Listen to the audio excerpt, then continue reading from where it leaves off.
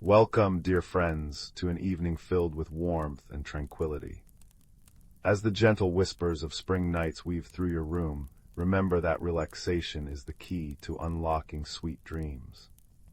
Tonight, we invite you to journey with us into a world of delightful and calming stories, crafted to ease your mind and soothe your soul.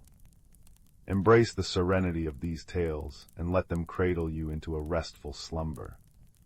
May this peaceful pause prepare you for a wonderful start to your upcoming day. For an uninterrupted experience, you can enjoy these stories ad-free on our Patreon. Sweet dreams, and welcome to our cozy corner. Story 1. The Whispering Locket and the Moonlit Path. Beneath the silver glow of a harvest moon, where the air smelled of cinnamon and crisp apple skins, there stood a cottage with ivy clinging to its stone walls like embroidery. Inside, by the flicker of a beeswax candle, a girl named Marisol traced her fingertips over a locket she'd found in her grandmother's attic. Its surface was etched with constellations she didn't recognize, and when she pressed the clasp, it opened not to a portrait, but to a tiny compass whose needle spun wildly, as though tugged by a dozen invisible winds.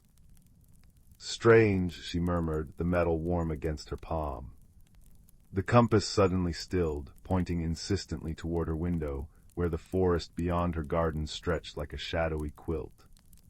A breeze slipped through the cracked pane, carrying the scent of petrichor and something sweeter, melted caramel. And then a sound, three high, clear notes, like a flute played underwater. Marisol's cat Bramble lifted his head, ears twitching. When the notes came again, the cottage itself seemed to lean toward the woods, floorboards creaking in anticipation. Without quite deciding to, Marisol pulled on her clover-green cloak, tucked the locket beneath her scarf, and stepped into the night. Slash, slash, slash. The forest was different under the moon. Familiar oaks now stood with bark like polished onyx, their leaves shimmering cobalt and silver. Fireflies winked in colors Marisol had never seen, indigo, burnt orange, a pink like ripe guava, and the path beneath her feet, which she'd trodden 100 times, was now paved with stones that glowed faintly, as if soaked in starlight. Bramble padded beside her, fur bristling, but his tail curled in curiosity rather than fear. The compass led them to a brook Marisol knew should have been ankle-deep. Yet here it roared into a waterfall cascading over opal rocks, its mist painting rainbows in the air. On the bank sat a boy, no older than Marisol, weaving reeds into a basket.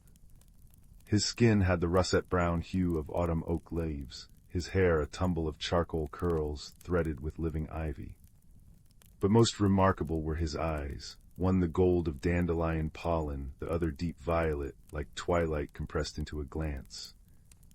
He looked up, unstartled. "You're late," he said, voice like wind through barley. "Late for what?" Marisol edged closer, Bramble arching against her legs. The boy gestured to the locket, now pulsing softly against her chest. "The moonlit path opens only when the veil thins, midnight on the equinox. You've 3 hours till it closes." He stood brushing moss from his patched trousers. "I'm Tam. The locket's keeper should have told you all this."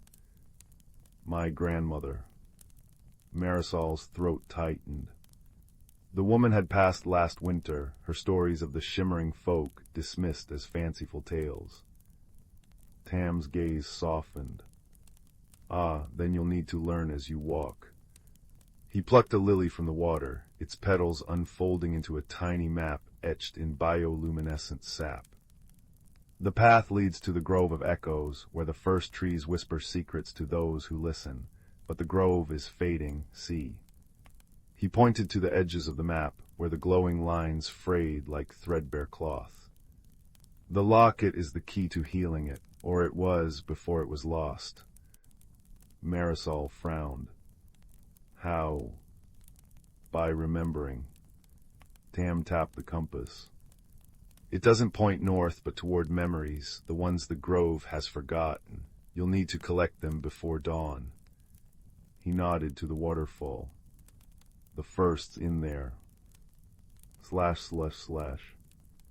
The water was warmer than Marisol expected, like stepping into just-baked bread. As she waded in, the locket flared and the world rippled.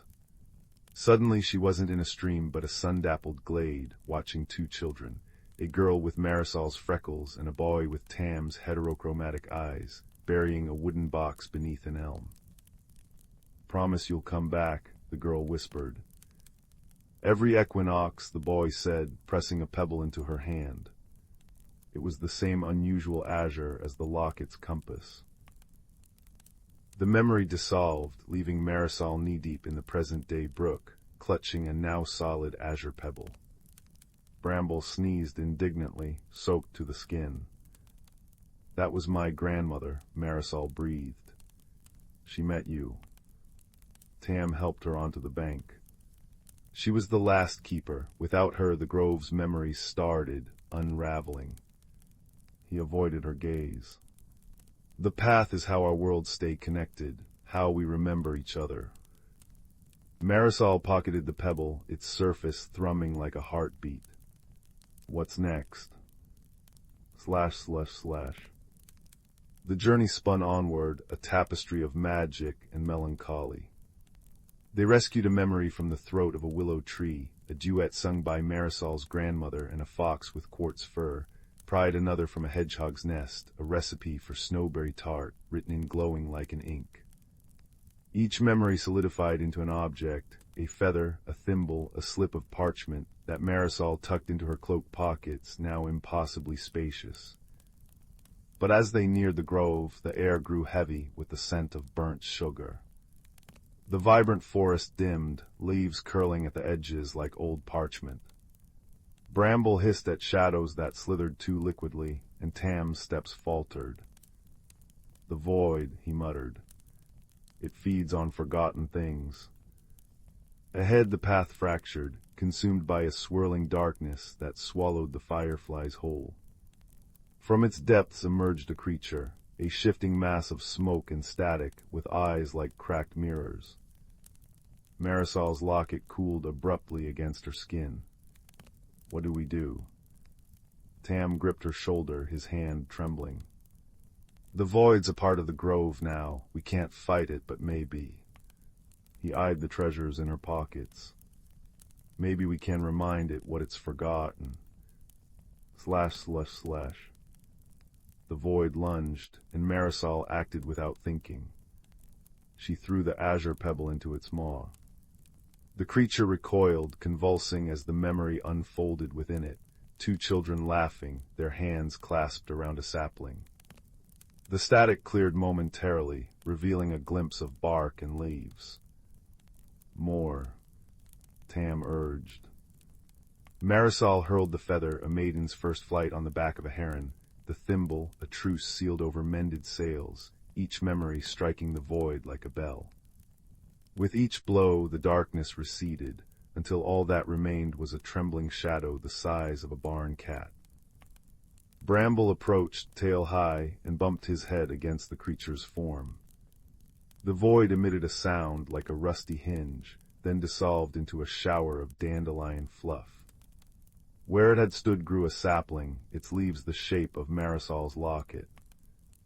Tam exhaled shakily. "You gave it back its story." Slash, slash, slash. The grove of echoes was a cathedral of ancient trees, their trunks wide as castles, canopies lost in a haze of stardust. But their bark was ashen, their whispers hoarse. Tam placed his palm against the nearest trunk. "Show her," he murmured. The trees shivered, and Marisol's mind flooded with visions, a world where every whispered secret took physical form, where memories hung like fruit. She saw her grandmother as a girl, weaving crowns of moonflowers with Tam's predecessor, saw the first keeper, a woman with Marisol's nose, planting the locket's seed deep in the earth. But the images grew sparse, fraying at the edges, centuries of knowledge evaporating like dew. "The locket bridges our worlds," Tam said. "Without a keeper to tend it, the grove forgets your world exists, and yours forgets ours. The void was born from that mutual forgetting." Marisol unclasped the locket, its compass spinning anew. How do I fix it? The same way your grandmother did. Tam pressed his forehead to hers, his words soft as moth wings. By choosing to remember, even when others call it impossible. / Dawn approached, painting the sky watercolor hues. Marisol stood at the grove's heart, the locket placed on an altar of roots. One by one she laid her collected memories around it, their glow intensifying. The trees leaned in, their branches knitting together to form a vault of living wood.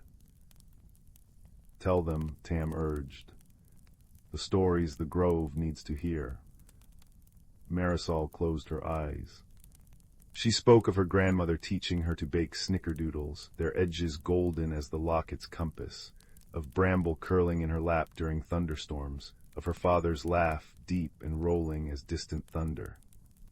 She sang the lullaby her mother had whispered when nightmares came, her voice trembling but clear. The locket erupted in a column of light, arcing into the canopy. Memories rained down, not just Marisol's, but thousands. A boy's first steps, a widow's last dance, the birth of a star. They clung to the trees like embers, burning away the ash until the grove thrummed with renewed life. The journey home was quieter. Tam walked with her to the brook, now gentle and familiar. You'll come back, he asked, the words echoing his long-ago self. Marisol glanced at Bramble, now batting at a normal firefly. Every equinox. She pressed the locket, warm, alive, to her chest. I'll bring new memories and cookies. Tam's laughter sparkled. Snowberry tarts. If I can find the recipe. / Years later, when Marisol's hair turned silvery white, and a new girl with her grandmother's smile found the locket, the grove still thrived. The void returned as shadows do, but so did the keepers, each generation adding their stories to the tapestry. And in the heart of the forest, if you're very quiet, you can hear the trees whispering secrets in two voices, one like wind through barley, the other warm as a beeswax candle, always ending with the same phrase. Remember. Story 2. In the velvety folds of the Evermoon Valley, where fireflies danced quadrilles and maple seeds carried secret messages in their spiral flights, there existed a village woven from sunset clouds and starlight dewdrops.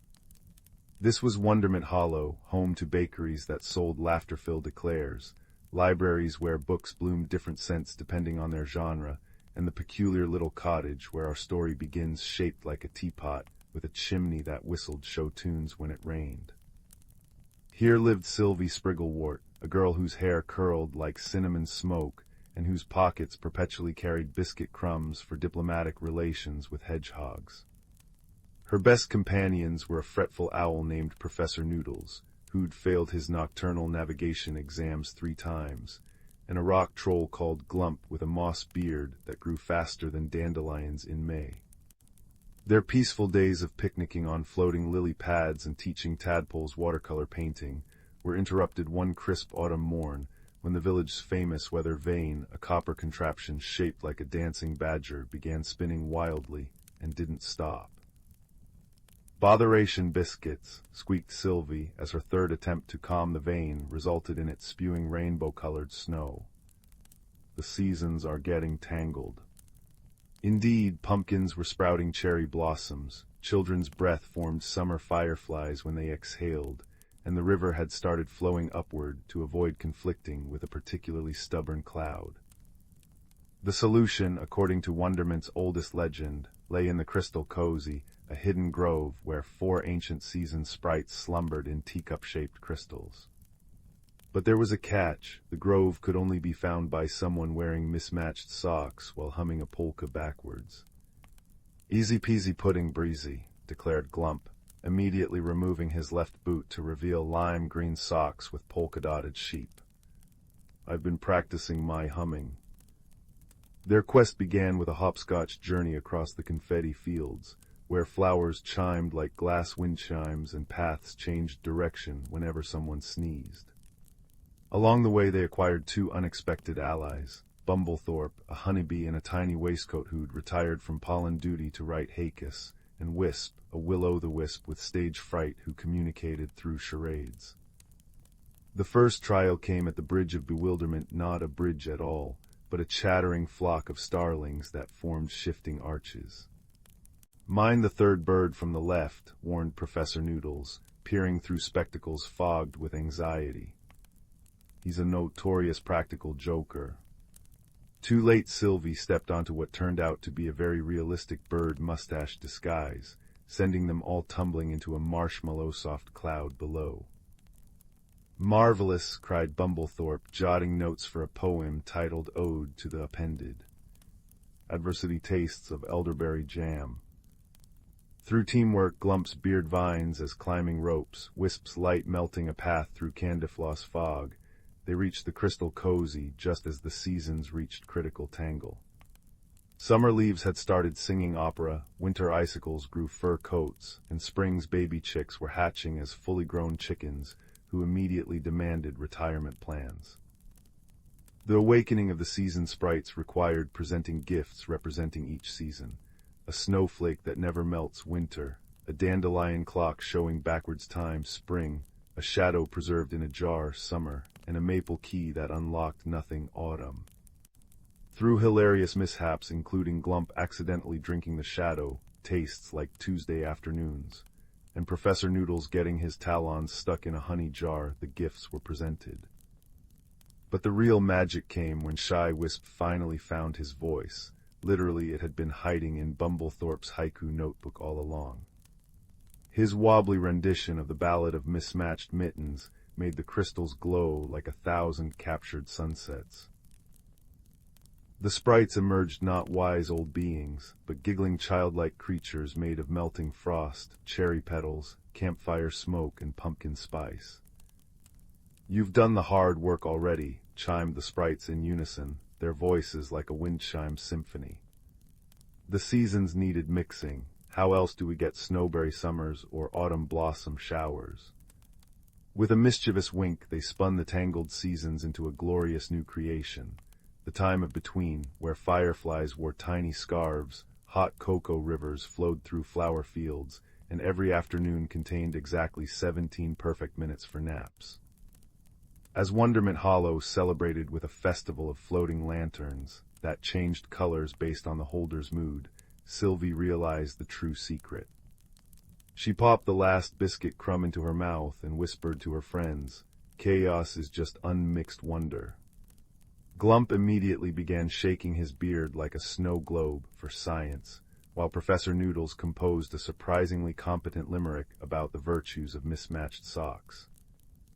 And so, as the village drifted to sleep under a brand new constellation, shaped suspiciously like a dancing badger wearing a tutu, the air hummed with the gentle magic that comes not from perfection, but from the glorious, messy, hilarious art of creating something new together. Somewhere in the distance, a teapot chimney whistled a lullaby, and the seasons, now splendidly, wonderfully mixed, settled into their new rhythm like a contented cat curling up by the fire. Story 3.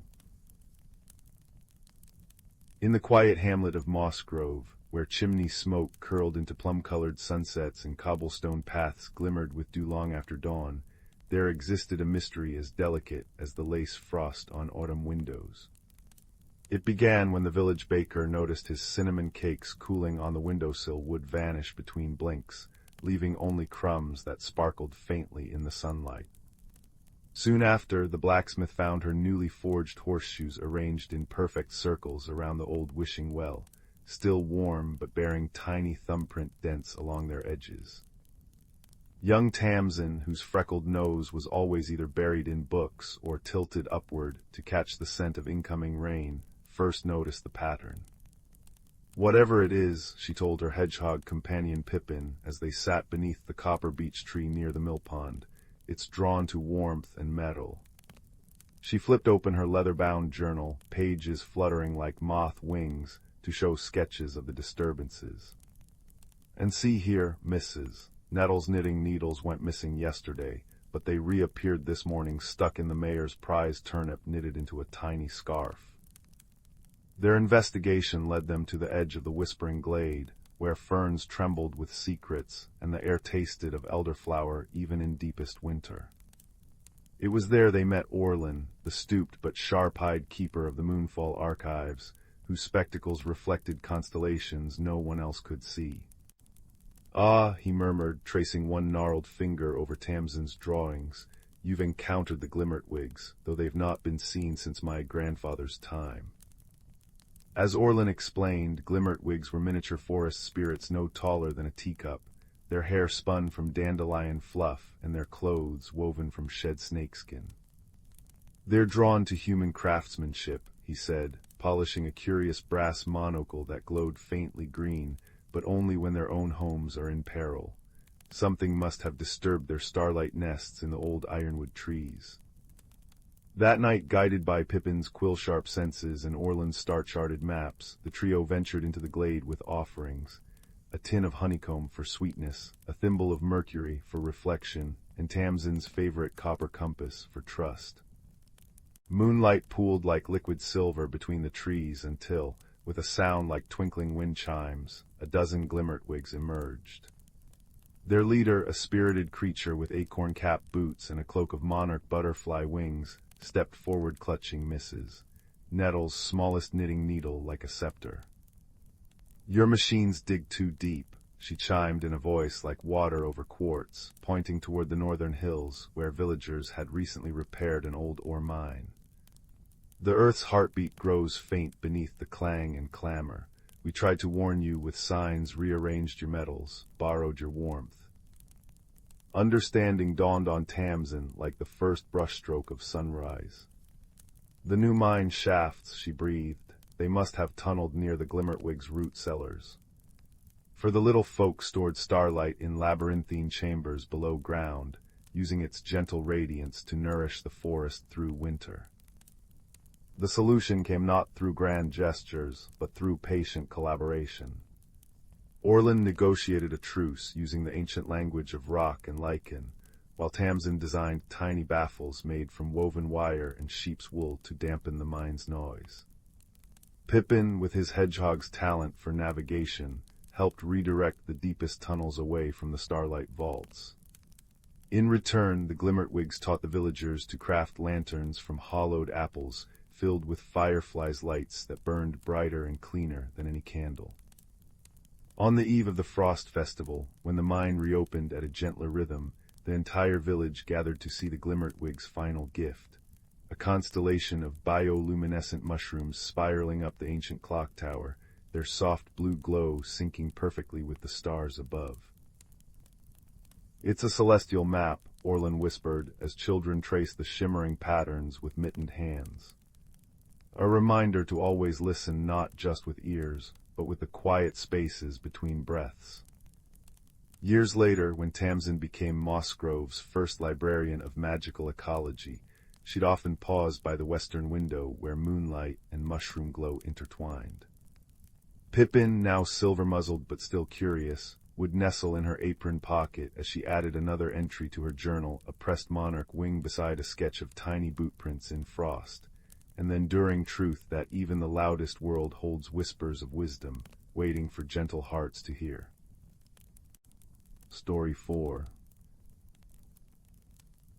In the velvet hush of twilight, when the last honeyed rays of sunlight clung to the treetops like melted caramel, a girl named Mira discovered a path she'd never seen before.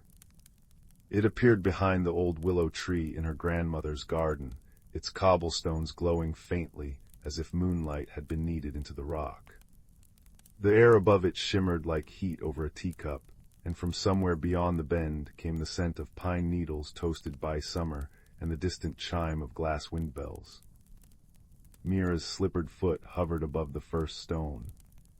The cobblestone hummed, a sound like bees drowsing in lavender, and in that moment the ordinary world of bedtime routines and starched quilts fell away. She stepped onto the path, and the garden vanished behind her in a sigh of rustling leaves. The forest that unfolded around her was spun from dreams.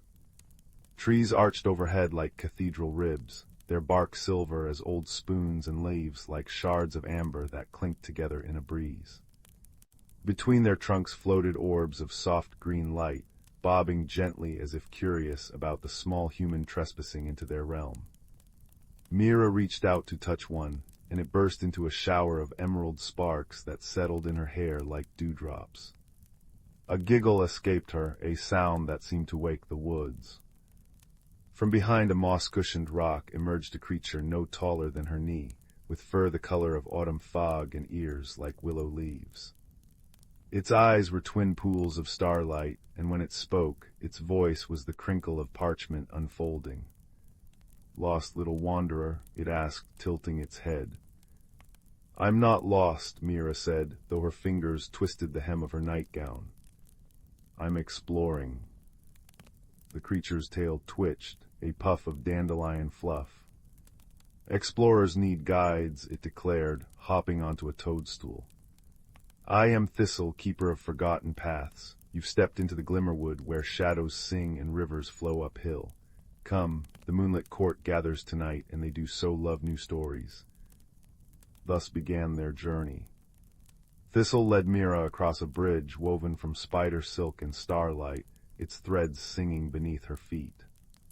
Below, a river of liquid mercury curled through the valley, its surface rippling with the reflections of creatures unseen.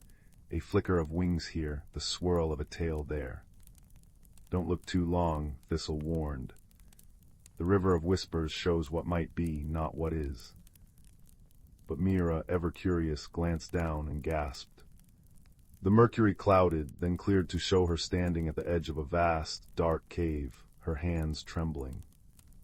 Before she could make sense of it, the image vanished, replaced by her own wide-eyed reflection. "Trouble ahead?" Thistle asked, not unkindly. "Maybe," Mira admitted. "But trouble's just a story waiting to happen, right?" The fox creature chittered approvingly. "Clever sapling, remember that when we reach the Thistlewick maze." The maze revealed itself an hour later, a living puzzle of hedges that shifted when unobserved, their leaves rustling like gossipy elders. At its heart grew the moonbloom, a flower said to grant a single truth to those who reached it. But the hedges were no ordinary plants, their branches curled into archways that led to impossible places, a desert of blue sand here, a library with books that fluttered like moths there. "Trust your ears," Thistle advised as the maze walls began to writhe. "The true path whispers." Mira closed her eyes. The rustling leaves resolved into voices, a dozen overlapping hums, some urgent, some sly.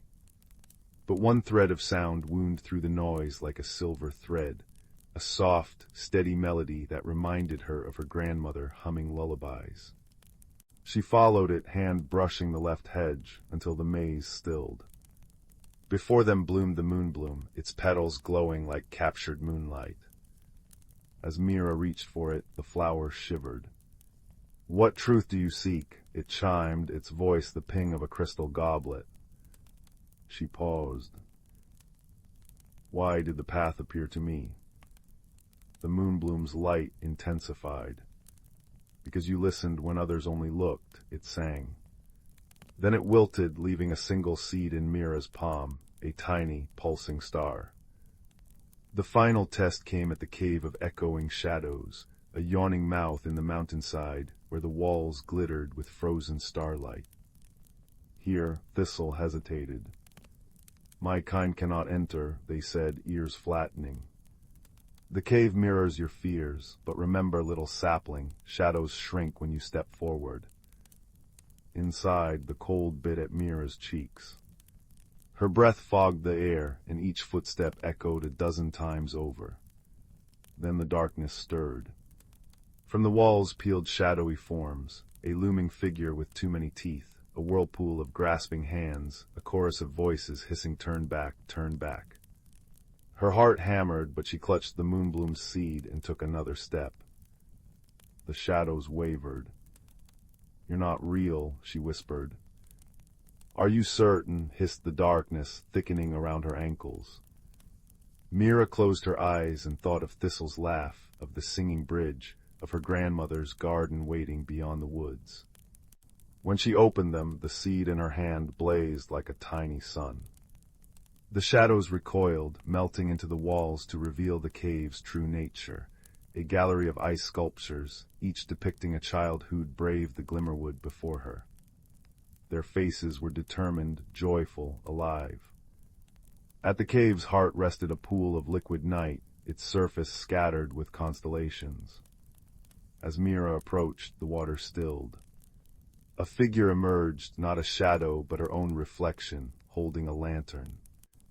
"Take it," her reflection mouthed, offering the light. "For the journey home." When Mira stepped back into the starlit forest, Thistle was waiting.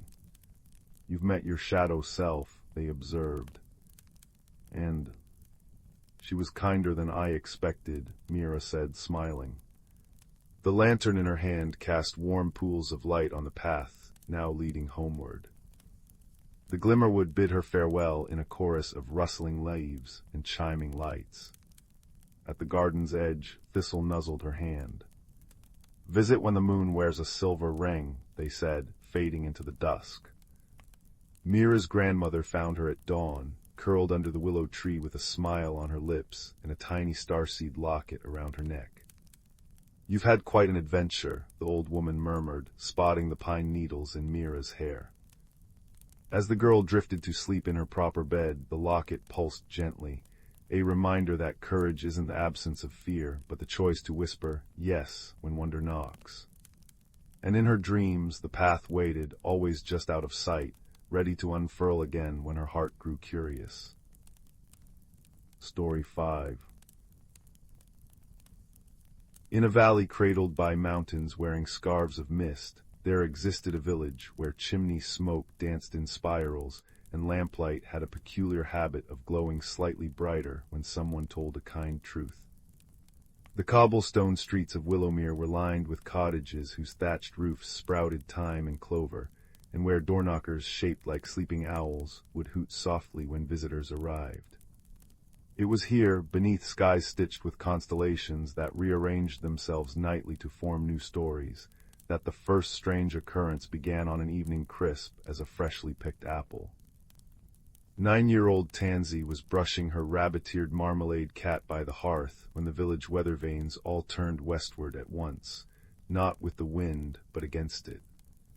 By morning, 3 more peculiarities emerged. The stars above the town square dimmed to faint silver smudges, the baker's famous moon mallow tarts lost their honeyed center overnight, and every sunflower in Old Tom's garden began bowing toward the eastern woods instead of following the sun.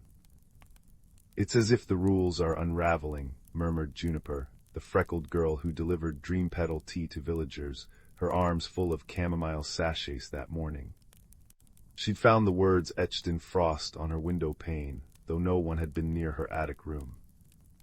Tansy, whose curiosity was as bright as the copper curls escaping her knitted cap, decided to investigate. She packed a satchel with a moth-wing compass which pointed toward interesting smells, a jar of starlight syrup for convincing fireflies to share gossip, and her most trusted companion, a patchwork scarf stitched by her grandmother that hummed faintly when danger neared. The trail began at the weather vane crowning the clock tower, now frozen in its westward tilt. Tansy noticed tiny teeth marks on the brass arrowhead. Fey mice, she wondered aloud, but the scarf around her neck remained silent.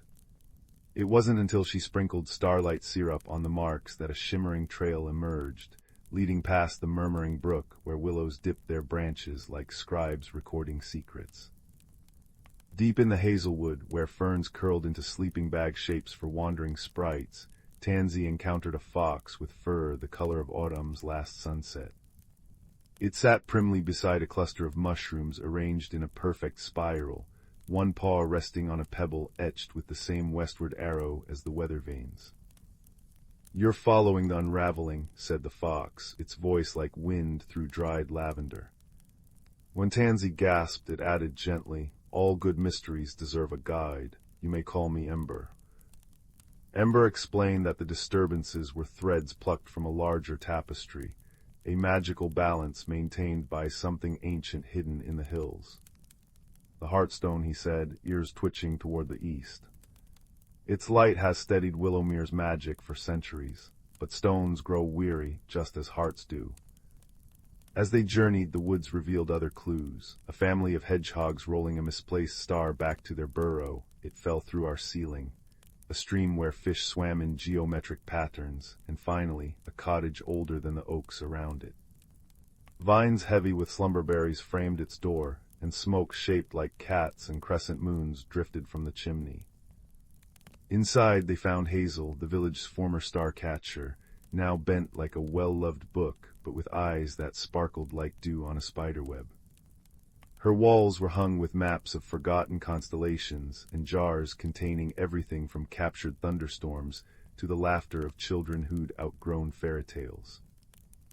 "Ah," Hazel said, stirring a pot of soup that smelled of courage and cinnamon. "The Heartstone's song has grown faint. To rekindle it, we must mend what's been forgotten." She pressed a prism into Tansy's palm, a shard of ice that never melted, and whispered instructions older than the village itself. The climb to the Heartstone's cavern took them past whispering pines that offered riddles for safe passage. What grows louder the less it weighs. A secret. Tansy answered, and the branches parted. Inside the cavern, the stone pulsed weakly atop a pedestal of roots, its light flickering like a tired firefly. Tansy held the prism aloft, and through it she saw not a stone, but a glowing knot of connections. Every kindness exchanged in the village square, every shared story at twilight, every helping hand offered during harvest. It's fed by togetherness, Tansy realized. In recent weeks, the villagers had been too busy preparing for the frost fair to gather, as they once did. The stone had dimmed from loneliness. With Ember's guidance, Tansy arranged the prism to refract the cavern's faint light into beams that touched every corner of Willowmere. Villagers paused mid-task as the light reached them, Juniper abandoning her tea deliveries, Old Tom looking up from his sulking sunflowers, even the baker whose tarts had gone bland. One by one they followed the beam's gentle pull to the cavern, carrying lanterns, instruments, and the quiet understanding that some magic can't flourish alone. As the first stars pricked through the evening sky, Hazel led them in a song older than the mountains, its words a tapestry of remember and together. The villagers added their own verses, the blacksmith's drumbeat, the weaver's humming, the clatter of Juniper's teacups arranged into wind chimes. The Heartstone brightened with every voice, its light weaving through the prism to mend the unraveled magic. Weather vanes turned gracefully in the breeze, sunflowers stretched toward the rejuvenated sun, and the baker's first new batch of tarts burst with lavender cream, their sweetness multiplied tenfold by shared triumph. That night, as Willowmere's children drifted to sleep, the constellations arranged themselves into a new story, a fox and a girl holding hands with a village of stars. And though no one could quite explain how, every hearth fire burned just a little warmer, as if the flames themselves remembered the glow of mended hearts. Tansy returned home to find a single slumberberry on her windowsill, its surface etched with a tiny westward arrow. Ember's farewell gift, she suspected. As she placed it under her pillow, the last thing she heard before sleep claimed her was the distant, contented sigh of the Heartstone, a sound like a quilt being tucked gently around the world. Story 6. The velveteen dusk had just begun to paint lavender streaks across the sky when young Tobias discovered the music box in the attic rafters. Its oak carvings glimmered with dust motes dancing in the sunset's amber light, showing scenes of frolicking otters along a river bank. But when his thumb brushed the tarnished latch, the room filled not with melody, but with the crisp scent of pine needles and the distant laughter of rushing water. "That's odd," Tobias whispered to his shadow stretching across the floorboards. The family attic smelled of mothballs and aged paper, not evergreen forests. Yet as he lifted the lid fully, his woolen socks suddenly sank into cool moss. Before him stretched a moonlit river where the attic wall should have been, silver fish leaping in arcs that left trails of bioluminescent bubbles. A throaty chuckle made him spin. Perched atop a stack of leather-bound journals sat a portly marmot in a waistcoat woven from dandelion fluff. "Took you long enough," the creature said, polishing spectacles made of ice crystals. 7 years this portal's been waiting behind the holiday decorations. I nearly ate all my emergency acorns. Thus began Tobias's understanding that the world contained more wonders than his 10-year-old eyes had imagined. The marmot, who introduced himself as Professor Thistlewick of the Between Places Guild, explained that certain objects became memory anchors, vessels storing fragments of lost realms. This music box contained the last echo of the Glimmerbrook Valley, a place where seasons flowed backwards and kindness took physical form as floating orbs of saffron light. But why me? Tobias asked, watching a family of translucent deer drink from the river, now winding between towers of old board games and steamer trunks. Thistlewick adjusted his icy spectacles. "Because you hum when you're curious, the valley responds to that sort of sincerity, now then." He produced a parchment map that smelled of burnt sugar. "We've precisely 3 nights before the alignment ends and this portal closes forever. Plenty of time to find the valley's heartstone and the marmot's nose twitched. "Apologies, fell asleep mid-sentence last Tuesday. Still catching up. Yes, and prevent the sorrow moths from dissolving its magic into wistful daydreams." Their expedition began with Tobias learning to walk on liquid moonlight. Tip: imagine your toes are paintbrushes, and how to collect drinkable starlight in walnut shells. They met a heron maid of folded newspaper who recited forgotten recipes, and a pebble-sized elephant who demonstrated how rainbows sound when unraveled. Yet beneath the wonder hummed a melancholy thread patches of the valley, where colors bled away like wet watercolors, leaving monochrome emptiness where the sorrow moths had fed. On the second dusk, as they camped beneath a tree bearing lantern-like pears that glowed with inner light, Thistlewick explained the challenge. The heartstone isn't a gem, but a moment, specifically the instant someone chooses hope when despair seems easier. Find that memory, and the valley renews.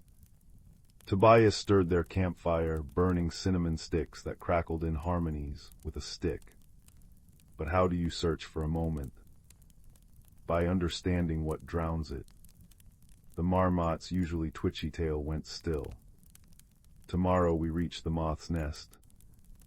Dawn revealed the valley's wounded heart. A cathedral of weeping willows stood leafless and gray, their branches draped with cocoons shimmering like oil on water. The air tasted of unshed tears. Between the trees floated the sorrow moth's creatures of exquisite beauty, with wings mirroring viewers' happiest memories, yet whose touch left frostbite on the soul. "Standard tactics won't work here," Thistlewick murmured, paw gripping Tobias's sleeve. "Anger fuels them, fear nourishes them, but they've never learned to digest." He glanced meaningfully at the boy's hands. Tobias looked down. Clutched in his fingers was the music box, now warm to the touch. He'd been unconsciously winding it as they traveled. Understanding bloomed like the valley's dawn chorus flowers. "They don't know songs," he breathed. The first moth descended in a spiral of reflected memories. Tobias's 6th birthday party, his grandmother's hands kneading dough, the summer afternoon he'd nursed a fallen starling back to flight. Its beauty ached. Tobias closed his eyes and hummed. Not the complex melodies of the music box, but the simple tune he'd invented while watching soap bubbles as a child, a warble of pure, unguarded joy. The moth froze. Its wings flickered. "They are mirrors," Thistlewick urged softly. "Show them what they've forgotten to reflect." One by one, Tobias gathered their odd caravan. The newspaper heron beat its wings in rhythm. The tiny elephant trumpeted rainbow scales. Thistlewick drummed a hollow log with maple seed drumsticks.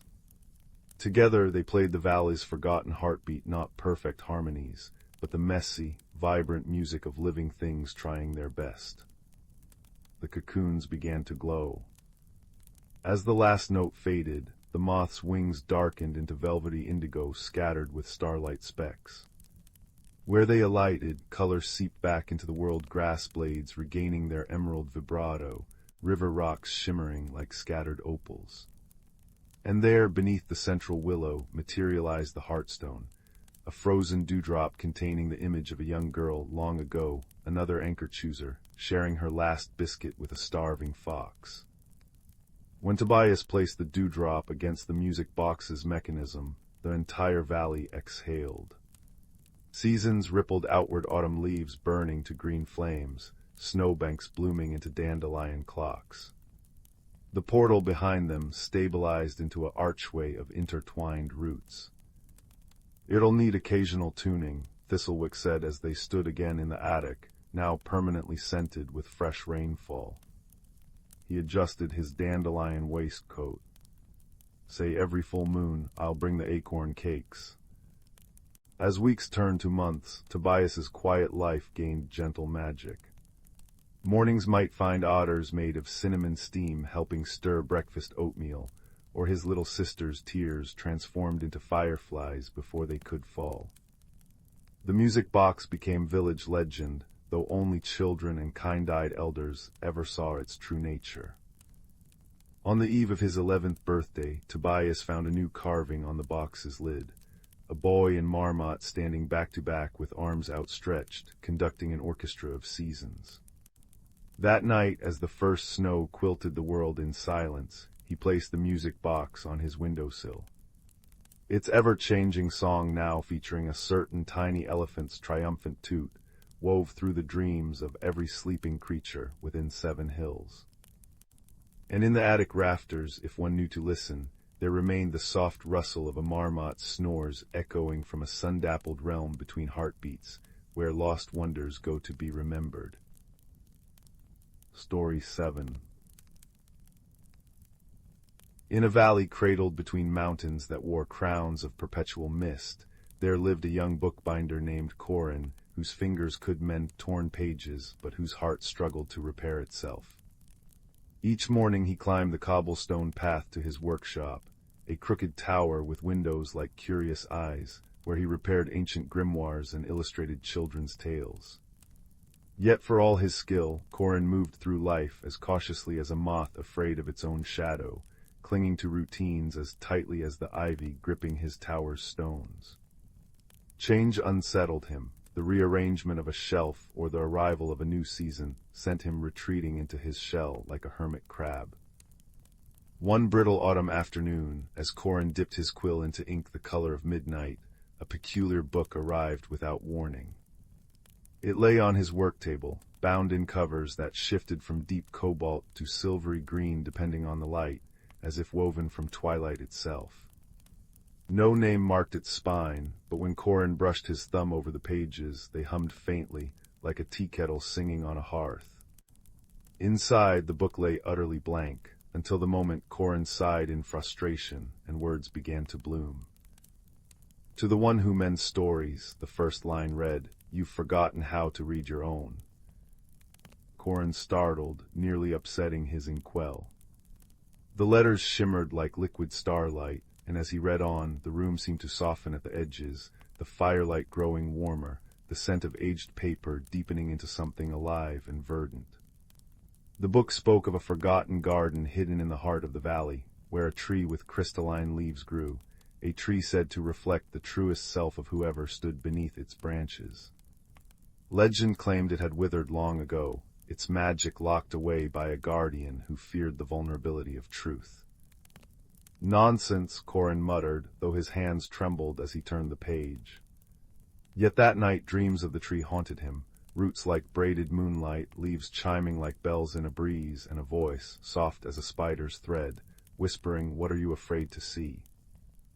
The next morning, Corin found a sparrow perched on his windowsill, its feathers the exact shifting blue of the mysterious book. It dropped a single seed into his palm, a seed that pulsed with a faint, rosy glow before darting away. Compelled by a curiosity he couldn't name, Corin tucked the seed into his pocket and set out, the book tucked under his arm like a nervous heartbeat. His journey led him beyond the village, past fields where pumpkins slumbered under frost-kissed vines, into a forest where trees whispered secrets in a language just beyond human hearing. Here he met Tansy, a woman who tended a cottage overrun with murmuring plants. Her hair was a storm cloud of curls, her apron pockets brimming with seeds that glimmered like trapped fireflies. "Ah," she said, eyeing the book in Corin's arms, "so you've met the Mirror Gardener's diary." Before he could ask, she pressed a steaming mug of spiced chai into his hands. "The garden's been waiting for someone like you, someone who's all mended edges but hasn't yet dared to grow." Over days that blurred like watercolor, Tansy became his guide. She taught him to listen to the root song of plants, a melody felt in the soles of the feet, and showed him how the forest thrived on change. "See how the maples shed their pride each fall," she said, catching a scarlet leaf. "They don't mourn the loss, they dream of what they'll become." Yet when Corin planted the glowing seed at the forest's heart, nothing happened. Days passed. He fretted, pacing until his boots wore paths in the moss.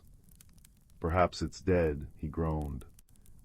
Tansy chuckled, stirring a pot of soup that smelled of earthy sage. "Or perhaps it's waiting for you to stop holding your breath." That night Corin sat alone by the planting site, the mysterious book open in his lap. Moonlight pooled around him, and for the first time he voiced the fear that had coiled in his chest for years. What if I'm not enough? What if I grow and it's not good? As tears fell, watering the soil, the seed finally stirred. A sprout unfurled, not toward the sky, but downward, its roots diving deep into the earth, glowing like veins of molten amber. The tree grew rapidly, yet not as Corin expected. Its trunk twisted like a question mark, branches spiraling in patterns that made his head spin. When he touched the bark, visions flickered, himself as a child, hiding in closets during thunderstorms, as a teen, burning his first failed manuscript, as a man, turning down a journey to distant libraries for fear of the unknown. The tree mirrored every self-doubt, every clipped wing of his spirit. "It's ugly," Corin whispered, throat tight. "Is it?" Tansy appeared beside him, cradling a bioluminescent squash. "Or is it honest?" She pressed her palm to the trunk, and the tree shuddered, its gnarls smoothing slightly. "Strength isn't in being unbroken, Corin. It's in accepting that growth requires breaking. Watch." She sang a note so low it vibrated in the bones, and the tree shivered. A crack split its trunk, and from the fissure spilled not sap, but liquid light. Where it touched the ground, flowers erupted, indigo blooms that chimed when the wind stirred them. The tree's once tangled branches straightened just enough to reveal their pattern, a spiral, not a cage. Corin wept. Then tentatively, he added his own voice to Tansy's song. As their harmonies wove through the air, the tree's crystalline leaves burst forth, each one reflecting not his face, but moments of courage he'd never acknowledged, staying up to comfort a sick friend, patiently teaching a girl to bind her first book, daring to plant this very seed. By dawn, the garden had awakened fully, a labyrinth of luminescent flora where shadows danced like contented cats. The tree stood at its center, still crooked, still bearing the scars of Corin's fears, but now radiant with a beauty that made passers-by catch their breath. Villagers began to visit, finding their own truths reflected in the leaves. A baker saw her late mother's smile in the bark's grooves. A fisherman heard his son's laughter in the chiming flowers. Corin returned to his tower changed. He still mended books, but now he added new pages to them. Stories of a timid gardener who learned to sing to seeds, of a tree that grew strongest where it had once split. His workshop became a haven where children gathered to paint their fears onto paper kites, then release them into the sky, watching anxieties transform into specks of color against the clouds. Years later, when a young apprentice asked him how to stop being afraid of growing, Corin smiled, lines crinkling around eyes that had learned to find light in the cracks. He handed the child a seed from his pocket, ordinary-looking but warm to the touch. "Plant it," he said, "and water it with the stories you're afraid to tell. Then listen closely when it answers." And in the hearth's glow, as snow fell gently beyond the windows, the child leaned forward, ready to begin. Story 8. The amber light of autumn afternoons always made the old clock shop smell like cinnamon, though nobody could quite explain why. 12-year-old Clara noticed it most when dust motes danced in the slanted sunlight between shelves of patiently ticking faces, their brass hands moving in silent agreement. She was polishing Mr. Higgins' favorite anniversary clock when the silver sparrow flew in through the letter flap. It wasn't the bird's metallic feathers that startled her, nor the way its tiny gears whirred where its heart should be. It was the key protruding from its back, a miniature thing with teeth shaped like crescent moons, that made Clara's breath catch. The sparrow hopped onto her wrist, its weight surprisingly warm, and deposited a single maple leaf into her palm. Where the veins should have been, glowing letters spelled, "Follow when the seventh chime falters." That night, as the village clock tower groaned through its hourly song, Clara counted. 6 bronze notes rang clear, but the 7th came out as a watery gurgle, like a brook trying to remember it was once a waterfall.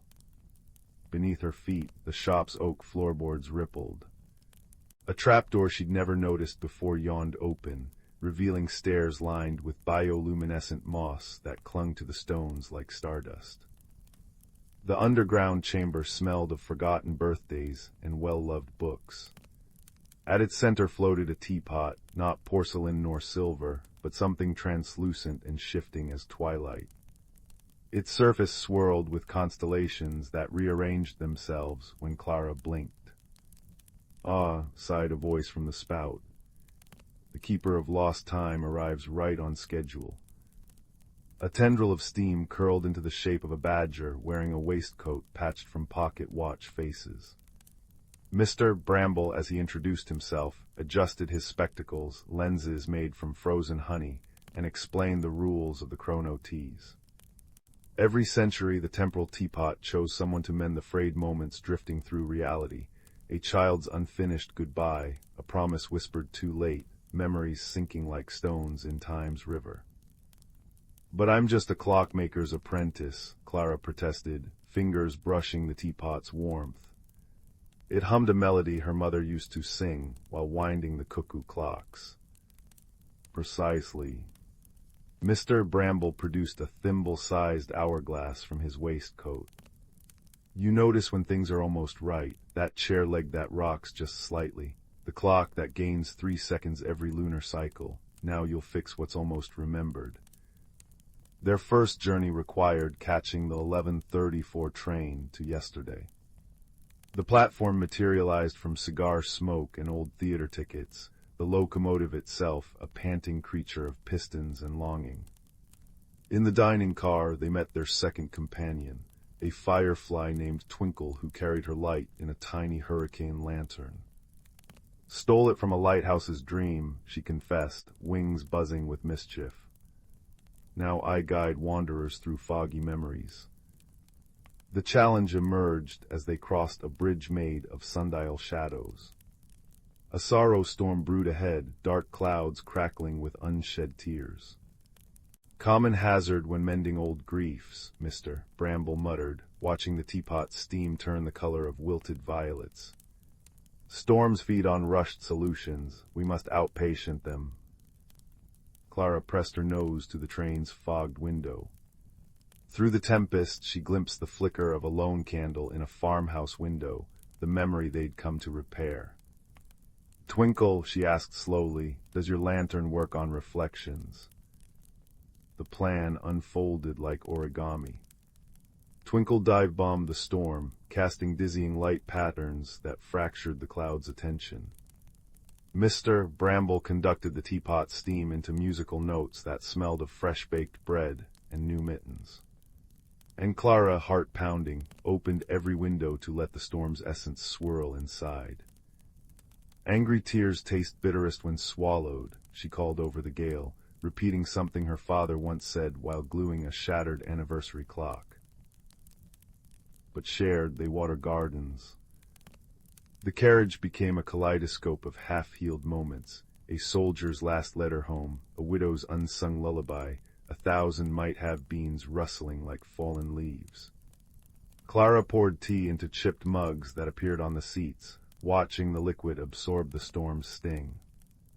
By the time they reached the farmhouse memory, the tempest had diminished to a spring shower, washing the windows in liquid moonlight. What transpired in that flickering memory involved a missed farewell between a girl and her grandmother, the clock hands frozen at 2:17 p.m. Clara didn't alter the past, that was strictly forbidden, but when the teapot poured its steaming brew over the scene, something shifted. The grandmother's unfinished knitting needles, left mid-stitch on the armchair, began clicking of their own accord, completing the scarf that still kept the now-grown girl warm every winter. Over subsequent weeks, the trio mended more fractures in time's tapestry. They taught a forgotten birthday cake to rise again in dreams, persuaded a retired bridge to remember the weight of lovers' footsteps, and once, memorably, convinced an entire orchard of apple trees to stop ripening their fruit backward. Through it all, Clara learned to listen to the silences between ticks, the spaces where lost things whispered clues. The true test came during the frost of fragile hours, when even the teapot's steam froze midair like crystallized ghosts. A colossal clockwork owl named Horologius had wound itself too tight, its icy talons trapping villages in perpetual hesitation. It thinks it's protecting them from time's cruelties, Twinkle reported after a reconnaissance flight, her lantern dimmed by the cold. Mr. Bramble's gears groaned. Force would shatter the fragile moments it holds. We need a paradox. Clara remembered the shop's repair rules. Sometimes, to fix a spring, you must let it unwind completely. Wrapping herself in layers of stolen sunset, harvested from a particularly good summer day, she approached the trembling owl. Its eyes were stopped clocks, its feathers shards of broken hourglasses. "You must be exhausted," she said softly, placing the teapot at the owl's feet. Steam thawed the air in gentle spirals. Carrying everyone's pauses, what if you shared the weight? When the owl remained frozen, Clara did something unthinkable. She wound her own pocket watch backward. The village square rewound like a film reel. Children unlaughed, bread unbaked, but in reverse, the owl's story became clear. They saw it being carved from a grandfather clock by a lonely inventor, programmed to guard time, but never taught to rest. "Let us help you rebuild," Clara urged, showing the owl how Mr. Bramble had once been a sundial arrow stuck pointing west. How Twinkle's stolen light now healed more than it ever took.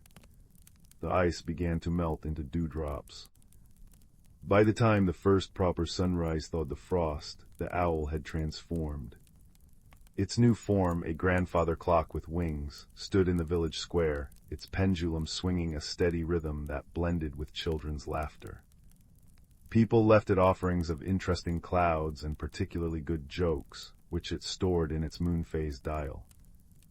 The night Clara's apprenticeship ended, the temporal teapot gave her a final gift, a steam projection of her mother teaching a younger Clara to listen to clocks. "Hear that hiccup in the third tick," the memory mother whispered. "That's where the clock keeps its dreams." As the image faded, Clara felt the teapot's warmth settle into her bones, a perpetual reminder that some breaks aren't meant to be fixed, only understood. Now, when villagers bring their ailing timepieces to the shop, they find more than repairs. Clara serves them tea that tastes like answers they forgot to seek, while a silver sparrow watches from the rafters.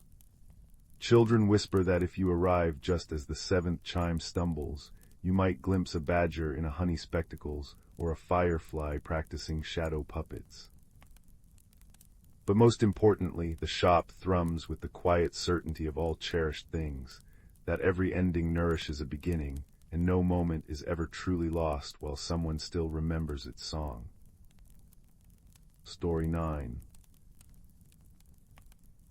In the velvet-hilled village of Wickshade, where chimney smoke curled into riddles and lamplight pooled like liquid gold on cobblestones, there existed a mystery as perplexing as a locked music box. Every third Tuesday, when the clock tower bells hummed their dusky song, something peculiar occurred in the attic of the old apothecary's shop. Jars of stardust would unscrew themselves to sprinkle silver across the floorboards, dried lavender bundles bloomed anew with purple laughter, and the great leather-bound grimoire on the mantel would flip its pages to display recipes. No one had written recipes for things like moonbeam marmalade and horizon tea. 12-year-old Juniper, whose freckles held the memory of summers and whose apron pockets always carried a compass, a spool of golden thread, and 3 polished river stones, first noticed the pattern during her apprenticeship. "Mrs. Thistledown," she asked her mentor one evening as they sorted chamomile flowers that glowed faintly in their wicker basket, "why does the attic breathe when the moon rises?" The elderly apothecary paused, a constellation of wrinkles deepening around her twilight-colored eyes. "Some mysteries," she said, measuring star anise into a porcelain jar, "are the universe's way of asking polite questions. Perhaps this one needs a listener clever enough to reply." That night, as violet shadows stretched across the village square, Juniper prepared a detective's kit. A magnifying glass with a handle shaped like a sleeping fox, a notebook bound in periwinkle linen, and a thimble-sized lantern powered by captured sunlight. She climbed the creaking attic stairs 17 steps that always felt like 20, and settled on a moth-velvet cushion to wait. At the first chime of midnight, the air thickened with the scent of forgotten birthdays and just-opened books. Juniper's lantern dimmed as something luminous pooled beneath the eastern window. There, swirling like cream in tea, appeared a creature no taller than a teapot, its body resembling a patchwork quilt sewn from twilight hues. 6 insect-like legs skittered across the floorboards as it moved toward the shelves, leaving faintly glowing footprints that smelled of burnt sugar. "Hello," Juniper whispered, her river stones warming in her pocket. The creature froze, its owl-round eyes reflecting entire galaxies. With a sound like a shaken tambourine made of raindrops, it scrambled behind a barrel of cinnamon sticks. Juniper slowly unspooled her golden thread, letting it creep across the floor until it brushed one shimmering leg. The thread immediately stiffened into an arch, her grandmother's trick for conversing with shy magical beings. "Are you the one rewriting the recipes?" she asked through the thread bridge. A series of chimes answered, translating in Juniper's mind as "hungry thing clanging," "missing stir wanting." Over the next hour, through a conversation woven of thread vibrations and the occasional biscuit offering, Juniper learned this was a memlost, a creature born from abandoned daydreams. It had been drawn to the apothecary's attic by the scent of loneliness lingering in unused ingredients. "You've been trying to cook memories," Juniper realized, examining the grimoire's latest entry, 7 size soufflé. "But why?" The memlost shivered, its colors fading to winter morning gray. "Recipe remember lost. Cook keep melodies." Footprints showed Juniper fragmented visions, a woman singing lullabies while grinding nutmeg, laughter echoing through the attic, the warm vanilla scent of spells cast not for profit, but joy. "That's Mrs. Thistledown's grandmother." Juniper breathed, recognizing the face from portrait tins. "This used to be her workshop. You're trying to recreate her old recipes." The memlost nodded eagerly, knocking over a jar of crystallized honey that began reciting love poems from the 1800s. Juniper chewed her lip thoughtfully. The mystery wasn't about mischief, but mourning this attic ghost wasn't haunting, it was hungering. The next morning found Juniper in the village archives, poring over census records with her friend Corbin, a boy who kept thunderstorms in glass bottles and could whistle in 12 different bird languages. The Memloss needs closure, she explained, tracing a faded photograph of the original apothecary, Alowan. But how do you help a creature made of nostalgia? Corbin adjusted his spectacles, which had frames made from repurposed clock springs. Maybe it doesn't need to let go, he suggested, but to transform. His finger landed on an archived recipe titled Alowan's Reconciliation Cordial, noted to mend fractured memories. The ingredients were impossible: a tear shed in happiness, the shadow of a bridge at dawn, a whisper borrowed from tomorrow. But as Mrs. Thistledown later explained while teaching Juniper to decant dawnlight into amber bottles, impossible ingredients require improbable methods. You'll need help from the sundial fox. They found the fox napping in the clock tower's pendulum chamber, its fur shifting colors like a living sunset. Ah, it yawned, teeth glinting like silver spoons. You seek the unmeasurable measures. Its tail swept through dust motes, creating a miniature aurora borealis. For the shadow of a bridge, stand where three paths meet at first light. For tomorrow's whisper, listen to a chrysalis an hour before hatching. As for the tear, the fox's eyes softened. That you already carry. Juniper touched her cheek, surprised to find it damp. She'd cried watching the Memloss, desperately trying to preserve Alowan's legacy through half-remembered recipes. The fox collected her tear in a vial made from frozen starlight. Now, it purred, go mend what time unraveled.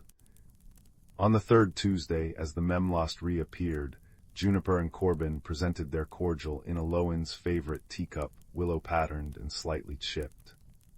The creature hesitated, then drank, its quilted body rippling like a pond after skipped stones. The attic filled with the scent of gingerbread and old roses.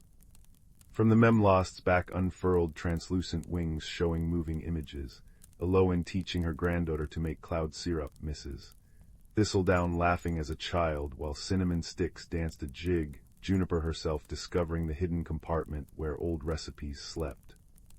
The Memloss was becoming a remembrel, its new wings archiving the apothecary shop's true history. Mrs. Thistledown appeared in the doorway, her usual composure softened by wonder. So this is why the lavender kept blooming, she murmured. Together they transcribed the remembrel's visions into the grimoire, creating a new chapter titled Recipes for the Heart. Now, every third Tuesday, villagers bring forgotten memories sealed in walnut shells to the apothecary shop. The remembrel transforms them into edible starlight candies that taste like childhood summers, teas that carry the comfort of long-held hands, soups that warm even the chilliest corners of the heart.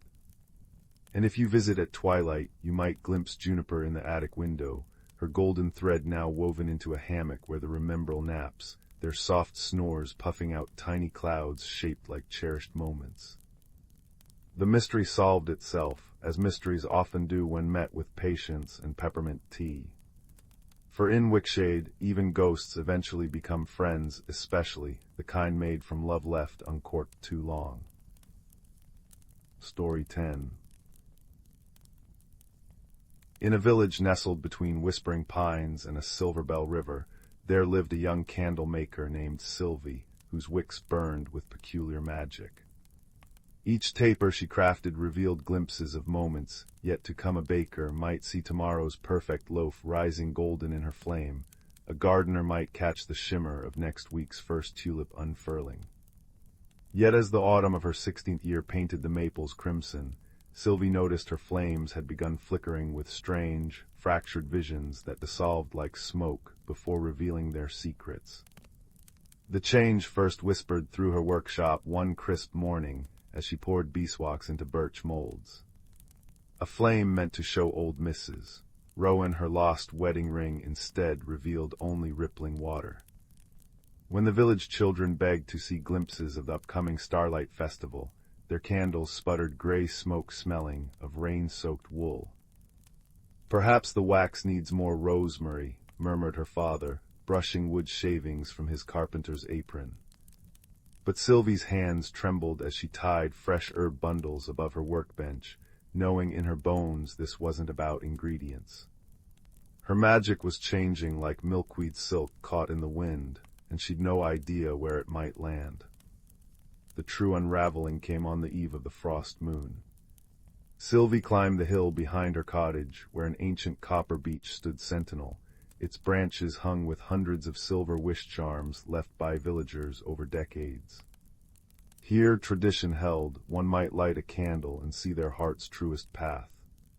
Sylvie's flame had always shown her future self smiling behind a counter stacked with candles, the same comforting vision since childhood. Tonight the fire spat emerald sparks before revealing only her own wide eyes, reflected in endless darkness. Having trouble catching the thread, came a voice like rustling parchment. Old Marnie the weaver emerged from the tree's hollow, her shawl embroidered with constellations that shifted when you blinked. Your flames aren't broken, child, they're asking you to look deeper. Sylvie's breath plumed in the cold air. But the visions never lie. Nor do they, Marnie agreed, tracing a finger over a wish charm shaped like a crescent moon. But perhaps the eye watching them does. When my loom started weaving backward last spring, I thought it senility. Turned out it wanted me to remember patterns from my grandmother's time. She pressed a small velvet pouch into Sylvie's hand. Go to the glass marshes at dawn. Bring your candle stub from last summer's solstice. The marshes shimmered at daybreak like a shattered mirror, pools of still water reflecting the peach-colored sky. Sylvie knelt at the edge of the largest pool, the solstice candle's honeyed scent mixing with the mineral tang of wet stone. As flame met water's surface, the reflection rippled to show not sky, but a luminous cavern deep underground. Stalactites dripped liquid light onto stone shelves lined with candles in every stage of existence, some mere lumps of wax, others half-melted, a few burning with unwavering flames. A figure emerged from the shadows, their features shifting like candlelight. Welcome to the chamber of unlit paths, they hummed, voice echoing with the warmth of 100 hearths. Your flames flicker because you try to force them into old shapes. What made light for the child must transform to serve the woman. Sylvie reached toward the vision. But how? Seek the three whose wicks burn opposite to yours. The pool darkened abruptly, leaving her clutching a candle now burned down to a nub. 3 days passed in a haze of misshapen candles and confusing advice. The blacksmith suggested hotter pouring temperatures. The midwife recommended moonflower tea. It wasn't until little Tomas brought his pet hedgehog to her workshop that the first clue appeared. Prickles won't uncurl, the boy sniffled, stroking the quivering ball of spines. Sylvie automatically reached for her calming chamomile candles, then paused. Her fingers closed around a half-finished taper, scented with wild bergamot instead. As citrusy smoke curled around the creature, Tomas gasped. Prickles unfurled to reveal not a hedgehog, but a dormouse with quills like golden wheat. It's been a dormouse all along. Tomas laughed, wonder transforming his tear-streaked face. Sylvie stared at her hands. The bergamot candle hadn't shown the future. It had revealed hidden truth. That evening, a new kind of candle took shape on her work table.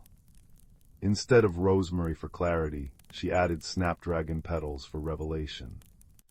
When she lit it beside her bedroom window, the flame danced blue at its core. Through the smoke, she glimpsed Marnie unraveling a tapestry at her loom, the village baker kneading dough with his eyes closed, and Finn the potter's son mending a cracked jug with gold seam resin. The three whose wicks burn opposite. The baker taught her first. When my bread stopped rising last winter, he said, flour dusting his beard like snow, I had to stop chasing perfection and learn to bake what the wheat wanted to be. His hands shaped a loaf as he spoke, creating not his signature braided rye, but a freeform boule crackling with vitality. Sometimes the magic needs to get messy before it finds its true shape. Finn's lesson came unexpectedly when Sylvie found him singing to a shattered amphora. As his hands spread warm resin along the cracks, the pottery didn't just mend the fractures, became rivers of gold, branching across dark clay. "People think breaking means something's ruined," he said, pressing a shard into her palm. The edges were soft as worn sea glass. But that's when the light gets in. Marnie's teaching began with scissors. "Cut your tapestry," the weaver instructed, pointing to Sylvie's half-finished wall hanging showing her old candle shop vision. When Sylvie hesitated, Marnie snipped the threads herself. "You can't weave forward while clinging to yesterday's pattern." As Sylvie rethreaded the loom with trembling hands, new images emerged: a workshop with open windows, candles in colors she'd never dreamed, her own hands guiding others rather than working alone. The full transformation came during the spring equinox festival. As villagers gathered to light symbolic candles for the new season, Sylvie's stall displayed strange new tapers twisted like vines, swirled with unexpected colors, some even containing tiny seed pods or feathers. When doubt crept in, she remembered the chamber of unlit paths. A hush fell as Mayor Hale approached. "My usual vision candle, please." His annual ritual showed the village's future prosperity. Sylvie's fingers brushed a spiral-shaped candle with a core of dried juniper berries. The flame sputtered, then bloomed into a glowing tree whose branches showed not just bountiful harvests but children laughing at new fountains, elders teaching in a rebuilt hall, and yes, the mayor himself planting saplings along the riverbank. "But this shows choices," the mayor breathed. "Not just what will be, but what could be." Word spread. The midwife took a candle, revealing patients' hidden strengths rather than illnesses. Children bought tapers that filled their bedrooms with constellations shaped like their dreams. Old Marnie chuckled over a candle that made her aged tabcat's fur shimmer like the Milky Way. That night, Sylvie returned to the copper beach. Her new candle, infused with lavender for wisdom and stardust collected from meteor showers, flared to life, showing not a single path, but countless possibilities spiraling outward like the branches above. And there, in the shifting glow, she finally saw her future self not confined to a shop, but wandering meadows collecting wild herbs, teaching candle-making at the new community hall, laughing with Finn as they experimented with clay-infused wax. The chamber of unlit paths appeared again in the pool's reflection, the figure now holding a candle that burned with every color at once. "Well-lit little flame," they murmured. "Now tend your fire and let it warm more than just your own hands." As autumn's first frost silvered the grass next morning, Sylvie opened her workshop to reveal walls hung with drying herbs from distant lands, shelves of experimental candles, and a long pine table for community lessons. Through the window came the scent of slow-changing seasons, and the quiet hum of a village learning to embrace transformation, one flickering, luminous flame at a time. Story 11. The Whispering Music Box. Beneath the quilted gray clouds of a November twilight, in a cottage hugged by ancient pines, a boy named Finn discovered something curious in his grandmother's attic.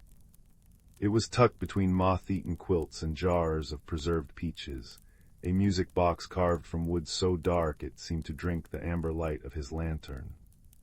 Its surface swam with intricate patterns, oak leaves frosted with silver, tiny birds mid-flight, and a border of flames that flickered when touched.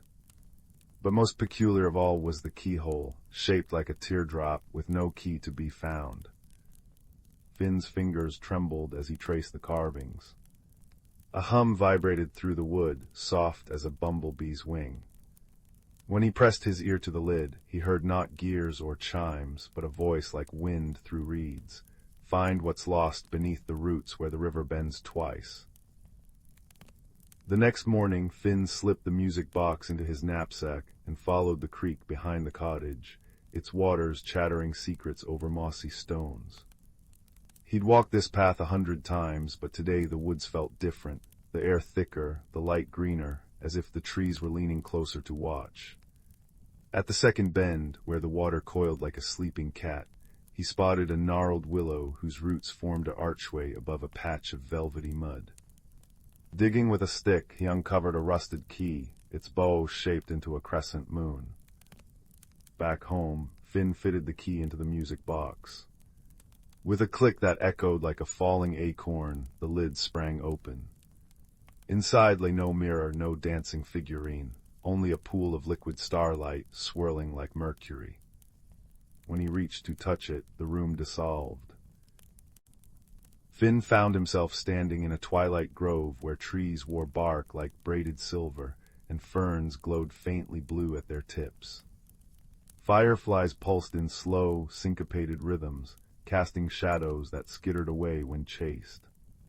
Before him stood a girl with hair like dandelion fluff and skin the warm brown of cinnamon bark. She wore a cloak woven from living vines, and at her throat hung a pendant shaped like an acorn. "You've come to fix it, then," she said, her voice carrying the crispness of autumn leaves. "Fix what?" Finn blinked. She pointed to the music box, now floating between them, its starlight pooling into a map of the grove. A pulsing bruise of shadow marred its center. "The glimmerwood is fading, the nightshade lullaby, the song that keeps our world alive, has been stolen. Without it, the trees will forget how to whisper, the rivers will go silent, and the stars." She plucked a firefly from the air, its light dimmed to a sickly green. "The music box chose you. It thinks you can't help." The girl introduced herself as Thalia, keeper of roots. As they walked, she explained that the lullaby wasn't a mere melody, but a living thing, a ribbon of sound woven from owl sighs, brook laughter, and the creak of growing roots.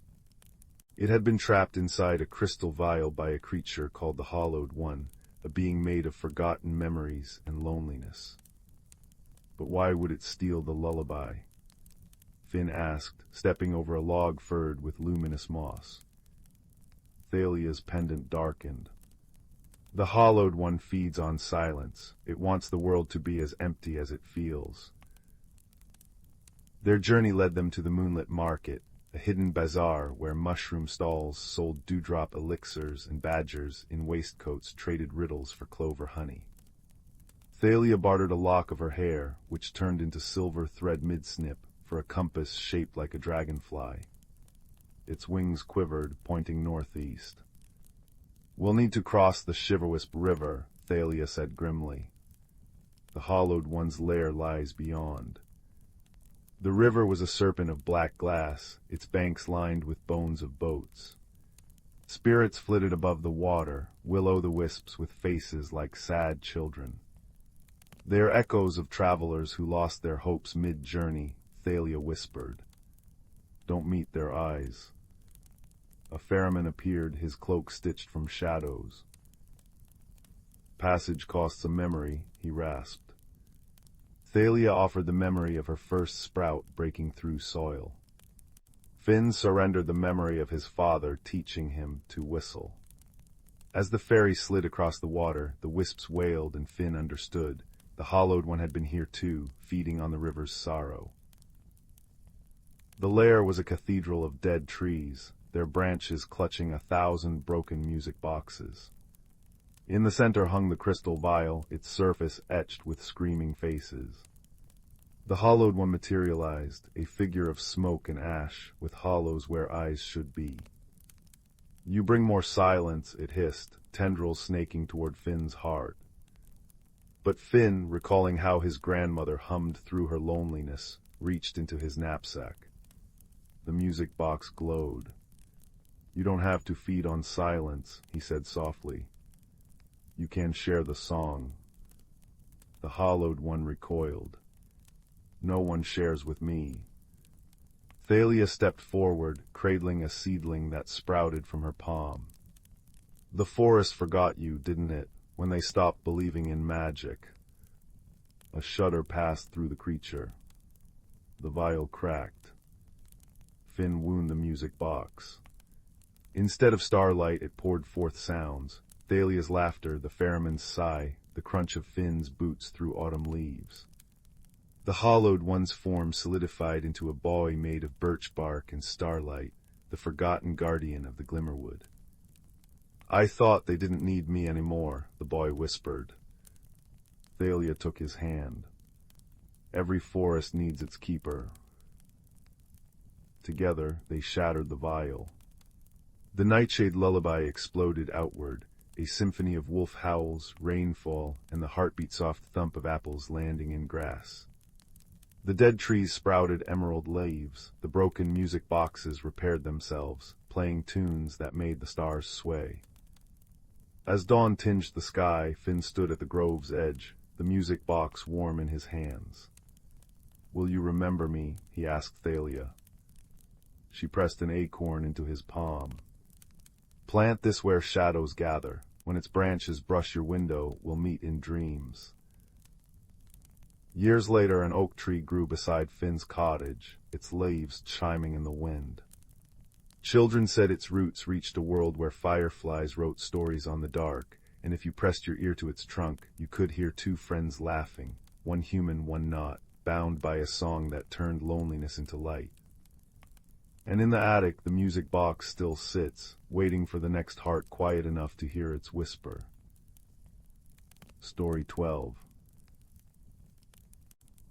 Once, in a village cupped like a hidden pearl between the arms of an ancient forest, there lived a girl with a map drawn in starlight on her bedroom ceiling. Her name was Lila, and every night she traced constellations with her fingertips, imagining lands where rivers sang and trees held lanterns for wandering souls. But one autumn evening, as the smell of cinnamon and wood smoke curled through her window, she noticed something new, a faint silver path winding through the painted stars, leading to a place simply labeled the Valley of Whispering Lights. The next morning, Leela packed a wicker basket with gingerbread wrapped in wax paper, a flask of honeysuckle tea, and her grandmother's patchwork cloak. The path revealed itself only in glimpses, a flicker of dew on spider silk here, a pebble glowing like a cat's eye there. By twilight she reached a stone archway tangled with ivy, its keystone carved with the words, "Enter curious, leave kind." Beyond it lay a valley where the air itself seemed to hum, a low, sweet vibration that made her bones feel light as dandelion fluff. Fireflies here weren't mere insects but tiny lantern-bearers, their bodies pulsing amber and periwinkle as they bobbed around trees whose leaves chimed like glass wind chimes.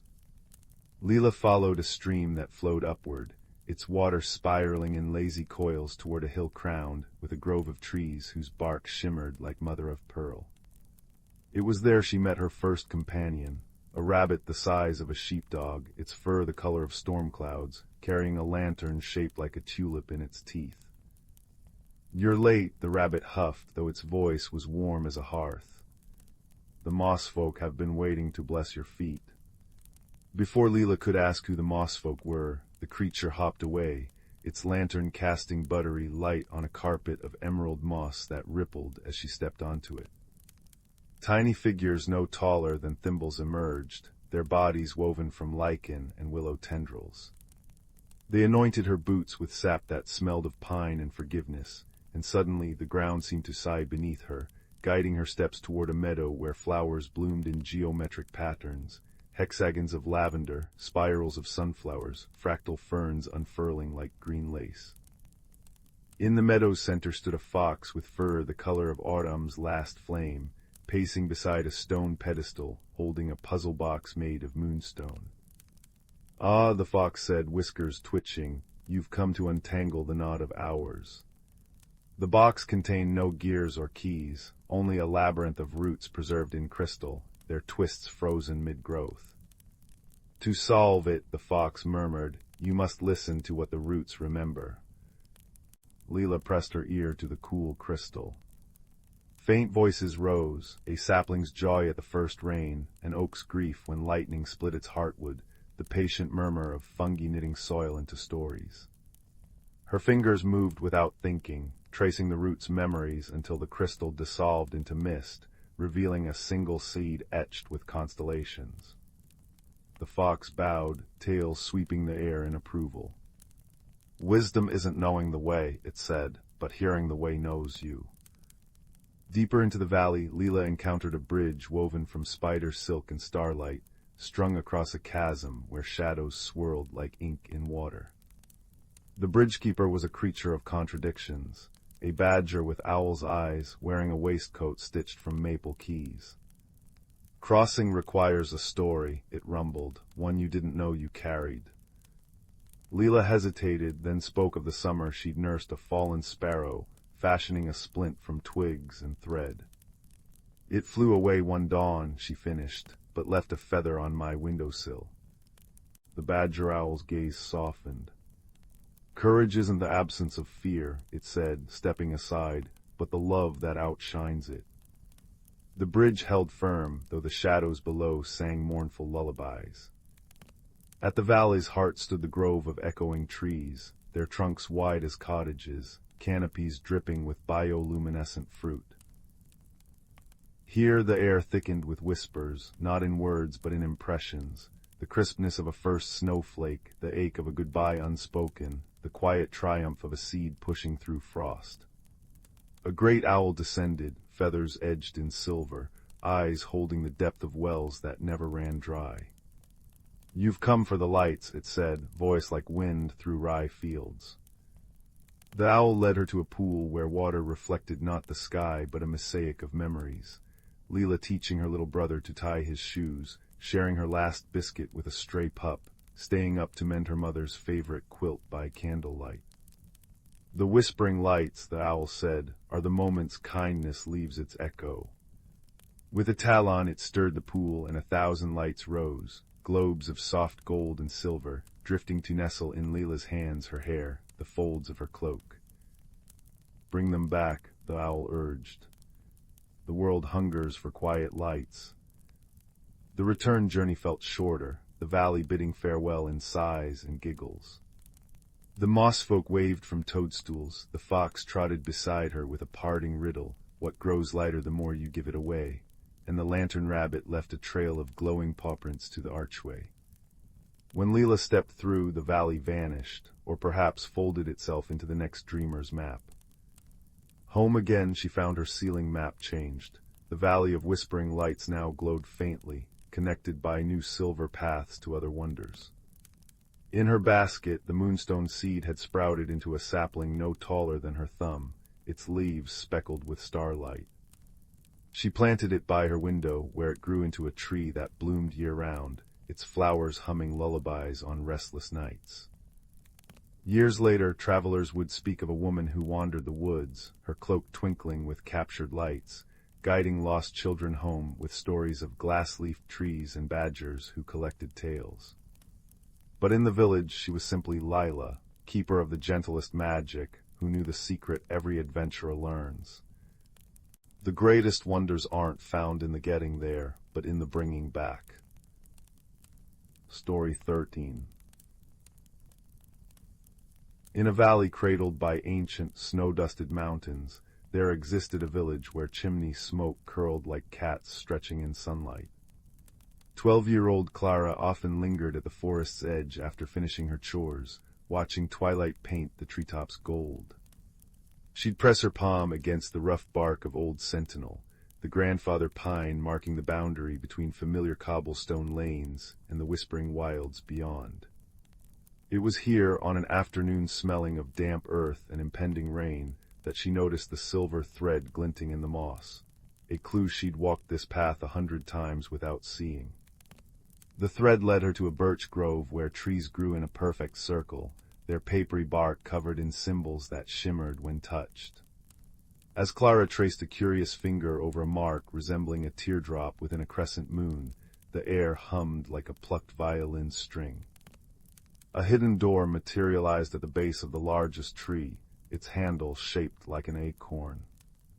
Inside, she discovered a lantern unlike any in the village. Its glass panels swirled with colors that moved like liquid auroras, and instead of a candle, it held a single dandelion seed suspended in amber light. That night, the lantern's glow spilled across Clara's quilt in ripples of topaz and periwinkle.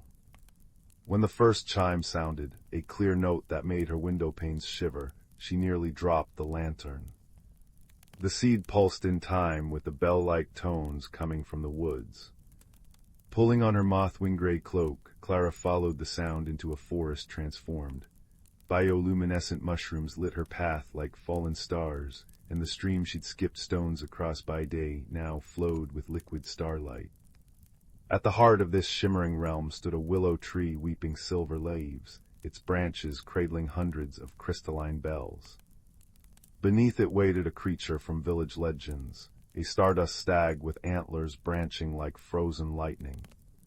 His name, he explained in a voice that rustled like pages turning, was Lumen, last guardian of the celestial chimes. The music had been fading for decades as people forgot how to listen, and without the chime song to balance them, the seasons had begun slipping like loose buttons. But why me? Clara asked, breath forming constellations in the chilled air. Lumen nuzzled the lantern, now glowing fiercely in her hands. The sky lantern chooses its keeper, he said. It responds to hearts that wonder at shadow's edges and find questions in silence. Their journey began at Moonflower Marsh, where will-o'-the-wisps danced maliciously above quicksand pits. The first chime fragment lay buried in the nest of obsidian-scaled nixie who stole anything that glimmered. Clara's village thought caution ward with the lantern's warm pulse against her palm. She's lonely, Lumen observed as the nixie hissed from her island of stolen trinkets. Clara set aside her fear and offered the only shiny thing she owned, a hairpin shaped like a swallow. The nixie's spiked tail stilled. No one had ever given her a gift before. When they paddled away in her shell boat, the fragment tucked safely in the lantern, the nixie waved with Clara's pin gleaming in her ebony hair. Next came the Valley of Echoes, where every footstep risked awakening stone giants hibernating since the last ice age. The path required walking backward while reciting memories, not just any recollections, but moments of quiet courage. Clara whispered about the time she'd nursed a fallen fledgling despite her fear of beak and claw, her voice weaving a bridge across the trembling earth. Lumen added his own memories, a glacier's patient song, the first crocus breaking through frost. Behind them the giants smiled in their sleep, dream-rocking slopes blooming with saxifrage. Their third trial arrived in the form of a paper town, inhabited by origami people. Each resident was a folded secret, a baker hiding tear-stained sonnets in his flour sacks, a blacksmith hammering out unspoken apologies. The mayor, a severe crane with ink-on spectacles, demanded they fix, a rebellious page boy who kept unfolding himself to blankness. Clara knelt in the town square, the lantern's light softening the paper edges as she taught the boy how to fold a boat that could hold both his mischief and his dreams. When they left, the entire town fluttered in a grateful wave, their creases less sharp, their colors bleeding into rainbows. As autumn deepened, Clara noticed changes within herself. Where once she'd seen only the forest's dangers, thorn and venom and slippery stone, she now perceived its breathless beauty, spiderwebs bejeweled with dew, the citrusy scent of decaying leaves, the velveteen silence of snowfall's first moment. Lumen too seemed altered, his star-flecked coat brightening with each restored chime fragment, antlers chiming softly when he laughed. The final test came on Midwinter's Eve, beneath the hollow mountain. Here, in a cavern dripping with stalactite organ pipes, resided the shadowless choir, spirits who'd traded their voices for immunity to sorrow. They hungered for the lantern's light, their song a honeyed trap promising safety from all pain. Clara's hands trembled, hadn't she often wished to mute life's sharp edges? Yet as the ghosts reached for her, she remembered the nixie's tentative smile, the paper boy's triumphant crow when his boat caught wind, Lumen's stories told under elderberry constellations. To feel nothing, she murmured, stepping back, is to never feel the sun after rain. The lantern blazed, its light scoring the cavern walls with dawn colors. The choir scattered, their silence broken by the first sob of a century. At the journey's end, the restored celestial chimes rang with a harmony that straightened crooked saplings and mended cracked ice. Lumen bowed his starry head. The forest remembers now, but Clara, his voice softened as the lantern's light dimmed to ember glow, you must decide. Stay here as the lantern's eternal keeper, or return home knowing this magic will fade from your memory like dream mist. She studied the village below, its candlelit windows tiny topazes in the velvet dark. How she ached to keep this wonder, the stardust stag who'd become her dearest friend, the thrill of being seen not as timid Clara, but as the girl who conversed with rivers. Yet home needed her too. Father's smithy songs, grandmother's herb lore whispered over steam, even the grumpy tabby who napped in her yarn basket. Magic, she realized, wasn't a place to hoard, but a lens to carry. I'll go back, she said, heart cracking like a seed pod. Lumen nuzzled her cheek, his warmth imprinting on her soul. Look to the night sky, he murmured. When the chimes ring, we'll both be listening. The lantern crumbled to dandelion fluff as Clara crossed the birch threshold. By morning her memories had softened to a hazy dream, except when she touched old Sentinel's bark, something hummed beneath her fingers. She took to leaving walnut shells filled with starlight water for the Nixie, fashioning paper cranes that somehow always found the breeze, and pausing to breathe deep when the forest air tasted particularly of secrets. Years later, when her own daughter marveled at a silver thread in the moss, Clara smiled. Some stories wait in the quiet places, she said, tucking the child's hair behind a wind-pinked ear. Listen with your corners, little wren, the world hums. And high above, where the celestial chimes swung in a breeze smelling of cedar and possibility, a stag with galaxies in his coat nodded, his song weaving through roots and rivers and the spaces between heartbeats. A lullaby for the brave, the kind, and the quietly wondering. Story 14. In the heart of the verdant vale, where willow branches dipped their fingers into silver streams and moonflowers bloomed only for those who whispered secrets, there lived a hedgehog named Thistle. Each evening, as amber light filtered through the canopy like honey through a sieve, Thistle would wind through fern-carpeted trails to gather stories from the glimmer folk, the ancient beings who tended the forest's invisible threads of magic. His quills carried dewdrops that caught starlight, and his paws left tiny heart-shaped prints in the moss, for Thistle believed even the smallest creatures could nurture great wonders. One crisp autumn morning, as maple leaves began their slow waltz to the earth, Thistle noticed the forest humming a strange, warbling tune. The brook's laughter sounded thin and reedy, its waters shrinking from their pebbled banks. Mushrooms along the foxfire path curled inward, their bioluminescent glow dimmed to mere smudges in the gloom. Worst of all, the sycamore sentinel, the eldest tree whose roots cradled the forest's memories, shed its bark in ashen flakes, its branches trembling as if haunted by invisible storms. Thistle found elder bramble, a tortoise whose shell bore maps of forgotten migrations, sunning on a stone veined with quartz. The balance phrase, Bramble murmured, his voice like wind through dried reeds. The heartstone's pulse weakens. You must seek the chamber of tides, where earth's breath meets sky's tears. He placed a claw on Thistle's paw, and the hedgehog felt a tingle of memory not his own. A cavern throbbing with crystalline light, pools reflecting seasons yet unborn, and a great stone shaped like a sleeping hare, its surface etched with spirals older than time. Thus began Thistle's pilgrimage. He packed a satchel woven from spider silk, filled with candied clover, and a vial of firefly nectar that glowed when danger neared. At the forest's edge he met Pip, a rabbit whose ears drooped like willow fronds. The burrows flood one day and crack with thirst the next, Pip fretted, her nose twitching. I'll come, I know the secret paths where nettles don't bite. Together they slipped through a curtain of ivy into the whispering wolds, where trees leaned close to share gossip, and the air smelled of petrichor and pine resin.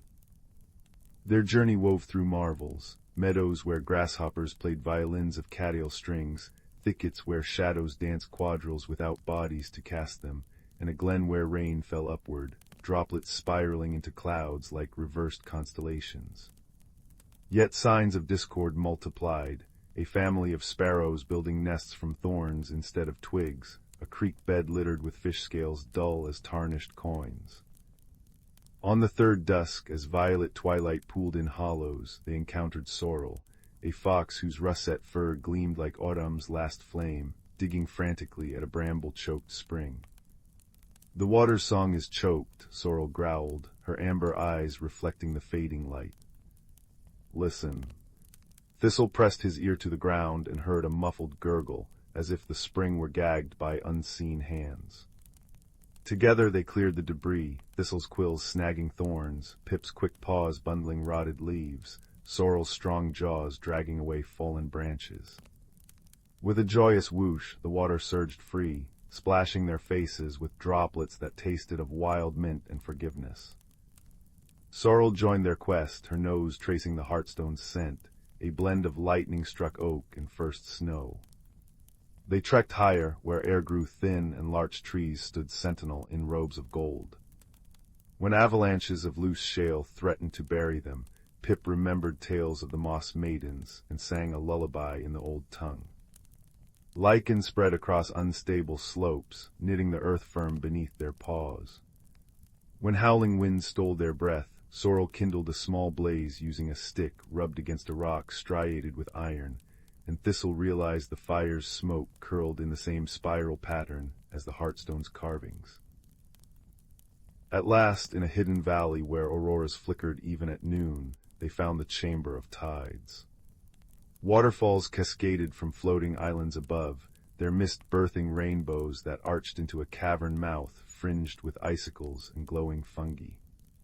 Inside, the air thrummed, a deep, resonant note that made their bones hum in harmony. Before them rose the Heartstone, taller than 10 badgers stacked snout to tail, its surface alive with shifting runes. But instead of radiating warmth, it flickered erratically, and the pool at its base bubbled with a viscous, iridescent sludge. "The seasons are clogged," gasped Pip. Indeed, the chamber's walls told the story. Murals of spring buds lay buried under frost, summer suns collided with autumn gales. Thistle approached, paws sinking into furrows of multicolored sand that whispered of droughts and deluges.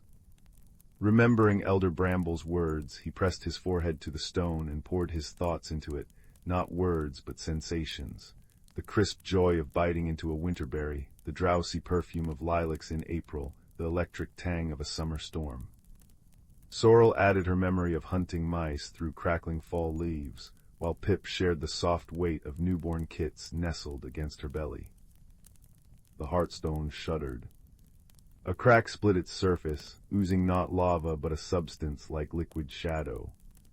From it emerged a figure woven from starlight and sorrow, a spectral stag with antlers of frozen tears. "I am Ember," it intoned, voice echoing with the ache of glaciers calving. The last guardian, humans tunneled deep below, seeking glittering lies. Their machines severed the roots that fed this stone. The stag's form flickered, showing brief visions, steel claws tearing through mycelium networks, poisoned waters seeping upward, the delicate web of seasons fraying at its edges. Thistle's heart ached, but Sorrel stepped forward, ears flattened. "Can't you stop them? You're magic." "Magic bends, it does not break," Ember sighed. "Nor should it dominate. The balance requires both giving and taking, but perhaps—" The stag's gaze settled on Thistle. "Small hands may mend what large ones rend. The roots can still heal, if they remember how to sing." Understanding dawned like sunrise over mist. Thistle rummaged in his satchel, drawing out the firefly vial. Pip collected dewdrops from the chamber's moss, while Sorrel gathered iron-rich dust from the walls.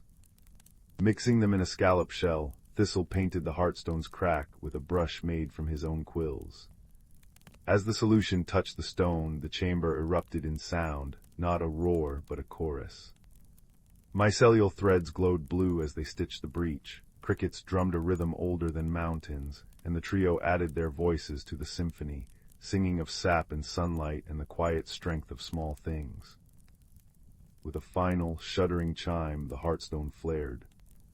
Ember dissolved into a shower of sparks that settled over the pool, transforming the sludge into clear water where miniature seasons cycled, snowflakes melting into raindrops, blossoming into dandelion seeds, hardening into frost once more.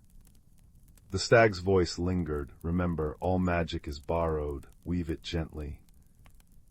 By the time they returned to the verdant vale, the forest was already sighing with relief. The sycamore sentinel's new bark gleamed like polished amber, its leaves whispering tales of their journey. Streams ran full and bright, carrying the hearthstone's renewed song to every glen and hollow. Years later, when Thistle's own quills turned silver and young creatures gathered at his burrow for tales, he described the chamber's kaleidoscopic beauty, the way sorrow and hope could entwine like ivy and oak. "The balance isn't a thing to hold," he'd murmur as fireflies blinked in agreement. "It's a dance, a breath given here, a kindness taken there. And no step is too small to matter." As stars pricked the velvet sky above the verdant vale, Thistle would watch the trees sway in contentment, their roots drinking deep from waters that remembered how to sing. And in the spaces between cricket song and rustling leaves, if one listened closely, they might hear the echo of a stag's gratitude, and the laughter of friends who'd learned to mend the world with stories. Story 15. The softest blanket of twilight had settled over the village of Willowmere when a curious girl named Mira discovered the trunk in the attic. Its brass latches, green with age, clicked open to reveal folds of fabric that smelled of lavender and wood smoke. As she shook out the quilt, a constellation of embroidered stars began to glow, first timidly, then with the warm persistence of fireflies trapped in velvet. Where the stitching frayed at the corners, tiny wisps of starlight escaped and floated upward, dissolving against the rafters like sugar in tea. The quilt showed her things. Not in the sharp clarity of daylight, but in the half-dream language of shadows dancing on walls. Mira saw meadows where flowers bloomed in reverse, petals folding back into buds at twilight. She felt the weight of unspoken stories in its patches, a swatch of wedding gown velvet here, a square of sailcloth there, each fragment humming with the memory of hands that had sewn it. That night she slept beneath its constellations and dreamed of a silver thread winding through moonlit forests. "It's the starry quilt of Aveline," murmured old Tomas the next morning, his spectacles catching the dawn as he examined a corner stitch shaped like a crescent moon. "My great-grandmother spoke of it. They say it was woven from the dreams of our village founders, but its magic faded when people stopped adding their stories to the cloth." His knotted finger traced a bald patch where threads lay dull and lifeless. The last keeper disappeared into the whispering woods, searching for the thread of dawn that could mend it. Mira's journey began with 3 gifts tucked into her satchel: a thimbleful of honey from the village bees, a candle that burned without wax, and the quilt itself, which now draped her shoulders like a cloak of twilight. The woods welcomed her with the scent of pine needles warming in morning sun, and soon she encountered her first companion, a hedgehog named Bramble, whose quills were perpetually tangled with maple seeds. "You're walking too loudly," Bramble chided, waddling alongside her with surprising speed. "The forest shares secrets only with those who listen properly." He taught her to match her footsteps to the rhythm of a woodpecker's knock, and to recognize the difference between ordinary birch bark and the silvery kind that shimmered when moonlight struck it just so. Days melted into nights marked by the quilt's shifting constellations. In a valley where willows dipped their branches into a mirror-still pond, they met Wisp, an owl whose feathers changed color with her moods. She'd been mid-flight when curiosity made her hover too long near a rainbow, resulting in one wing permanently streaked with indigo. "The thread of dawn isn't something you find," she hooted, turning the hue of ripe plums as she pondered. It's something you remember, but you'll need the map of echoes to jog your memory, and that's guarded by the thimblefolk in the hollow hills. It was beside a brook that giggled over smooth stones that the quilt's magic faltered. The embroidered stars dimmed as they reached a bridge made from interlocking branches, where a fox with autumn-colored fur sat blocking their path. "I'm Ember," she yawned, tail flicking in amusement at their predicament. "And you can't cross until you tell me a story I've never heard." Mira hesitated, then unfolded the quilt. "This patch," she said, touching a scrap of cloth the color of storm clouds, came from a fisherman's cloak. He once sang a lullaby so sweet it calmed a tempest. As she spoke, the fabric rippled like water, releasing the salty tang of sea air. Ember's ears pricked forward. "And this red thread here, it's from a ribbon that bound love letters between a shepherdess and a stargazer." The scent of rose petals and ink bloomed briefly in the air. Said Ember, rising and stretching. "I do enjoy a good love story. You may pass, but mind the stepping stones, they're ticklish." The hollow hills rose like knuckles from the earth, dotted with doors no taller than Mira's knee. The thimblefolk emerged wearing acorn caps and cloaks spun from dandelion fluff, their voices like wind chimes. "The map of echoes shows the way you've come, not the way you're going," their elder explained, unfurling a scroll that glowed with familiar landmarks. Bramble's maple grove, Wisp's rainbow-kissed pond, Ember's chuckling bridge. "But to see the thread, you must look through the eye of memory." That night under a sky pregnant with stars, Mira spread the quilt and studied its worn patches. The candle's unwavering flame cast light on something she'd missed, tiny, careful stitches along the edges, each a record of moments both ordinary and extraordinary. A birth, a harvest moon, the first snowfall. She understood then what old Tomas had meant. The quilt wasn't just a relic, but a living tapestry that thrived on shared stories. The final climb to the silver peaks left frost on their eyelashes and stillness in their bones. At the summit stood a gate woven from light, and beyond it, a figure as ancient as the mountains themselves. The guardian's robe shifted like northern lights, her face both young and old, stern and kind. "Many seek the thread of dawn," she intoned, believing it a prize to be claimed. "What makes your heart different?" Mira thought of Bramble's patient lessons, Wisp's riddles, Ember's demand for stories. She unfolded the quilt, now frayed but glowing faintly. "I don't want to take the thread," she said. "I want to learn how to weave it." The guardian smiled.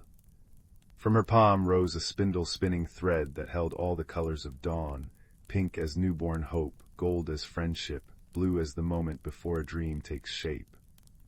"The thread is made from remembered joys," she said, placing the spindle in Mira's hands. "Each act of kindness, each shared tale adds to its strength. Mend your quilt, child, then mend the silence that made it fade." The return journey felt shorter, the forest paths brightening with every step. Bramble discovered he could roll downhill twice as fast without catching burrs. Wisp practiced writing stories in the sky with contrails. Ember trotted ahead, composing increasingly elaborate riddles about fish. Back in Willowmere, the villagers gathered in the square as Mira worked. With each stitch, each whispered memory of first steps, brave deeds, and quiet triumphs, the starry quilt blazed brighter. Children added handprints in thread that shimmered like dewdrops. Elders contributed patches embroidered with wise sayings. By moonrise, the quilt spanned the entire square, its constellations reflected in every upturned face. Now, if you walk through Willowmere at twilight, you'll see it. A quilt that grows more magnificent with every story shared, its threads thrumming with the music of 100 lived lives. And in the attic where Mira's adventure began, a second trunk waits, smaller, adorned with carvings of hedgehogs, owls, and foxes, for the next curious soul ready to listen, to mend, and to remember. Story 16. In the velvet hush hours between twilight and dawn, where the edges of dreams brush against waking life, there existed a village cradled in the crook of an ancient cedar's roots. The cobblestone street smelled always of rain-kissed moss, and the lanterns hanging from wrought iron posts burned with silvery moth-wing light. It was here, in this pocket of quiet magic, that the first strange thing occurred. Every morning, the villagers awoke to find their teapots full of cold, glimmering stardust instead of water.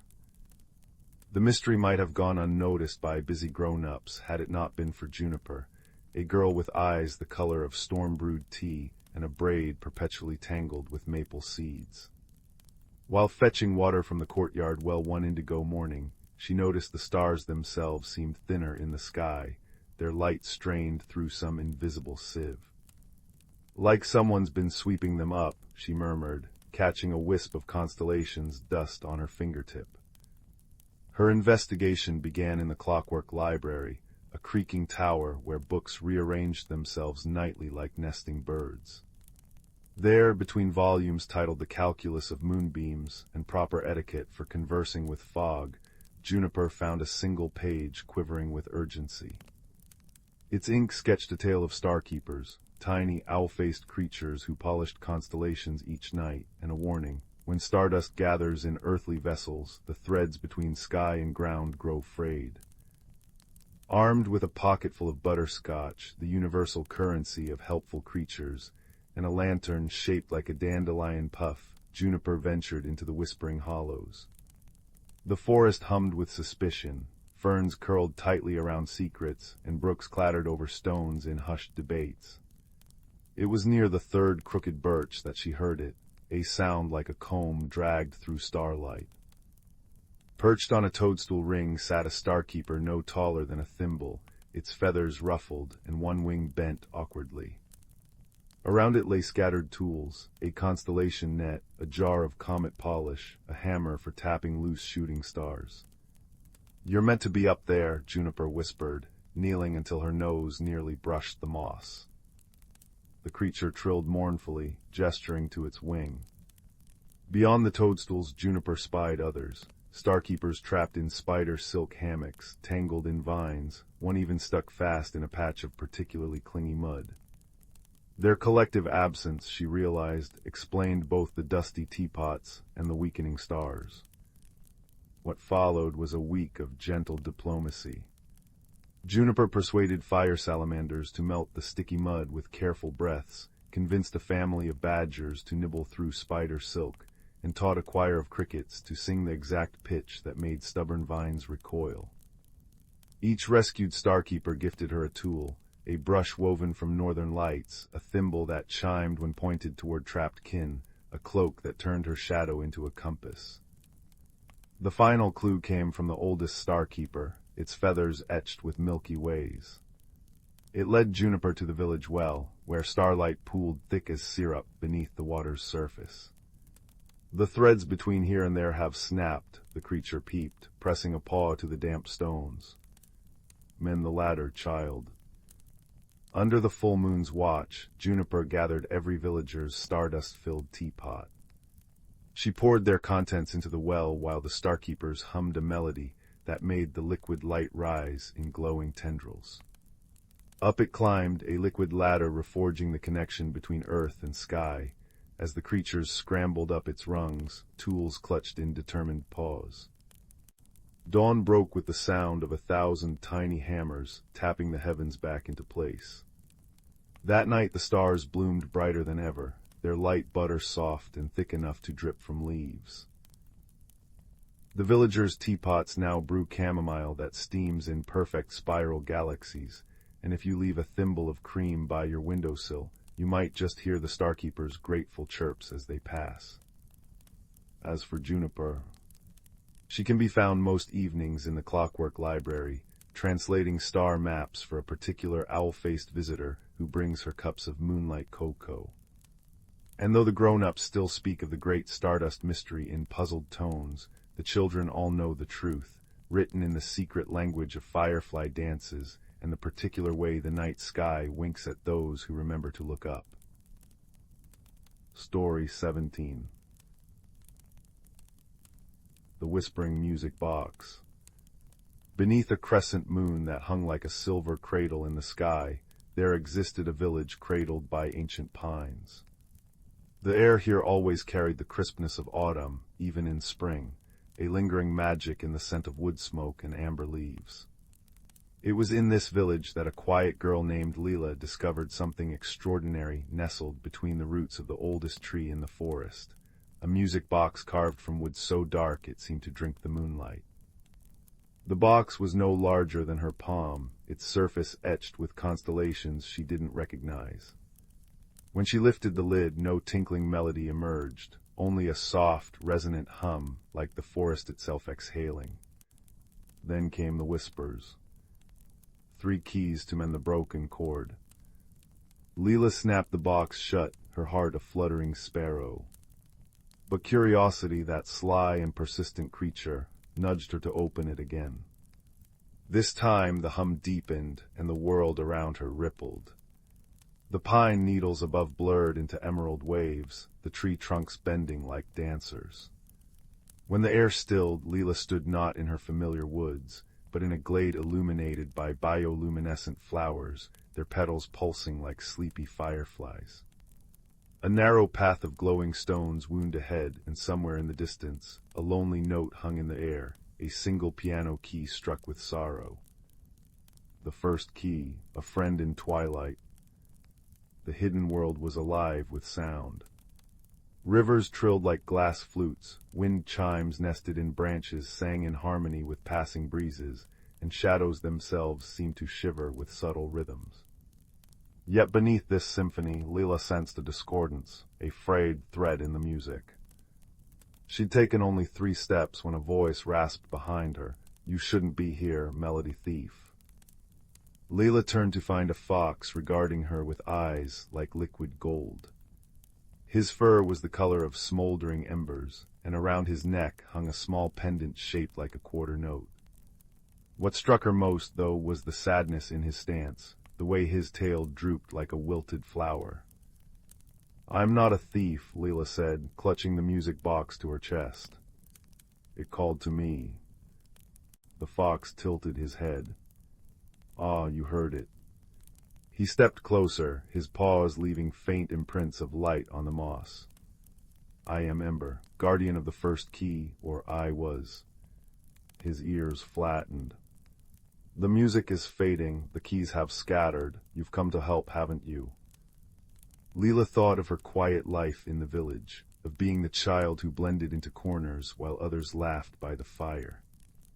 "I don't know how," she admitted. Ember's laugh was a warm crackle. "You already began by listening, the box chose you. Now let's find what's been lost."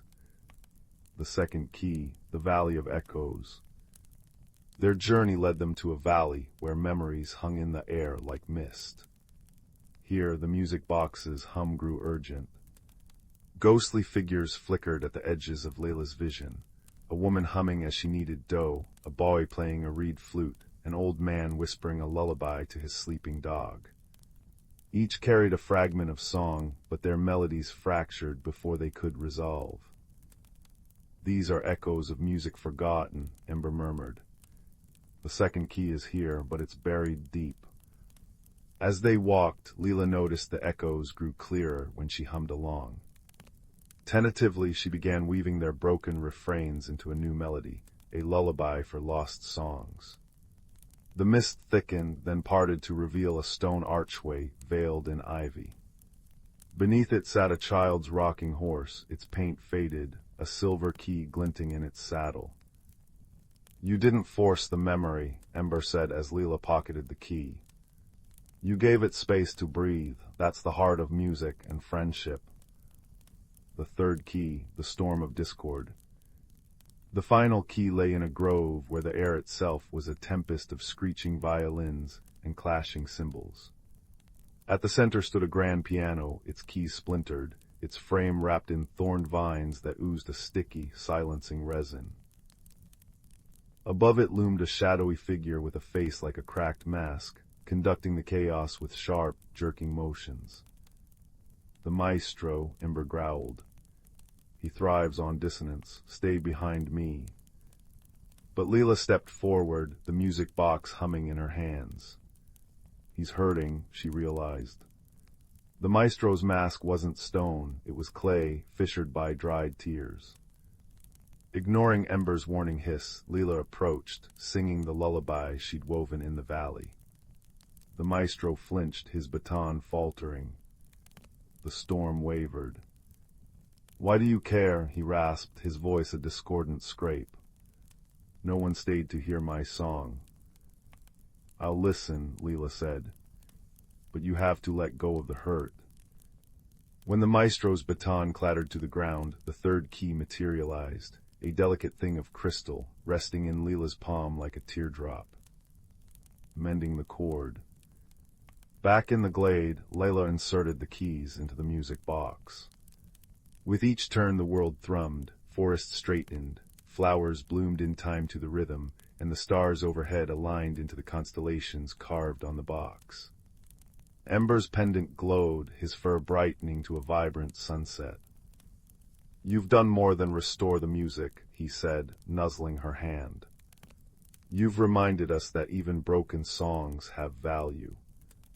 As the first true sunrise in decades painted the hidden world in gold, Layla understood her own transformation. She hadn't simply found courage, she'd learned that listening could be its own kind of magic, that every heart harbored a melody worth hearing. Return to the hearth. The village looked unchanged when Leela returned, the music box now silent in her pocket. Yet that night, as neighbors gathered around the fire, she found herself sharing stories of a fox who loved starlight and storms that could be gentled by song. Her voice, once timid, wove spells around the crackling flames. Years later, when a shy boy discovered a peculiar flute in the meadow, it was Leela who taught him to listen, not just to the notes, but to the spaces between them. And high in the ancient pines, if one listened closely, the wind carried the faintest hum of approval, a lullaby for the dreamers yet to come. Story 18. The Whispering Locket and the Moonlit Path. Beneath a sky quilted with stars, where the village of Willowmere slept in contented silence, there lived a girl named Cora whose hands itched to hold magic. Her cottage crouched at the edge of an ancient forest, its chimneys puffing wood smoke that curled like question marks into the night. Cora's loneliness was a quiet companion. While other children chased fireflies in the meadows, she wandered the shadowy groves, collecting acorn caps and owl feathers, convinced the world hid secrets in its seams. One crisp autumn evening, as Cora brushed her fingertips along the mossy ribs of a fallen oak, she discovered a glint of silver beneath its roots. Digging through soil as dark as cocoa powder, she unearthed a locket shaped like a teardrop, its surface etched with constellations she'd never seen. When she pressed the catch, it sprang open with a sound like ice cracking on a winter pond. Inside, instead of a portrait, swirled a tiny galaxy, pinpricks of light swimming in liquid night. "It remembers," said a voice like wind through barley.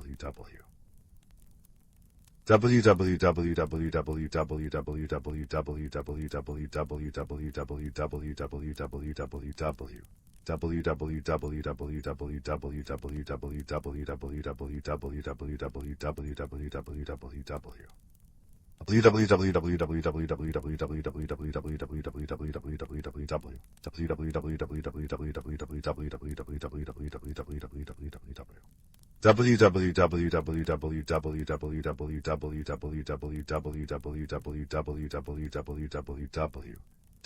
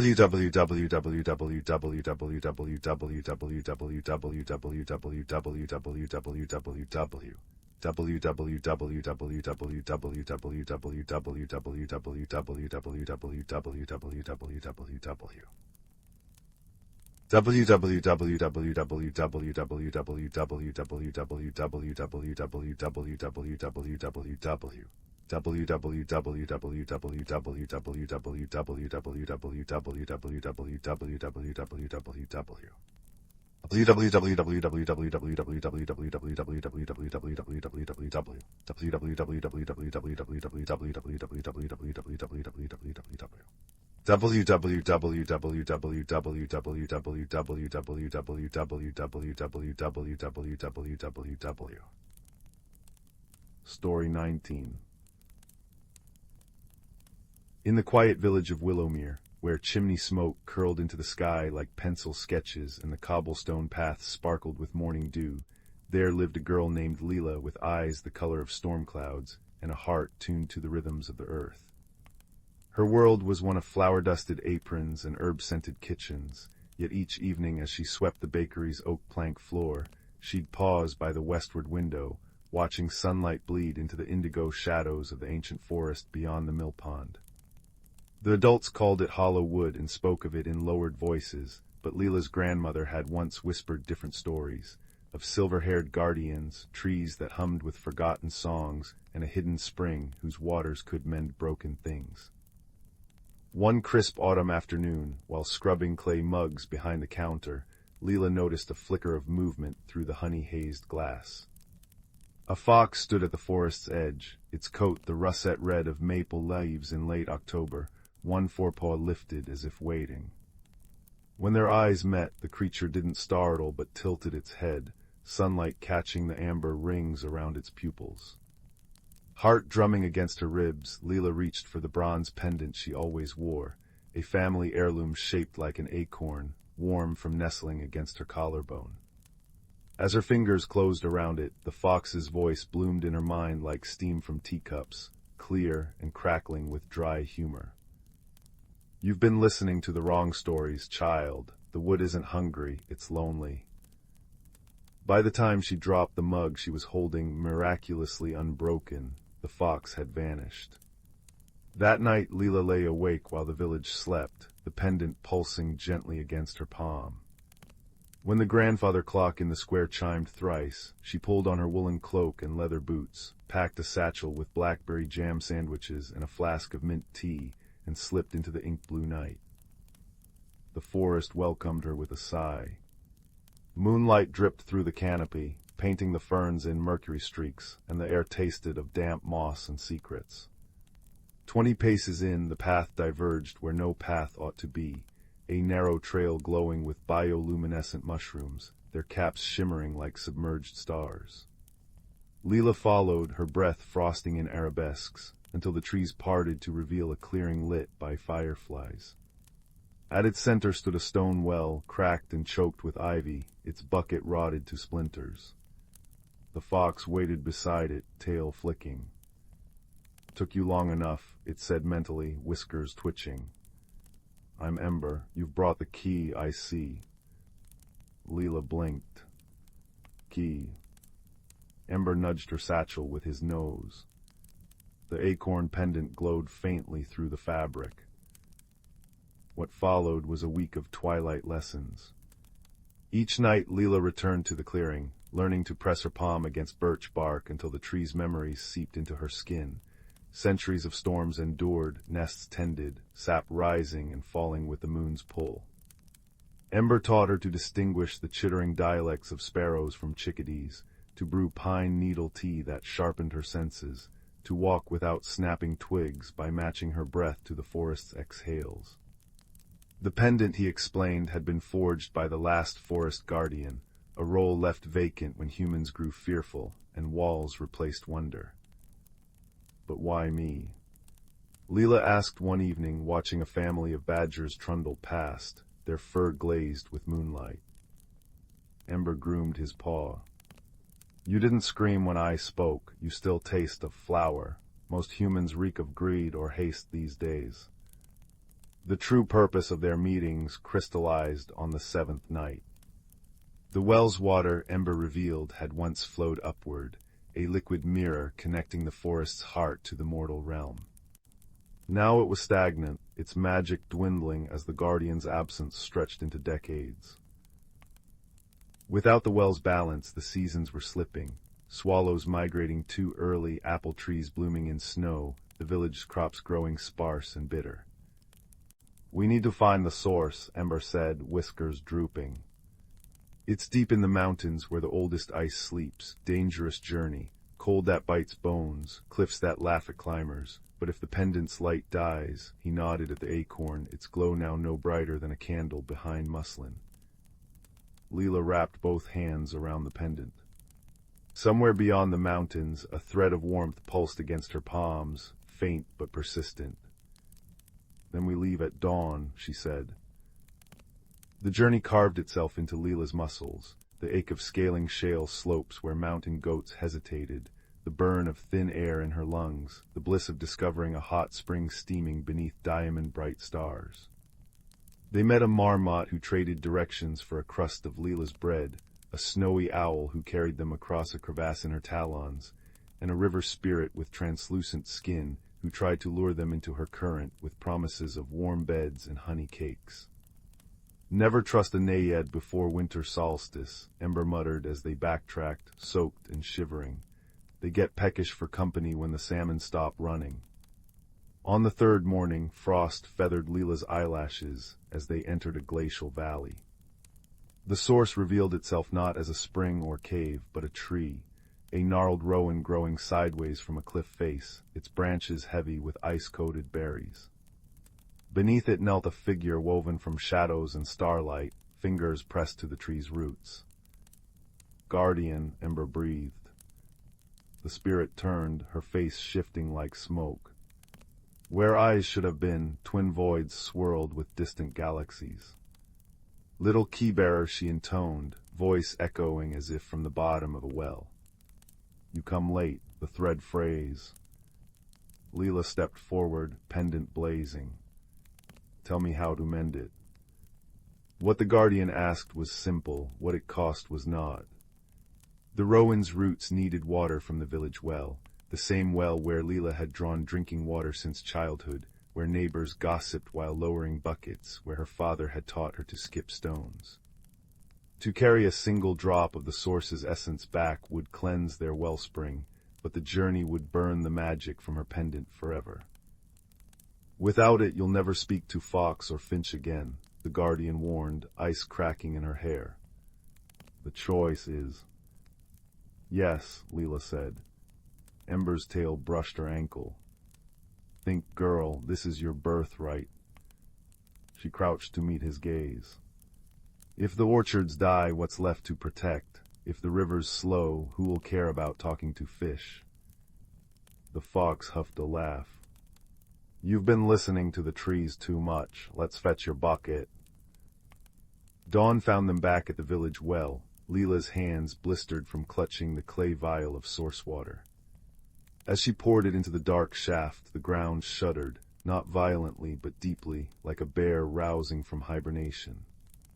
Ripples spread across the water's surface, glowing faintly gold before fading.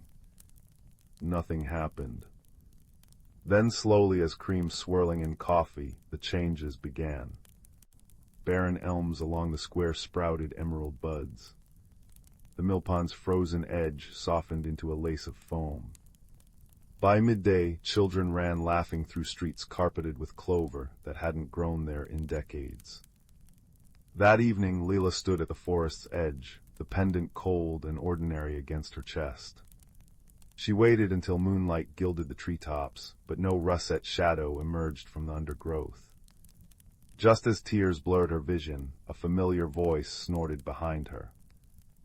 "You didn't think it'd be that easy, did you?" Ember sat atop a fence post, tail curled around his paws. When Leela scooped him into a hug, he tolerated it for precisely 3 seconds before wriggling free. "Turns out," he said, leaping onto a low branch, "you don't need metal trinkets to hear the world. You just need to stop shouting." And as Leela closed her eyes, breathing in the scent of thawing earth and distant snow, she realized he was right. The forest's whispers were still there, fainter than before but unmistakable, thrumming in time with her heartbeat. Years later, travelers would speak of Willowmere's enchanted woods, where the trees leaned close as if sharing secrets, and foxes sometimes trotted beside hikers, chittering at jokes only they could hear. But in the village bakery, now fragrant with cinnamon and apricot tarts, a woman with storm-cloud eyes would simply smile, kneading dough as she listened to the wind's endless, murmuring song. Story 20. In a valley cradled between mountains that wore crowns of perpetual mist, there lay the village of Willowmere. Each cottage wore a quilt of ivy across its roof, chimney smoke curling into shapes that waved at passers-by, and the cobblestone paths gleamed faintly silver underfoot, as though moonlight had seeped into the stones. It was here, on the eve of the autumn equinox, that the first strange thing occurred. Every clock in the village stopped at precisely 8:07 p.m., their hands shivering like nervous crickets before falling still. 12-year-old Finn noticed it first.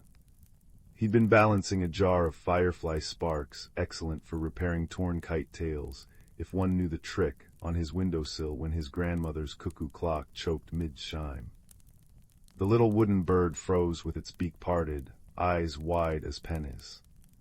Outside, the twilight had thickened too quickly, the sunset cut short as though someone had snuffed the sun like a candle. Finn tugged his patchwork cardigan tighter and stepped into the lane, where neighbors clustered like startled sparrows, comparing pocket watches and sundials that all told the same impossible time. "It's the clockwood's doing," murmured old Tomas, the village archivist, his spectacles flashing as he pointed toward the forest bordering Willowmere. "The trees there have gears for roots and copper leaves. They've kept our time flowing true for centuries, if they've stalled." He trailed off, but the worry in his voice sent a shiver through the crowd. Finn's best friend Mira emerged from her family's bakery, her arms dusted with flour and a braid of cinnamon dough twisted into her hair. "The ovens won't light," she said, her usually cheerful face pale. "The fire just hovers." She opened her palm to reveal a trembling flame the color of apricots, hovering an inch above her skin. It cast no heat. The mystery deepened as days passed. Milk jugs brimmed with cream, but refused to let anyone pour a drop. Bells on shop doors rang backward, their dong-ding echoing like puzzled laughter. Worst of all, the village's guardian spirit, a luminous owl named Corwin who nested in the clock tower, had vanished, leaving only a single bronze feather drifting in the rafters. Finn and Mira agreed over mugs of honeyed chamomile, sipped carefully, as the steam spiraled upward but never cooled. They would seek answers in the clockwood. They packed a satchel with crumpets spread with blackberry preserve, a lantern filled with those stubborn cold flames, and a compass whose needle now spun lazily, as though too tired to point north. The forest welcomed them with a scent of aged parchment and oiled metal. Towering trees rose like cathedral pillars, their trunks intricate with interlocking gears, some no larger than thimbles, others big as wagon wheels. Moss cushioned every step, emerald velvet threaded with silver cog patterns. But the forest was silent, no tick of moving parts, no whisper of wind through copper leaves. "Look," breathed Mira, crouching beside a tree. A rivulet of viscous golden liquid seeped from a crack in the bark. She touched it, and her fingertips came away sticky. "It smells like maple syrup." Clockwork sap, corrected a voice like creaking hinges. From the shadows stepped a creature resembling a cross between a hedgehog and a pocket watch, round body covered in ticking dials, quills that chimed softly when it moved. Its eyes were twin hourglasses, sand trickling endlessly. The trees bleed when their heart gears rust. They cannot turn without Corwin's song to oil them. Finn knelt, offering a crumb of blackberry crumpet. The creature nibbled it politely. "Who are you?" "Tick-tick, keeper of the mainspring," it said, bowing so its quills tinkled like wind chimes. When the owl vanished, the trees fell silent. No song, no time. Your village is but the first note affected, if the heart gears cease entirely. It gestured upward. Through the canopy, the stars hung motionless, frozen mid-twinkle. Mira gasped. Time stopping everywhere. Tick-tick nodded grimly. "Follow the sap trails. They'll lead you to the heart gear chamber, but beware the stiltskins. They thrive in stilled time." The sap trails glittered like snail tracks under the cold flame lantern's glow. Deeper they wandered, past trees with bark like engraved clock faces, past pools where fish with crystal scales swam in perfect, unchanging circles. Then came the skittering. Stiltskins were all legs and teeth, spindly shadow creatures that moved in jagged bursts, their elongated limbs folding like broken scissors. They couldn't touch living flesh, Tick-tick had warned, but they could steal warmth, leaving behind the numb ache of a frostbitten toe. "Don't let them surround you." Finn hissed as 3 stiltskins scuttled from behind a gear-shaped boulder. Mira swung her lantern, the cold flames casting grotesque shadows. The creatures recoiled, hissing at the light. Finn grabbed a handful of clockwork sap, flinging the golden goo. Where it struck, the stiltskins' legs gummed together, toppling them like felled spiders. The heart gear chamber took their breath away. A colossal crystal tree dominated the space, its roots a labyrinth of pulsating gears, each etched with constellations. At the tree's base lay Corwin, the great owl, his feathers dull as tarnished coins.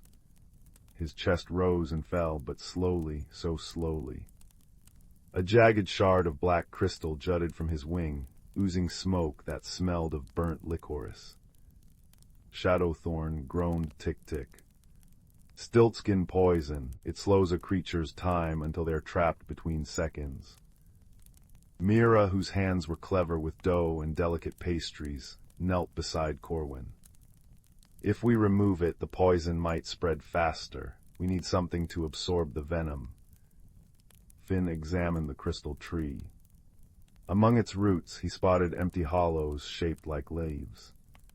"Tick-tick, the tree's sap is time itself, isn't it? Their lifeblood." "Yes, but the sap alone cannot." Mira, the preserves. Finn uncorked their jar of blackberry preserves, scooping a dollop onto his palm. Gently, he smeared it over the shadowthorn. The Inkai poison seeped into the jam, transforming it from deep purple to starless night black. As Mira eased the thorn free, Finn flung the contaminated preserves into a gear's teeth. The mechanism screeched, grinding the poison to harmless smoke.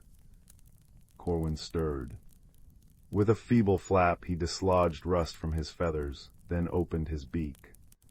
From his throat poured a melody that was half lullaby, half the satisfying click of a puzzle box solved. The gears creaked, groaned, and began to turn. Back in Willowmere, time hiccuped back to life. Clocks chimed in a jubilant cacophony. Fires blazed properly, their warmth kissing cheeks red.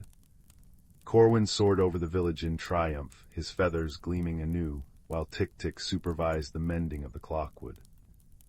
At dawn, Finn and Mira found a new tree sprouting in the village square, a slender sapling with bark like mother of pearl, its branches heavy with fruit that looked suspiciously like tiny pies. The first bite of pear pie fruit, warm, flaky, filled with spiced apples, made the eater feel as though they'd sipped a moment of perfect contentment.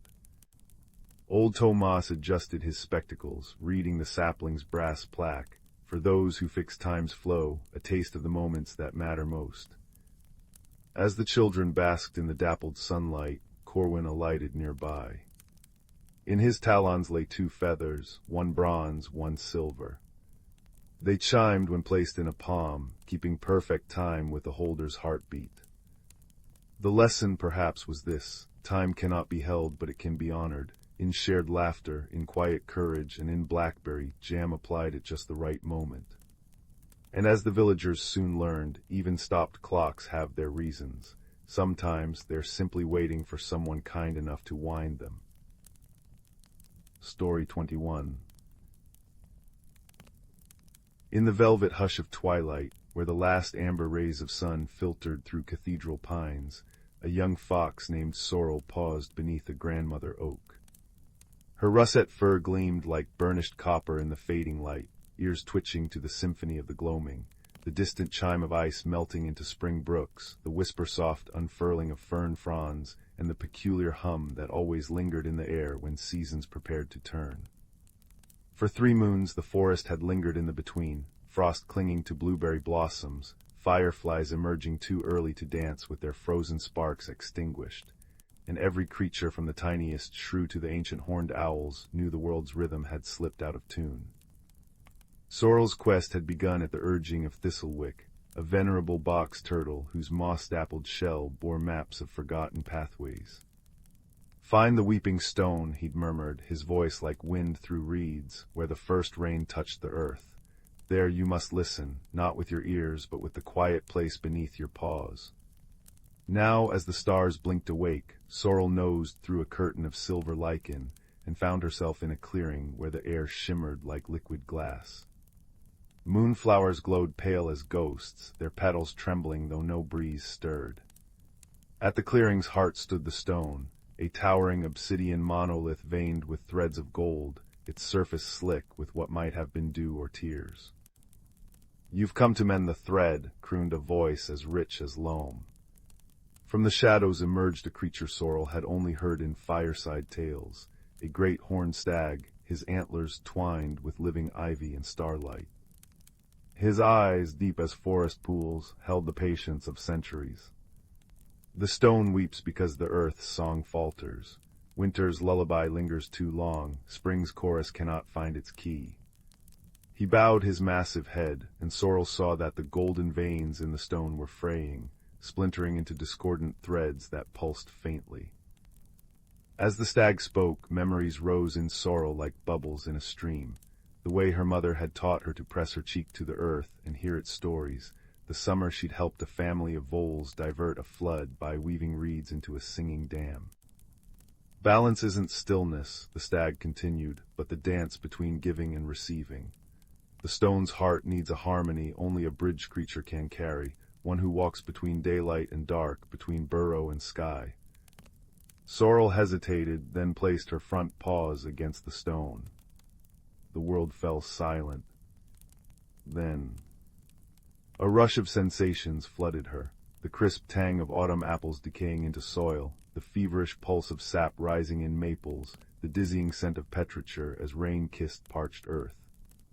She felt the forest's pain like a splinter in her paw, the confusion of roots drinking frost when they thirsted for sun-warmed rain, the exhaustion of bears stirred too soon from hibernation. Deep within the stone's core, a melody spiraled, broken notes of the seasonal hymn that should have flowed seamlessly from solstice to equinox. It needs counterpoint, Sorrel realized aloud. Closing her eyes, she began to hum the tune her mother had sung when she'd nursed Sorrel through her first winter, a lilting refrain about icicles surrendering to streams, about seeds dreaming beneath snow. As she sang, other voices joined. Fireflies blinked in rhythmic patterns, their light weaving through the melody. Bats swooped in intricate arcs, stitching the air with harmony. A family of badgers, normally shy, trundled from their set to drum the earth with their claws. The golden threads in the stone began to mend. But as the chorus swelled, Sorrel sensed a discordant shadow, a strand of the song that resisted healing. There, the stag murmured, antlers glowing faintly as he nodded toward the eastern woods. A heartroot tree suffers, its trunk split by lightning. Until its wounds are tended, the forest's breath cannot flow true. Through moonlit groves they journeyed, the stag's hooves leaving blossoms in their prints. At the heartroot, a massive cedar whose branches cradled nests of every flying creature, Sorrel gasped. The great tree's fissure wept resin like amber blood, and within the crackle echoed a bitter, metallic scent. High above, a flock of cedar waxwings fluttered anxiously, their usually vibrant yellow-tail bands dulled to gray. The lightning carried more than fire, said a voice like rustling parchment. An elderly screech owl emerged from a hollow, her feathers patterned like birch bark. It brought a fragment of the storm's anger, lodged deep in the wood. She blinked slowly. My mate tried to remove it with his beak, but the shard burns all who touch it. Sorrel peered into the fissure. There, glowing faintly blue, was a jagged piece of storm glass, a lightning bolt frozen into physical form. She remembered Thistlewick's lesson: rage cannot be vanquished, it must be transformed. Gathering cobweb silk from a nearby hedge, spun by orb-weaver spiders who added threads of their own, Sorrel wove a net lined with moth-winged dust. "May I borrow your song?" she asked the waxwings. As the birds trilled a descending minor third, the same interval rain makes when dripping from leaf to stone, Sorrel lowered the net. The stormglass shard vibrated, resisting. But when the spider silk touched it, the bitter scent softened into ozone after rain. The shard dimmed from angry blue to pearlescent white. It just wanted to be heard, Sorrel realized, cradling the now harmless fragment. The waxwings lifted it gently into a crook of the heartroot, where it glowed like a tiny lantern. As the cedar's resin solidified into a protective scar, the forest exhaled. Dawn was painting the sky peach and lavender when the companions returned to the weeping stone. Now its golden veins thrummed with strong, clear light, the discordant threads rewoven into a tapestry of spring's prelude. The stag bowed to Sorrel. "You've done what none could do alone," he said. Then, with a conspiratorial flick of his ear, he added, "Though I suspect you weren't truly alone." All around them the forest thrummed with collaboration, beavers rhythmically patting mud to repair a dam, hummingbirds pollinating the first timid crocuses, even the earthworms aerating the soil in waltzing patterns. The life lesson settled softly, without fanfare. Harmony wasn't a single voice perfected, but countless whispers woven together. By noon, the frost on the blueberry blossoms melted into dewdrops. Fireflies, their internal clocks corrected, slept contentedly under bark blankets. And in a sun-dappled glen, Sorrel curled beneath Thistlewick's favorite hawthorn as the old turtle nibbled clover. "You see," he said, eyes crinkling. "The world mends itself through willing paws and open hearts. Rest now, little bridge builder. The next turn of the seasons will need you strong." As Sorrel drifted into dreams, she felt the forest breathing around her, a living, pulsing web of connections. Somewhere the stormglass shard hummed lullabies to the heartroot's new growth. Somewhere the weeping stone stood watch, its golden threads singing of balance regained. And in the spaces between waking and sleep, Sorrel understood. Magic wasn't a force to wield, but a dance to join, one that had begun long before her and would continue long after, as long as there were creatures willing to listen, to mend, and to add their unique note to the eternal song. Story 22. Once upon a frosted twilight in the village of Wondermere, where chimney smoke curled into lullabies and cobblestones glimmered like scattered constellations, a most peculiar chill settled over the Tanglewood bakery. Its owner, a hedgehog with cinnamon quill spines named Thistle, stood on her tiptoes behind the counter, whiskers twitching at the empty trays.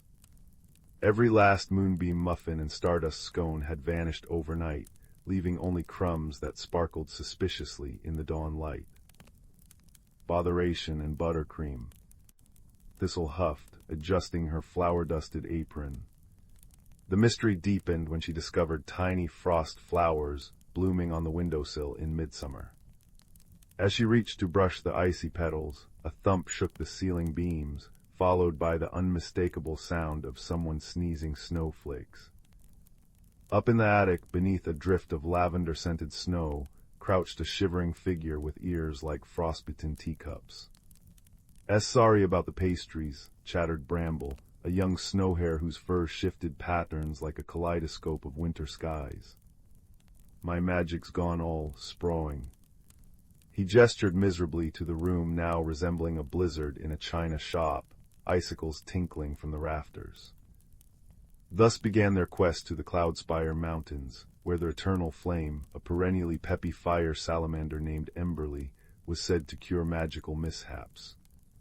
Along cobbled paths lined with chortling snapdragons, they gathered companions: Pip, a mouse bard whose lute made raindrops dance polkas, and Win, an owl librarian with spectacles that showed every story ever inked in dew. The journey fizzed with whimsy and waffle-scented breezes. They crossed the bridge of bubbling brooks where fish leapt to whisper gossip, navigated the meadow of misplaced mittens, thousands knitted from dandelion fluff, and outwitted a giggling thicket of tickle vines by bribing them with Thistle's emergency ginger snaps. Trouble arrived when they reached the Glimmergulp River. Normally as placid as a snoozing kitten, the waters now churned with grumpy whirlpools.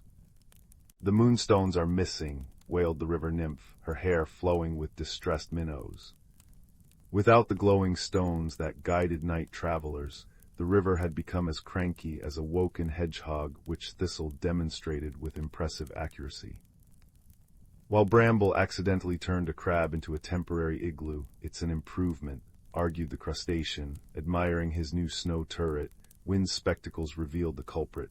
A family of over-enthusiastic glow frogs had mistaken moonstones for giant fireflies.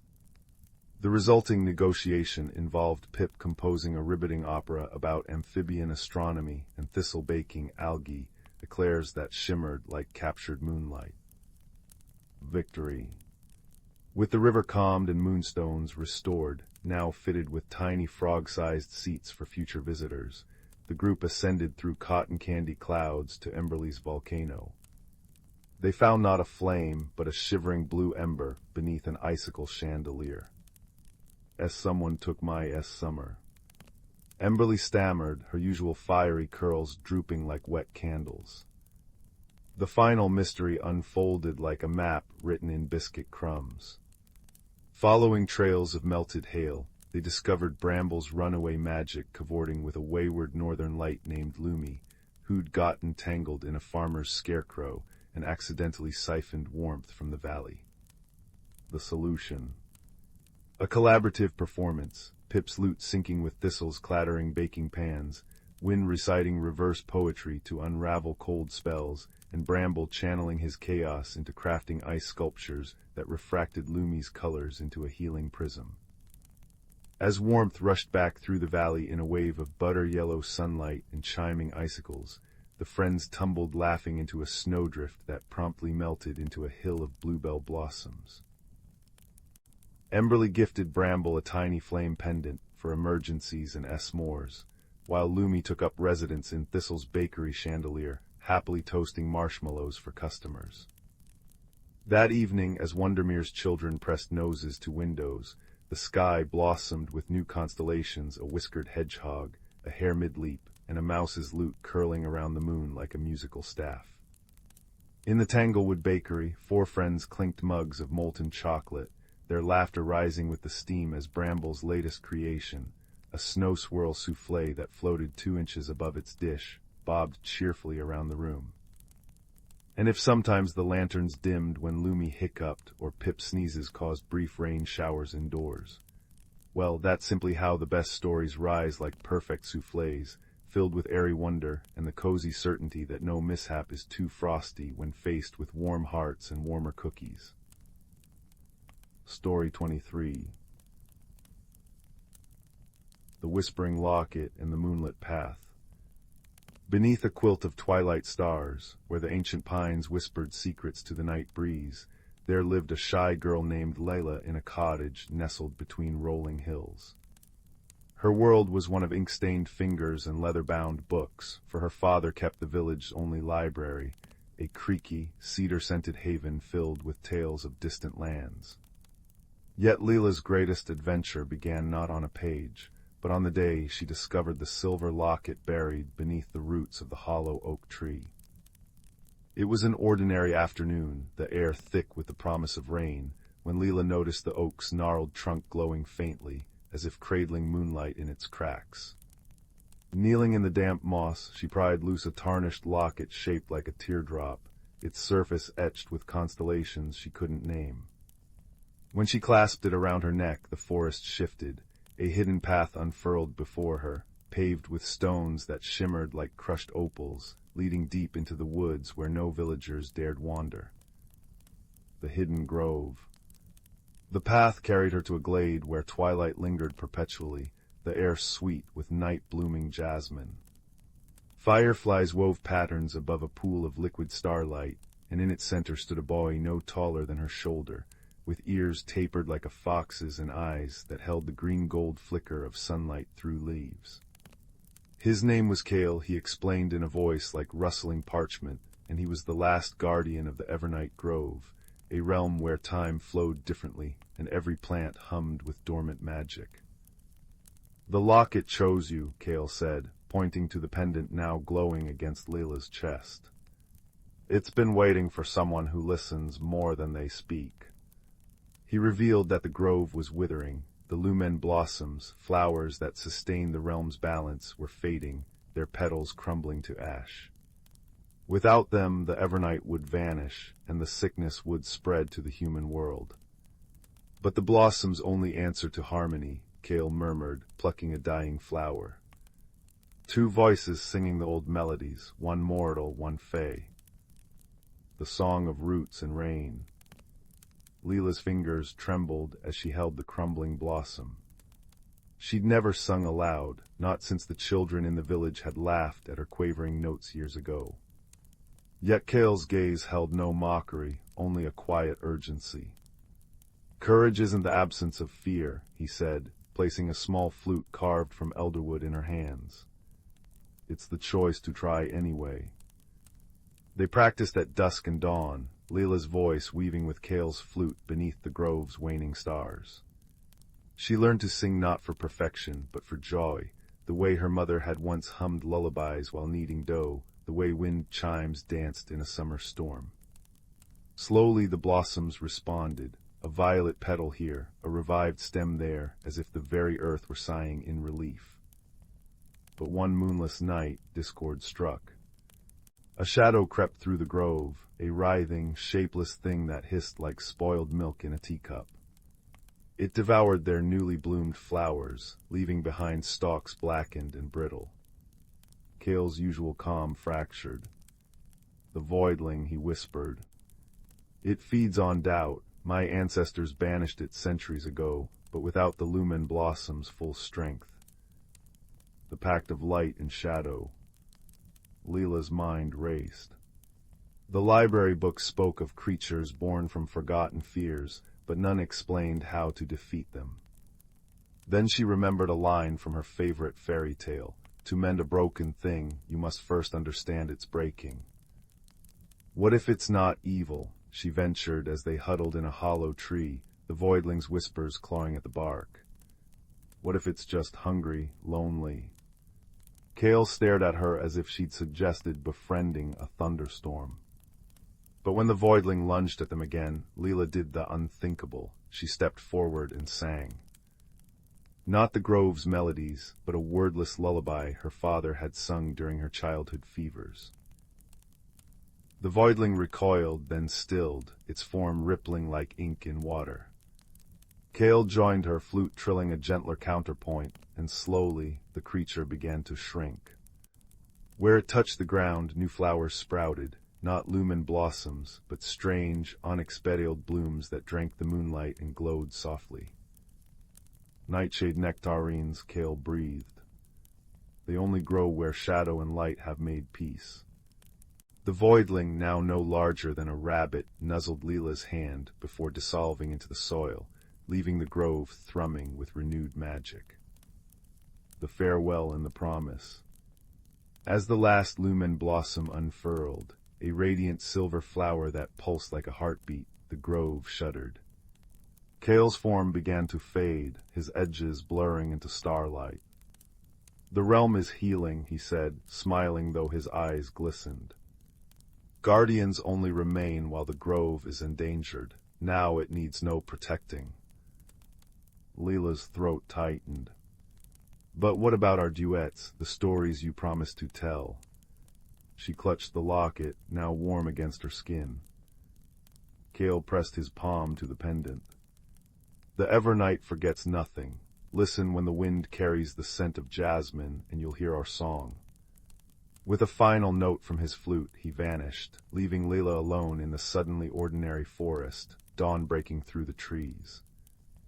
The return. Back in the village, changes bloomed quietly. Leela's voice, once hesitant, now carried clear and strong during harvest festivals. She planted a garden of night-blooming flowers that glowed faintly, their seeds a gift from the rejuvenated grove. And though the villagers never noticed the new path that appeared on full moons, a shimmering trail leading to a certain hollow oak, Leela sometimes followed it, sitting beneath the stars with a flute in her lap and a locket against her heart, playing duets with the breeze. Years later, as a silver-haired woman, Leela would tell wide-eyed children the tale of the boy who taught her that light grows brighter when shared, and that even shadows have a purpose in the great, whispering tapestry of the world. And if those children sometimes glimpsed a fox with starlit fur watching from the forest's edge, well, that was simply the magic of a story well-loved, and a friendship that outshone the boundaries of realms. Under the same quilt of stars, the Evernight Grove thrived, its guardian no longer lonely, its songs carried on the wind to those wise enough to listen. And somewhere between the pages of reality and dreams, a locket hummed with the quiet, enduring truth that courage, kindness, and the willingness to sing, even off-key, could mend the most fragile of worlds. Story 24. In a village nestled between whispering pines and a brook that sang lullabies over smooth stones, there lived a girl named Mira with autumn in her hair, strands of amber, auburn, and gold that shimmered like fallen leaves. Her home was a cottage with windows shaped like teardrops, where ivy curled around the eaves like green embroidery. But Mira's truest treasure was her grandmother's attic, a labyrinth of trunks smelling of lavender and aged parchment, where dust motes danced in slanting sunlight. One chill evening, while searching for a woolen blanket, Mira discovered a quilt folded smaller than a loaf of bread. Its patches were peculiar. One square held the deep blue of midnight constellations, another the silvery green of willow leaves at dawn. When she shook it out, it grew large enough to blanket her bed, and as she ran her fingers over the fabric, the stars on one patch began to twinkle. Then, soft as a sigh, the quilt hummed, a sound like a hearth's warmth given voice. "Oh," Mira whispered, snatching her hand back. But curiosity, that sly and persistent friend, nudged her forward. She pressed her palm to a patch depicting a mountain crowned with clouds. At once the room filled with the scent of pine resin and distant rainfall, and woven threads began to move.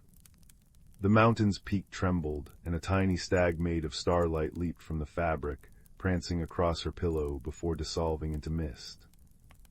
"It's a story quilt," came a voice like creaking wood.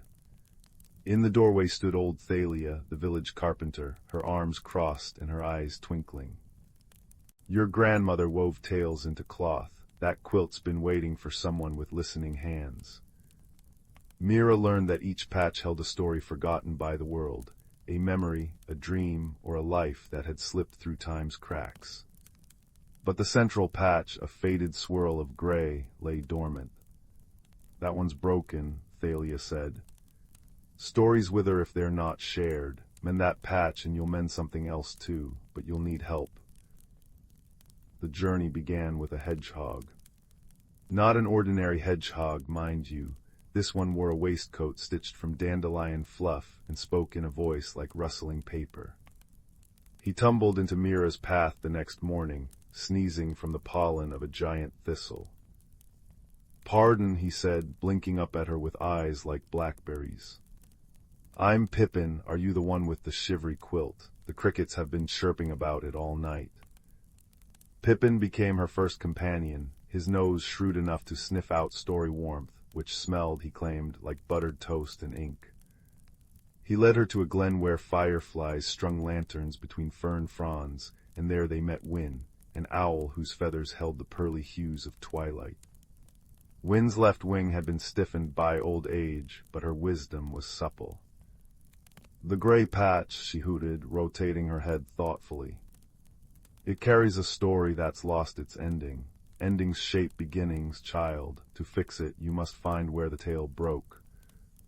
Guided by quilt clues, a patch that glowed when they neared a hidden path, threads that hummed near a cedar grove, they trekked to the Mossback Mountains.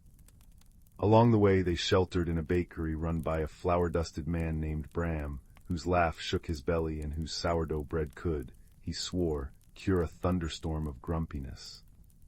Bram fed them plum tarts and whispered that the broken story might live in the valley of unspoken things, where secrets grew wild as blackberries. The valley was a place of hush. Streams slipped over stones without a splash. Moths fluttered soundlessly through shafts of milky light. At its heart stood a tree with bark like braided silver, its branches cradling globes of amber. Inside each globe floated a scene, a child's laughter, a soldier's last letter home, a promise whispered to the wind. But one globe was cracked. Inside, Mira saw a woman with her grandmother's eyes, kneeling in a garden, her hands buried in soil. The image flickered, fraying at the edges. "That's the lost story," Wynne said. "It's your grandmother's, isn't it?" As Mira pressed the quilt to the tree, the gray patch brightened. Threads snaked out, weaving into the cracked globe, and suddenly she was inside the memory. The woman, her grandmother, young and strong-armed, knelt not in a garden but a battlefield. Not a war of swords, but of silence. The land around her was parched, fissured with cracks like open mouths. People huddled in separate tents, their voices hoarse from shouting years before. They'd forgotten how to listen. Grandmother worked, planting seeds in the cracked earth. "Stories," she told the suspicious onlookers. "They'll grow where words won't." She watered them with memories, silly jokes, lullabies, tales of first snowfall. When the sprouts came, they were tender shoots of connection. A man recognized his neighbor's grief in a story about lost sheep. Two children mended a quarrel by inventing a tale about dueling squirrels.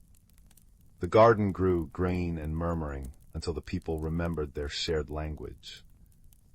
But one story refused to grow, a bitter seed about betrayal. Grandmother wrapped it in quilt patches, hoping time would soften its thorns. Mira awoke curled beneath the story quilt, Pippin snoring softly against her ankle. The gray patch now shimmered with new threads, emerald vines, a clasped hands emblem, raindrops on dry soil. "You mended it," Wynne said, "by adding your own heart to the tale." The journey home was lighter. Villagers greeted Mira with curious smiles, and that night she spread the quilt in the square. As patches glowed, stories bloomed in the air, the memory of a soldier's kindness, a baker's first loaf, a lonely boy who'd befriended a crow. The fractured tale of the bitter seed wove through them all, its edges softened by forgiveness. Old Thalia carved a frame for the quilt, now hung where all could touch it. When fingers brushed the fabric, stories nestled into minds like seeds, sprouting when needed most. Bram baked story rolls with jam centers, Pippin napped in the quilt's folds, which he declared top-tier napping fabric, and Wynne kept watch from the oak tree, her twilight feathers blending with the stars. As for Mira, she grew quieter but heard more. The crickets' ballad, the brook's gossip, the tales her neighbors carried like hidden treasures. She learned that stories aren't just told, they're tended, a garden that needs gentle hands. And on cold nights, when the quilt hummed against her skin, she swore she felt her grandmother's arms around her, warm as a hearth and just as bright. Story 25. In the heart of the whispering woods, where silver birches swayed in rhythms older than time, there existed a village hidden beneath curling ferns and dappled moonlight. Here lived the moss folk, creatures no taller than a fox's shoulder, with fur like velvet moss and eyes that held the quiet gleam of river stones. Their homes were woven from willow roots and spider silk, lit by lanterns crafted from hollowed acorns filled with stardust. Each evening, as twilight painted the sky in hues of lavender and charcoal, the eldest among them, a tortoise-shelled sage named Juniper, would gather the young by the glimmer pond to share tales of the everroot, the ancient tree whose roots cradled the secrets of the seasons. One crisp evening, as the first breath of autumn tinged the air with wood smoke, a peculiar stillness settled over the woods. The maple leaves, usually ablaze with crimson by now, clung stubbornly to their summer green. The wind, which ought to have carried the scent of ripe blackberries and decaying pine, hung motionless as a held breath. Young Thistle, a hedgehog with quills like frosted thistledown, noticed the imbalance first. His nose twitched at the absence of the earthy musk that always heralded the turning season. "The everroot's heartbeat is fading," Juniper murmured when Thistle brought his concerns to her, her voice as gravelly as shifting tectonic plates. "The seasons cannot turn without its song." Determined to restore the forest's rhythm, Thistle embarked on a journey to the everroot's heartwood, guided only by the map of constellations reflected in the glimmer pond. His path led him through meadows where fireflies etched glowing sigils in the air, over brooks that hummed lullabies in liquid notes, and into thickets where shadows danced like old friends. Along the way he met Mira, a red squirrel with a cloak of autumn oak leaves and bramble, a badger whose paws left trails of bioluminescent fungi. Together they navigated the silent woods, their footsteps muffled by carpets of clover, their breaths forming tiny clouds that hung like ghostly lanterns in the chilled air. Deep within the forest's core they found the everroot, a colossal tree with bark like molten amber, its branches cradling the moon. But its roots, usually pulsing with a golden light, had grown dim. Nestled among them lay the source of the stillness, a wounded seasoned spirit, its form shimmering between the russet hues of autumn and the icy blue of winter. A shard of corrupted starlight, sharp as regret, had pierced its chest, freezing its transformative magic. "The balance is broken," the spirit whispered, its voice the crackle of leaves underfoot. "Without harmony between seasons, the forest will sleep forever." The trio worked tirelessly. Mira gathered resin from the everroot's tears, which smelled of cinnamon and forgotten memories. Bramble sang a rumbling lullaby passed down from his ancestors, the vibrations loosening the dark shard.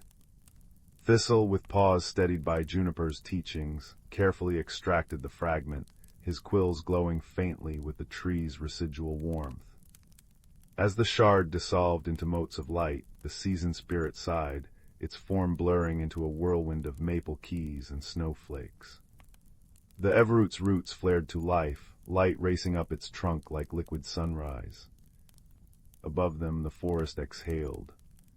Leaves erupted in a symphony of gold and scarlet, cascading in slow spirals. The wind returned, carrying the tang of frost-kissed apples and the distant laughter of migrating geese. By the time the trio returned to the Mossfolk village, the glimmer pond had frozen at its edges, its surface a mosaic of ice fractals and reflected stars. Juniper greeted them with a nod, her eyes crinkling. "You've learned the everroot's greatest lesson," she said, stirring a cauldron of spiced elderberry broth. "A forest thrives not by one season's strength, but by the grace of their dance."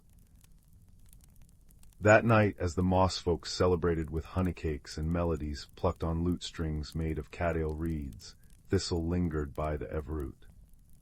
He pressed his paw to its bark, now warm as a hearthstone, and felt the steady thrum of seasons turning, gentle, inevitable, and eternal. High above, the constellation of the guardian hare twinkled its approval, while the wind carried fragments of the season spirit's voice, now woven into the rustle of every branch and the sigh of every wave against the shore.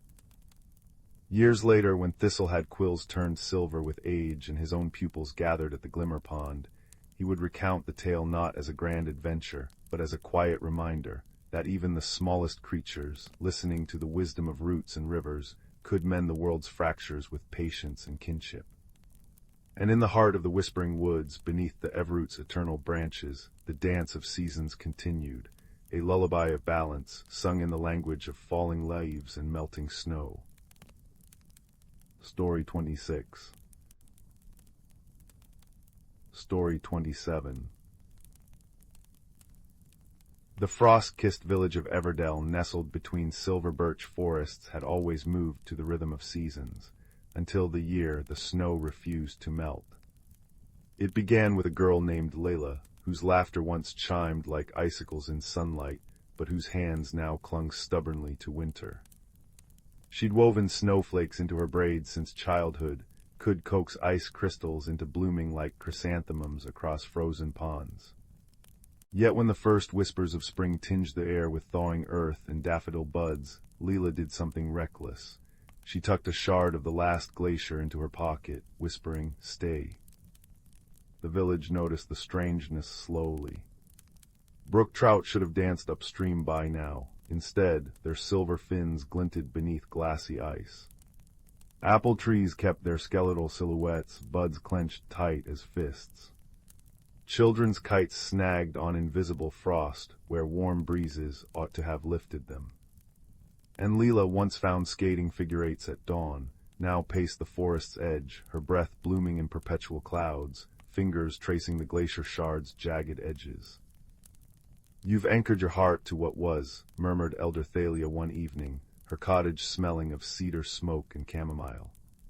She stirred a pot of moonflower syrup, its steam curling into shapes of winged creatures. But even mountains let their snows melt when it's time. Layla stiffened, boots crunching ice petals she'd absent-mindedly grown on the rug. Why must everything change? The spring rains will drown the frost blooms. The summer sun will scorch the star moss. Why can't we keep what's beautiful? Thalia ladled syrup into a clay mug, the scent softening the room's chill. What if beauty isn't a thing to preserve, but a song to keep singing? A river that refuses to flow becomes a swamp, dear one. Yet Leela's resolve hardened like hoarfrost. That night she climbed Starling Ridge, where the northern lights rippled like melted jewels. Pressing the glacier shard to the earth, she sang a hymn of stasis, of endless twilight. The ground shuddered. Ice spiderwebbed outward, encasing wildflowers mid-bloom, glazing the pine canopy in crystal. When dawn came, the valley shimmered ominously, a diamond prison. The villagers stirred uneasily. Gardens refused seeds. Hearth smoke hung motionless in air thick as syrup. But it was Milo, the lamplighter's apprentice, who first approached Layla without reproach. Freckled and forever trailing the scent of beeswax, he arrived at her doorstep with a lantern full of winter moths, their wings dusted blue as twilight. "They're lost," he said, nodding to the moths battering against the glass. "The street lamps usually draw them, but the light's all wrong now. Will you help me guide them?" Leela hesitated, then nodded. Together they wandered the hushed streets, Milo humming as moths spiraled in their wake. When one settled on Leela's frozen braid, its wings pulsed gently. "They don't live long, you know," Milo said softly. 2 weeks, maybe, but they keep coming back every winter, because they trust the light will guide them. He paused beneath an ice-glazed oak. "What if the beauty isn't in keeping them forever, but in getting to meet them again each year?" A moth took flight, leaving a shimmer on Layla's cheek. She said nothing, but that night she dreamt of glaciers calving into the sea, not dying but becoming something new. Days blurred. The village baker's dough stopped rising. Fishermen's nets came up empty. Still, Leela clutched her shard, even as her ice gardens grew brittle and dull. Then came the morning she found Thalia in the square, drawing runes in the frost with a willow wand. "The balance requires change," the elder said, not unkindly. "You've trapped us between breaths. To fix this, you must journey to the heartspring, where all waters begin." The path to the heartspring wound through valleys where time pooled strangely. Leela walked for days, Milo trailing behind with a pack of honeycakes and stubborn optimism. They passed forests petrified in ice, rivers suspended mid-flow. Yet as they climbed, the air grew softer. They found a meadow where snow melted upward, droplets rising to nourish clouds. A fox with fur like molten copper trailed them, its eyes knowing. "It's like the world's remembering how to move," Milo said, catching a droplet that fizzed like elderflower wine.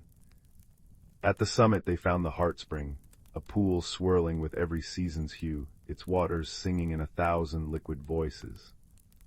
Leela's hands trembled as she withdrew the glacier shard. "I just wanted to protect what I loved," she whispered.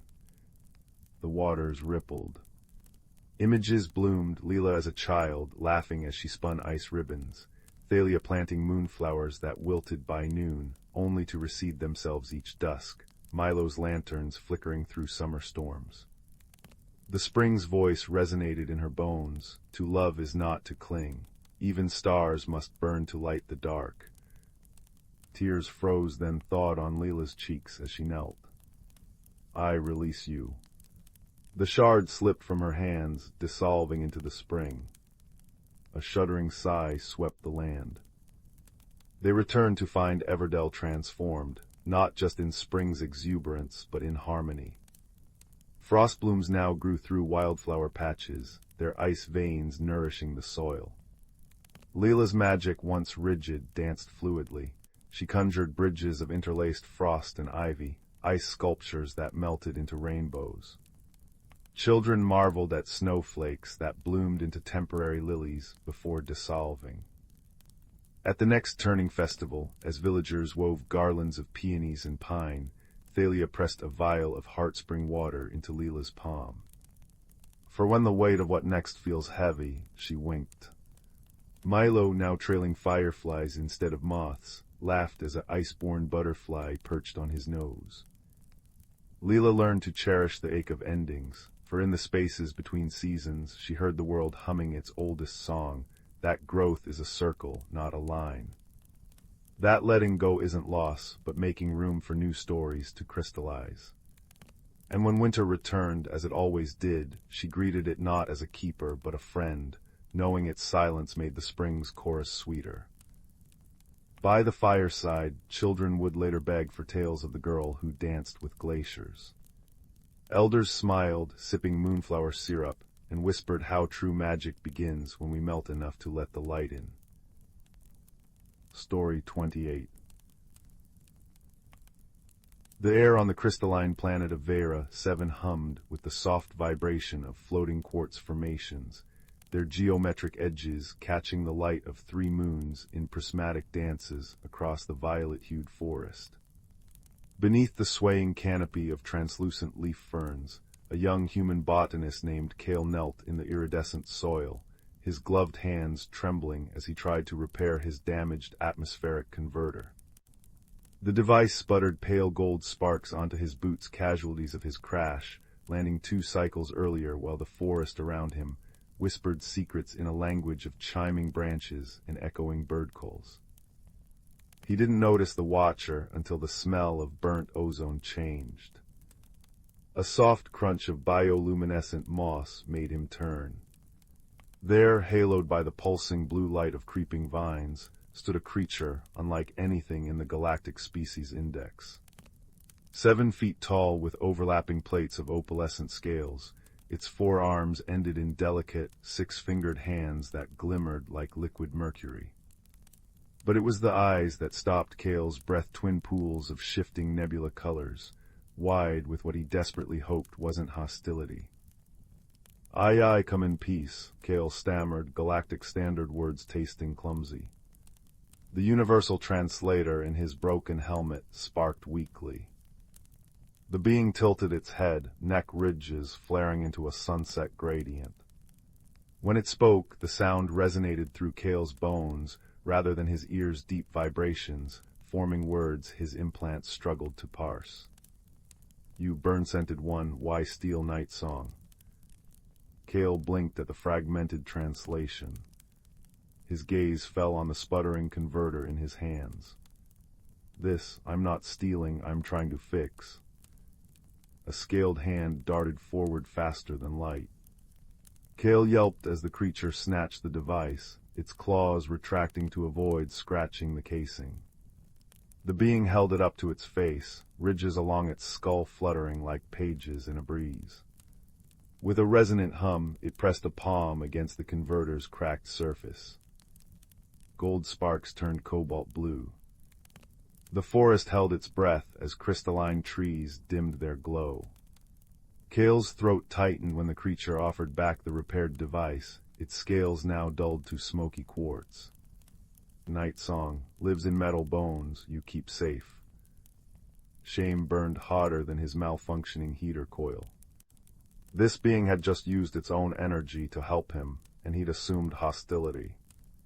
Before he could stammer thanks, the creature melted into the shimmering undergrowth, leaving only the scent of petrichor and a single scale glowing softly at his feet. Kale named his silent helper Tix after the vibration pattern his scanner managed to record.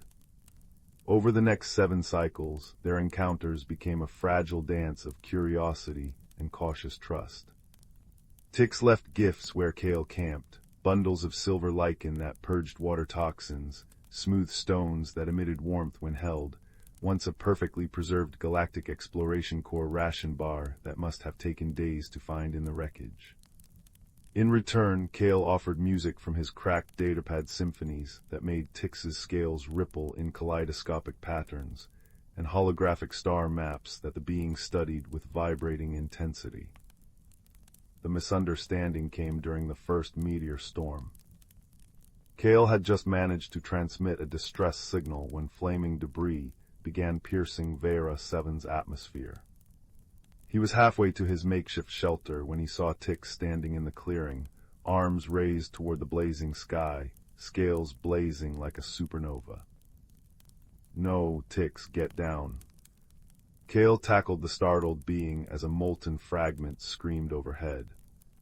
They crashed into a bed of glowing mushrooms, Kale's protective suit sizzling where Tix's superheated scales touched it. The being's resonance turned shrill. Burn-scented one attacks Skydance. It shoved Kale away with a force that cracked his oxygen rebreather.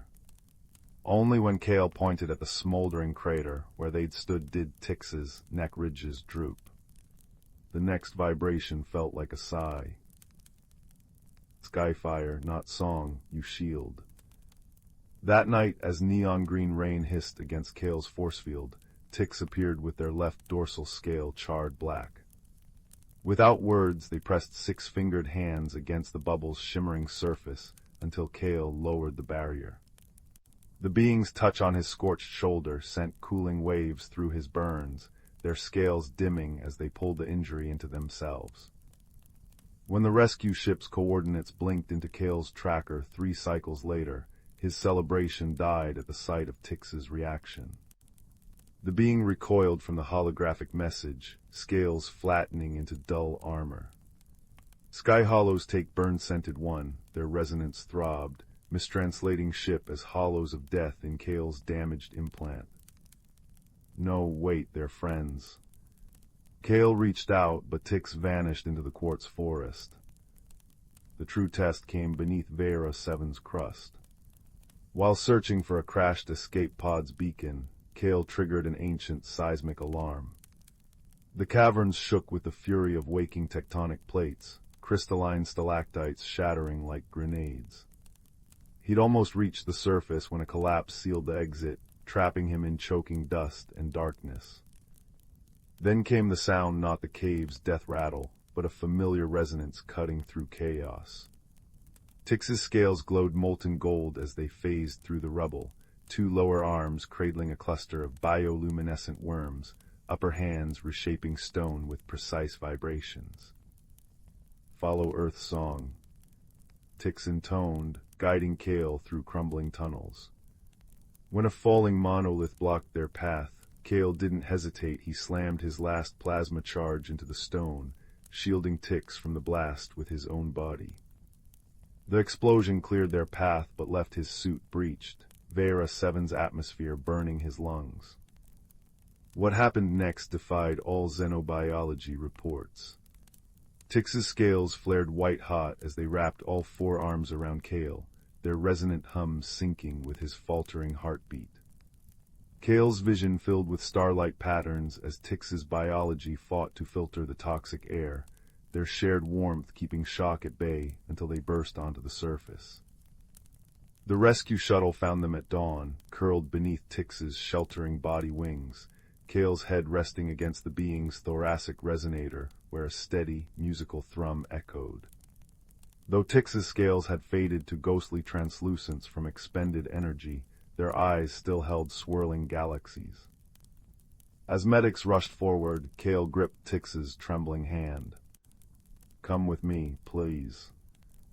The being's resonance carried both sorrow and joy as they pressed their brow to his. "Our song now in your sky hollows." From their chest plate, Tix removed a scale etched with star patterns, a perfect map of Vera 7's sector. "When night falls, sing." Years later, Captain Kale Varen of the Galactic Exploration Corps still keeps that scale on his bridge console. Some claim to hear strange, beautiful resonances during quiet night, watches a language of vibrating metal and remembered friendship that makes the stars feel less cold. And on a crystalline world beneath three moons, a certain scaled being tends a grove of hybrid Earth-Varen sunblooms, their petals shimmering with a familiar gold-blue hue whenever ships pass overhead. Story 29. In the heart of the whispering woods, where moonbeams wove silver threads through cedar boughs and rivers sang lullabies against mossy stones, there existed a village unseen by human eyes. The cobblestone cottages with mushroom-capped roofs nestled between giant ferns, their windows glowing with the soft amber light of firefly lanterns. Here the hedgehog baker kneaded dawnlight into her sunflower seed rolls, the otter mail carrier floated downstream on a bark canoe piled with acorn parcels, and the elder owl philosopher held court in the hollow of the great hemlock, his feathers dusted with the wisdom of 9 centuries. The trouble began when the season's stones cracked. Young Bramble, a fox kit with fur the color of autumn twilight, first noticed the imbalance while gathering cloudberries by Mirror Pond. The water's surface usually reflected the sky's exact mood, periwinkle calm on still mornings, rippling gold when storm clouds gathered. But that morning it showed summer sunbeams and winter frost dancing together in a chaotic waltz. Above, the canopy shivered despite the windless air, leaves flashing between emerald green and harvest orange as though undecided. Grandmother Bramble whispered that evening, paused tracing the carvings on their cottage hearthstone, a map of the forest's ley lines. "The weave is fraying." The elder vixen paused in her weaving of dandelion-down quilts, her muzzle gone pale but her eyes still sharp as starlight. "You've seen the stones." It wasn't a question. 4 ancient monoliths stood at the compass points of the woods, each humming with the essence of a season.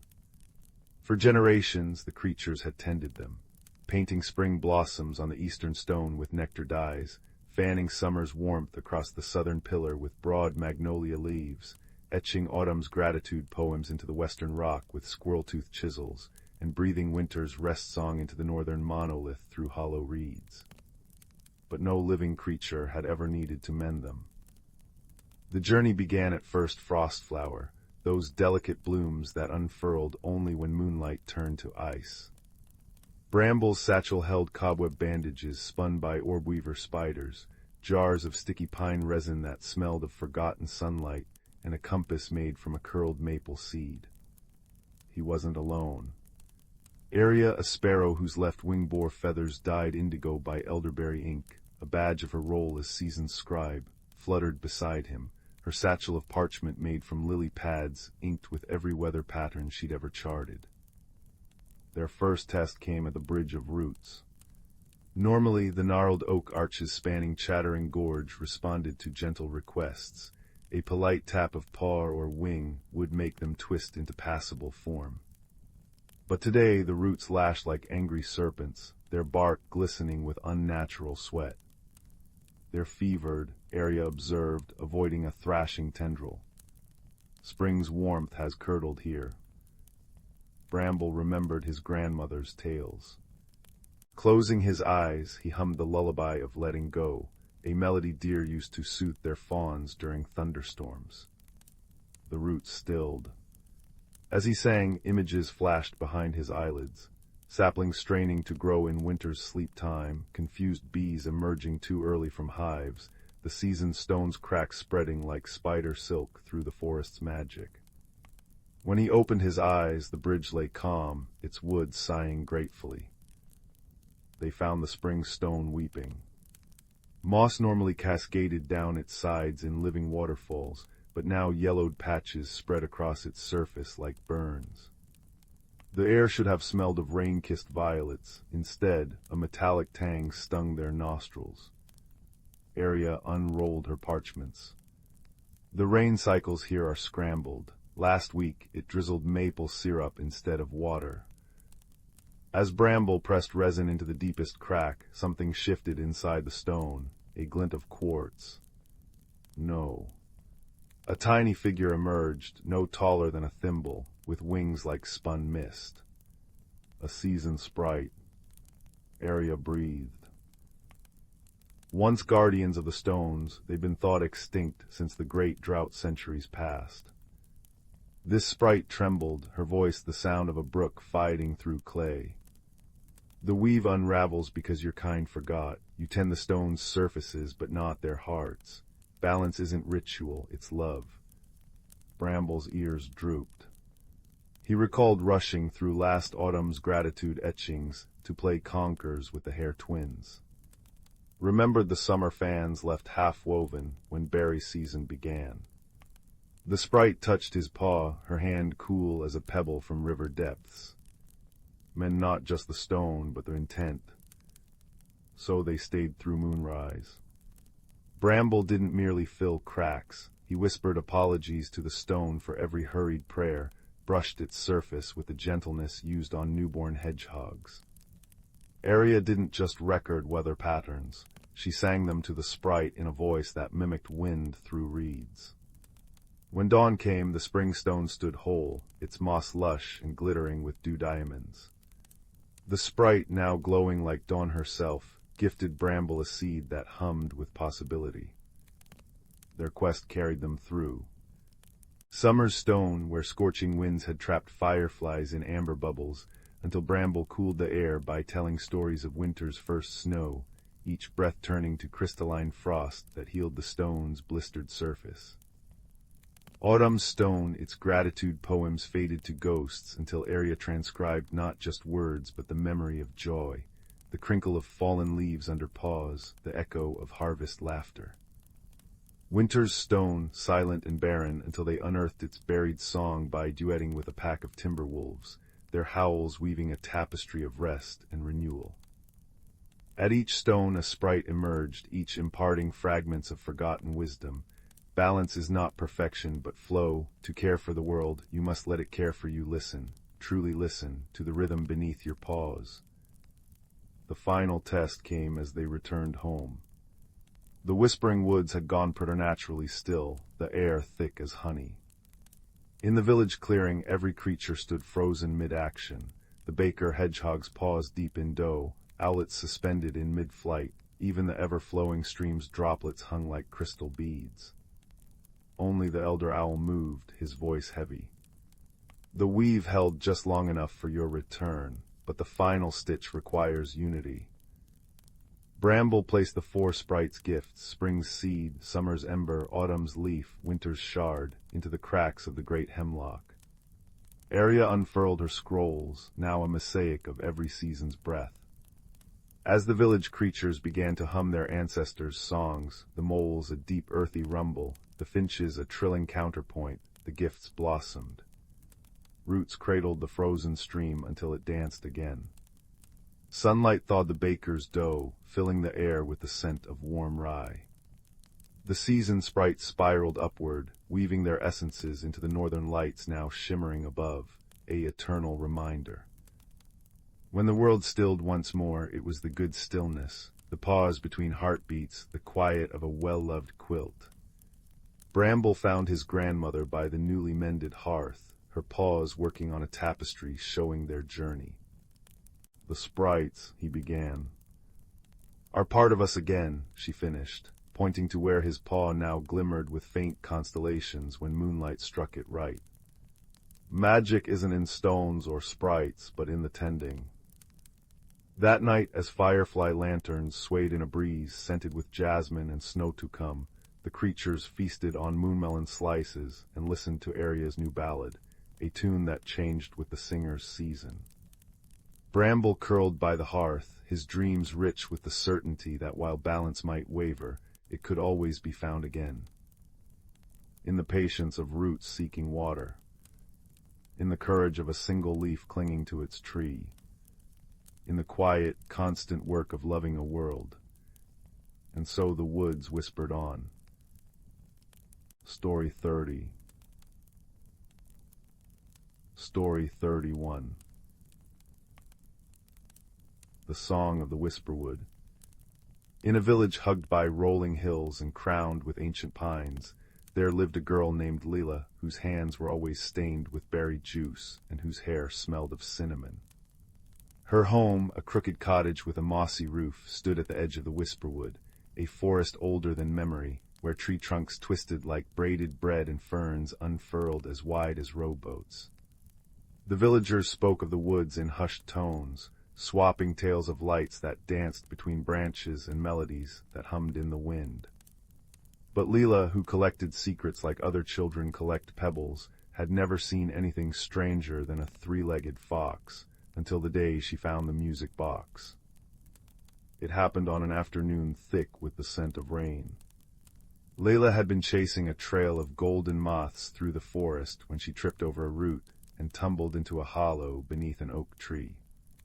There, half buried in soil that glittered like crushed quartz, lay a small wooden box carved with spirals and stars. When she brushed her thumb over its latch, it sprang open with a click, releasing a song so sweet it made her ribs ache. The tune spun through the air like syrup, and as the last note faded, the forest shifted. The trees leaned closer. The shadows deepened. And there, between two birches, appeared a path woven from moonlight. Leela's heartbeat quickened, but curiosity, that sly and stubborn friend, tugged her forward. The path carried her deeper into the woods, past streams that sang in alto and clearings, where fireflies pulsed in time with her steps. At last she reached a glade bathed in silver-blue light, where a circle of mushrooms glowed like lanterns. In the center stood a boy no taller than her elbow, his skin the color of birch bark, his hair a tangle of ivy. He wore a cloak stitched from maple leaves and held a flute carved from a single shard of ice. "You've come to mend the song," he said, his voice like wind through reeds. I don't understand," Leela whispered. The boy, a forest spirit, she realized, tapped his flute. "The music box is a key. It opens the gate between your world and ours, but its song is broken. Listen." He played a note, and the glade shuddered. Flowers wilted. The air turned thin and sour. "Our magic fades," he said, "and the whisperwood sickens. Without the full song, the balance will unravel." Leela clutched the box. "How do I fix it?" "Find the 3 lost verses. They're hidden in places where joy has gone quiet, a forgotten well, a silent bell tower, and the heart of a mountain. But you won't journey alone." He whistled, and from the ferns emerged a creature Leela had only heard in legends, a silver fox with eyes like molten amber. This is Ember, the spirit said. She knows the old ways. Ember dipped her head. When she spoke, her words were warm as hearth smoke. Trust your senses, little one. Magic leaves traces. The first verse led them to the forgotten well, a stone mouth choked with weeds at the edge of a derelict garden. Decades ago, the villagers had drawn water here, laughing as they cranked the rusty bucket. Now it was a grave for lost things, hair ribbons, porcelain shards, and wishes too heavy to carry. Leela peered into the darkness. How do we find a song in this? Ember knows the well's rim.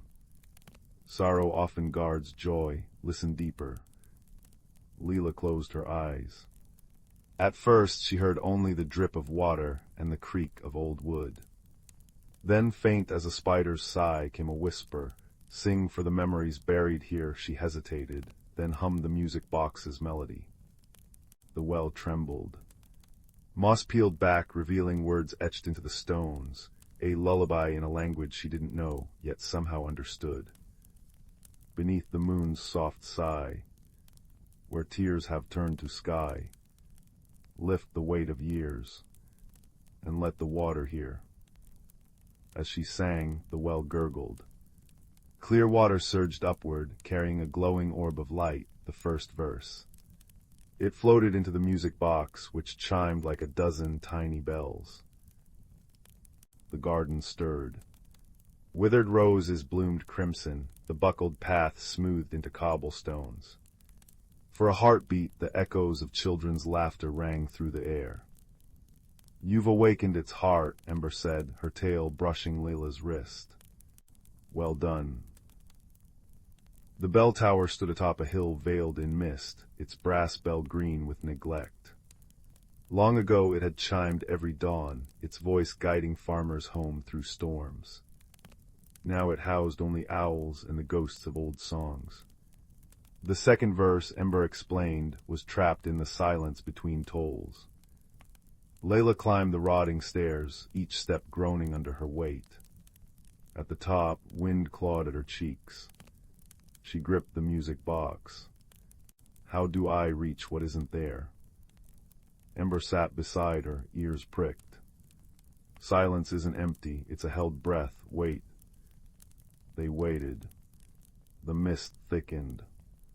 Just as Leila's legs began to numb, a single drop of rain struck the bell. Ping.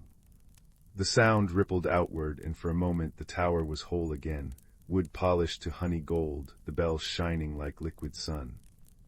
A shadowy figure materialized, pulling the bell rope with hands blurred by time. Clang. Clang. Clang. With each toll, the tower pulsed with light. The keeper of the bell, Ember murmured. He's been waiting to pass on the song. The figure turned to Leila, his face kind but weary. He pointed to the music box. When she played the melody, he smiled and dissolved into a swirl of stardust, leaving behind the second verse. When shadows steal the light, and hope seems out of sight, let the silenced bell proclaim, every loss has its name. The tower shuddered. Rust flaked away, the bell swung once, its peal so pure it scattered the clouds. Sunlight poured over the hills, and Leila felt a strange kinship with the keeper, his duty fulfilled, his rest earned. The mountain's heart lay deep within a cavern system, where crystals jutted like dragon's teeth and underground rivers sang in languages older than words. To reach it, Leila and Ember had to navigate tunnels that shifted when unobserved, their walls scribbled with glowing lichen. The air grew colder, sharper, until even their breath sparkled. The last verse is guarded, Ember warned as they entered a chamber where a lake of black water reflected constellations that didn't exist. By something that feeds on fear. A ripple crossed the lake. From the depths rose a creature of liquid shadow, its form flickering between wolf and storm cloud. Turn back, it hissed. You'll find only hunger here. Layla's knees buckled, but Ember pressed against her, a steady warmth. "It's a wisp wolf," the fox said. "It mirrors your dread. Stand firm." The creature howled, and the cavern filled with visions. Leela lost in endless tunnels, the music box shattered, the whisperwood crumbling to dust. She squeezed her eyes shut. "They're just thoughts, just thoughts." Ember's voice cut through the chaos. "Sing, Leela, sing the verses you've gathered." Her hands shook, but she opened the music box. The 2 verses swirled into the air, weaving with her voice. Beneath the moon's soft sigh, when shadows steal the light. The wisp wolf recoiled. Leela stepped forward, louder now. "Lift the weight of years. Let the silenced bell proclaim." The creature wailed, dissolving into smoke. Where it had stood floated the final verse, glowing like dawn. In the dark's tight fist, a spark may yet persist. For the bravest of all things is the heart that still sings. The music box blazed. The cavern trembled as the verses fused into a radiant symphony. Above them the mountain split open, revealing a sky stitched with auroras. When Leela returned to the glade, the forest spirit was waiting. He placed his flute to his lips and played the restored song. Life surged through the whisperwood, trees straightened, their leaves turning emerald, rivers ran clear and bright, flowers burst through the soil in kaleidoscope riots. The spirit bowed to Leela. "You've healed more than our magic. You've reminded us that humans still carry wonder." Ember nuzzled Layla's hand. "You'll always find your way here, little one. The wood remembers friends." As dawn pinked the horizon, Leela slipped back into her village, the music box tucked in her apron.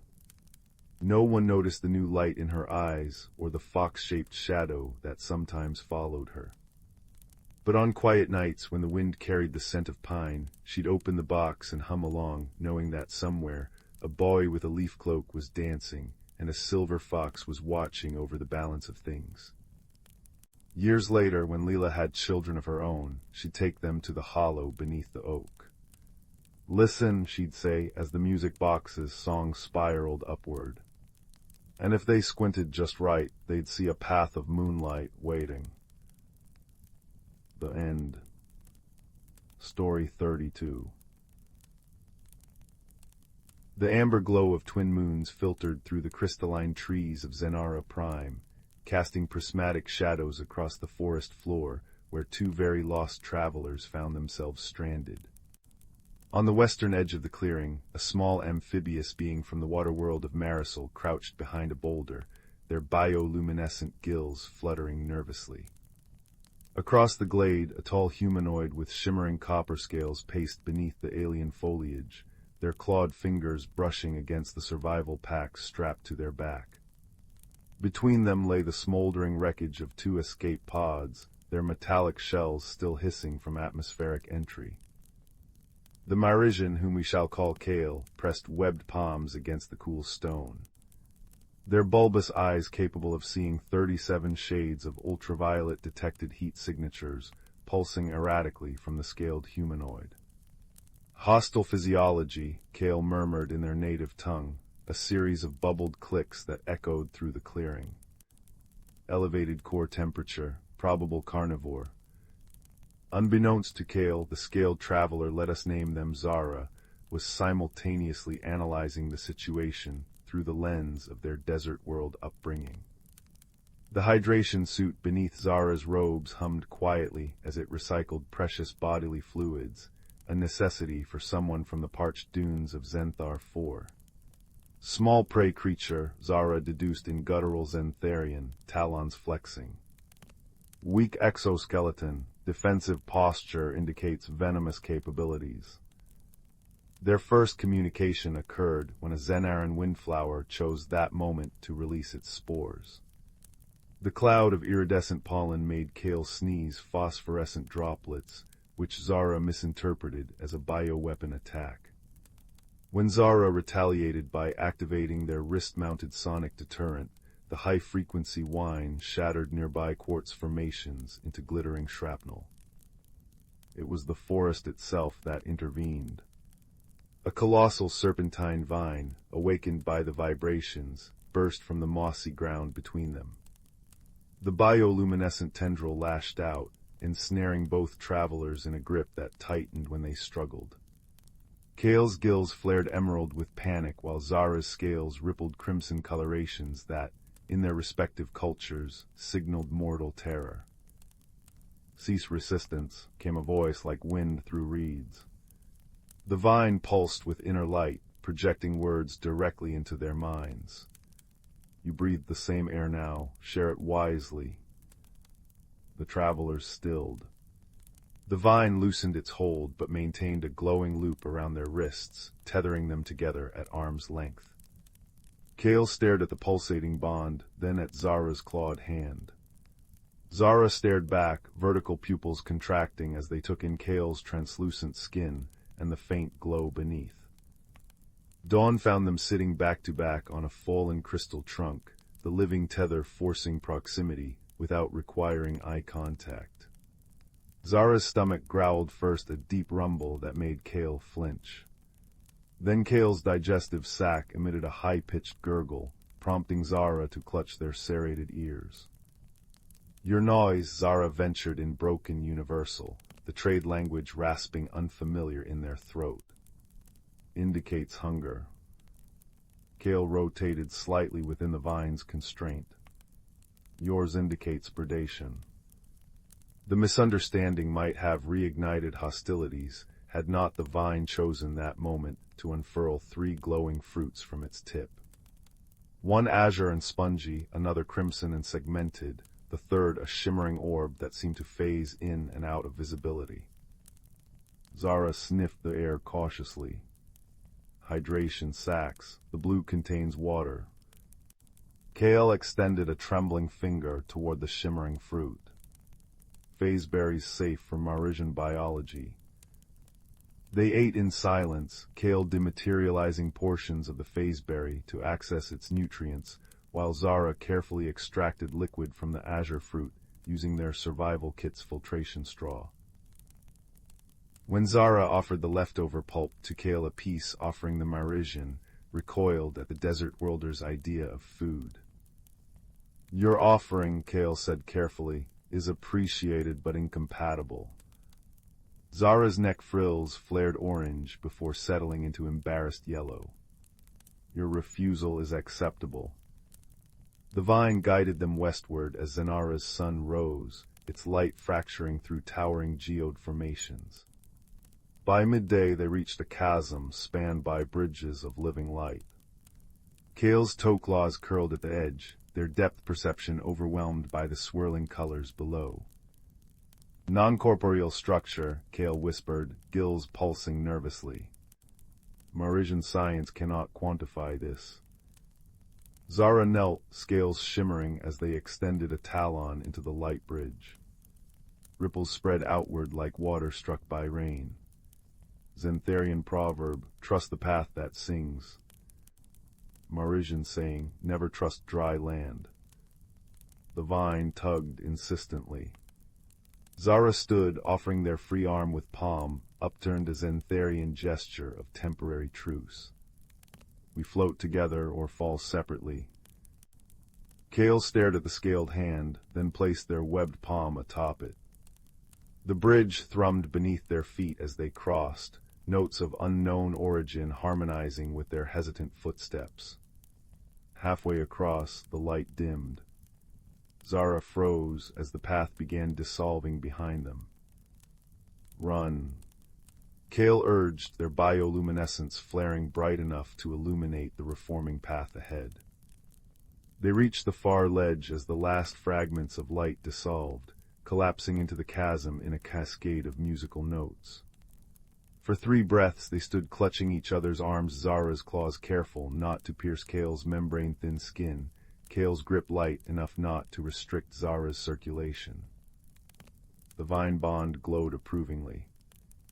Nightfall brought them to a cavern, illuminated by colonies of bioluminescent fungi. As Zara worked on creating a fireless heat source using battery packs from their survival kit, Kale experimented with the cave's wall lichen. Moisture-rich, Kale announced, squeezing green liquid into Zara's canteen. Potable after triple filtration. Zara stared at the offered water, throat sac bobbing. You collected this, for me. Your hydration levels have decreased 12% since morning, Kale said simply. The Zentharian scales rippled through a spectrum of emotions before settling on soft lavender. They reached into their pack, producing a carved stone vial. Nutrient concentrate, compatible with your biology, I think. The exchange became their first true meal together. Over the next days, the forest taught them its language. They learned to interpret the color shifts in the vine's glow gold for danger, silver for water, violet for rest. When acidic rains fell, Zara's scaled body shielded Kale from burns. When predatory shadow mists drifted too close, Kale's ultraviolet bioluminescence drove them back. Their greatest test came at the crystal lake, a body of liquid mercury-like substance that Kale needed to traverse for navigation minerals, but which would poison Zara on contact. I'll wait here, Zara said, already scanning for threats. Kale hesitated at the shore, bulbous eyes studying their reflection. The bond, it stretches. The vine pulsed reassuringly. Zara secured the tether around a quartz monolith. 3 tugs means danger, 2 means all's well. As Kale waded into the shimmering lake, their body automatically secreting a protective biofilm, Zara stood guard. But when Kale dove beneath the metallic surface, the vine suddenly went slack. Zara's claws sank into the quartz as they peered into the lake. Kale, K-A-E-L. Beneath the mercury sheen, Kale fought against unexpected currents, their delicate hands scrabbling for the navigation crystals embedded in the lake bed. The protective biofilm began dissolving. Above, Zara made a decision no Zentharian would ever contemplate. They plunged their scaled arm into the toxic lake up to the shoulder, screaming as the liquid burned through their protective suit. The pain brought clarity. Their free hands smashed a survival flare against the rocks, creating a phosphorescent beacon. Kale surfaced choking, crystals clutched to their chest. Zara hauled them out, both trembling, Kale from near drowning, Zara from chemical burns. Why? Kale rasped, applying medicinal lichen to Zara's blistered arm. Zara's laughter came out as a pained hiss. You're the only one who doesn't find my singing offensive. The vine healed them as they slept, its glow-knitting flesh and restoring membranes. When they awoke, they found their bond had transformed, no longer a restraint, but a braided cord of Kale's bioluminescent algae and Zara's scaled keratin, self-sustaining and humming with gentle warmth. On the 7th dawn, they crested a hill to see their repaired ships waiting in a flower-strewn clearing. The vine retreated into the earth, leaving only a single crystalline fruit between them. Zara picked it up, surprised when it separated into 2 perfect hemispheres. Inside each pulsed a living seed, one matching Kale's gill patterns, the other Zara's scale configuration. Remembering pods, Kale breathed. They grow with the carrier. They planted one seed in Marisol's ocean, the other in Zenthar's deepest oasis. Years later, when galactic conflict threatened their sectors, the fully grown vines would entwine across light years, forming bridges no weapon could sever. But that was tomorrow's story. Tonight, 2 travelers lingered at the edge of the clearing, the braided cord still connecting their wrists. You could visit Marisol, Kale offered, webbed feet shifting nervously. We have oceans of liquid neon, very hydrating. Zara's frills flared amusement. You'd hate Zenthar's deserts, but we have caves full of singing crystals. They parted with a Xantharian forearm clasp and a Marisian bubble handshake, their ships rising through Zenara's atmosphere in tandem. From orbit they saw the truth: the entire forest was one vast organism, its glowing veins stretching across continents. As Kale input coordinates humming with homeward longing, a soft chime announced an incoming message. On-screen, Zara's scaled face appeared, backdropped by starfields. "Next cycle," the Xantharian said gruffly, "there's a moon near Sector 7. Its rains are acidic, but the sunsets, they remind me of your bioluminescence." Kale's laughter bubbled through the speakers. "Bring hydration packs. I'll bring phase berries." And so began the unlikeliest of constellations, two specks of light traversing the dark, forever connected by a thread of living stardust. Somewhere below, on 1,000 worlds, vines bloomed with flowers that glowed silver and gold, their scent carrying the faintest memory of friendship forged in crystalline forests. Story 33. One crisp autumn evening, when the last honey-gold rays of sunset clung to the clouds like melted caramel, a young girl named Sylvie noticed something peculiar about the old oak tree in her grandmother's orchard. Its gnarled trunk, usually as still as a sleeping giant, shimmered with tiny silver lichens that hadn't been there at noon. When she reached out to touch them, the bark rippled like water, and with a soft whump of displaced air, Sylvie found herself standing in a place that shouldn't exist. Before her stretched the valley of whispering clocks, where time didn't march in straight lines but curled like steam from a teacup. The sky was a quilt of twilight blues, stitched with constellations shaped like hourglasses and compass roses. Trees with translucent, amber-colored leaves grew upside down from the clouds, their roots dangling like chandeliers above a carpet of moss that pulsed gently with bioluminescent swirls. Somewhere in the distance, a melody played on instruments Sylvie couldn't name, a sound like wind chimes crossed with a purring cat. Her first friend appeared as she stepped onto a path of polished moonstones. A creature no taller than her knee materialized from the dappled shadows, a hedgehog with quills that changed color like mood rings and eyes like liquid mercury. "You're earlier than expected," it said in a voice like rustling parchment, tiny paws adjusting a pair of spectacles balanced precariously on its snout. "Or possibly later. Temporal gradients are tricky here." "Who are you?" Sylvie asked, crouching to meet its gaze. "Horatio, keeper of lost minutes." The hedgehog produced a pocket watch from somewhere and frowned at its nonsensical dials. "Most visitors get tangled in the chrono thickets chasing yesterday's regrets or tomorrow's worries. You're admirably present." As they wandered deeper into the valley, Sylvie discovered that the very air was alive with possibility. Butterflies with stained glass wings landed on her shoulders, each flap leaving brief afterimages that smelled of forgotten memories, freshly sharpened pencils, lavender soap, birthday cake candles. She paused by a stream where the water flowed upward, carrying leaves that transformed into jewel-toned fish mid-arc. "Try the syrup," Horatio urged as they passed a tree oozing caramel-scented sap. When Sylvie touched a droplet to her tongue, she suddenly remembered how to whistle, a skill she'd struggled with for weeks, and the exact pattern of freckles on her baby brother's nose, though he'd outgrown them years ago. "Memory sap," the hedgehog explained. "It sticks to important things we forget to hold on to."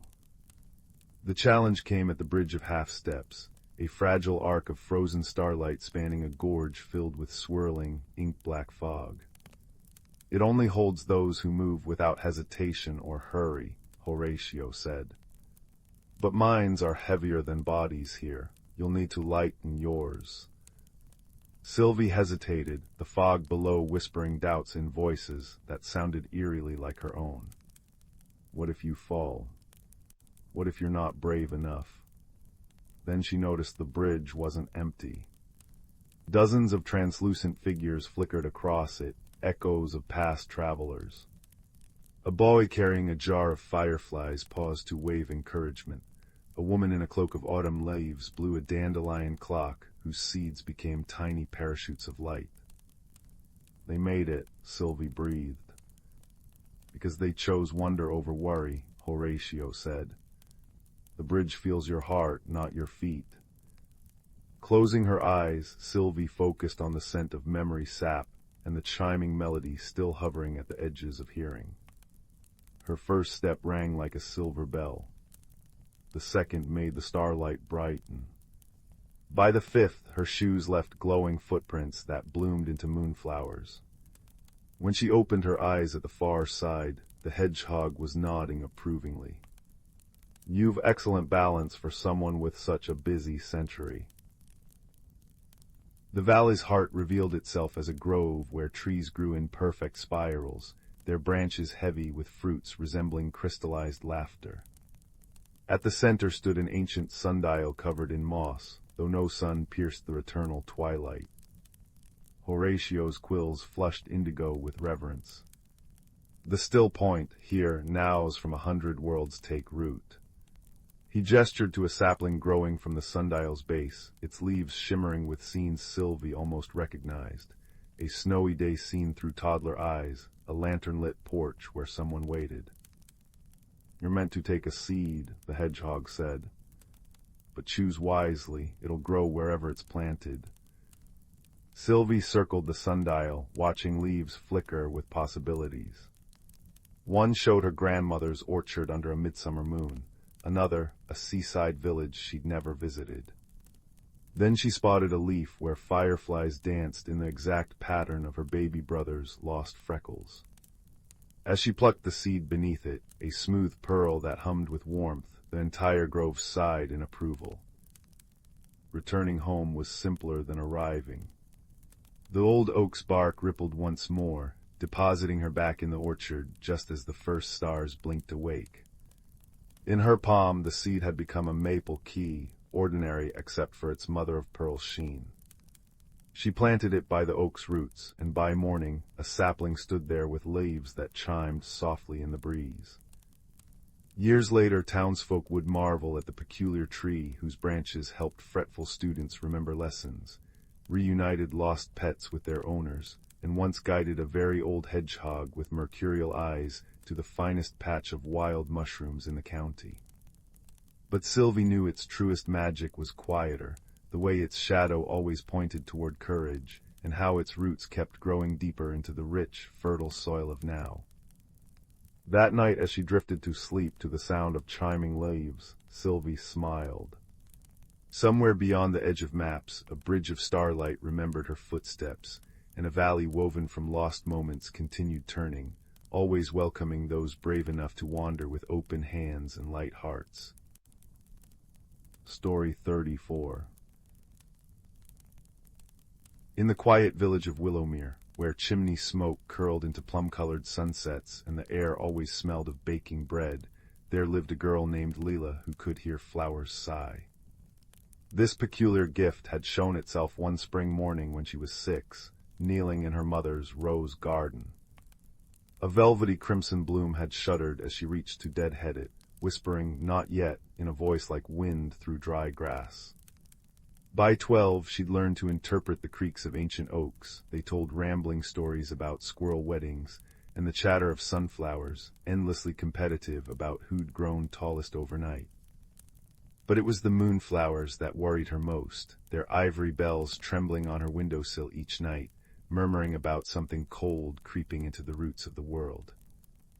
One amber afternoon, while searching for her tabby cat in the attic's cobwebbed corners, Leela discovered a leather satchel beneath a heap of moth-eaten quilts. Inside lay a lantern unlike any she'd seen, its bronze frame etched with phases of the moon, the glass stained cobalt blue. When she brushed dust from its surface, warmth pulsed through her palms like a heartbeat. That night, as the first stars pricked through the indigo sky, the lantern kindled on its own with a flame the color of liquid silver. The moonflowers erupted in a chorus. The warden's light, they chimed, petals quivering. "Follow where it leads, child," the mycelian veil phrase at the edges. Thus began Leela's descent into the hollow root, a subterranean realm where bioluminescent mushrooms towered like cathedral pillars and rivers of liquid amber flowed between cities built inside dandelion puffballs. The lantern's glow revealed bridges of spider silk invisible to ordinary eyes, staircases spiraling down ancient elm roots, and, most astonishingly, the veil weavers, translucent, owl-eyed creatures who mended the fabric between worlds using thread spun from starlight and spiderwebs.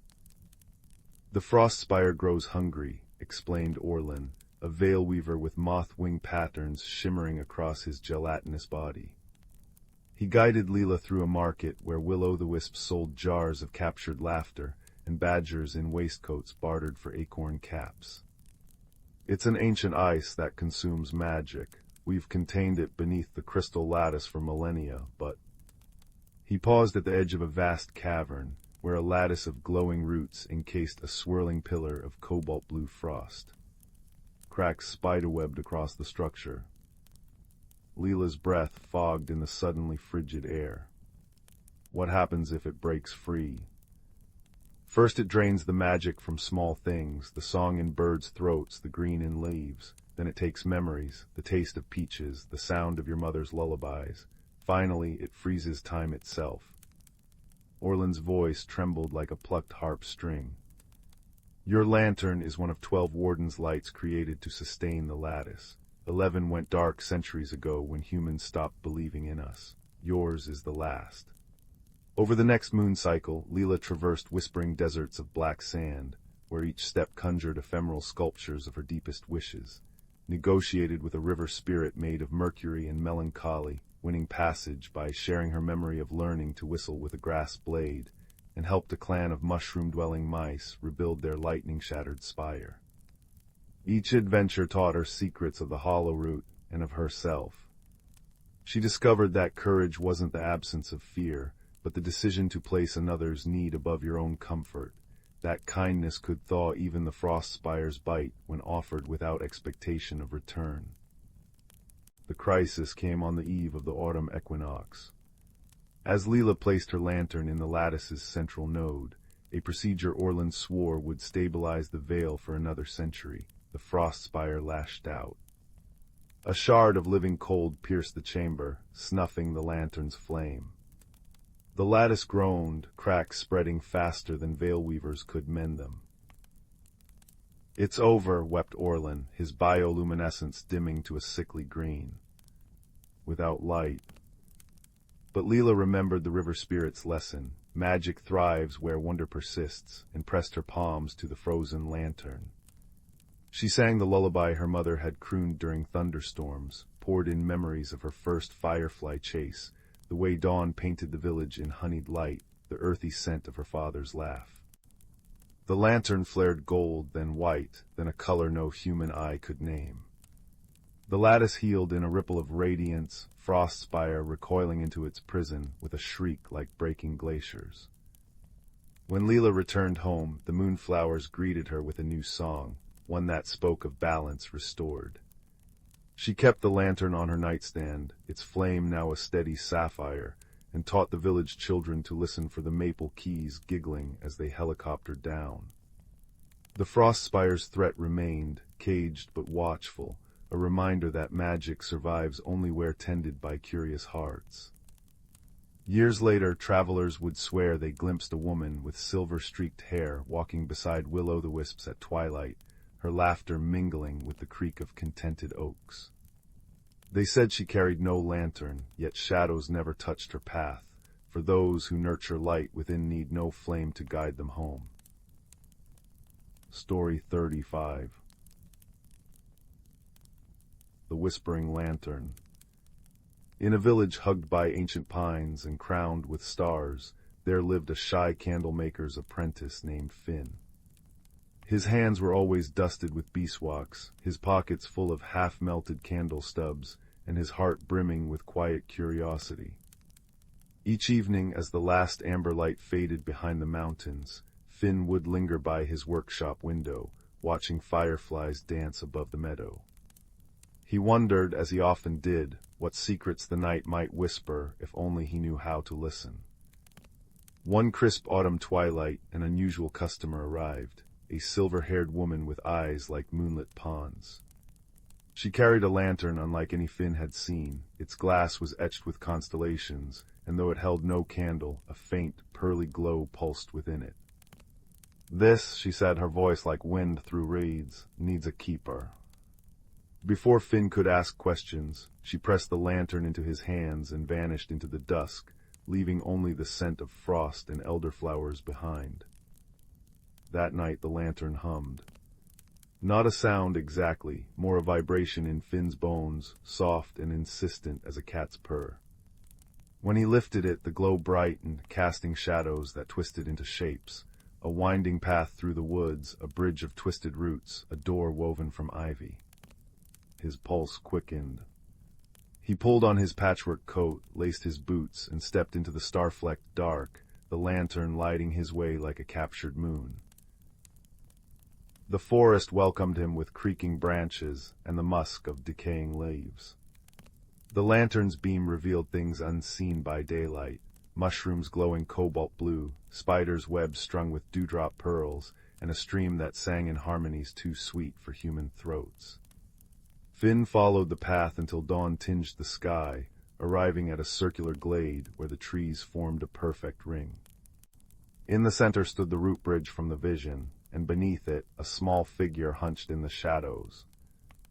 "You're late," grumbled the creature, stepping into the light. It was a hedgehog, but not quite. Its spines shimmered like opals, and it wore a tiny waistcoat stitched from maple leaves. "Name's Thistle," it said, adjusting a pair of spectacles balanced precariously on its snout. "Keeper of the Between Bridges, and you," it squinted at the lantern, "have the whisper light, which means you're here to fix the glimmering." Finn blinked.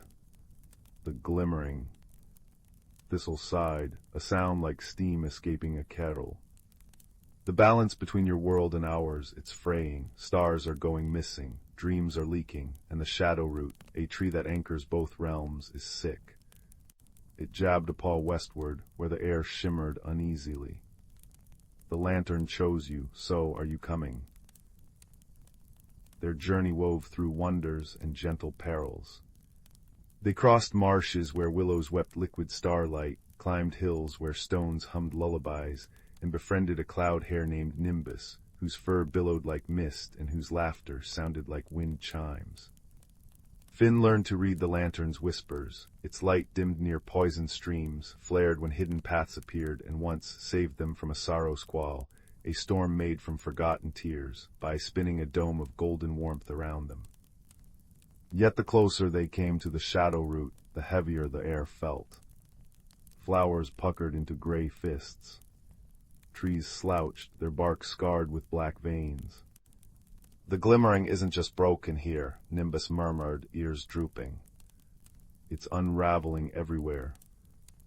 When they reached the shadow root, Finn's breath caught.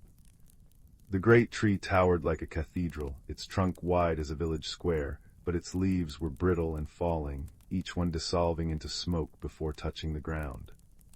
At its base gaped a hollow filled with swirling darkness, a wound in the world. Thistle's voice quivered. "The stories say only a mortal can heal it, something about hands that shape light." Finn stared at his own hands, stained with wax, calloused, ordinary. But the lantern warmed in his grip, its light pooling like liquid courage. "Tell me what to do." The ritual was simple and terrifying. Finn would enter the hollow, carrying the lantern, and mend the glimmering by remembering. "Remember what?" he'd asked. Thistle had shrugged. Whatever the darkness made them forget. Inside the hollow, the world dissolved. There was no sound, no scent, no up or down, only cold, endless black. Finn's chest tightened. "This is impossible," he thought. But then the lantern flickered, and in its light, fragments emerged. A memory of his mother, singing as she kneaded dough, flour dusting her apron. The first candle he'd ever made, lumpy and lopsided, but his mentor had called it brave.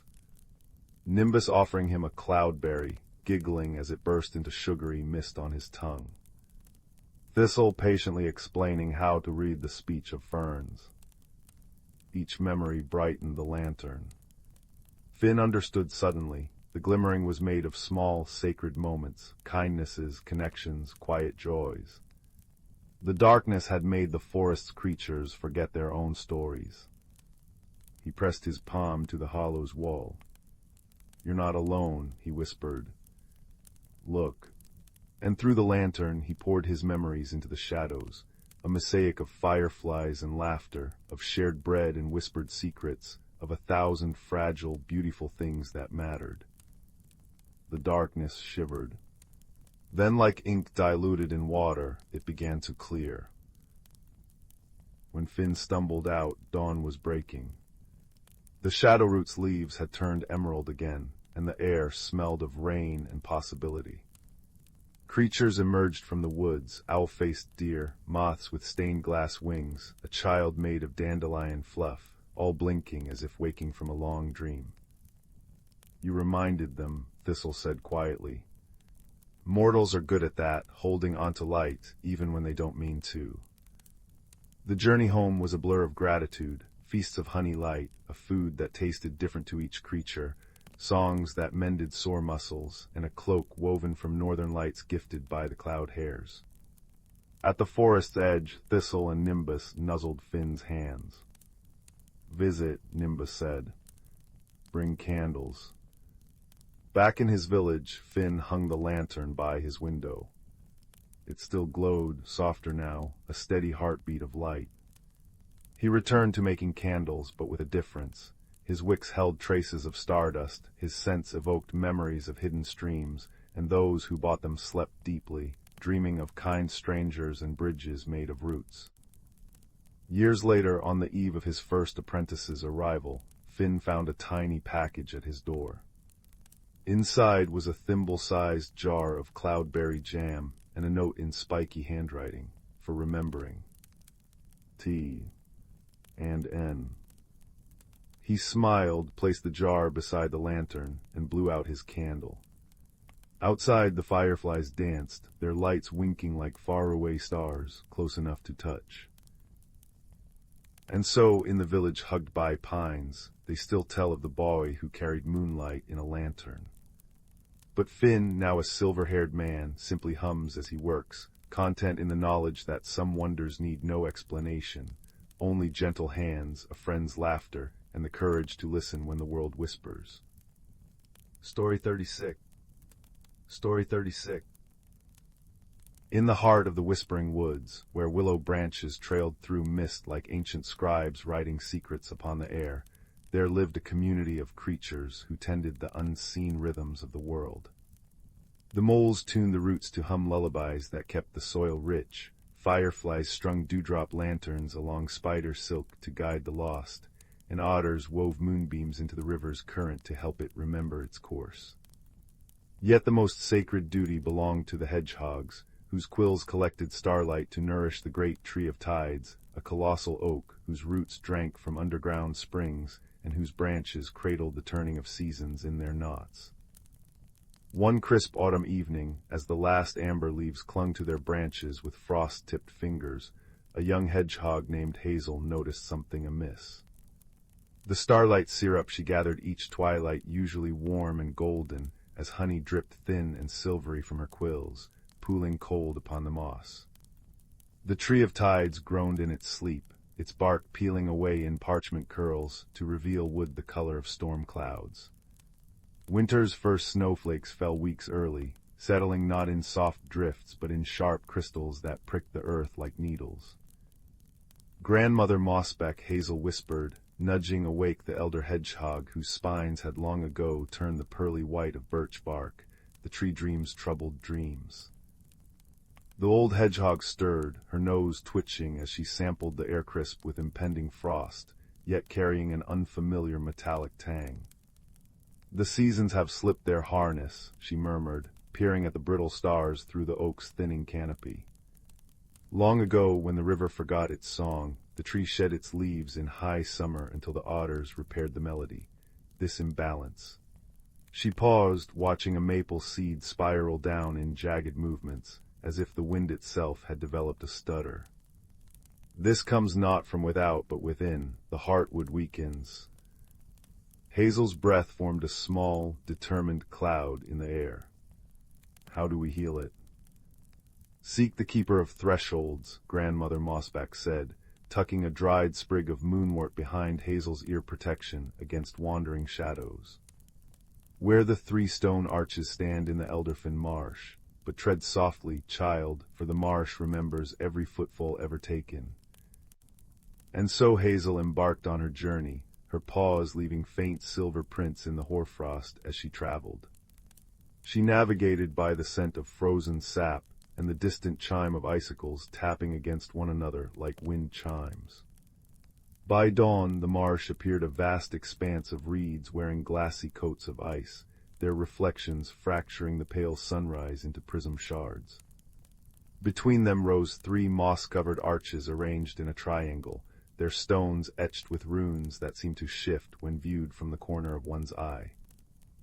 "Who comes knocking on the door of seasons?" rumbled a voice like peat settling in deep earth. From the mist emerged an enormous badger, her fur striped with the charcoal gray of long-extinguished fires, eyes glowing with the patient light of perpetual twilight. A cloak of woven cattails draped her broad shoulders, smelling faintly of cinnamon and damp stone.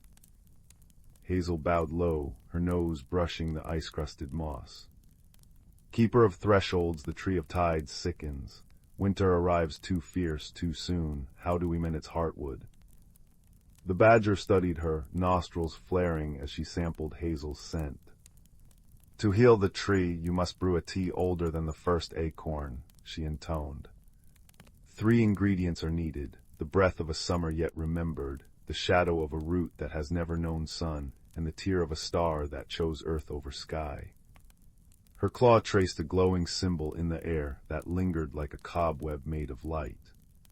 "But know this, little quillbearer, what you gather will cost you a story in return. All magic is exchange." The marsh fell silent save for the creak of ice-laden reeds.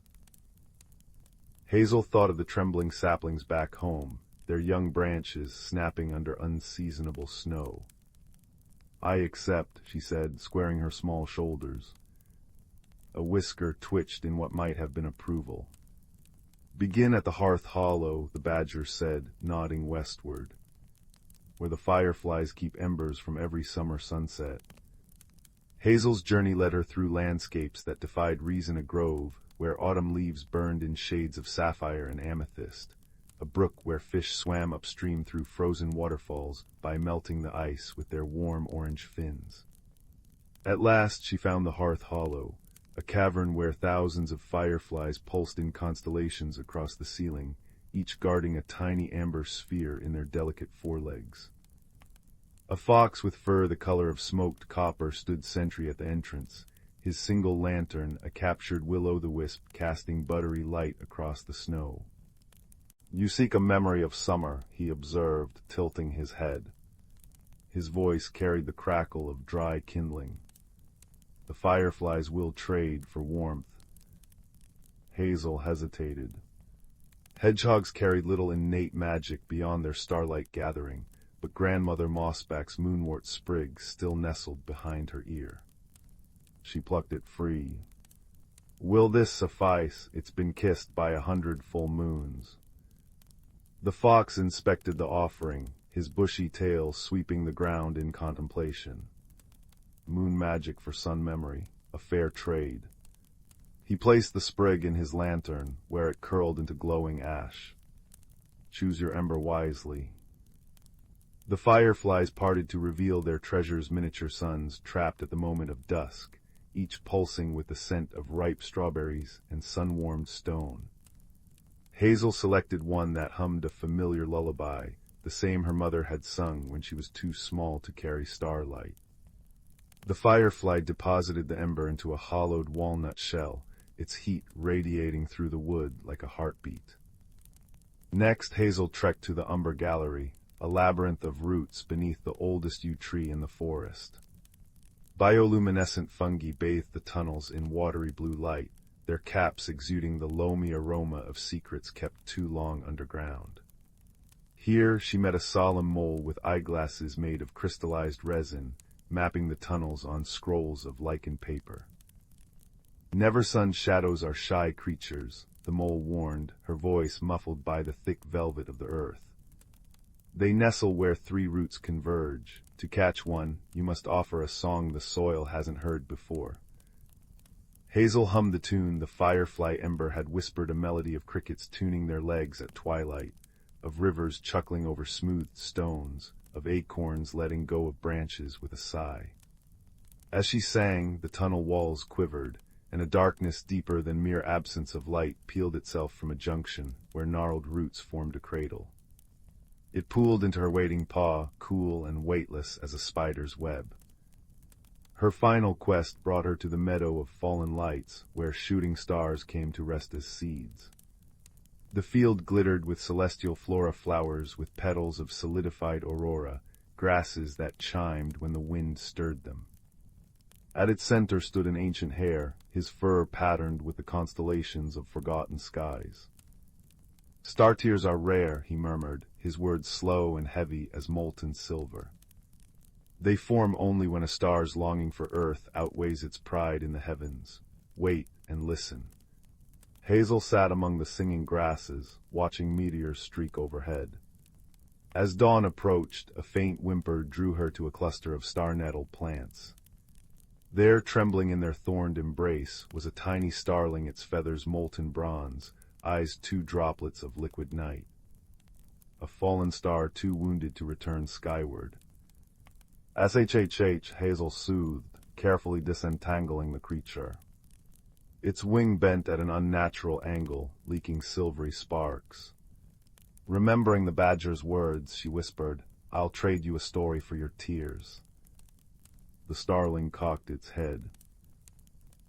Hazel began to speak of the Tree of Tide's gentle sway, of baby owls taking their first flight beneath its branches, of the way its autumn leaves cascaded like a rain of copper coins. As she described the tree's current suffering, a single quicksilver tear welled in the starling's eye and fell into her waiting paw, hissing softly as it struck her palm. Returning to the Tree of Tides, Hazel found the forest gripped in unnatural winter. The badger awaited her beneath the oak's faltering branches, now sheathed in ice. Together they brewed the tea in an acorn cup, ember glow swirling with root shadow and star tear, steaming with scents of forgotten summers and cool, damp earth. As Hazel poured the concoction over the tree's roots, the forest inhaled. Snow melted into rivulets that laughed as they raced toward thirsty roots. The oak's bark knit itself back into ridges and valleys, its branches sprouting new growth, not leaves, but fluttering scraps of aurora light that dissolved into the breeze, carrying spring's promise.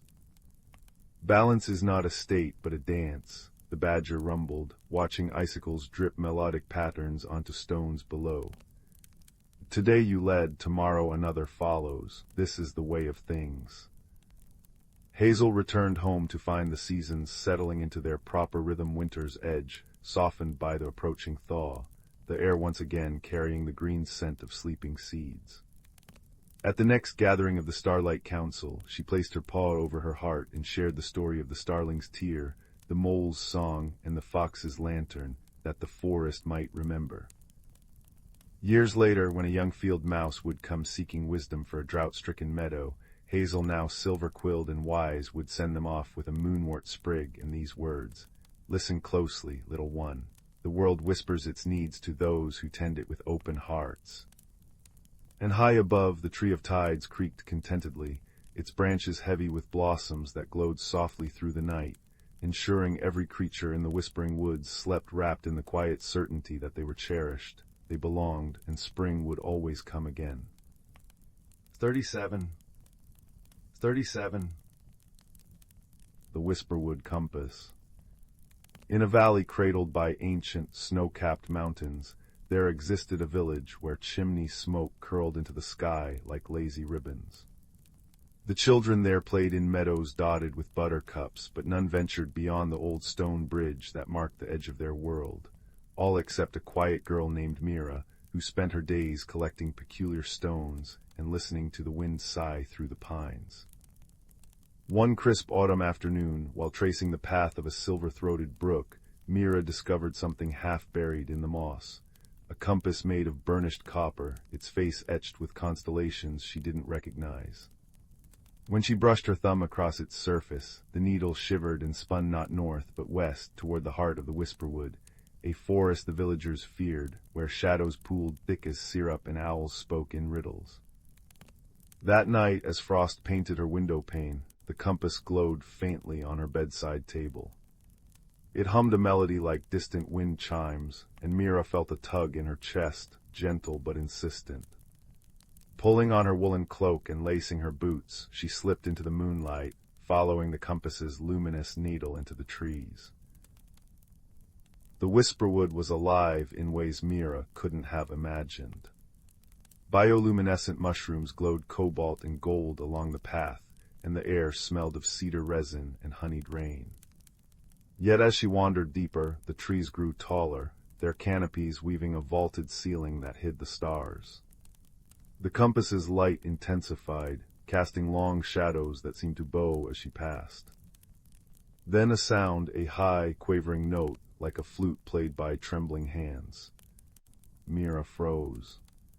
Between the ferns, a small creature emerged, a hedgehog no larger than her palm, wearing a cloak stitched from maple leaves. Its eyes gleamed like polished amber, and atop its head sat a tiny crown of acorn caps. "You've come at last," it said in a voice like rustling parchment. "The compass of roots never lies." Mira knelt, her breath clouding in the chill. You can speak." "All creatures of the Whisperwood can speak," the hedgehog replied, smoothing its leaf cloak with delicate paws. "But few humans listen. I am Thistle, keeper of the forgotten paths. The compass has chosen you to mend what's been broken." Thistle explained that the heart of the forest, the eternal glade, was fading. A century ago, a human had stolen the Guardian's tear, a crystal that balanced the seasons. Now autumn lingered too long, frost crept into spring, and the wood's magic dwindled. "You must return the tear," Thistle said, "or the Whisperwood will vanish, and your world with it." Mira's hands trembled. "But how? I don't have this tear." "The one who took it hid it in your village. Find it, child. Follow the compass, but trust your heart most of all." The journey back to the village felt stranger than the forest itself. Familiar cottages now seemed to watch her through shuttered eyes. The compass led her to the abandoned windmill on Willow Hill, its sails creaking like a ghost's whisper. Inside, beneath floorboards warped by time, she found a leadwood box. Within it lay the Guardian's tear, a teardrop-shaped crystal pulsing with inner light, warm as a held breath. But as Mira tucked it into her satchel, a figure blocked the doorway, old Tomas, the village woodcutter, his axe glinting dully. "That's mine," he growled. Years ago, he'd taken the tear to cure his ailing wife, not understanding its true purpose. When she died regardless, he'd buried his grief in anger. "Leave it, girl, or you'll regret it." Mira's throat tightened, but Thistle's words echoed in her mind, "Trust your heart." She stepped forward, her voice soft but steady. "This wasn't meant for us, Tomas. The forest is dying. So are we. Have you noticed the blight on the crops, the endless frost?" She opened her palm, the tears light spilling over his weathered face. "Let me make it right." For a long moment, silence hung between them. Then Tomas's shoulders sagged. He nodded once, turning away. Returning to the eternal glade, Mira and Thistle faced trials woven by the forest itself, a river of liquid shadow that tested their courage, and a grove of sentient birches that demanded a song to open their path. Mira sang the lullaby her mother once hummed, her voice trembling at first, then swelling with unexpected strength. The trees bent gracefully, branches forming an archway. In the glade, the Guardian awaited, a great stag with antlers like gilded branches and eyes like twin harvest moons. His voice resonated like a cello's deepest note. You return what was lost, yet the tear alone cannot restore the balance. It requires a vessel, a heart willing to bridge two worlds. Mira understood. Closing her eyes, she pressed the tear to her chest. Warmth flooded her veins, and the crystal melted into her skin, blooming into a mark like a starburst over her heart. The glade erupted in light, snowdrops pushed through frost, canopies burst into emerald fire, and the very air shimmered with renewed magic. When Mira returned home at dawn, the compass rested quietly in her pocket, its needle stilled. The village awoke to a miracle, frost retreating from fields, apple trees heavy with blossoms. No one knew why, but Mira did. Years later, she became the village storyteller, weaving tales of a mystical forest where hedgehogs wore crowns and rivers sang lullabies. Children laughed, calling them fancies, all except a shy boy who often lingered after, his pockets full of peculiar stones. And sometimes, on nights when the northern lights danced, Mira would slip into the whisperwood, now vibrant and eternal. Thistle would be waiting, a cup of spiced elderberry tea steaming beside him, and they'd talk until the stars faded, guardian and girl, bound by a friendship that defied time itself. The end. Story 38. Story 39. Beneath a sky the color of steeped chamomile tea, where twilight painted the clouds in lavender and apricot strokes, a girl named Leela discovered a path she'd never seen before. It wound behind the old willow tree at the edge of her village, its entrance hidden by cascading vines strung with bioluminescent berries that glowed like fallen stars. The air hummed with the scent of rain-soaked moss and distant wood smoke, and though every sensible bone in Leela's body whispered turn back, her fingers brushed the vines aside and she stepped through. The path unfurled into a forest unlike any she'd known. Trees towered like cathedral pillars, their bark shimmering with iridescent lichen. Leaves the size of rowboats rustled overhead, filtering the moonlight into dappled patterns that danced across the forest floor. A stream meandered alongside the trail, its water clear as liquid crystal, carrying petals that flickered like tiny lanterns. Leela knelt, cupping a handful, and the petals glowed warmer at her touch, as though greeting her. "Where are you taking me?" she murmured, and the stream bubbled a melody in reply. She followed the water's song until the trees thinned, revealing a meadow bathed in the silvery light of 1,000 fireflies. At its center stood a cluster of mushroom houses, their caps striped in candy red and buttercup yellow, chimneys puffing cinnamon-scented smoke. Before Leela could marvel further, a small voice piped up, "You're just in time for tea." A creature no taller than her knee bustled forward, its body resembling a hedgehog crossed with a dandelion puff, quills soft and glowing faintly, eyes like polished citrine. It held a tiny lantern made of acorn shells, which cast shifting constellations onto the grass. "I'm Fig," the creature said, bowing so deeply their snout nearly touched the ground. "Keeper of lost things and part-time baker, you've come for the Moonlit conclave, yes." Without waiting for an answer, Fig tugged Leela toward the largest mushroom, where a table was set with cups of steaming elderflower tea and cakes dusted in crushed violets. Around it sat other creatures, a moth with wings like stained glass, a fox whose fur shifted colors like the northern lights, and a rock-shaped being that chimed when it laughed. "The conclave's a meeting of wanderers," explained the moth, sipping tea through a proboscis curled like a candy cane. "We share stories to light the way for those who come after." The fox nodded, pushing a plate of cakes toward Leela.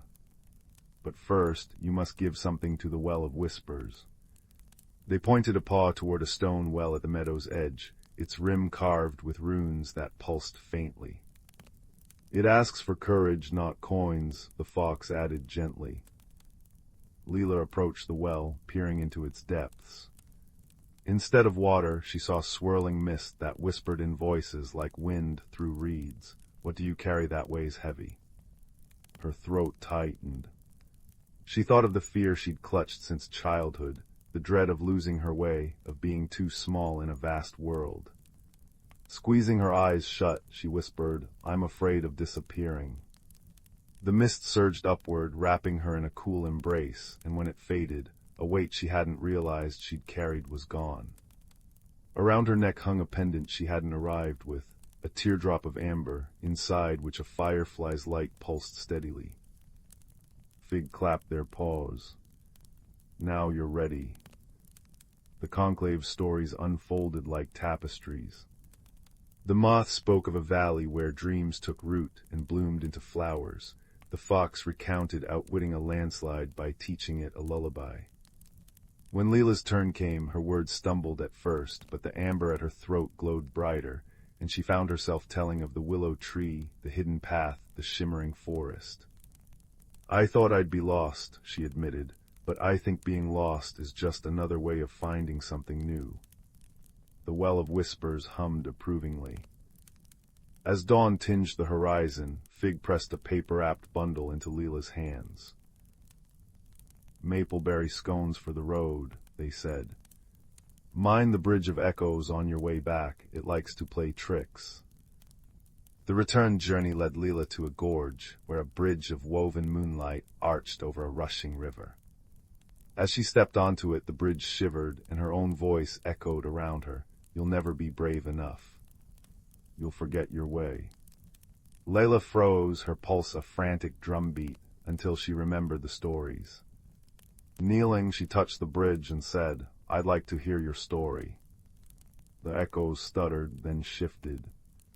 The river's roar softened into a song about mountains it had carved and valleys it had nourished. The bridge steadied and Leela crossed, the pendant at her throat gleaming like a captured star. When she pushed through the willow's vines once more, dawn had broken over her village. The path behind her vanished, but the amber pendant remained, warm against her skin. That night, as she lay in bed, the firefly's light flickered in time with her heartbeat, and she realized something. The world was vast, yes, but so was her place in it. Years later, villagers would speak of a woman who could find paths no one else could see, who carried a light that never dimmed. But Leela knew the secret. That courage was not the absence of fear, but the choice to whisper, yes, when the world invited you to wonder. And sometimes, if you listened closely, the stream in the forest still sang her name, a reminder that no journey ever truly ends. It simply becomes part of someone else's beginning. Story 40. Story 41. Story 42. Story 43. Story 44. Story 45. Story 46. Story 47. Story 48. Story 49. In a hidden glen of the ancient forest, where towering trees stood like sentinels and gentle streams whispered their timeless songs, the creatures of the woodland lived in a delicate balance. Among the tall oaks and whispering willows, a tapestry of life thrived, woven together by the seasons and the gentle hands of time. Here the air was crisp with the scent of pine and earth, and the sun filtered softly through the canopy, casting dappled patterns on the forest floor. In this magical place, where the line between reality and enchantment blurred like the morning mist, lived a wise old tortoise named Bertram. Bertram was known throughout the forest for his gentle nature and profound wisdom, passed down from generation to generation. His shell, a mosaic of greens and browns, was like a living map of the forest, etched with the stories of ages past. One golden morning, as the first rays of sunlight kissed the dew-laden leaves, Bertram awoke to a soft rustling nearby. Peeking out from beneath a cluster of ferns was a young squirrel named Pippa, her fur a vibrant russet that matched the autumn leaves. Pippa was curious and spirited, always eager to learn from the world around her. "Good morning, Bertram," Pippa chirped, her eyes bright with wonder. "I heard the wind singing a different tune last night. Do you know what it means?" Bertram smiled, his eyes twinkling with the reflections of the forest. "Ah, Pippa, the wind carries the wisdom of the seasons," he replied in his soothing, gravelly voice. "When it whispers, it tells of changes to come, of balance and harmony that must be maintained." Intrigued, Pippa settled beside Bertram, her fluffy tail curling around her paws. "Tell me more," she urged, eager to soak in the knowledge like sunlight.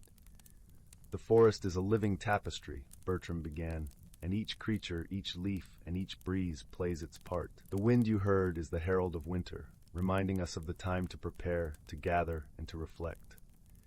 As Bertram spoke, the forest around them seemed to come alive with the essence of his words. The leaves rustled softly, adding their own gentle chorus to his tale.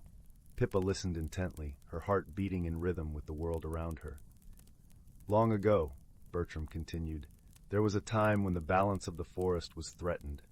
The river ran dry, and the trees wilted under an unrelenting sun. It was through the wisdom of the elders and the unity of the creatures that harmony was restored." Pippa's eyes widened in awe. "How did they do it?" she asked, her voice barely a whisper. "They listened to the forest," Bertram replied, his voice like a warm embrace. "They learned to understand its needs and to care for it as it cared for them.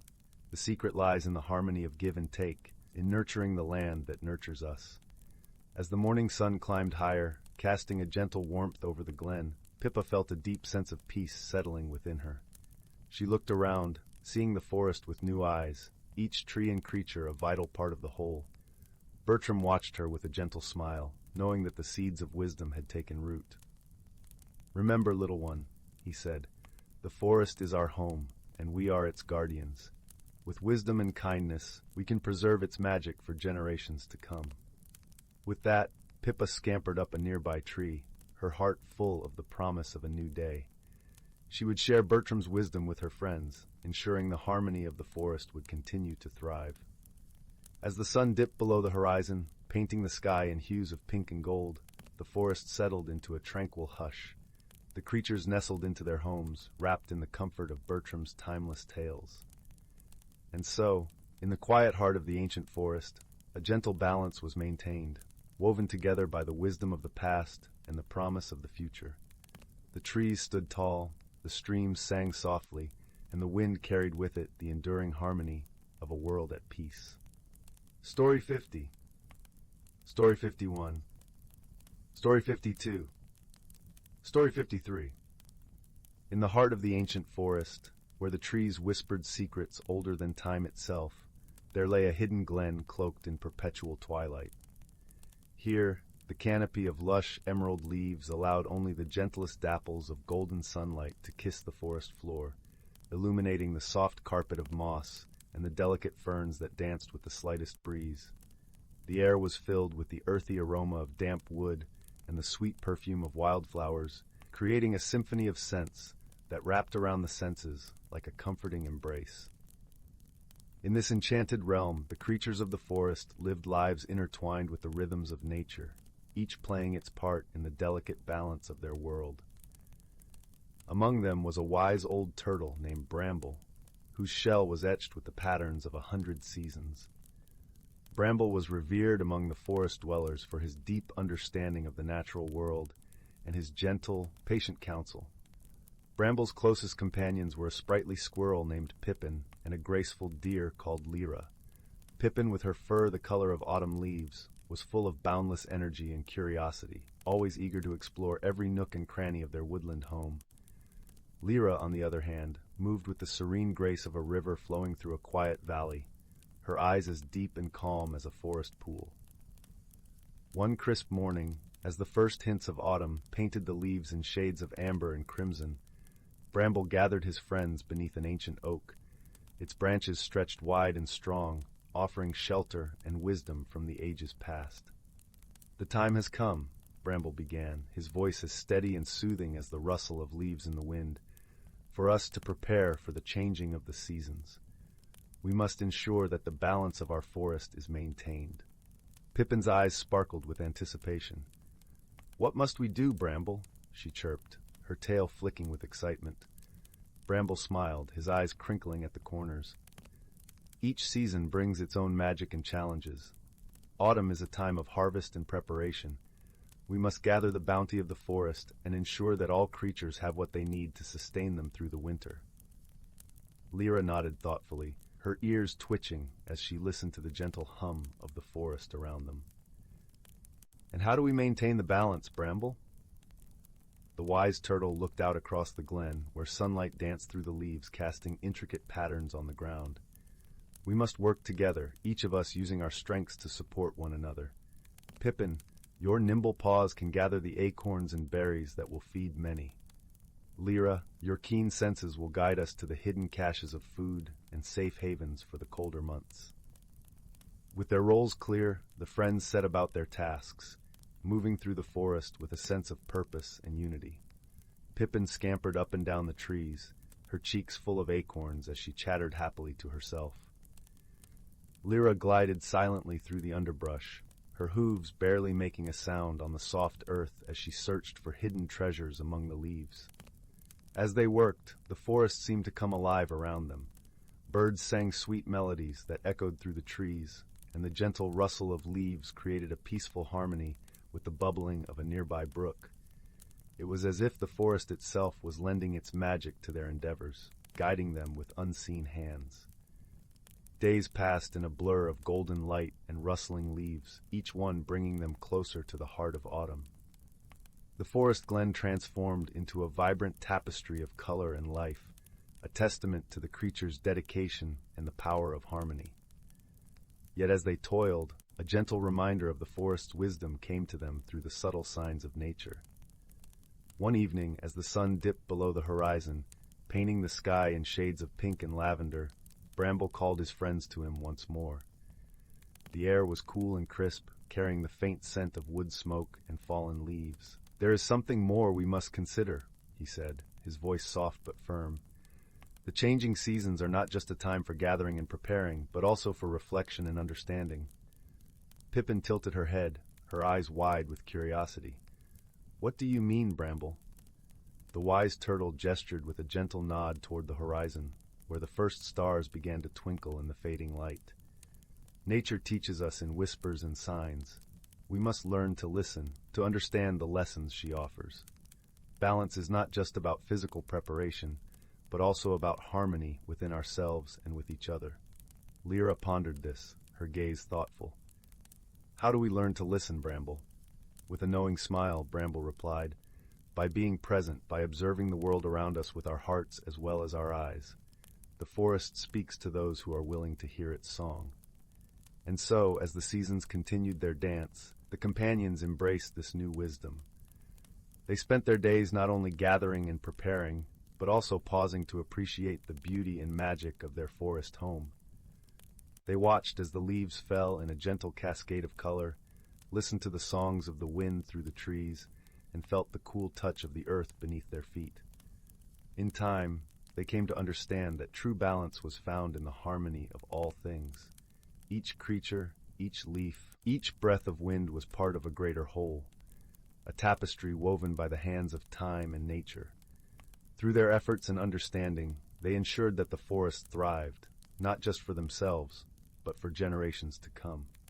As winter's chill began to creep into the air, the glen lay blanketed in a soft quilt of fallen leaves, the forest at peace in its slumber. Bramble, Pippin, and Lyra gathered once more beneath the ancient oak, their hearts filled with the warmth of friendship and the wisdom they had gained. "Thank you, Bramble," Pippin said, her voice a soft whisper in the twilight, "for teaching us to see the magic in our world." Lyra nodded, her eyes reflecting the soft glow of the setting sun, and for showing us that we are part of something much greater than ourselves. The old turtle smiled, his gaze tender as he looked upon his dear friends. "It is you who have taught me," he replied gently. "For in your companionship and kindness, I have found the truest form of harmony." And so, as the stars filled the night sky with their silvery light, the forest glen lay wrapped in a peaceful silence, a testament to the enduring power of wisdom, friendship, and the gentle balance of nature. The creatures of the forest slept soundly, their dreams filled with the promise of spring and the eternal cycle of life, knowing that within their hearts lay the magic of the seasons and the whispers of the ancient trees. Story 54. Story 55. Story 56. Story 50. Story 58. Story 59. Story 60. 61. Story 62.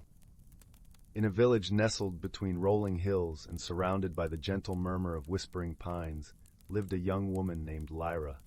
She had hair the color of autumn leaves and eyes as deep and green as the forest itself. Lyra was known throughout the village for her skill in weaving tapestries, yet she struggled with the idea of change. Her heart was tethered to the familiar rhythms of her daily life, where she found comfort in the predictable pattern of the loom.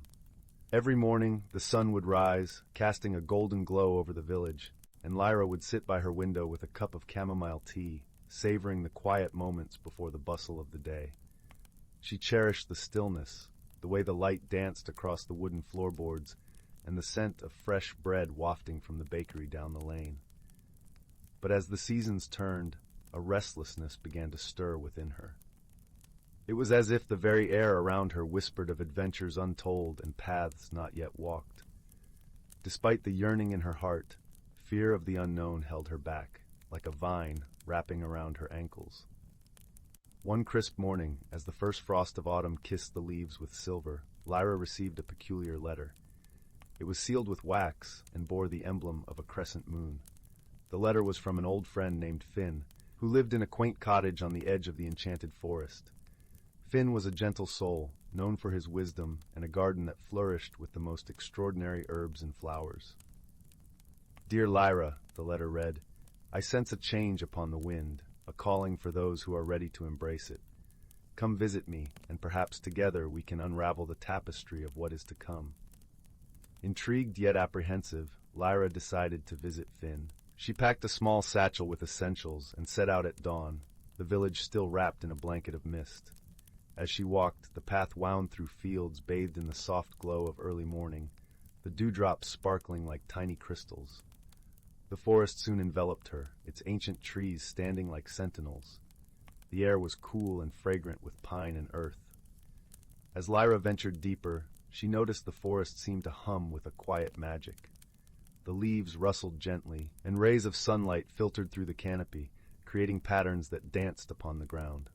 After a time, she arrived at Finn's cottage. It was a charming little abode, with ivy climbing its stone walls and vibrant flowers spilling from window boxes. Finn greeted her with a warm smile, his eyes twinkling with the wisdom of countless lifetimes. "Welcome, dear Lyra," he said, ushering her inside. The cottage was cozy, with a fire crackling in the hearth and the aroma of herbs hanging in the air. Books and trinkets lined the shelves, each holding a story of its own. Over tea, they spoke of many things, of dreams, of fears, and the subtle dance between them. Finn listened with the patience of an old oak, and then shared a tale of his own, of a seed that dared to grow beyond the confines of its small garden. "You see, Lyra," he said, "change is the essence of life. It is in the unfurling of a leaf, the bloom of a flower, and the journey of a river.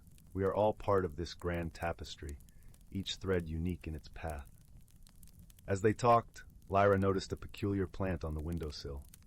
Its leaves shimmered with a silvery hue, and tiny, luminescent flowers bloomed along its stem. "This," Finn explained, "is the moonflower. It blossoms only under the light of the full moon, a reminder that even in darkness there is beauty waiting to be revealed." Inspired by Finn's words and the moonflower's gentle glow, Lyra felt a shift within her. She realized that change was not something to be feared, but embraced as part of life's journey. It was an invitation to grow, to discover new facets of herself, and to weave a tapestry richer and more vibrant than she had ever imagined. With renewed courage, Lyra returned to her village, her heart alight with possibility. She began to incorporate new designs into her tapestries, inspired by her time in the forest. Swirls of silver thread danced across the fabric, echoing the moonflower's luminescence. Her work blossomed in ways she had never anticipated, drawing admiration from villagers and travelers alike. But more importantly, Lyra herself blossomed, her spirit unfurling like a leaf in spring. Through the gentle guidance of Finn, the wisdom of the forest, and the quiet magic of the moonflower, Lyra learned that the most beautiful transformations often begin with the simplest of changes, a single step toward the unknown, a willingness to grow. And so, as the village settled into the embrace of night, with stars twinkling like diamonds above, Lyra drifted into a peaceful sleep. Her heart was light, her mind at ease, and her dreams woven with the promise of new beginnings, under the watchful gaze of the crescent moon. Story 63. Once upon a time, in a cozy village nestled among rolling hills, there lived a young doe named Willow. She was a gentle creature with a soft brown coat and eyes that shone like amber in the sunlight. Willow loved the comfort of her daily routines, nibbling on sweet clover in the meadow, resting in the dappled shade of the ancient oak, and listening to the soothing melodies of the woodland birds. Yet lately, Willow couldn't shake a restless feeling stirring within her. She watched as her friends shed their winter coats, their new fur glistening with renewed vibrancy. But Willow's coat remained dull and threadbare, clinging to her like an itchy reminder that change was afoot, whether she was ready or not. One crisp morning, Willow wandered to the forest's edge where she often found solace among the ferns and wildflowers. There she met an old friend, a wizened tortoise named Sage, who moved with great care and contemplation. "You seem troubled, little one," Sage said, her voice as gentle as the rustling leaves. Willow confided her fears about the impending change. "I feel stuck, like this tattered coat is weighing me down. I'm afraid if I let it go, I'll lose a part of myself forever." Sage smiled knowingly. The cycle of rebirth can be daunting, but it's nature's way of helping us grow. Think of the butterfly emerging from its chrysalis. A wondrous transformation takes immense courage. As if on cue, a shimmering light danced through the trees, catching Willow's eye. It was a radiant sprite named Glow, one of the forest's fabled guardians. "Don't fret, dear Willow," Glow chimed, her ethereal voice like a tinkling brook. "Every ending is a new beginning in disguise." With a wave of her tiny hand, Glow conjured a glittering pool of water before them. Images began to swirl across its surface, a kaleidoscope of vibrant colors representing the stages of growth and renewal. Willow was transfixed, seeing reflections of her own journey mirrored in nature's eternal rhythm. Glow gestured toward the water. "You'll know when you're ready to embrace the change within you. Trust in the magic that guides all living things." Heartened by her friend's wisdom, Willow realized her fears were rooted in resistance to the unknown. As the days passed, she moved through the transition with newfound grace, allowing her tattered coat to shed naturally. Beneath the weathered exterior, a lustrous new coat emerged, its rich chestnut hues shimmering like sunlight on autumn leaves. Willow felt lighter, revitalized, as if she were seeing the world through fresh, wondering eyes.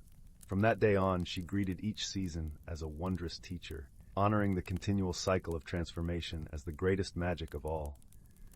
For in surrendering to change, Willow discovered her truest self, resilient, radiant, and beautifully renewed. Story 64. Story 65.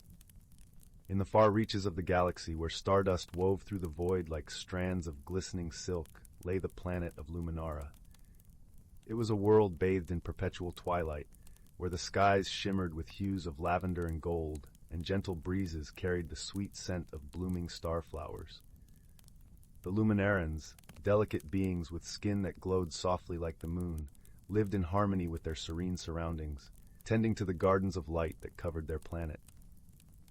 On one particularly tranquil evening, as the twin moons rose to cast their gentle glow over the land, a small spacecraft streaked through the heavens, its hull glinting like a shard of silver against the deepening sky.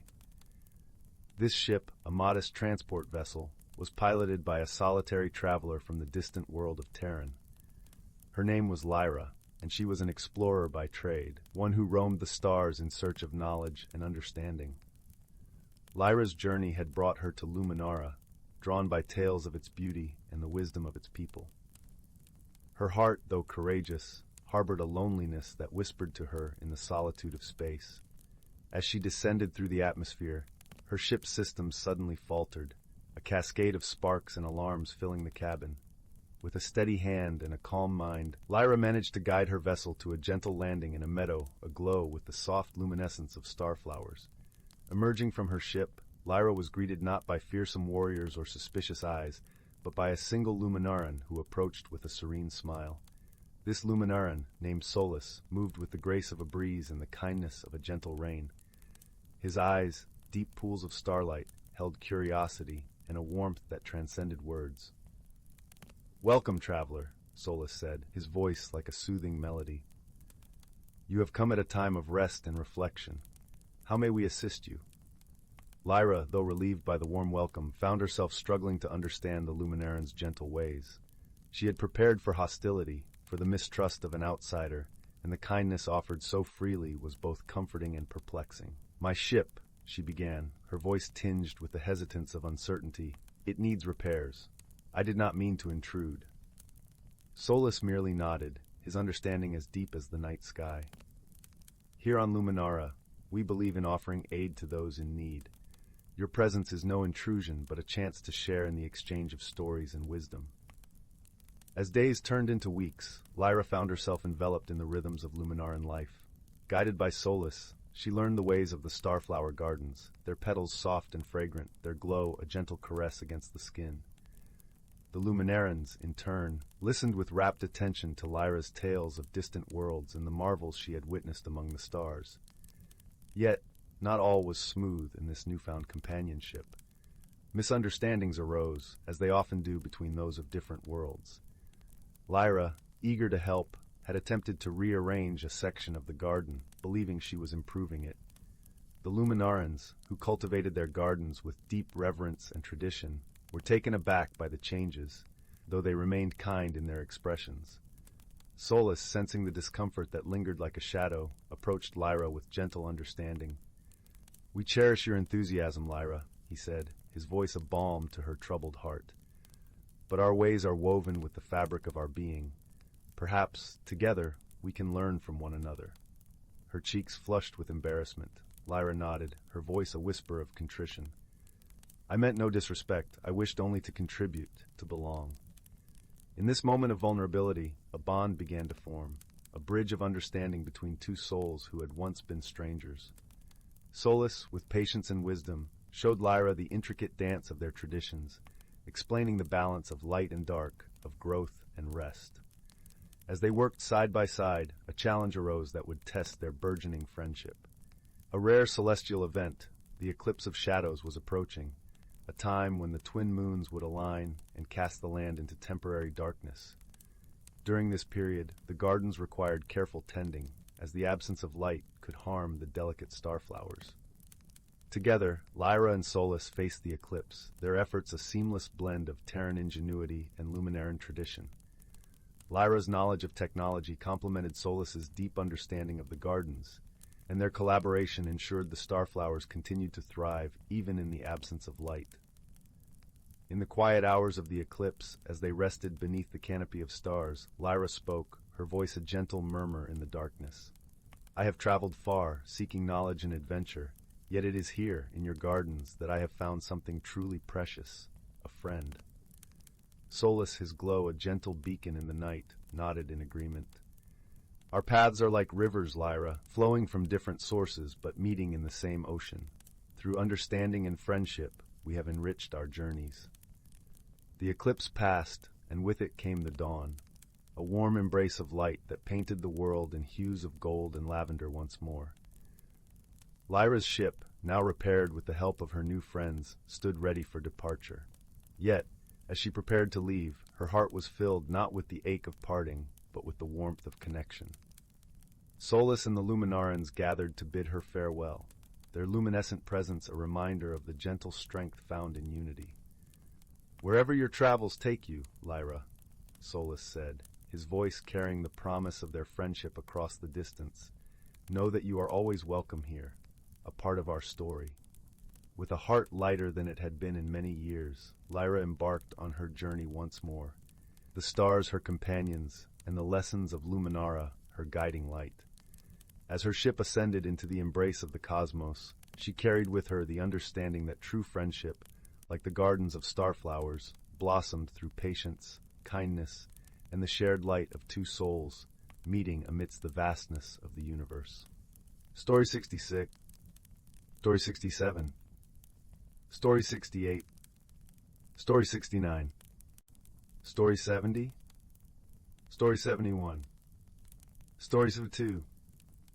Once upon a time, in a cozy village nestled among rolling hills, there lived a young doe named Willow. She was a gentle creature with a soft brown coat and eyes that shone like amber in the sunlight. Willow loved the comfort of her daily routines, nibbling on sweet clover in the meadow, resting in the dappled shade of the ancient oak, and listening to the soothing melodies of the woodland birds. Yet lately, Willow couldn't shake a restless feeling stirring within her. She watched as her friends shed their winter coats, their new fur glistening with renewed vibrancy. But Willow's coat remained dull and threadbare, clinging to her like an itchy reminder that change was afoot, whether she was ready or not. One crisp morning, Willow wandered to the forest's edge where she often found solace among the ferns and wildflowers. There she met an old friend, a wizened tortoise named Sage, who moved with great care and contemplation. "You seem troubled, little one," Sage said, her voice as gentle as the rustling leaves. Willow confided her fears about the impending change. "I feel stuck, like this tattered coat is weighing me down. I'm afraid if I let it go, I'll lose a part of myself forever." Sage smiled knowingly. The cycle of rebirth can be daunting, but it's nature's way of helping us grow. Think of the butterfly emerging from its chrysalis. A wondrous transformation takes immense courage. As if on cue, a shimmering light danced through the trees, catching Willow's eye. It was a radiant sprite named Glow, one of the forest's fabled guardians. "Don't fret, dear Willow," Glow chimed, her ethereal voice like a tinkling brook. "Every ending is a new beginning in disguise." With a wave of her tiny hand, Glow conjured a glittering pool of water before them. Images began to swirl across its surface, a kaleidoscope of vibrant colors representing the stages of growth and renewal. Willow was transfixed, seeing reflections of her own journey mirrored in nature's eternal rhythm. Glow gestured toward the water. "You'll know when you're ready to embrace the change within you. Trust in the magic that guides all living things." Heartened by her friend's wisdom, Willow realized her fears were rooted in resistance to the unknown. As the days passed, she moved through the transition with newfound grace, allowing her tattered coat to shed naturally. Beneath the weathered exterior, a lustrous new coat emerged, its rich chestnut hues shimmering like sunlight on autumn leaves. Willow felt lighter, revitalized, as if she were seeing the world through fresh, wondering eyes. From that day on, she greeted each season as a wondrous teacher, honoring the continual cycle of transformation as the greatest magic of all.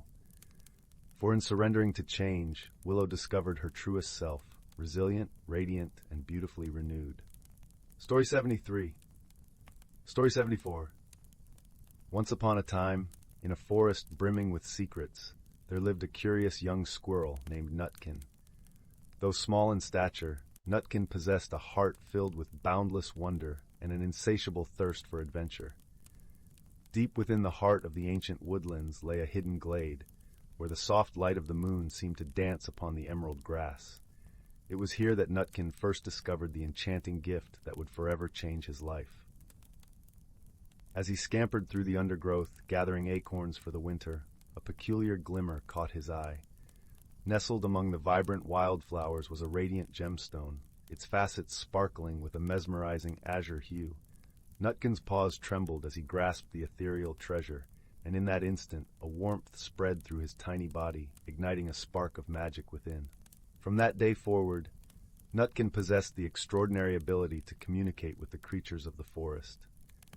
Their voices, once muted, now sang in perfect harmony, revealing a realm of secrets hidden from ordinary eyes. Emboldened by his newfound power, Nutkin ventured deeper into the heart of the woodlands, eager to unravel the mysteries that lay beyond the familiar paths. His journey led him to encounter beings he had only heard whispers of in the tales of his elders. First, he met Willow, a gentle doe whose graceful steps left no trace upon the mossy ground. She welcomed Nutkin into her secret glen, a realm of tranquility where the trees seemed to whisper ancient melodies.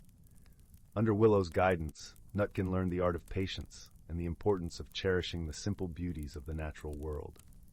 Next, Nutkin stumbled upon a colony of industrious ants, led by the wise and formidable Queen Formica. Though initially intimidated by their unwavering discipline, Nutkin soon discovered the value of unity and teamwork, as the ants worked tirelessly to fortify their subterranean kingdom. As the seasons turned, Nutkin's journeys took him to the deepest recesses of the forest, where he encountered beings of myth and legend. He befriended a majestic stag, whose antlers seemed to scrape the very heavens, and learned the ways of courage and resilience from the mighty beast. Yet, amidst his wondrous adventures, Nutkin never forgot the true essence of his gift, the ability to forge bonds of friendship that transcended the boundaries of species. It was this quality that led him to forge an unexpected alliance with a cunning fox named Russet. At first, their encounter was one of mistrust and suspicion, for foxes were known to prey upon creatures as small as Nutkin. However, through patient understanding and a willingness to see beyond appearances, the two formed an unbreakable bond. Together, Nutkin and Russet embarked on a quest to unravel the mystery of the enchanted gemstone that had bestowed upon the squirrel his extraordinary abilities. Their search led them to the heart of the forest, where an ancient oak stood as a silent sentinel, its branches cradling the whispers of ages past. It was here that they encountered the wise old owl, Gaia, whose piercing gaze seemed to penetrate the very depths of their souls. Gaia revealed that the gemstone was a remnant of a long-forgotten era, a time when the balance between the natural world and the realm of magic was in perfect harmony. Alas, the greed and disregard of humankind had severed this delicate equilibrium, and the gemstone's power had faded, scattered among the creatures of the forest. Nutkin's gift, Gaia explained, was a glimmer of hope, a chance to restore the balance and heal the rift between the two realms. Emboldened by this revelation, Nutkin and his companions embarked on a perilous quest, seeking out the remaining fragments of the gemstone's power.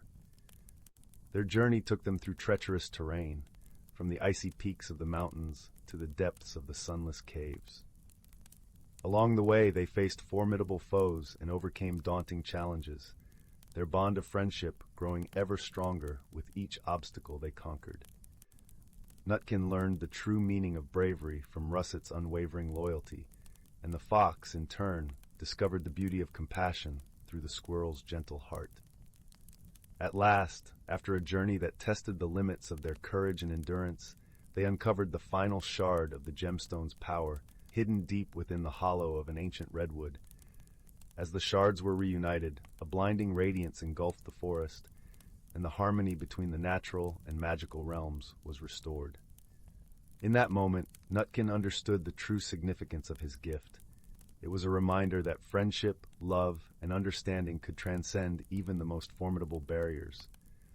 As the forest rejoiced in its newfound balance, Nutkin knew that his journey had forever transformed him, opening his eyes to the wonders that lay beyond the familiar paths. From that day forward, Nutkin became a guardian of the forest, using his ability to communicate with all creatures to foster understanding and preserve the delicate equilibrium. His tale was passed down through generations, a testament to the power of friendship, courage, and the indomitable spirit of exploration. And so as the moon casts its silvery glow upon the ancient woodlands, the whispers of Nutkin's legacy echo through the rustling leaves, reminding all who listen that true magic lies not in gemstones or enchantments, but in the bonds we forge and the journeys that shape our souls. Story 75, Story 76, Story 77, Story 78, Story 79. Once upon a time, nestled between lush, rolling hills and the whispering babble of a crystal-clear brook, lay the quaint village of Meadowdown. This little village was known for its charming cobblestone streets, the scent of sweet lavender drifting from cottage gardens, and the gentle chime of bells from the old stone chapel at the village square. But beyond the common sights and sounds, Meadowdown held a secret known only to those who had the heart to discover it. In a small, ivy-clad cottage at the edge of the village lived a young girl named Clara. Clara was a kind-hearted soul, with hair the color of ripe chestnuts and eyes that sparkled like dew-kissed leaves. She was known throughout the village for her gentle nature and unwavering curiosity. Her days were filled with helping her neighbors, tending her garden, and dreaming of adventures beyond the horizon. One crisp autumn morning, as Clara wandered through the golden-hued forest that bordered Meadowdown, she stumbled upon an object unlike any she had seen before. It was a delicate, silver key, its surface intricately etched with swirling patterns that glinted in the dappled sunlight. Intrigued, Clara picked up the key, feeling a gentle warmth spread through her fingers as she held it. As she examined the key, a soft voice broke the gentle rustling of the leaves. "Ah, you have found it," the voice said, seemingly coming from nowhere and everywhere at once. Startled, Clara looked around until her eyes fell upon a small rabbit with fur as white as freshly fallen snow and eyes as blue as the summer sky. This was no ordinary rabbit, for it wore a tiny emerald-green waistcoat and a pair of spectacles perched upon its twitching nose. "Who are you?" Clara asked, her voice filled with wonder rather than fear. "My name is Thistle," the rabbit replied, adjusting his spectacles with a practiced paw. "I am the guardian of the Whispering Woods, and it seems you have found the Key of Whispers." Clara looked at the key in her hand, now understanding its significance.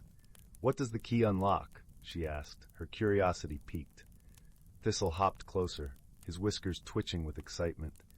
"The key unlocks the Door of Secrets, a magical portal that reveals the hidden wonders of the forest. But beware, only those with a pure heart and a wise mind can truly benefit from its magic." With Thistle guiding her, Clara embarked on a journey deeper into the forest. The path was lined with towering trees whose branches formed a canopy of vibrant reds and oranges, and the air was filled with the earthy scent of fallen leaves. As they walked, Thistle shared stories of the forest's hidden magic, of creatures that sang to the moon and flowers that bloomed only under starlight. Their journey was not without challenges. At one point, they came upon a wide, rushing stream, its waters too deep and swift to cross easily. Clara paused, thinking deeply. Instead of attempting to force her way across, she noticed the pattern of stepping stones hidden just beneath the surface, revealed only to those who took the time to truly observe. With careful steps, Clara and Thistle made their way across the stream, their trust in each other growing with every challenge they faced. Along the way, they encountered other forest inhabitants who offered their unique wisdom. There was Luna, the wise old owl with feathers like moonlit shadows, who taught Clara the importance of patience and listening to the world around her. And there was Fern, the playful squirrel with a tail like a plume, who showed Clara the joy of laughter and the beauty of small, everyday wonders. Finally, after a journey filled with learning and laughter, they reached the Door of Secrets. It stood nestled between two ancient oak trees, its surface shimmering with a light all its own. Clara hesitated for a moment, feeling the weight of the key in her hand before turning to Thistle. "Are you ready?" he asked, his eyes twinkling with encouragement. Taking a deep breath, Clara nodded and inserted the key into the lock. As she turned it, the door swung open with a gentle creak, revealing a world of breathtaking beauty. A world where the trees whispered secrets of the ages, and the air was filled with a melody only the heart could hear. Clara stepped through, feeling a sense of peace and belonging wash over her. She had embarked on this journey with a heart full of curiosity and returned with a heart full of wisdom and wonder. She realized that the true magic of the key was not in the wonders it revealed, but in the journey itself and the friendships she had forged along the way. As the sun began to set, painting the sky in hues of pink and gold, Clara and Thistle made their way back to Meadowdown.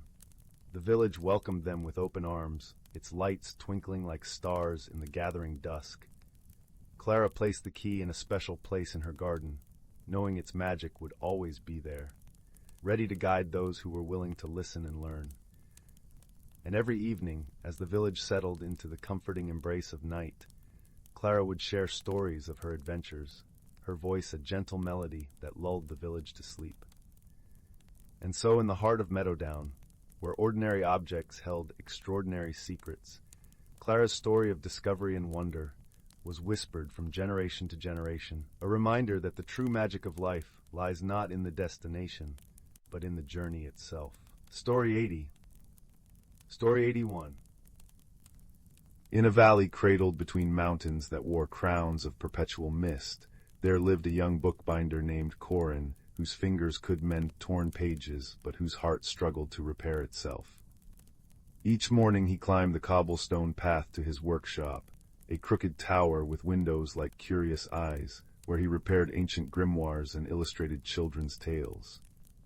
Yet for all his skill, Corin moved through life as cautiously as a moth afraid of its own shadow, clinging to routines as tightly as the ivy gripping his tower's stones. Change unsettled him. The rearrangement of a shelf or the arrival of a new season sent him retreating into his shell like a hermit crab. One brittle autumn afternoon, as Corin dipped his quill into ink the color of midnight, a peculiar book arrived without warning. It lay on his work table, bound in covers that shifted from deep cobalt to silvery green depending on the light, as if woven from twilight itself. No name marked its spine, but when Corin brushed his thumb over the pages, they hummed faintly, like a tea kettle singing on a hearth. Inside, the book lay utterly blank, until the moment Corin sighed in frustration and words began to bloom. To the one who mends stories, the first line read, "You've forgotten how to read your own." Corin startled, nearly upsetting his inkwell. The letters shimmered like liquid starlight, and as he read on, the room seemed to soften at the edges, the firelight growing warmer, the scent of aged paper deepening into something alive and verdant. The book spoke of a forgotten garden hidden in the heart of the valley, where a tree with crystalline leaves grew, a tree said to reflect the truest self of whoever stood beneath its branches. Legend claimed it had withered long ago, its magic locked away by a guardian who feared the vulnerability of truth. "Nonsense," Corin muttered, though his hands trembled as he turned the page. Yet that night dreams of the tree haunted him, roots like braided moonlight, leaves chiming like bells in a breeze, and a voice, soft as a spider's thread, whispering, "What are you afraid to see?" The next morning, Corin found a sparrow perched on his windowsill, its feathers the exact shifting blue of the mysterious book. It dropped a single seed into his palm, a seed that pulsed with a faint, rosy glow before darting away. Compelled by a curiosity he couldn't name, Corin tucked the seed into his pocket and set out, the book tucked under his arm like a nervous heartbeat. His journey led him beyond the village, past fields where pumpkins slumbered under frost-kissed vines, into a forest where trees whispered secrets in a language just beyond human hearing. Here he met Tansy, a woman who tended a cottage overrun with murmuring plants. Her hair was a storm cloud of curls, her apron pockets brimming with seeds that glimmered like trapped fireflies. "Ah," she said, eyeing the book in Corin's arms, "so you've met the Mirror Gardener's diary." Before he could ask, she pressed a steaming mug of spiced chai into his hands. "The garden's been waiting for someone like you. Someone who's all mended edges but hasn't yet dared to grow." Over days that blurred like watercolor, Tansy became his guide. She taught him to listen to the root song of plants, a melody felt in the soles of the feet, and showed him how the forest thrived on change. "See how the maples shed their pride each fall," she said, catching a scarlet leaf. "They don't mourn the loss, they dream of what they'll become." Yet when Corin planted the glowing seed at the forest's heart, nothing happened. Days passed. He fretted, pacing until his boots wore paths in the moss. "Perhaps it's dead," he groaned. Tansy chuckled, stirring a pot of soup that smelled of earthy sage. "Or perhaps it's waiting for you to stop holding your breath." That night Corin sat alone by the planting site, the mysterious book open in his lap. Moonlight pooled around him, and for the first time he voiced the fear that had coiled in his chest for years. What if I'm not enough? What if I grow and it's not good?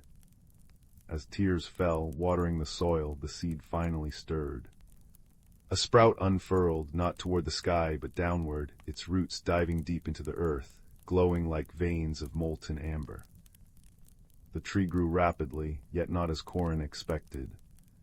Its trunk twisted like a question mark, branches spiraling in patterns that made his head spin.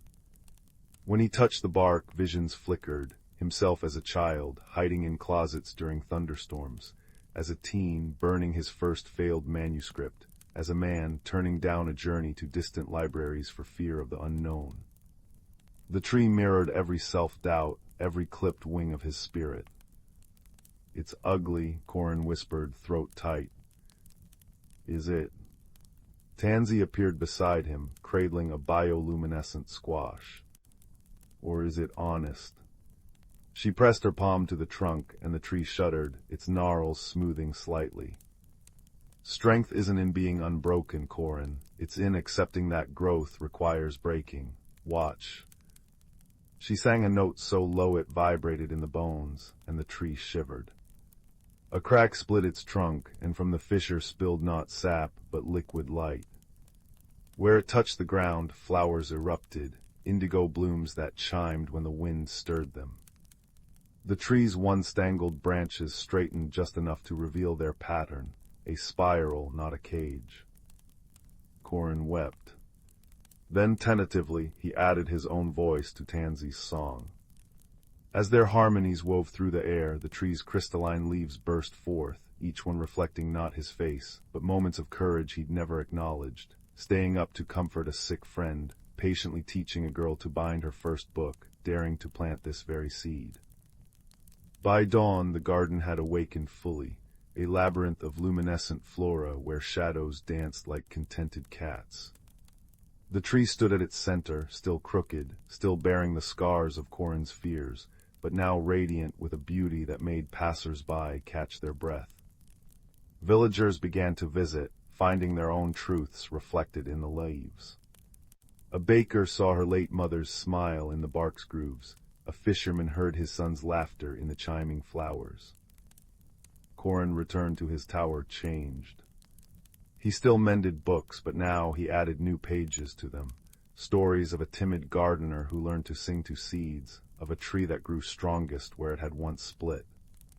His workshop became a haven where children gathered to paint their fears onto paper kites, then release them into the sky, watching anxieties transform into specks of color against the clouds.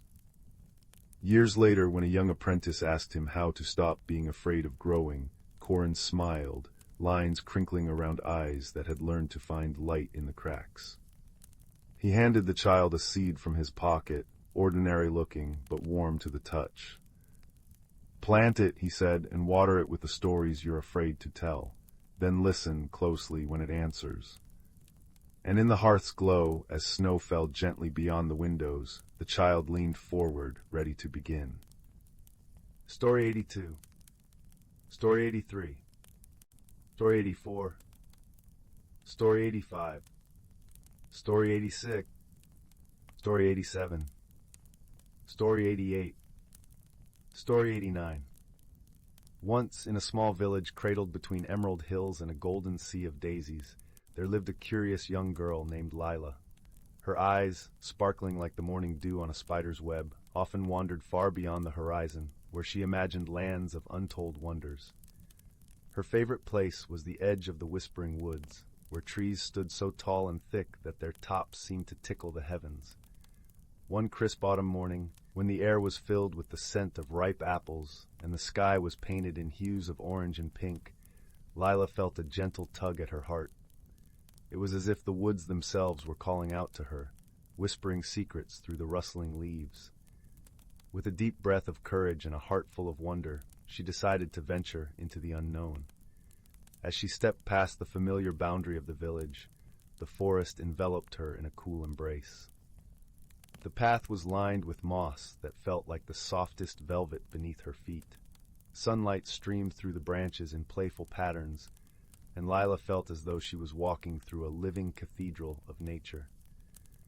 The air was alive with the symphony of chirping birds and the gentle babble of a hidden brook nearby.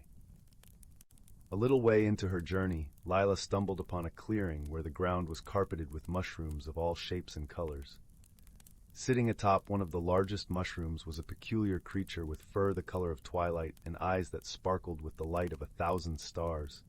It was a wisp fox, a creature as rare as it was wise, known for guiding lost travelers. "Welcome, dear Lila," the wisp fox greeted, its voice as soft as a lullaby.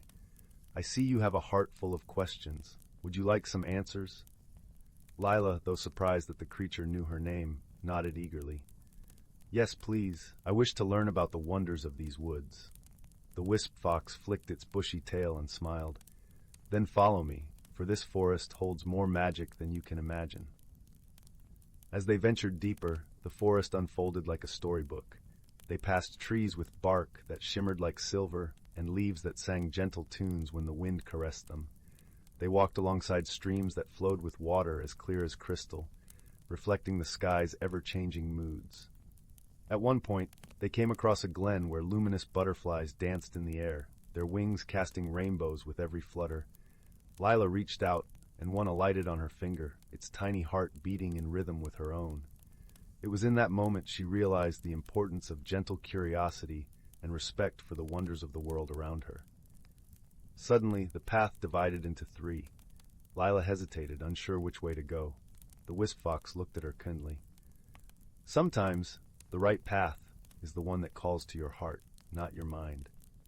Remembering the gentle tug she felt that morning, Lila chose the path to the right, which was lined with glowing fungi that lit up under her steps like warm, welcoming lights. The path led them to a serene pond, its surface like a mirror reflecting the sky. By the water's edge sat an elderly turtle, wise with the weight of centuries. The turtle looked up and spoke slowly. Every journey brings new lessons, young one. It's the courage to take the first step that shapes who we become. Lila pondered the turtle's words, feeling a warmth spread through her. She realized that it was her curiosity and bravery that had brought her here, and that sometimes simply daring to explore could be the most rewarding adventure of all. As the sun began to dip behind the trees, painting the sky with strokes of lavender and gold, Lila knew it was time to return home. The wisp fox led her back to the edge of the forest, where the village lay in the gentle embrace of twilight. "Thank you for guiding me," Lila said, her heart full of gratitude and newfound wisdom. The wisp fox nodded, its eyes twinkling. "Remember, Lila, the world is full of wonders waiting to be discovered. Keep your heart open and your spirit curious." With one last look at the enchanting forest, Lila stepped back into the familiar world of her village. The evening air was cool and comforting, and the first stars began to appear in the sky. She felt a peaceful contentment, knowing that the magic of the whispering woods would always be with her, in her heart and in her dreams. And so, with a smile and a heart full of dreams, Lila returned home, ready to share tales of her wondrous journey, to inspire others to listen to the whispers of the world and explore the magic waiting just beyond the horizon. Story 90. The amber light of autumn afternoons always made the old clock shop smell like cinnamon, though nobody could quite explain why. 12-year-old Clara noticed it most when dust motes danced in the slanted sunlight between shelves of patiently ticking faces, their brass hands moving in silent agreement. She was polishing Mr. Higgins' favorite anniversary clock when the silver sparrow flew in through the letter flap.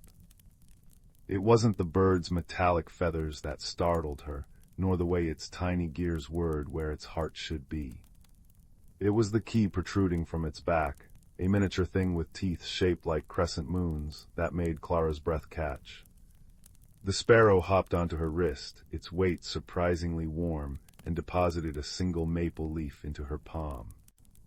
Where the veins should have been, glowing letters spelled, "Follow when the seventh chime falters." That night, as the village clock tower groaned through its hourly song, Clara counted. 6 bronze notes rang clear, but the 7th came out as a watery gurgle, like a brook trying to remember it was once a waterfall. Beneath her feet, the shop's oak floorboards rippled. A trapdoor she'd never noticed before yawned open, revealing stairs lined with bioluminescent moss that clung to the stones like stardust. The underground chamber smelled of forgotten birthdays and well-loved books.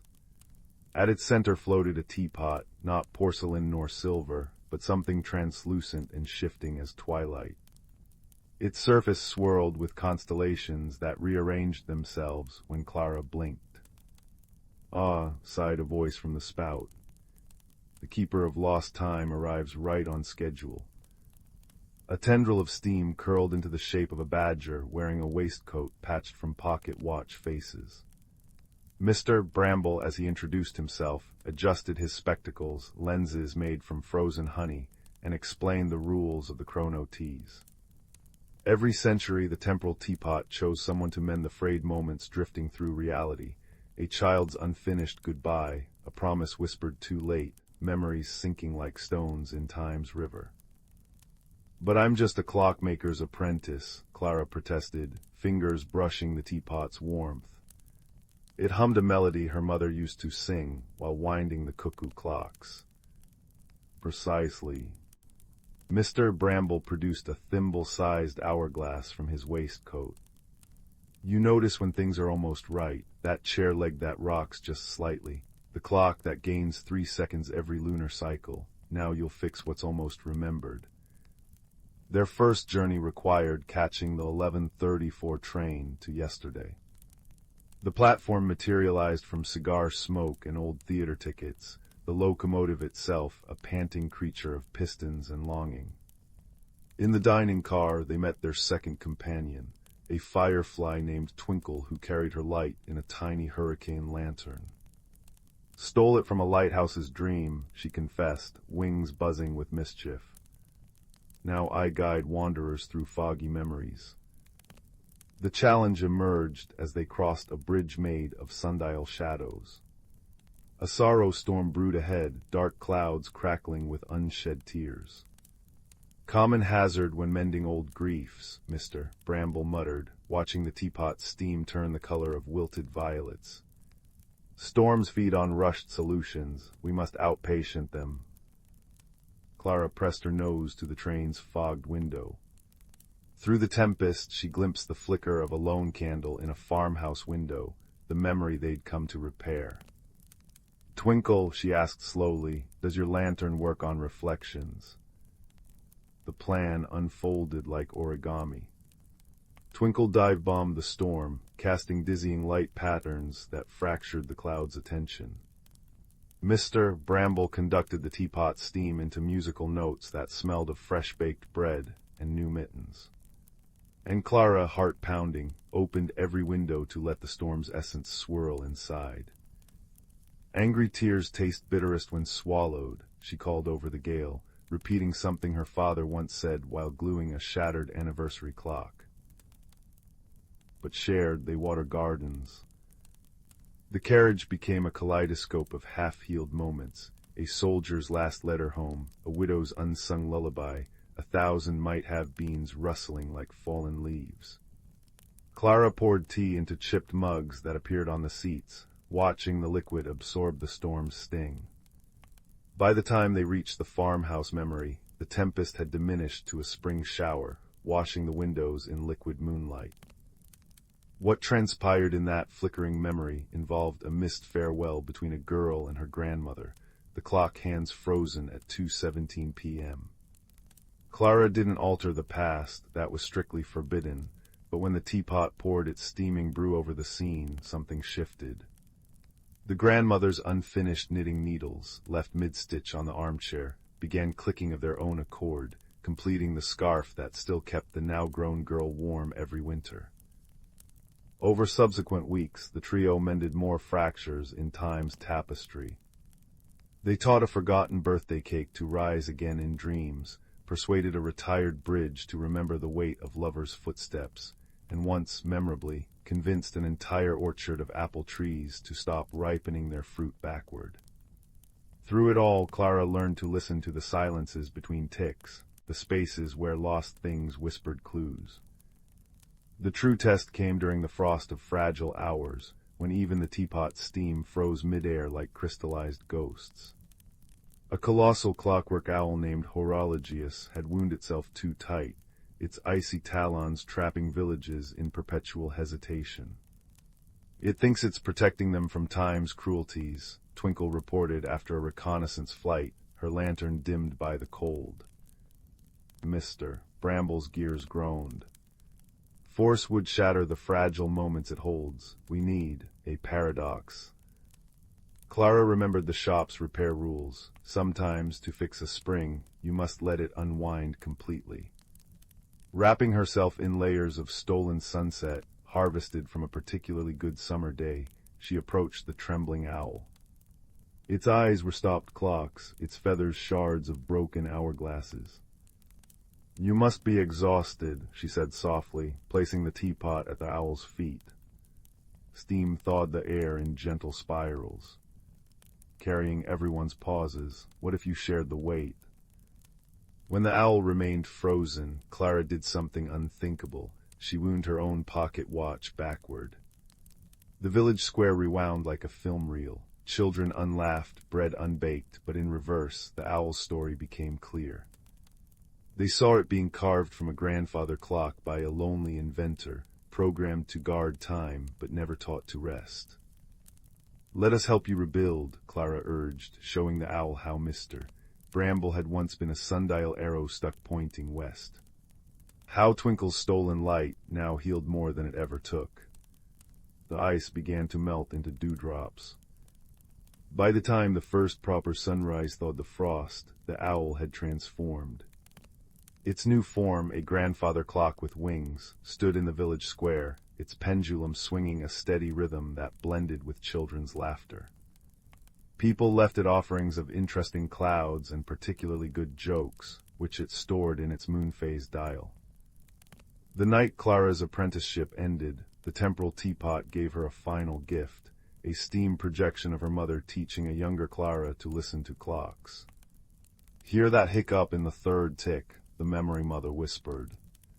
"That's where the clock keeps its dreams." As the image faded, Clara felt the teapot's warmth settle into her bones, a perpetual reminder that some breaks aren't meant to be fixed, only understood. Now, when villagers bring their ailing timepieces to the shop, they find more than repairs. Clara serves them tea that tastes like answers they forgot to seek, while a silver sparrow watches from the rafters. Children whisper that if you arrive just as the seventh chime stumbles, you might glimpse a badger in a honey spectacles or a firefly practicing shadow puppets. But most importantly, the shop thrums with the quiet certainty of all cherished things, that every ending nourishes a beginning, and no moment is ever truly lost while someone still remembers its song. Story 91. Story 92. Story 93. Story 94. Story 95. Story 96. Story 97. Story 98. Story 99.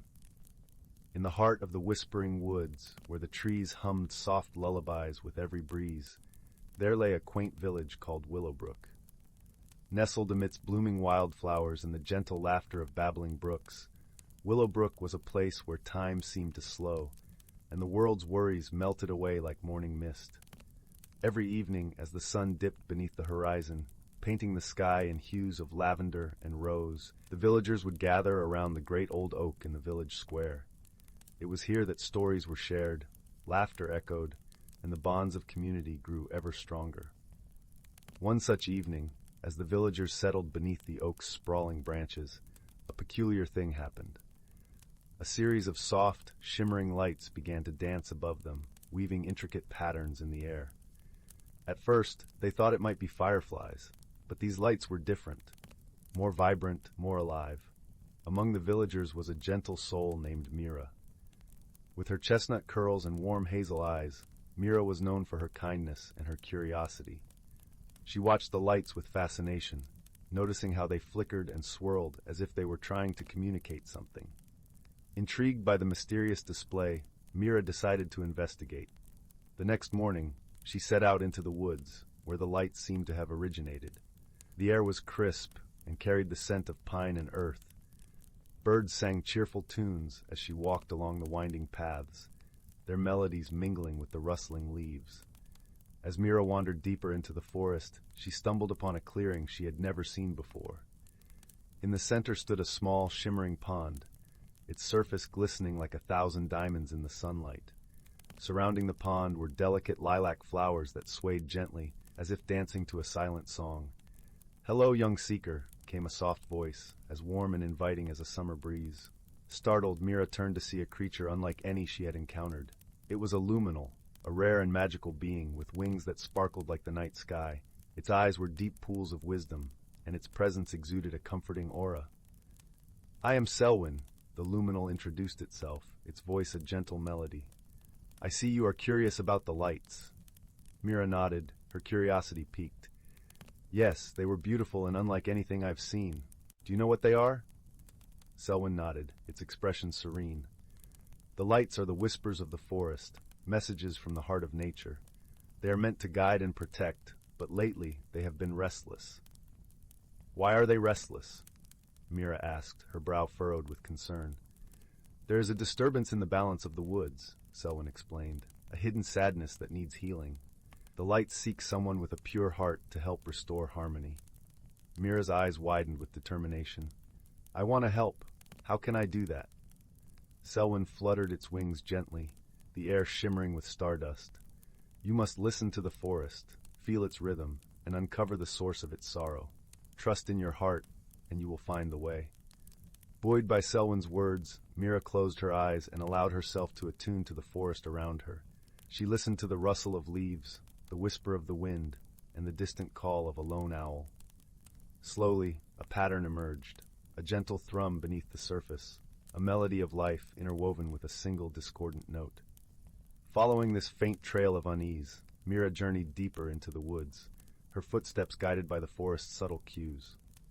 Along the way, she encountered various creatures, a family of rabbits who shared their burrow's warmth, an old tortoise who nodded sagely as she passed, and a mischievous squirrel who offered her an acorn as a token of friendship. Each encounter reinforced the sense of community and mutual care that thrived within the Whispering Woods. It was a reminder that even the smallest gesture of kindness could ripple outwards, touching lives in ways unseen. At last, Mira arrived at a thicket where the air felt heavy with a quiet sadness. Peering through the intertwined branches, she discovered a small grove where the trees stood tall and proud, yet their leaves drooped as if burdened by unseen weight. In the center of the grove lay a young fawn, its eyes wide with fear and confusion. The source of the forest's sorrow was clear, a creature lost and alone, seeking the warmth of companionship. Approaching slowly so as not to startle the fawn, Mira spoke softly, her voice a soothing balm. Hello, little one. You're not alone anymore. I'm here to help. The fawn blinked, its ears twitching as it listened to Mira's kind words. Gradually it relaxed, sensing the genuine care in her tone. With gentle hands, Mira guided the fawn out of the thicket and back towards the heart of the forest. As they walked, the trees seemed to sigh with relief, their leaves lifting as the weight of sadness began to dissipate. Selwyn appeared once more, its eyes alight with gratitude. You have done well, Mira. The forest thanks you for your kindness and courage. Mira smiled, feeling a warmth spread through her chest. I only did what felt right. The forest is a magical place, full of life and wonder. I'm grateful to be part of it. Under the luminal's watchful gaze, the shimmering lights returned, dancing joyfully through the trees. They twirled around Mira and the fawn, a celebration of restored harmony and newfound friendship. As the sun began to set, casting golden rays across the forest floor, Mira made her way back to Willowbrook, the fawn trotting happily by her side. The villagers welcomed them with open arms, their hearts touched by the tale of the gentle mystery that had unfolded in their beloved woods. That night, as the stars twinkled above and the village settled into peaceful slumber, Mira lay beneath the great old oak, the fawn nestled beside her. She closed her eyes, her dreams filled with shimmering lights and the whisper of a forest at peace. And so, in the heart of the Whispering Woods, where the trees hummed soft lullabies with every breeze, the village of Willowbrook continued to thrive, its people bound by tales of wonder and the gentle magic that surrounded them.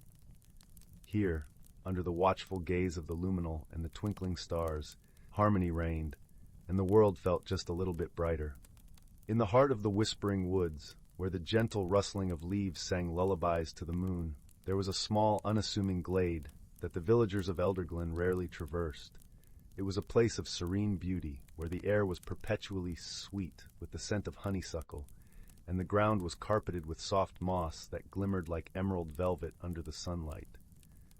This glade was the gateway to a hidden world, known only to those with the purest of hearts and sharpest of eyes.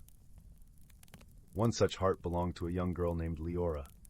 With hair that tumbled like cascades of sunlight and eyes as bright and curious as a robin's, Leora was the kind of child who saw magic in the mundane. She lived with her grandmother, a wise woman who spun tales of wonder by the fireside, her voice weaving threads of enchantment that captivated young Leora's imagination. It was from these tales that Leora learned of the enchanted glade, a place her grandmother described as a realm of endless possibilities, where the boundaries between reality and dreams blurred like the morning mist. One crisp autumn morning, when the world was painted in hues of amber and gold, Leora set off into the woods with a heart full of adventure.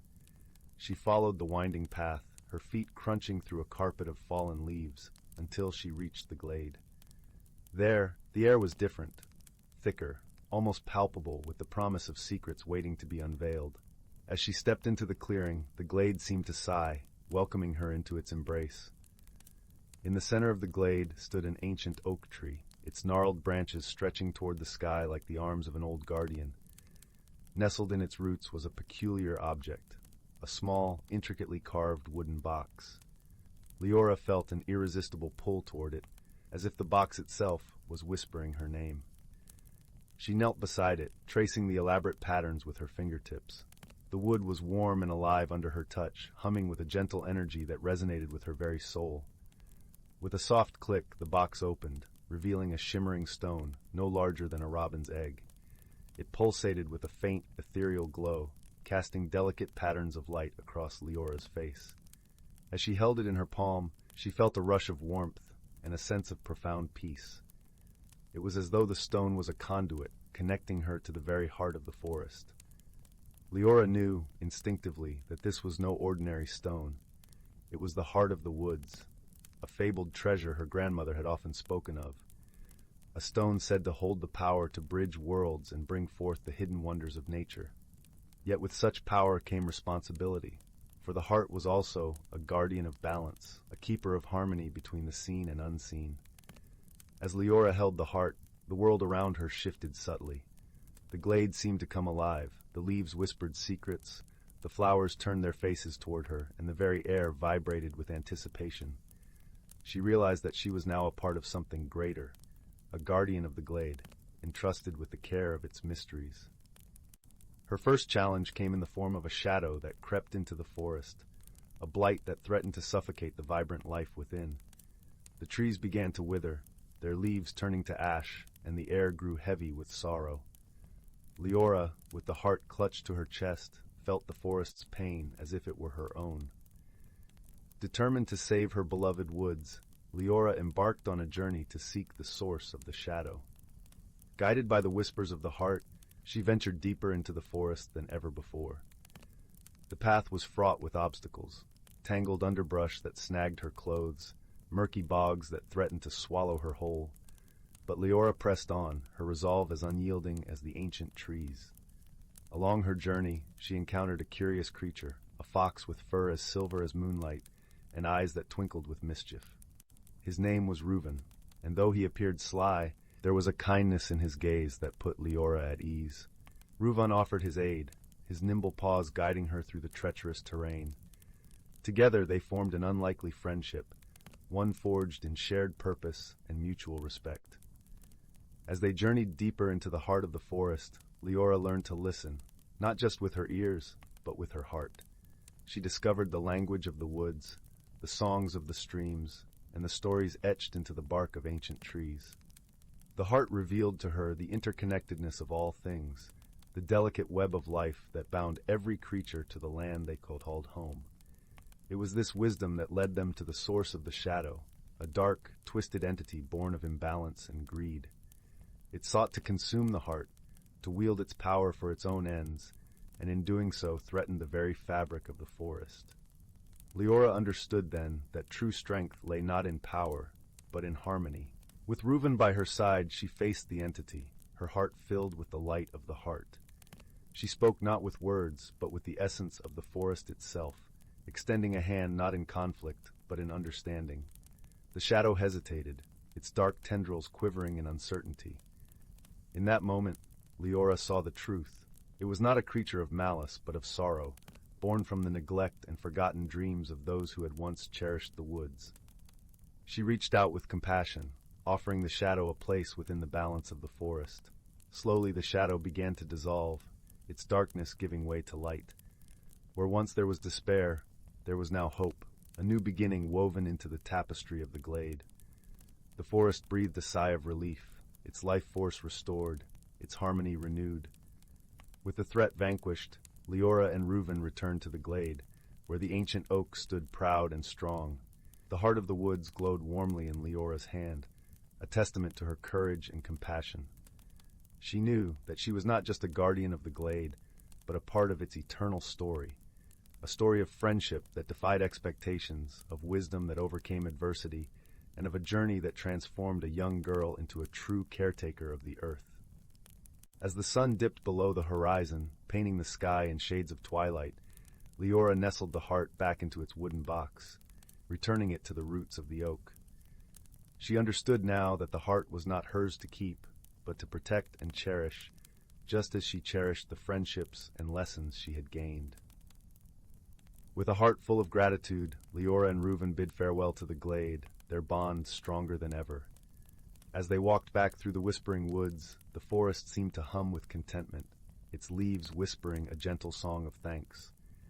And so, under the watchful gaze of the moon, Leora returned home to her grandmother, who welcomed her with open arms and a knowing smile.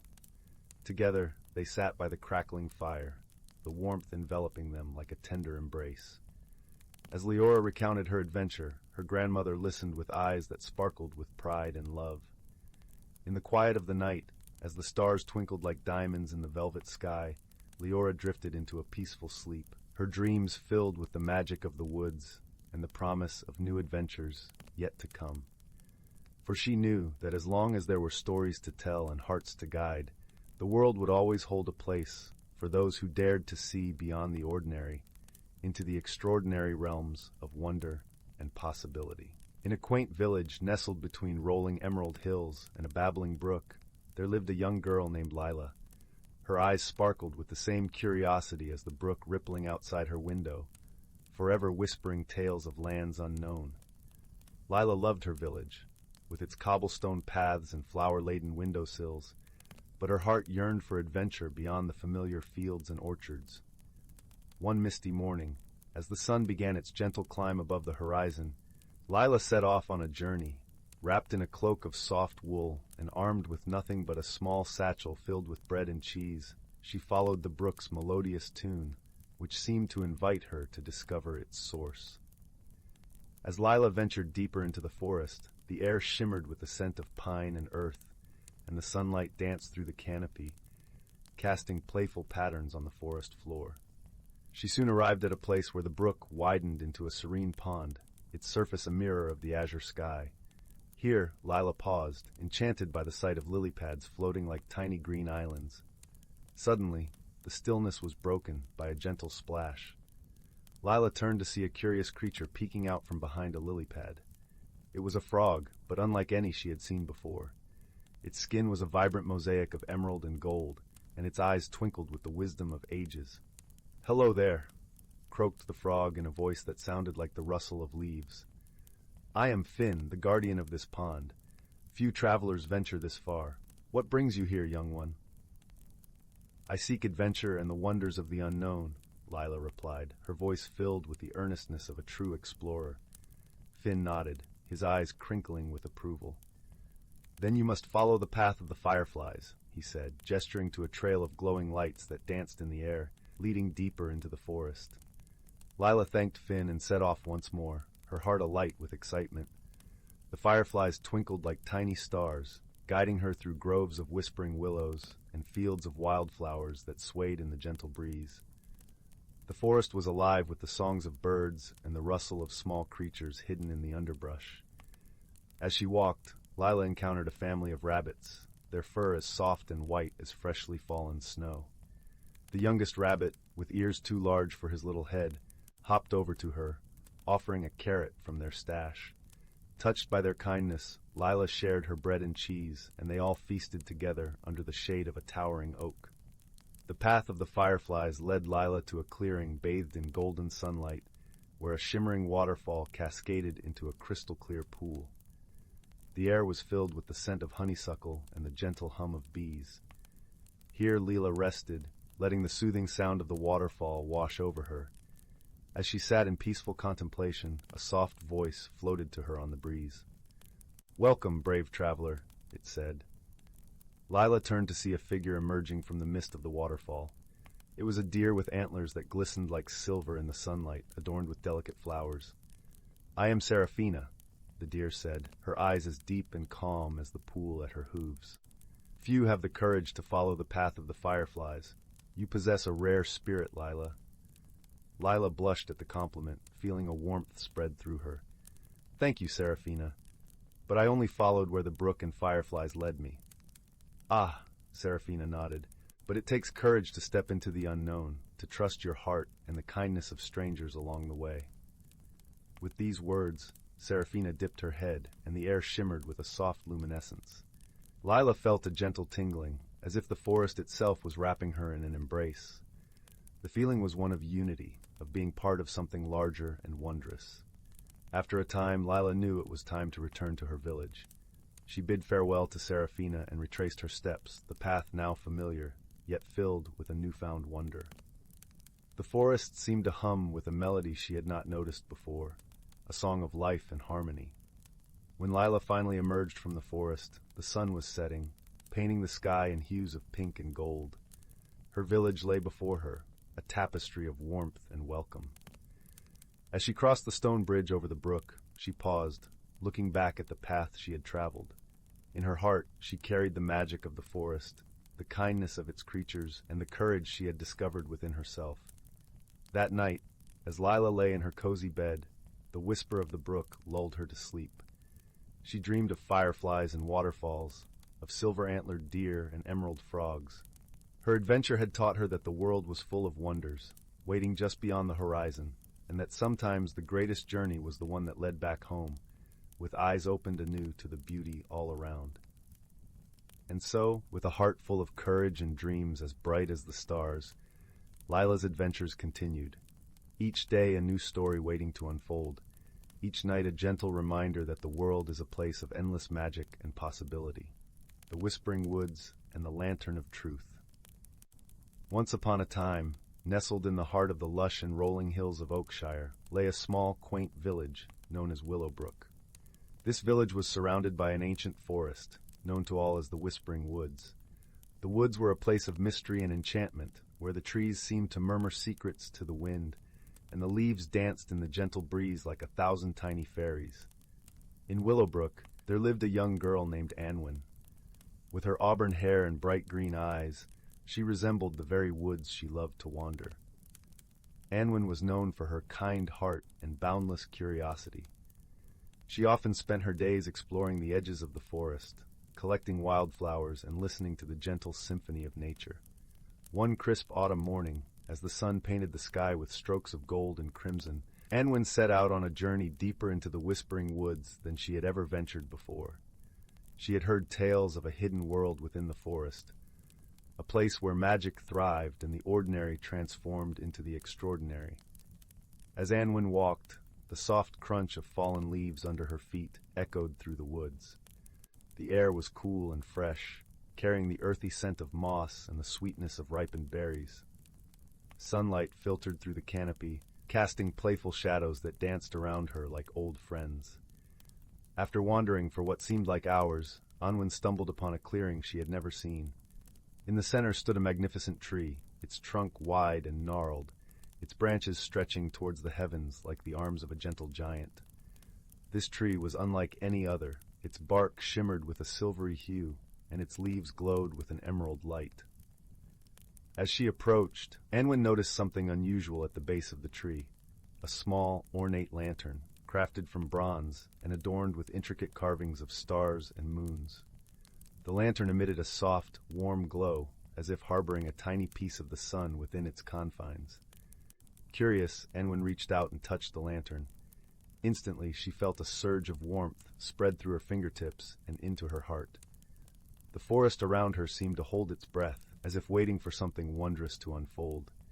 In that moment, the lantern spoke, its voice as gentle as a whisper, yet as profound as a distant echo. "Anwen," it said, "you have found the Lantern of Truth. With it comes the power to see into the hearts of others and unveil the truths hidden within their souls. But tread carefully, for truth can be both a blessing and a burden." Anwen, though taken aback, was not afraid. She felt a sense of purpose and a quiet determination growing within her. She knew that with great power came great responsibility, and she vowed to use the lantern's gift wisely. As Anwen journeyed back to Willowbrook, the woods seemed to come alive with a newfound energy. birds sang with greater fervor, and the wind rustled the leaves in a melodious chorus. Anwen felt as if she were part of a grander story, one that was just beginning to unfold. In the days that followed, Anwen learned to wield the lantern of truth with care and compassion. She discovered that truth had the power to heal, to mend broken relationships, and to bring understanding where there was once confusion. With each revelation, Anwen's heart swelled with empathy and wisdom. But as time went on, Anwen also learned that truth could be painful. It could reveal hidden wounds and unearth memories long buried. She realized that not everyone was ready to embrace the truths the lantern unveiled, and she had to learn the delicate art of patience and timing. One evening, as the sun dipped below the horizon and the village was bathed in the soft glow of twilight, Anwen found herself by the village pond. The water was as smooth as glass, reflecting the myriad stars that began to pepper the sky. As she sat there, the lantern of truth by her side, Anwen noticed a figure approaching. It was Rowan, a boy from the village who was known for his quiet demeanor and gentle nature. Rowan and Anwen often shared stories by the pond, their friendship blossoming like the wildflowers that grew along its banks. Tonight, however, Rowan seemed troubled. His brow was furrowed, and his usually bright eyes were clouded with worry. Anwen sensed that something weighed heavily on his heart. "Rowan," she said softly, "what troubles you so?" Rowan hesitated, his gaze fixed on the rippling water. "Anwen," he began, his voice barely a whisper, "there are things I have kept hidden, things I fear might change the way you see me." Anwen reached for the lantern, its comforting glow casting a gentle light between them. "Rowan, the truth is like the stars in the night sky. It is always there, even when hidden behind clouds. Trust that it will guide us, just as it guides the travelers who follow its light." With a deep breath, Rowan spoke of his fears and insecurities, the burdens he had carried in silence. As he spoke, the lantern's light seemed to envelop them both, wrapping them in a cocoon of warmth and understanding. In that moment, Anwen realized that the lantern's true power lay not in revealing truth, but in creating a space where truth could be shared without fear. It was a power that fostered connection, empathy, and healing. As the night wore on, Anwen and Rowan talked until the stars began to fade and the first light of dawn kissed the horizon. They spoke of dreams and fears, of hopes and past regrets, their hearts growing lighter with each word shared. From that day forward, Anwen used the lantern of truth not as a tool, but as a bridge, connecting hearts, mending rifts, and fostering friendships that transcended the boundaries of expectation. The villagers came to see the lantern not as a relic of power, but as a beacon of hope and understanding. As the seasons turned and the years passed, Anwen's story became legend in Willowbrook. The Whispering Woods continued to hold their secrets, the leaves dancing to the wind's eternal song. And in the heart of the forest, the ancient tree stood as a reminder of the magic that lay within, and the truth that could transform the world. And so, as the fireside crackles and the shadows lengthen, we find ourselves at the end of our tale. But remember, dear listener, that truth is not just a lantern to be found in enchanted woods. It is a light within us all, waiting to illuminate the paths we walk and the stories we share. With a gentle sigh, the tale comes to a close, leaving behind the warmth of friendship and the glow of understanding. Sleep now, with dreams as bright and boundless as the stars that guide us home. Title: The Whispering Woods Secret. In the tranquil village of Elderglow, nestled within the embrace of a lush, ancient forest, there lived a young girl named Mabel. Elderglow was a place where the air was always sweet with the scent of blooming lilacs, and the gentle rustle of leaves in the whispering woods seemed to carry secrets from times long past. The village was small, with stone cottages dotting the landscape like scattered pebbles, each one warmed by the glow of hearth fires that never seemed to fade. Mabel, with her curious hazel eyes and a heart full of wonder, was no ordinary child. She had a penchant for exploring, often venturing to the edges of the village where the Whispering Wood began. The villagers spoke of the wood with a mixture of reverence and caution, for it was said to be alive with magic, a place where the boundary between the ordinary and the extraordinary was as thin as the morning mist. One crisp autumn afternoon, as the sun dipped low and painted the sky in hues of amber and rose, Mabel set out towards the forest. Her mother had tucked a warm woolen scarf around her neck and placed a gentle kiss on her forehead, saying, "Stay on the path, my little adventurer, and listen to the whispers of the trees. They speak if you know how to listen." Mabel nodded, her eyes gleaming with excitement. She knew the woods well, having spent countless afternoons beneath its towering oaks and whispering pines. Today, however, felt different. There was a tingling in the air, a sense of anticipation that danced along her skin like the first touch of winter's breath. As she wandered deeper into the forest, the world around her shifted subtly. The light filtering through the canopy was dappled and golden, casting playful shadows on the forest floor. The leaves crunched softly under her boots, and the air was filled with the earthy scent of fallen leaves and damp moss. It wasn't long before Mabel came across something unusual, a glimmering stone, half buried in the soft earth. It was the size of a robin's egg, and shimmered with an iridescent glow that seemed to pulse with its own gentle light. Mabel knelt down, her heart pounding with the thrill of discovery. As she reached out to touch it, a soft, melodic voice filled the air, so faint it was almost a sigh. "Seek the heart of the wood, little one, and the truth shall be revealed." Startled, Mabel glanced around, her eyes wide. The voice seemed to come from nowhere and everywhere at once, as if the forest itself had spoken to her. She picked up the stone, feeling its warmth seep into her palm, and slipped it into her pocket, determined to follow its silent call. The deeper she ventured, the more the forest seemed to change. The trees grew taller and more ancient, their bark etched with patterns that looked like mystic runes. The air grew cooler, and a gentle breeze whispered through the branches, carrying with it a soft, tinkling sound like distant chimes. As she walked, Mabel noticed something extraordinary. The forest floor was dotted with clusters of tiny, luminescent mushrooms that glowed with a soft blue light, illuminating her path. She followed the trail of light deeper into the heart of the wood, her breath visible in the cool air. At last, Mabel arrived at a clearing bathed in moonlight. In the center stood an ancient oak, its gnarled branches stretching skyward like the arms of a wise old guardian. At the base of the tree, nestled among its roots, was a small door carved into the trunk. It was adorned with intricate carvings of woodland creatures and swirling vines. With a mixture of awe and trepidation, Mabel approached the door. She felt the stone in her pocket grow warm, and the carvings on the door seemed to shimmer in response. Taking a deep breath, she gently pushed it open and stepped inside. The interior was a wonderland of light and color. The walls glowed with a soft golden hue, and the air was filled with the scent of honeysuckle and wild roses. At the center of the room stood a table carved from a single piece of crystal, its surface reflecting the light in a myriad of colors. Seated at the table was a figure cloaked in shadows, yet Mabel felt no fear. There was a kindness in the air, a sense of welcome that put her at ease. The figure gestured to a chair opposite, and Mabel sat, her eyes wide with curiosity.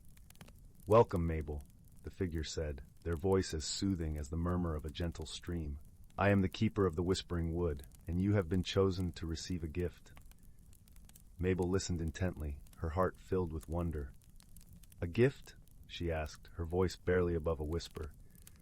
The keeper nodded, and with a wave of their hand, the room filled with images, scenes of the forest through the ages, its beauty and magic captured in a tapestry of light. "This stone you carry," the keeper said, "is a shard of the forest's heart, a fragment of its ancient magic. With it, you hold the power to listen to the whispers of the world, to understand the language of nature." Mabel gasped, her fingers brushing the stone in her pocket. "But why me?" she asked, her voice filled with awe. The keeper smiled, their eyes twinkling like stars. "Because, dear child, you have the heart of a true listener, one who sees the beauty in the world and cherishes it. Use this gift wisely, and you will bring joy and harmony wherever you go." Mabel nodded, her heart swelling with gratitude. "I will," she promised, her voice strong and clear. As the keeper faded into the shadows, the room began to dissolve into a swirl of light and color. Mabel felt herself being gently lifted, the world spinning around her until she found herself back in the clearing, the ancient oak standing silent sentinel under the moonlit sky. The journey back through the forest was a blur of wonder and joy. The stone in her pocket pulsed with warmth, and the forest seemed to hum with life around her. As she emerged from the woods, the village of Elderglow lay ahead, its lights twinkling like stars in the gathering dusk. Mabel returned home, her heart filled with the magic of the Whispering Wood. She knew that her life would never be the same, that she had been forever changed by the gift she had received. And as she lay in bed that night, the stone glowing softly on her bedside table, she listened to the whispers of the world, her heart open to its secrets. In the days that followed, Mabel discovered that her new gift allowed her to communicate with the natural world in ways she had never imagined. She could hear the songs of the birds, the gentle murmur of the brook, and even the soft sighs of the wind as it danced through the trees. The village of Elderglow seemed to come alive with magic, its beauty magnified by Mabel's newfound ability to listen and understand. Word of Mabel's gift spread quickly through the village, and soon people began to seek her out, eager to hear the stories she could tell and the wisdom she had gained. Mabel, ever kind and generous, shared what she had learned, helping those around her see the world with new eyes. One day, a young boy named Oliver approached Mabel with a look of worry etched on his face. Oliver was known for his mischievous spirit, often getting into trouble with his playful antics. He was well liked, but his restlessness sometimes got the better of him. "Mabel," Oliver said hesitantly, "there's something strange happening in the meadow near my house. The flowers have stopped blooming, and the bees are nowhere to be found. Can you help?" Mabel nodded, her heart filled with determination. "Of course, Oliver. Let's go see what we can do." Together, they made their way to the meadow, the soft grass whispering beneath their feet. As they arrived, Mabel noticed the silence that hung heavy in the air, the absence of the usual buzz of life that filled the summer days. Closing her eyes, Mabel reached out with her senses, listening to the whispers of the earth beneath her feet. She felt the pulse of the meadow, its energy dampened and subdued. Slowly the truth revealed itself. A patch of tangled brambles had grown unchecked, their thorny vines choking the life from the flowers and blocking the bees' path. "We need to clear the brambles," Mabel said, her voice filled with certainty. "Once the flowers can breathe again, the bees will return." With Oliver's help, they carefully cleared away the brambles, their fingers working gently to free the delicate blooms hidden beneath. As they worked, Mabel could feel the meadow's energy shift, the life returning to the soil and the air. By the time they finished, the sun had begun to set, painting the sky in shades of pink and gold. Mabel and Oliver stood together, watching as the first bees returned, drawn by the sweet scent of the newly freed flowers. "You did it, Mabel," Oliver exclaimed, his eyes shining with gratitude. "We did it," Mabel corrected, smiling at her friend. Sometimes all it takes is a little listening and a lot of heart. As the days turned to weeks, Mabel's gift continued to bring joy and harmony to Elderglow. She helped the villagers understand their connection to the natural world, teaching them to listen to its whispers and cherish its beauty. One crisp morning, as the first hints of winter touched the air, Mabel was walking through the village when she noticed an elderly man sitting alone on a bench. His eyes were clouded with sorrow, and Mabel's heart went out to him. "Hello," Mabel said softly, sitting down beside him. "Is there something troubling you?" The man sighed, his voice tinged with sadness. "I used to play the violin," he said, his gaze distant, "but my hands are no longer steady, and the music has left me." Mabel reached out, her hand gently resting on his. "Maybe the music hasn't left," she said gently. "Perhaps it's just waiting for you to listen again." The man looked at her, hope flickering in his eyes. "Could you help me find it?" Mabel smiled, nodding with understanding. "Close your eyes and listen with your heart," she instructed softly. "Feel the rhythm of the world around you." Together they sat in silence, the sounds of the village weaving a gentle symphony. Gradually the man's expression softened, the lines of worry smoothing into a look of peace. "I can hear it," he whispered, his voice filled with wonder. "The music is still there." Mabel beamed at him, her heart warm with joy. "It's always there," she said softly. "Sometimes you just need to be still and listen." The man's eyes shone with gratitude as he looked at Mabel. "Thank you," he said, his voice choked with emotion. "You've given me back my music." As the first snowflakes began to fall, Elderglow was transformed into a winter wonderland, its rooftops blanketed in white and the air filled with the crisp scent of pine. Mabel continued to share her gift with the village, her heart full of the magic that had been entrusted to her. One evening, as she sat by the fireplace, her family gathered around her. Mabel's mother smiled at her daughter with pride and love. "You've brought so much light to our village, Mabel," she said softly. "The forest chose well." Mabel looked around at her family, her heart swelling with happiness.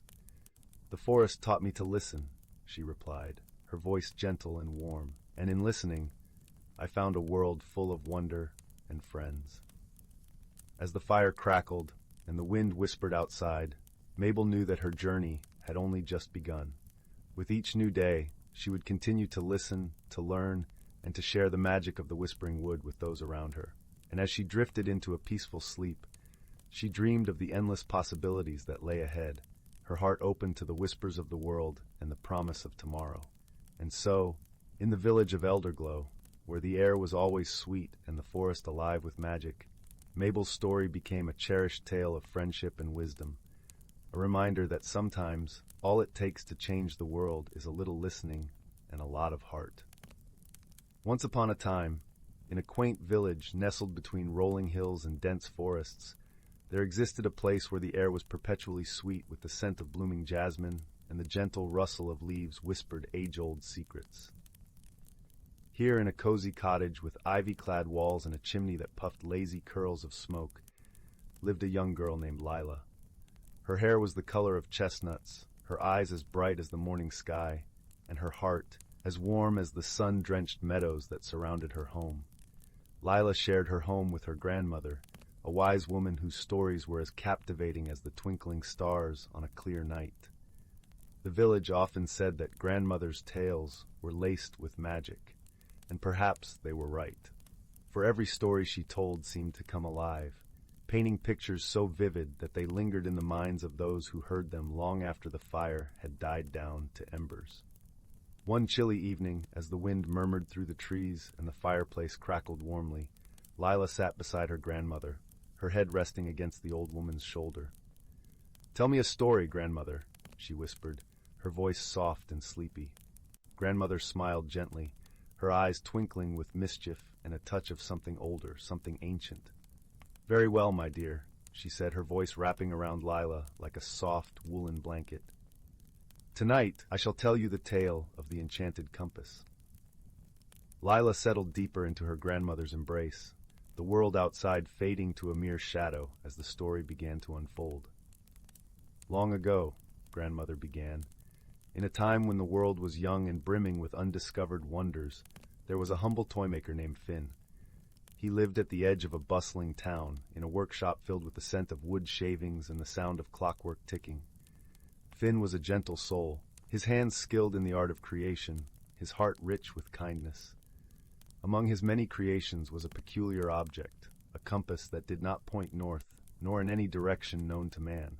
Instead, it was said to guide the bearer to their heart's true desire. But it was no ordinary compass, for it could only be seen by those pure of heart and intent." As grandmother spoke, Lila imagined the toymaker's workshop, the flickering light of candles casting playful shadows on the walls, the air filled with the rich aroma of pine and cedar. She could almost hear the soft ticking of the clockwork, a gentle heartbeat in the silence. "One day," continued grandmother, "a traveler named Kai arrived at Finn's doorstep. He was a young man, weary from his journeys, but his eyes held a spark of determination, a yearning for something he could not name. Sensing the traveler's longing, Finn offered him the compass, its needle spinning in a dance known only to it. "This," Finn said, placing the compass in Kai's hands, "will lead you to what you truly seek. But be warned, the path may not be what you expect." With gratitude, Kai accepted the gift, and thus began his journey, a journey not just across lands unknown, but into the depths of his own heart. Lila could feel the pull of the compass, the weight of its promise, heavy with mystery and hope. She imagined Kai setting out at dawn, the world bathed in the soft hues of sunrise, each step carrying him further into the unknown. As Kai traveled, grandmother continued, he encountered many wonders. a forest where the trees sang with voices like wind chimes, a lake whose waters reflected not the sky, but the dreams of those who gazed into its depths. Yet the compass led him onward, its needle unwavering in its dance. Along the way, Kai met a curious creature, a small, mischievous fox with fur as white as snow and eyes as clever as a winter's night. The fox, sensing Kai's good heart, decided to accompany him, prancing by his side, offering companionship and laughter. Lila smiled at the thought of the fox, its playful antics bringing lightness to Kai's journey. She could almost hear its soft paws on the forest floor, a comforting presence amidst the vastness of the world. As the days turned to weeks, Grandmother continued, her voice soft and steady, Kai began to understand that the compass was leading him not just across the land, but through the landscape of his own soul. He faced challenges that tested his courage and his kindness, teaching him the value of patience and the strength found in friendship. One evening, as the sun dipped below the horizon, painting the sky in shades of gold and crimson, Kai found himself at the edge of a great forest, an ancient place where time seemed to stand still. The compass, for the first time, ceased its spinning, the needle pointing steadily into the heart of the woods. Lila held her breath, her imagination weaving the scene with threads of anticipation and wonder. She could feel the forest's presence, its ancient wisdom whispering through the rustling leaves, its shadows deep and inviting. Kai entered the forest, Grandmother said, her voice a gentle breeze in the quiet room, his heart steady, his mind open. The fox trotted beside him, its eyes reflecting the fading light, its spirit as bright as a star. As they ventured deeper, the forest began to change. The trees, tall and majestic, stood like silent sentinels, their bark etched with runes of a language long forgotten. The air shimmered with a gentle magic, a presence that wrapped around Kai like a familiar embrace. Lila imagined the forest alive with unseen wonders, its secrets woven into the very fabric of the earth. She could hear the soft rustle of leaves, the distant call of a nightingale, the world holding its breath in anticipation. At the heart of the forest, Grandmother whispered, her voice a lullaby in the night, Kai found what he had truly been seeking, a hidden grove where a spring bubbled with water clear as crystal, its surface reflecting the stars above. Here in this sacred place, Kai realized that his journey had not been about reaching a destination, but about discovering the strength and wisdom within himself. Leela felt a warmth spread through her chest, a gentle glow of understanding and peace.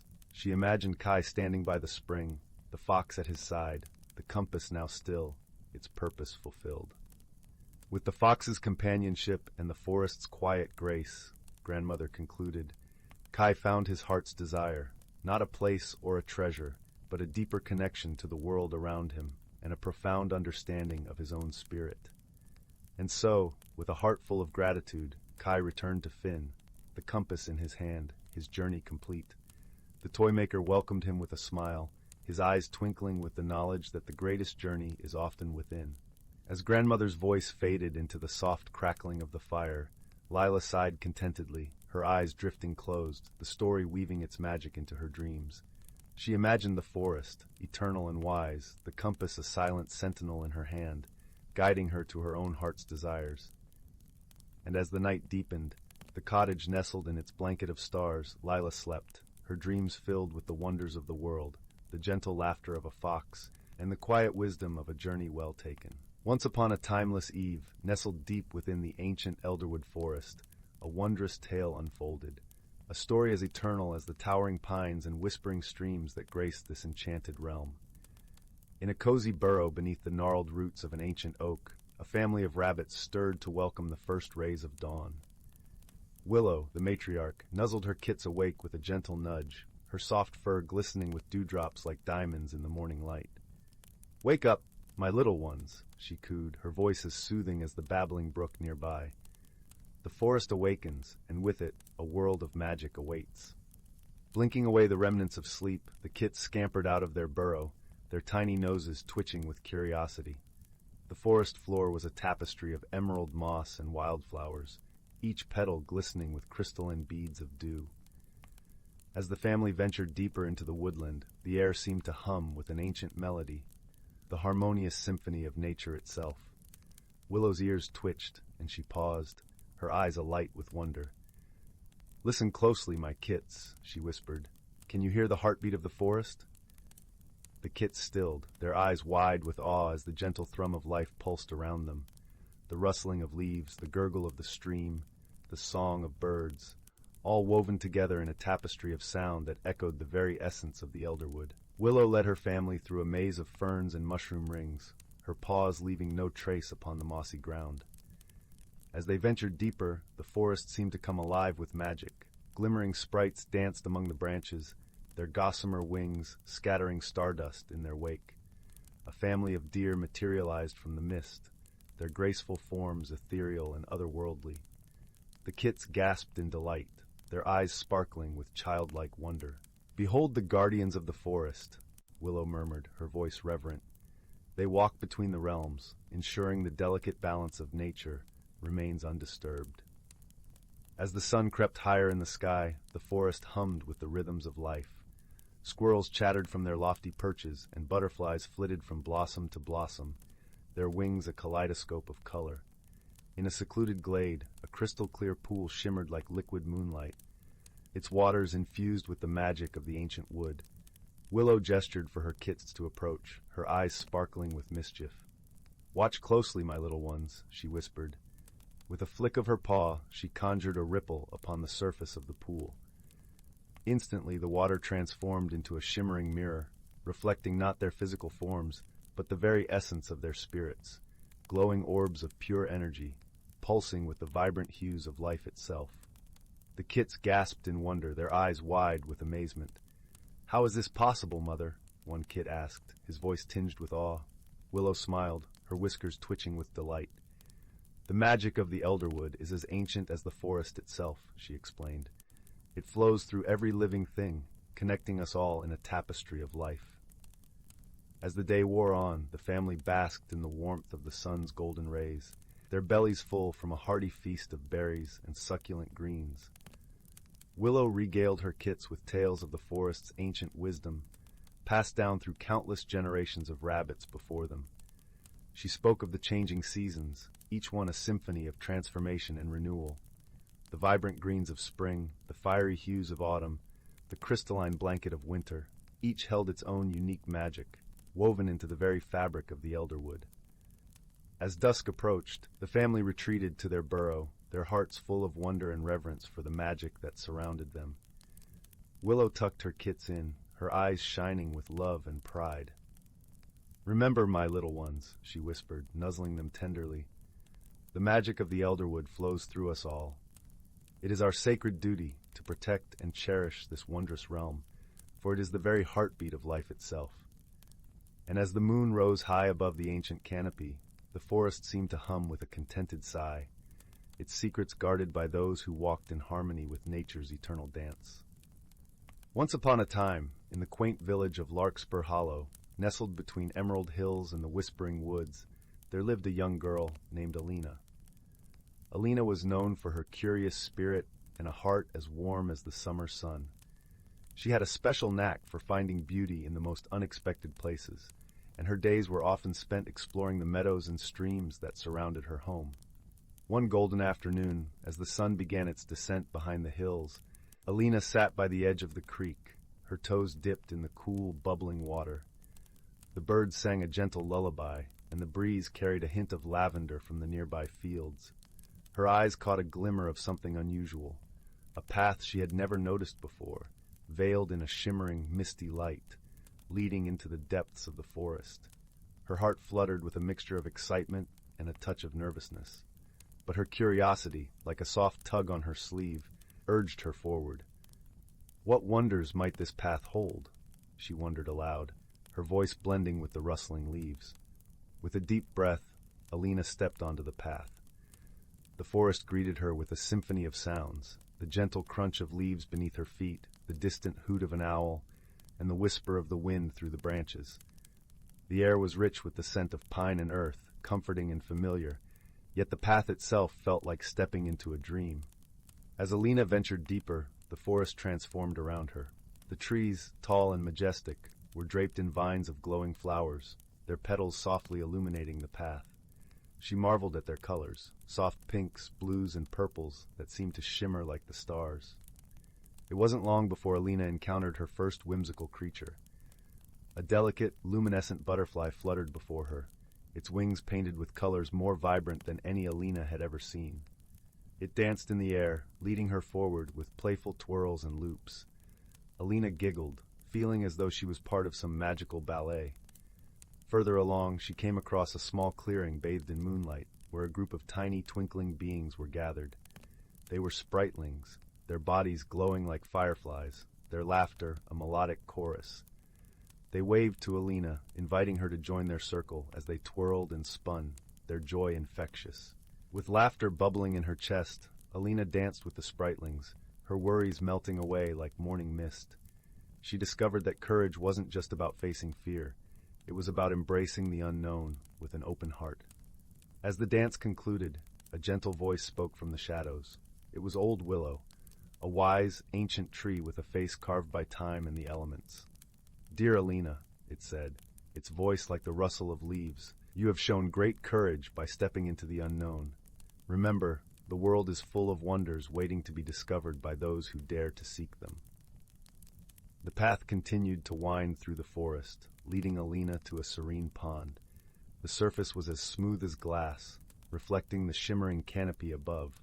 As she knelt by the water's edge, a gentle ripple spread across the pond, and a graceful, silvery fish emerged, its scales glinting in the moonlight. The fish spoke in a voice as soft as the water's caress. "Brave traveler, your journey reminds us that with each step into the unknown, we uncover parts of ourselves we never knew existed." Feeling a sense of peace and understanding, Alina thanked the fish and continued on her way. The path eventually looped back to the village's edge, where the first glimmers of dawn painted the sky in hues of pink and gold.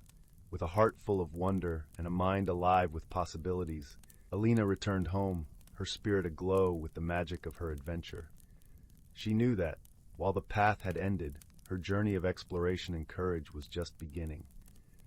And so, as the village of Larkspur Hollow awoke to a new day, Alina fell asleep with a smile, dreaming of the mysteries still waiting for her in the enchanting world beyond her doorstep. The gentle rustling of the leaves and the soft hum of the forest were her lullaby, promising more magical discoveries in the days to come. In the quaint village of Willowbrook, nestled between rolling hills and whispering woods, the air was always filled with the sweet scent of blooming lilacs and the gentle hum of nature's lullaby. It was a place where time seemed to slow, and the days drifted by like lazy clouds across a summer sky. The villagers were a tight-knit community of kind-hearted souls, each with tales of old passed down through generations, tales that spoke of magic and wonder, hidden secrets, and the mysteries of the woods that framed their idyllic world. In the heart of this village lived a young girl named Lila, with eyes the color of a moonlit lake and hair spun from the golden rays of the sun. Lila had a curious mind and a heart that beat in time with the rhythm of the world around her. She spent her days exploring the edges of the forest, where the trees whispered ancient secrets and the wind carried the scent of adventure. Her closest companion on these sojourns was a small, fluffy squirrel named Pip, whose mischievous eyes sparkled with the promise of mischief and joy. One warm spring morning, as the first hints of dawn painted the sky in hues of pink and gold, Lila and Pip set off on one of their usual adventures.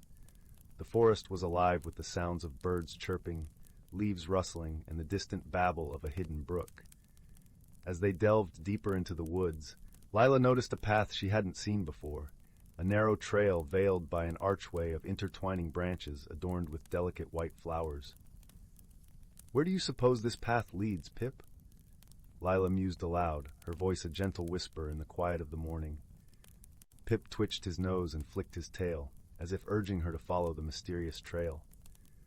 Together, they ventured through the floral archway, leaving the familiar forest behind. The path wound through clusters of ancient trees, their trunks gnarled and roots twisted like the fingers of time. The canopy above was dense, allowing only slivers of sunlight to dance upon the forest floor. After what felt like hours, they emerged into a hidden grove, a place that seemed untouched by time.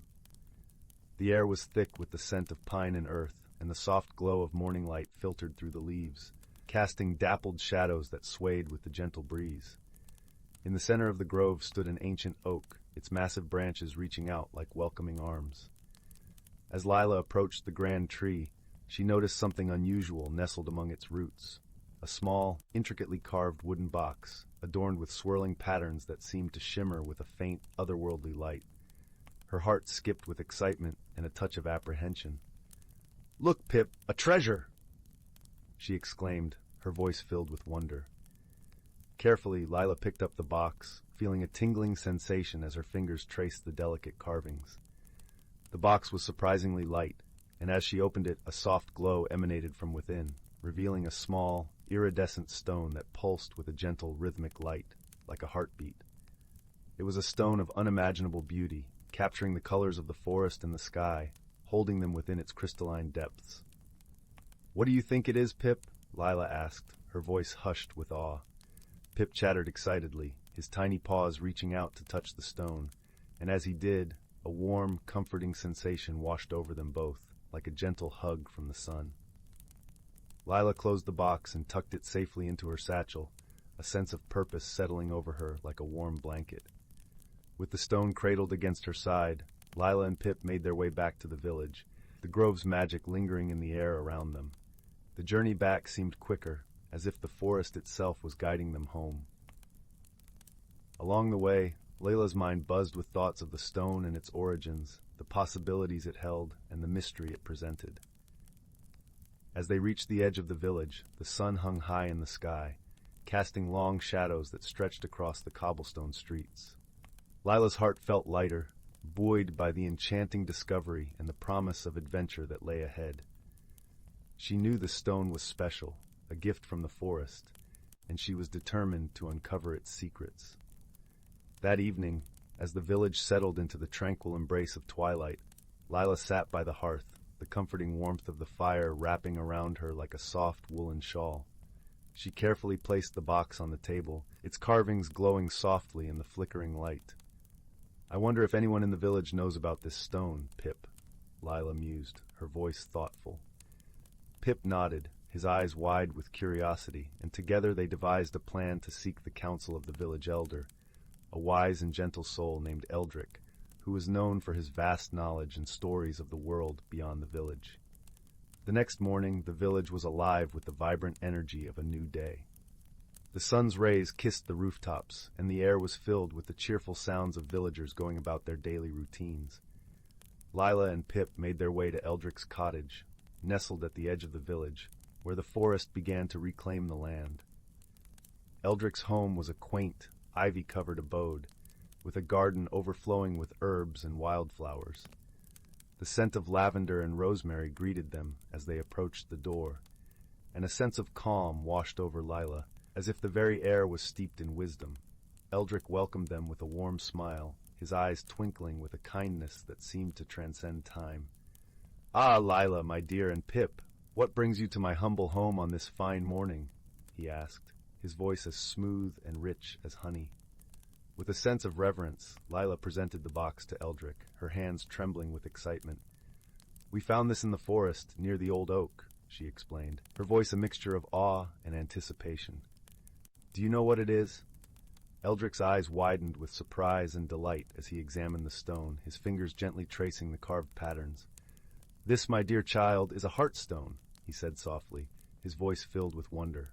"A rare and precious gift from the forest, imbued with the magic of the earth and the sky." Lila's heart soared with the revelation, her imagination dancing with the possibilities. "What does it do?" she asked, her voice a whisper. Eldrick chuckled, a warm, hearty sound that filled the room. "The Heartstone is said to hold great power, but its true magic lies in its ability to connect the hearts of those who possess it," he explained. "It can reveal hidden truths, mend broken bonds, and guide those who seek its wisdom." Lila listened, her heart swelling with hope and excitement. She knew the Heartstone was meant for her, a beacon of light guiding her on a path of discovery and transformation. With Eldrick's blessing, Lila and Pip set off on a journey that would take them beyond the boundaries of their village, into a world teeming with wonder and mystery. The Heartstone pulsed with a gentle light, its magic resonating with the rhythm of their hearts. As they ventured deeper into the unknown, Leela and Pip encountered new friends and faced unexpected challenges, each step bringing them closer to understanding the true essence of the Heartstone.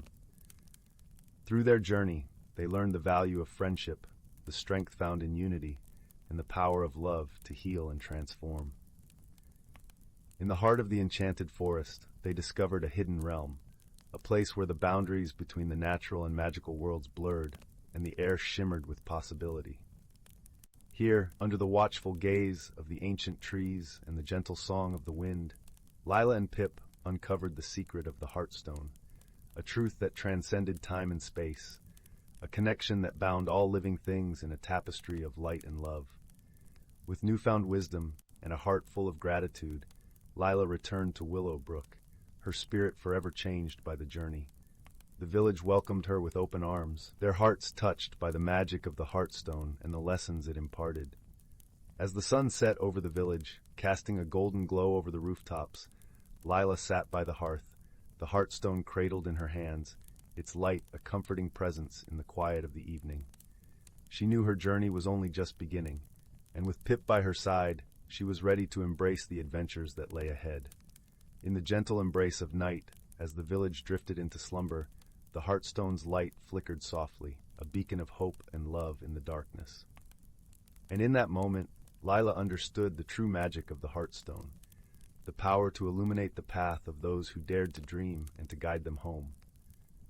And so, in the heart of Willowbrook, the magic of the Heartstone lived on, a testament to the enduring power of friendship, love, and the mysteries of the world that lay just beyond the edge of the forest. As the village slept, wrapped in the warmth of the night, the Heartstone's light continued to shine, a promise of new beginnings and the endless possibilities of the heart. Once upon a time, nestled in the quiet village of Willowbrook, there was a little cottage with a thatched roof and ivy-covered walls. The cottage belonged to an elderly woman named Granny Willow, who was known for her kindness and the twinkle in her eye that suggested she knew more than the average person. But the real secret of Granny Willow's cottage was not the woman herself, but a simple, unassuming object that lay amidst her collection of trinkets, a silver spoon. This spoon was unlike any other. It had been passed down through generations, and its handle was etched with intricate patterns that seemed to shimmer when touched by the light of the moon.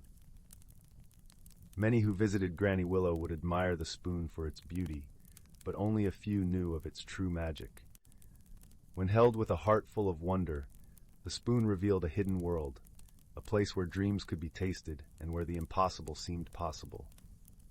One brisk autumn evening, a young girl named Clara visited Granny Willow.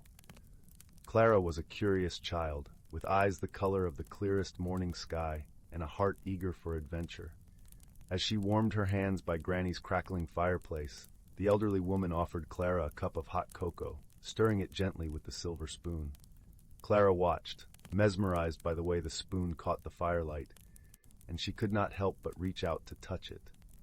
As her fingers brushed the cool metal, Clara felt a gentle tingling sensation spread through her hand and up her arm. Suddenly, the room around her seemed to blur, and she found herself standing in a forest unlike any she had ever seen.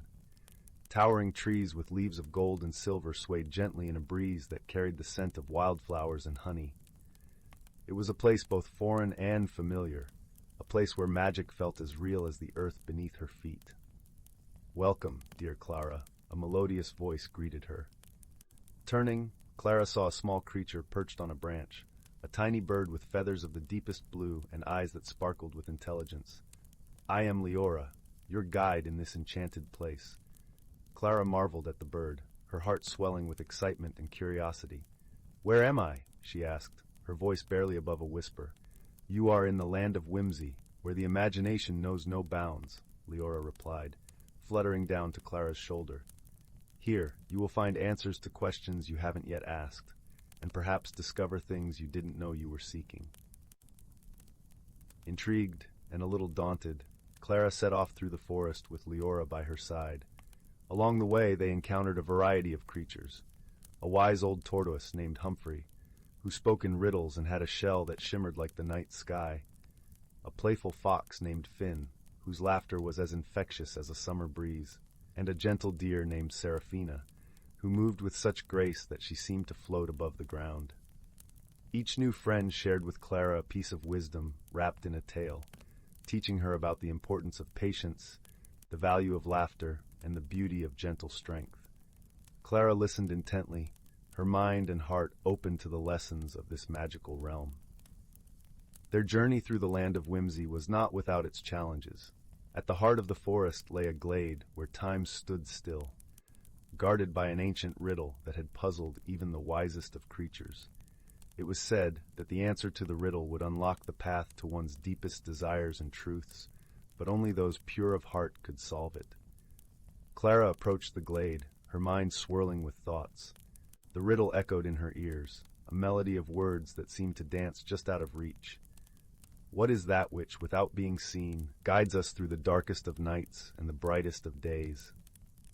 She pondered the question, her thoughts drifting to the friends she had made, the lessons she had learned, and the feeling of wonder that had filled her since she first touched the magical spoon. Then, with a dawning realization, she whispered, "Hope." As the word left her lips, the glade transformed, the trees shimmered with a golden light, and a pathway opened before her, leading to a clearing bathed in the soft glow of moonlight. In that moment, Clara understood that hope was the thread that wove through every story, every lesson, and every heart. With a sense of peace and fulfillment, Clara bid farewell to her new friends, promising to carry their wisdom back to her world. As she stepped onto the path, the forest began to dissolve, and she found herself once again in Granny Willow's cozy cottage, the silver spoon warm in her hand. Granny Willow, her eyes twinkling with understanding, smiled gently at Clara. "Did you find what you were looking for, my dear?" she asked. Clara nodded, her heart full of gratitude and newfound perspective. "I found more than I ever imagined," she replied, her voice filled with wonder. And so, Clara's journey through the land of whimsy came to an end, but the lessons she learned stayed with her, guiding her through the days and nights to come. She cherished the silver spoon and the magic it held, knowing that its true power lay not in the enchantment of a distant land, but in the hope and friendship it had awakened within her own heart. As the fire crackled softly and the shadows danced on the walls, Clara drifted into a peaceful sleep, her dreams filled with golden forests and the laughter of newfound friends. And somewhere in the quiet village of Willowbrook, a wise old tortoise, a playful fox, and a graceful deer watched over her, their spirits forever part of her story. And thus, the magic of ordinary things continued to weave its gentle spell, reminding all who listened that true wonder lies within the simplest of moments, waiting to be discovered by those who dare to dream. In the vast expanse of the cosmos, where stars shimmered like scattered diamonds across a velvet sky, lay a vibrant planet called Verdantia. Known for its lush, emerald landscapes and gentle rolling hills, Verdantia was home to the Verdantii, a race of beings with skin that mirrored the deep green of their surroundings. The Verdantii were peaceful creatures, thriving in harmony with nature, their hearts as open as the endless sky above them. On a day when the sun painted the horizon with strokes of amber and rose, a peculiar event unfolded. A small, glimmering spacecraft descended from the heavens, its hull reflecting the colors of the sky. It landed softly in a meadow, its entrance hatch opening with a gentle hiss. From the vessel emerged a being unlike any the Verdanti had seen before. This visitor was from the planet Crystallon, known for its shimmering ice cities and the ethereal beings who dwelled there, the Crystalli. The Crystalli were beings of light and crystal, their bodies refracting the light in a dazzling array of colors. This particular Crystalli, named Lyra, stood cautiously at the edge of the spacecraft, her crystalline form catching the setting sun's rays in a spectacular display. Nearby, a young Verdanti named Joran watched with curiosity from the cover of a leafy thicket. Joran was known among his people for his boundless curiosity and gentle spirit. Seeing Lyra, he felt a mix of wonder and apprehension. Gathering his courage, he stepped forward, his movements slow and deliberate, so as not to startle the visitor. "Greetings," Joran called softly, his voice as soothing as the rustle of leaves in a gentle breeze. "Welcome to Verdantia." Lyra turned, her eyes wide with surprise, the colors within her shifting like a kaleidoscope. "Hello," she replied, her voice a melodic chime. "I am Lyra, from Crystalon." As they began to converse, it quickly became apparent that their differences extended beyond mere appearance. Lyra's world was one of precision and logic, where emotions were often subdued beneath layers of crystalline perfection. Verdantia, in contrast, was a world of feelings and intuition, where the heart guided the hands as much as the mind did. Their initial attempts at communication were fraught with misunderstandings. When Joran spoke of the warmth of the sun and the joy of feeling the earth beneath his feet, Lyra struggled to comprehend. To her, warmth was a rare luxury, and the concept of feeling connected to the ground was foreign. Conversely, when Lyra described the way light danced through the crystal towers of her home, Joran found it challenging to envision such a place, where everything was as bright and hard as diamond. Despite these challenges, a bond began to form between them, woven together through their shared curiosity. They spent their days exploring the verdant fields and whispering forests, learning from one another. Joran taught Lyra to appreciate the simple joys of a sunlit morning and the rustling symphony of leaves. In return, Lyra shared stories of her ice-clad world, painting vivid pictures with her words that brought a touch of Crystalon to Verdantia. One afternoon, as they wandered through a meadow awash in wildflowers, a sudden storm rolled in from the distant mountains. The sky turned a deep, stormy gray, and rain began to fall in heavy sheets. The wind howled, bending the trees and sending ripples across the fields. Joran, accustomed to such weather, found shelter beneath a great, spreading tree. He beckoned to Lyra, who hesitated, her crystalline form not built to withstand the force of the storm. Seeing her reluctance, Joran reached out, offering his hand. "Trust me," he said, his eyes warm with reassurance. With a flicker of uncertainty, Lyra took his hand, and together they made their way to the shelter of the tree. There, as rain drummed a steady rhythm on the leaves above, Joran shared stories of storms past, of how they would pass and leave the world renewed and vibrant. Lyra listened, feeling the warmth of his words seep into her being. In that moment, she understood something new, the strength that came from sharing burdens, the comfort of companionship. It was a lesson her world had never taught her, but one that Verdantia offered freely. As the storm subsided and the sun broke through the clouds, painting the world in shades of gold and silver, Joran and Lyra emerged from their shelter. The air was fresh and crisp, carrying the scent of rain-kissed earth. Together, they walked through the glistening meadow, their steps in harmony. In the days that followed, their friendship deepened. They learned to see beyond their differences, finding strength in their diversity. Joran marveled at Lyra's ability to bring light into the darkest of places, while Lyra cherished Joran's endless capacity for wonder and his unwavering kindness. Through shared challenges and moments of mutual support, they discovered the true meaning of friendship, a bond that transcended worlds and differences, a connection that was as enduring as the stars themselves. And so, in the heart of the cosmos, under the vast canopy of the universe, a Verdantia and a Crystali stood side by side, their friendship a testament to the power of understanding and the beauty of embracing the unknown. Together, they learned that while they came from different worlds, their hearts beat in harmony, united by a shared journey and the discovery of a friendship that would last a lifetime.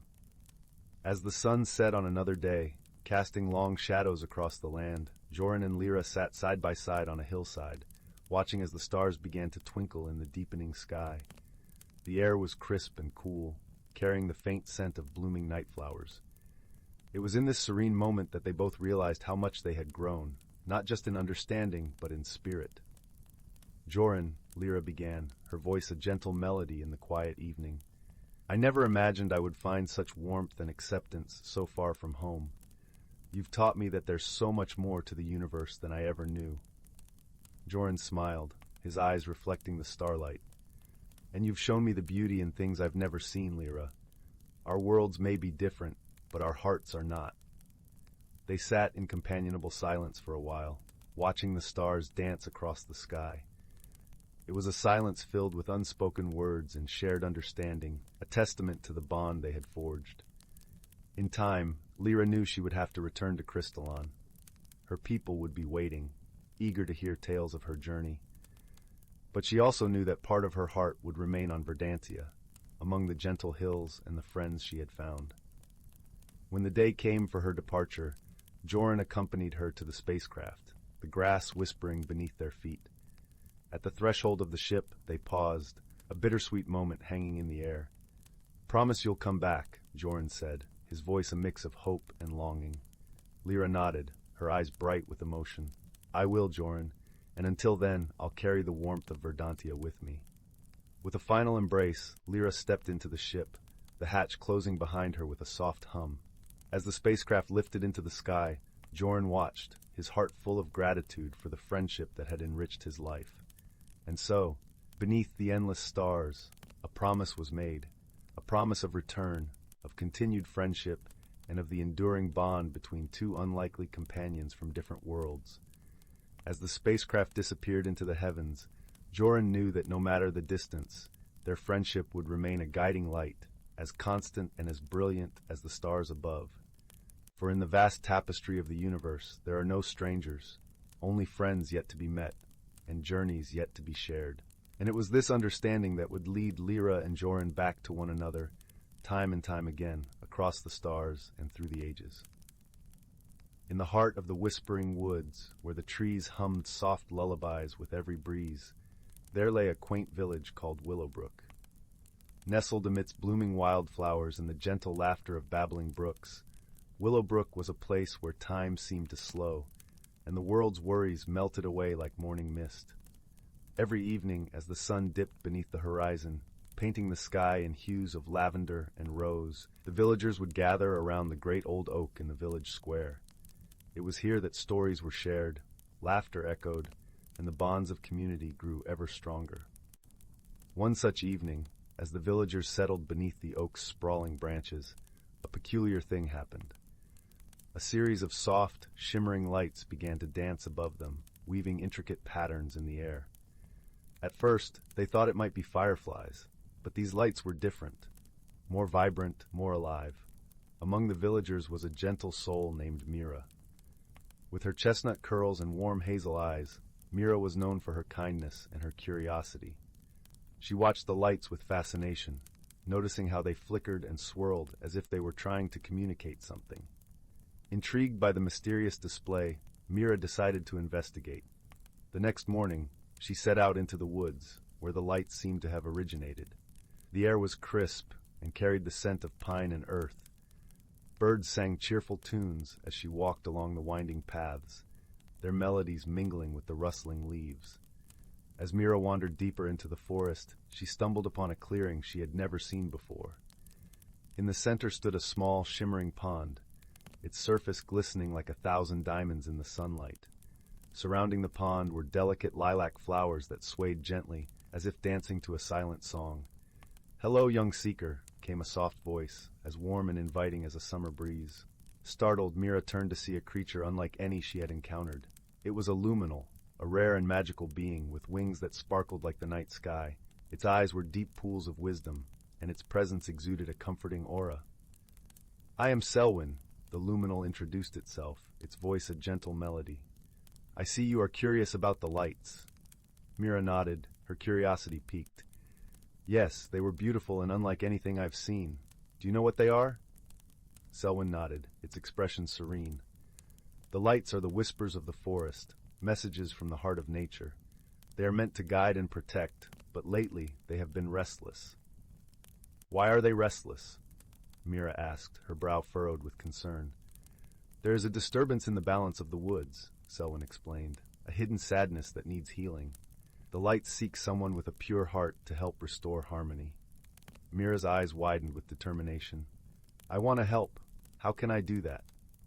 Selwyn fluttered its wings gently, the air shimmering with stardust. "You must listen to the forest, feel its rhythm, and uncover the source of its sorrow. Trust in your heart, and you will find the way." Buoyed by Selwyn's words, Mira closed her eyes and allowed herself to attune to the forest around her. She listened to the rustle of leaves, the whisper of the wind, and the distant call of a lone owl. Slowly, a pattern emerged, a gentle thrum beneath the surface, a melody of life interwoven with a single discordant note. Following this faint trail of unease, Mira journeyed deeper into the woods, her footsteps guided by the forest's subtle cues. Along the way, she encountered various creatures, a family of rabbits who shared their burrow's warmth, an old tortoise who nodded sagely as she passed, and a mischievous squirrel who offered her an acorn as a token of friendship. Each encounter reinforced the sense of community and mutual care that thrived within the Whispering Woods. It was a reminder that even the smallest gesture of kindness could ripple outwards, touching lives in ways unseen. At last, Mira arrived at a thicket where the air felt heavy with a quiet sadness. Peering through the intertwined branches, she discovered a small grove where the trees stood tall and proud, yet their leaves drooped as if burdened by unseen weight. In the center of the grove lay a young fawn, its eyes wide with fear and confusion. The source of the forest's sorrow was clear, a creature lost and alone, seeking the warmth of companionship. Approaching slowly so as not to startle the fawn, Mira spoke softly, her voice a soothing balm. "Hello, little one. You're not alone anymore. I'm here to help."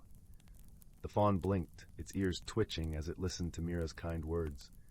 Gradually it relaxed, sensing the genuine care in her tone. With gentle hands, Mira guided the fawn out of the thicket and back towards the heart of the forest. As they walked, the trees seemed to sigh with relief, their leaves lifting as the weight of sadness began to dissipate. Selwyn appeared once more, its eyes alight with gratitude. "You have done well, Mira. The forest thanks you for your kindness and courage." Mira smiled, feeling a warmth spread through her chest. "I only did what felt right. The forest is a magical place, full of life and wonder. I'm grateful to be part of it." Under the luminal's watchful gaze, the shimmering lights returned, dancing joyfully through the trees. They twirled around Mira and the fawn, a celebration of restored harmony and newfound friendship. As the sun began to set, casting golden rays across the forest floor, Mira made her way back to Willowbrook, the fawn trotting happily by her side. The villagers welcomed them with open arms, their hearts touched by the tale of the gentle mystery that had unfolded in their beloved woods. That night, as the stars twinkled above and the village settled into peaceful slumber, Mira lay beneath the great old oak, the fawn nestled beside her. She closed her eyes, her dreams filled with shimmering lights and the whisper of a forest at peace. And so, in the heart of the Whispering Woods, where the trees hummed soft lullabies with every breeze, the village of Willowbrook continued to thrive, its people bound by tales of wonder and the gentle magic that surrounded them. Here, under the watchful gaze of the luminal and the twinkling stars, harmony reigned, and the world felt just a little bit brighter. The Amber Locket and the Guardian of Whispers. In a village cradled by mountains that wore crowns of perpetual mist, there lived a girl named Leela with eyes the color of storm clouds and a heart that hummed in tune with the wind. Her home, a cottage with a thatched roof mossy from decades of rain, sat at the edge of the Whispering Woods, a forest said to hold the breath of forgotten magic. Layla's days were spent gathering herbs for her ailing mentor, old Finian, whose cough rattled like pebbles in a tin pail. But her nights belonged to the stories Finian told of the woods, of trees that murmured secrets, stones that glowed with inner fire, and creatures who remembered when humans and magic were kin. One twilight, as Leela stirred a pot of time-infused broth by the hearth, Finian pressed a small object into her palm, a locket forged of amber, warm as living skin. "Found it in the woods long ago," he wheezed, his voice a threadbare tapestry. "It chooses listeners." The locket pulsed faintly, and in its golden depths Leela glimpsed a flicker, a tiny, wingless dragon made of light. That night, as wind combed through the pines outside, the locket hummed against her chest, and she heard it, a melody thin and reedy, drifting from the woods. The woods welcomed her with a sigh. Moonlight pooled in the hollows of ancient oaks, and the air smelled of damp soil and secrets. Leela followed the melody, her boots sinking into carpets of moss that sprang back like grateful lungs. Deep in the grove she found the source, a fox with fur like smoldering embers and eyes sharp as citrine. It lay trapped beneath a fallen branch, its paw twisted at a cruel angle. The creature's song, a whimper woven into the wind, ceased as it locked eyes with her.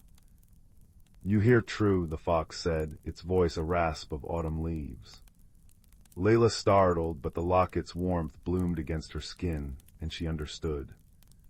The amber was a key, unlocking tongues long silenced. Let me help, she whispered, kneeling. The fox tensed, then nodded. As Leela splinted its paw with a stick and strips of her apron, it studied her. Men have forgotten how to listen. Why do you heed the old songs? Because stories are the only maps we have, she replied, parroting Finian's favorite phrase. The fox's ears twitched. Call me Ember, it said, rising unsteadily. And since you've mended my sky-dancing foot, I'll mend your ignorance. The woods are fading, the guardian tree weakens. Without its roots, your mentor's breath will gutter out, and so will the magic that keeps these trees whispering.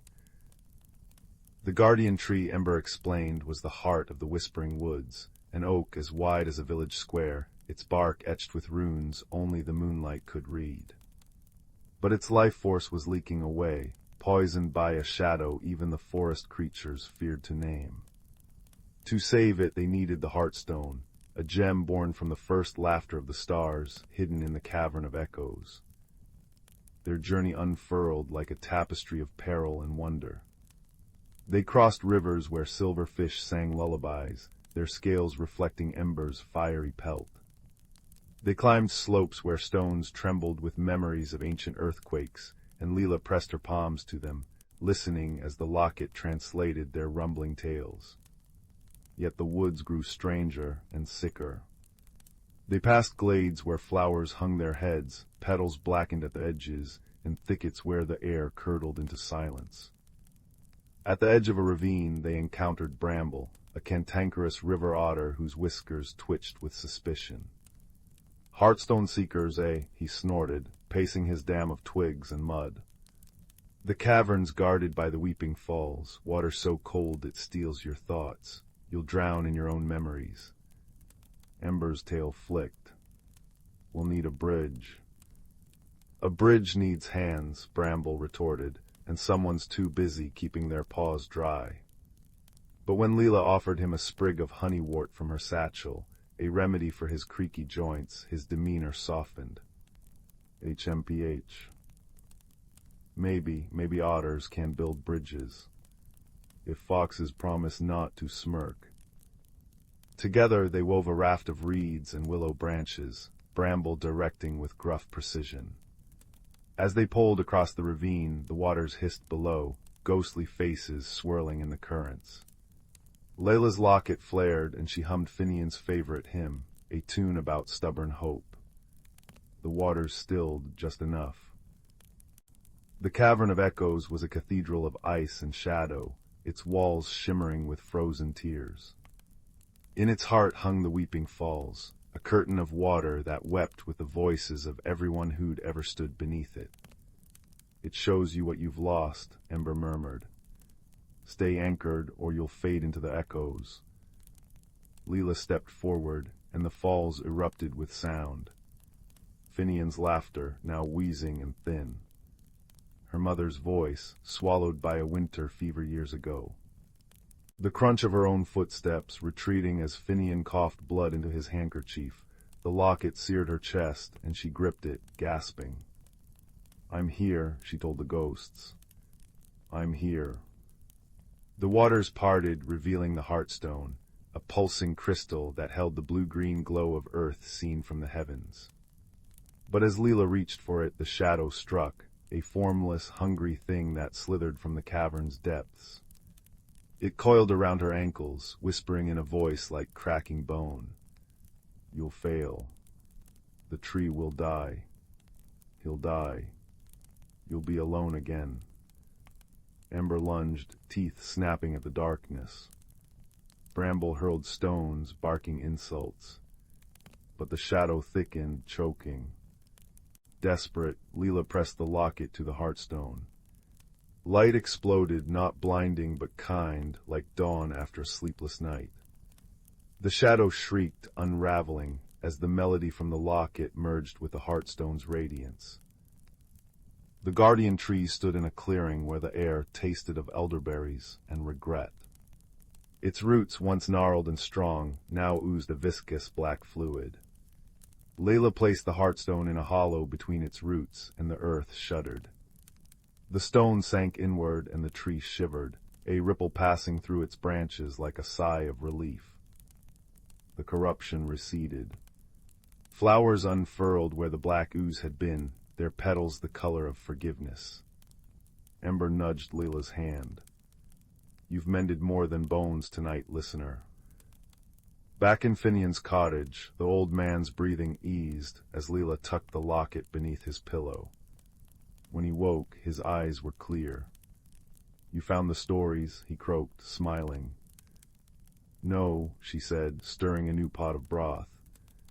"They found me." Years later, villagers would speak of the girl who walked with foxes and bargained with otters. The woods thrived, and those who listened closely could hear its song, a melody woven of rustling leaves, chuckling streams, and the soft chime of an amber locket passed down through generations. But on quiet evenings, when mist veiled the mountains, Layla would sit with Finian by the fire, Ember curled at her feet, and Bramble's latest engineering marvel, a wind chime made of acorns, clinking outside. No one spoke of shadows or heartstones. There was no need. The fire crackled, the locket hummed, and the world felt, for a moment, as gentle as a story told in the dark. Once upon a time, in a land where the sun painted the skies with hues of pink and gold, there lay the enchanting village of Whimsy Hollow. The village was nestled between rolling hills of lavender and fields of fluttering daisies, where the air was always filled with the gentle hum of laughter and the sweet scent of honeysuckle. In Whimsy Hollow, every creature was unique, and each had a special charm of their own. There was Pipkin, the pint-sized fox with a tail that sparkled like 1,000 fireflies, and Mary, the mouse who wore a tiny top hat and played delightful tunes on his miniature violin. Then there was Lark, a wise old tortoise with a shell that changed colors with the seasons, and who always had a kind word or two to share. Life in Whimsy Hollow was always filled with wonder and joy, but one sunny morning, a peculiar event occurred that sent ripples of excitement through the village.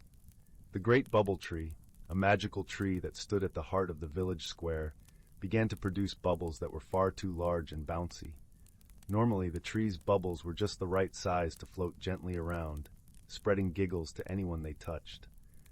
But now, they were so immense that they bounced off rooftops and sent chickens clucking in surprise. The villagers gathered around the great bubble tree, scratching their heads in bewilderment. "I do declare," said Pipkin, his eyes wide with amazement, "these bubbles are as big as pumpkins and as bouncy as a bed of marshmallows." Mary twirled his hat and played a cheerful note. "Perhaps there's a bit of magic gone awry," he mused. "Or maybe the tree is simply in a jolly mood." Lark nodded thoughtfully, his shell glistening in the sunlight. "It seems to me," he said in his deep, soothing voice, "that we must discover the cause and find a way to help our dear tree return to its usual self." The villagers agreed, and so began their whimsical adventure. Pipkin, Mary, and Lark decided to seek the advice of the village's resident enchantress, a whimsical old woman named Flora, who lived at the edge of the village in a cottage made entirely of gingerbread. As they made their way through the fields, the air was filled with the fragrance of freshly baked cookies, and the sound of Flora's laughter danced on the breeze. Her garden was a riot of colors, with flowers that sang when tickled by the wind and trees that swayed in rhythm to the songs. Flora greeted them with a warm smile and a twinkle in her eye. "Ah, my dear friends," she chuckled, "I hear the great bubble tree has been getting a bit carried away with its bubbles." Pipkin nodded, his tail twinkling with excitement. "Yes, indeed. We were hoping you might have a potion or a spell to help." Flora clapped her hands with delight. "Oh, I do love a good magical mystery. Let us see what we can brew together." In Flora's cozy kitchen, the scent of cinnamon and vanilla filled the air as they mixed ingredients from her collection of jars and bottles. There were giggleberries, which always brought a smile, and whispering petals, known to share secrets with those who listened closely. They added a sprinkle of moonbeam dust, just for a touch of sparkle. As they stirred the concoction, Mary played a joyful tune, and Lark shared an old tale of a turtle who once danced with the stars. The potion bubbled and glowed, casting a warm light around the room. With the potion ready, the friends hurried back to the great bubble tree. The villagers watched with anticipation as Flora sprinkled the potion over the roots of the tree. For a moment, nothing happened, and then the tree shivered with delight, and the bubbles began to shrink to their usual delightful size. The villagers cheered, and the air was filled with laughter and hugs. The great bubble tree twinkled in the sunlight, grateful to be back to its bubbly self. Pipkin, Mary, and Lark beamed with pride, knowing they had helped their village with creativity and friendship. Flora smiled, her heart warmed by the joy she saw around her. "Remember, my dear friends," she said, "that the magic of Whimsy Hollow lies not just in spells and potions, but in the kindness and laughter we share." And so life in Whimsy Hollow returned to its happy rhythm, with bubbles that danced gently on the breeze and hearts that sang with joy. The village continued to be a place of wonder and whimsy, where every day was a new adventure, and where friendship was the most magical gift of all. As the sun set, painting the sky with colors as vibrant as the village itself, the villagers gathered around the great bubble tree once more. This time, they weren't there to solve a mystery, but to celebrate the joy of their community. Pipkin, Mary, and Lark stood proudly, knowing that their teamwork had brought the village back to its delightful self. Flora joined them, bringing a basket filled with her homemade ginger snap cookies, each one shaped like a star. As they nibbled on the sweet treats, the bubbles floated gently overhead, casting rainbows in the fading light. The air was filled with the soft sounds of Mary's violin, his tunes weaving a melody of peace and happiness. "Do you suppose the tree will ever get carried away again?" Pipkin asked, a playful glint in his eyes. "Perhaps," Flora replied with a wink, "but that's the beauty of magic, isn't it? It's full of surprises and wonder, much like life itself." Lark nodded in agreement, his wise old eyes sparkling with wisdom. "And when it does, we'll be ready with our wits and laughter," he said, his shell reflecting the gentle glow of the bubbles. The villagers continued to celebrate, sharing stories and dreams as the stars began to twinkle in the night sky. They knew that whatever challenges they might face, they would always have each other, and that was the greatest magic of all. As the night deepened, the villagers slowly made their way to their cozy homes, their hearts warm with the comfort of friendship and community. The great bubble tree stood tall and proud, a symbol of the joy and unity that defined Whimsy Hollow. And so, under the watchful gaze of the moon and stars, Whimsy Hollow drifted into a peaceful slumber, dreaming of the adventures yet to come and the laughter that would always fill their days. In the quiet hush of the night, the gentle rustle of leaves and the soft murmur of bubbles filled the air, a lullaby of magic and love.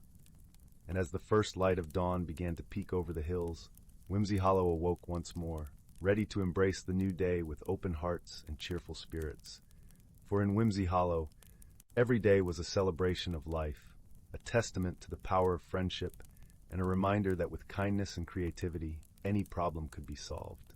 And that, dear listener, is the true magic of Whimsy Hollow, a place where dreams come to life and every heart finds its song. Once upon a time, deep within the heart of an ancient forest, there lived a young rabbit named Thistle. Though small in stature, Thistle possessed a remarkable gift, the ability to communicate with the trees and plants that surrounded her. On a crisp autumn evening, as Thistle nestled beneath the twisted roots of an ancient oak, she heard a faint whisper carried by the wind. It was the voice of the forest, calling out to her in a language only she could understand. "Thistle, brave one," the trees rustled. "A great darkness has fallen upon our realm, and only you can restore the balance." Thistle's eyes widened as a glimmering acorn tumbled from the oak's branches and landed at her feet. This was no ordinary acorn, for it radiated with a warm golden glow.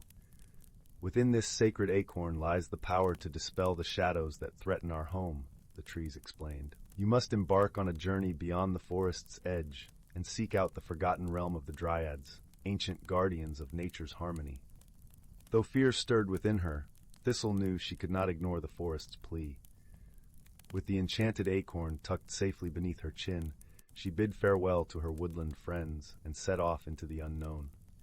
The path ahead was long and treacherous, winding through sun-dappled glades and misty ravines. Thistle encountered many wonders and perils along the way, towering mountains that scraped the sky, rushing rivers that roared with ancient voices, and creatures both friendly and fearsome.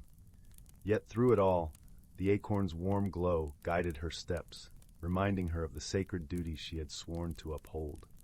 After many moons of travel, Thistle found herself standing before a massive willow tree, its branches heavy with trailing vines and crystalline dewdrops.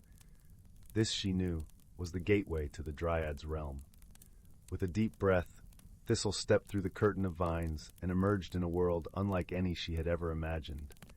Towering trees adorned with shimmering leaves stretched as far as the eye could see, their branches intertwined in a canopy of verdant splendor. And there, among the ancient trunks, stood the Dryads themselves, lithe, graceful beings whose very existences seemed woven from the fabric of nature itself. "Welcome, Thistle," their melodic voices chimed in unison. "We have been awaiting your arrival." Thistle trembled as she recounted the darkness that had befallen her forest home, and the Dryads listened with solemn reverence. "The shadows you speak of are born of an ancient evil, a force that seeks to sever the sacred bond between the natural world and those who dwell within it," they explained. "But you have carried the light of hope and perseverance through your journey, and for that, we shall aid you in your quest." With a wave of their slender hands, the Dryads conjured a shimmering pool of crystal-clear water. Within its depths, Thistle saw visions of a hidden glade, where a twisted, gnarled tree stood sentinel over a dark, foreboding chasm. "There lies the source of the shadows," the Dryads whispered. "Deep within that chasm dwells Noctis, the embodiment of eternal night. Only by confronting Noctis and restoring the balance can your forest be saved." Thistle's heart quailed at the thought of facing such a foe, but the determination within her burned brighter than ever before. Armed with the enchanted acorn and the wisdom of the Dryads, she set off once more, her paws treading the paths of destiny. After many trials and tribulations, Thistle finally reached the glade where the twisted tree stood guard. A sense of dread hung heavy in the air, and the very ground seemed to tremble beneath her feet. Taking a deep breath, Thistle stepped towards the chasm, the acorn's golden glow burning brighter than ever before. "Noctis!" she called out, her voice echoing through the endless darkness. "I come bearing the light of hope and the strength of the natural world. Your reign of shadow ends here." A deep, rumbling laugh echoed from the depths of the chasm, sending shivers down Thistle's spine. "Foolish creature," a voice like crackling thunder boomed. "You think your paltry light can pierce the eternal night I have wrought? Your hopes are but embers, soon to be snuffed out." From the inky blackness, a writhing mass of shadows emerged, coalescing into the towering form of Noctis. His very presence seemed to leach warmth and light from the world around him. Thistle trembled, but she refused to back down. Clutching the acorn tightly, she summoned every ounce of courage and defiance within her. "You may cloak the world in darkness, Noctis," she cried, "but the light of hope burns eternal within the hearts of those who refuse to surrender." With those words, Thistle hurled the acorn into the swirling vortex of shadows. For a moment, all seemed lost as the darkness threatened to consume the tiny seed of light. But then, a brilliant burst of golden radiance erupted from within the chasm, banishing the shadows and bathing the world in a warm, comforting glow. Noctis howled in anguish as his shadowy form disintegrated, reduced to mere wisps of smoke scattered by the wind. The battle was won, and the balance restored.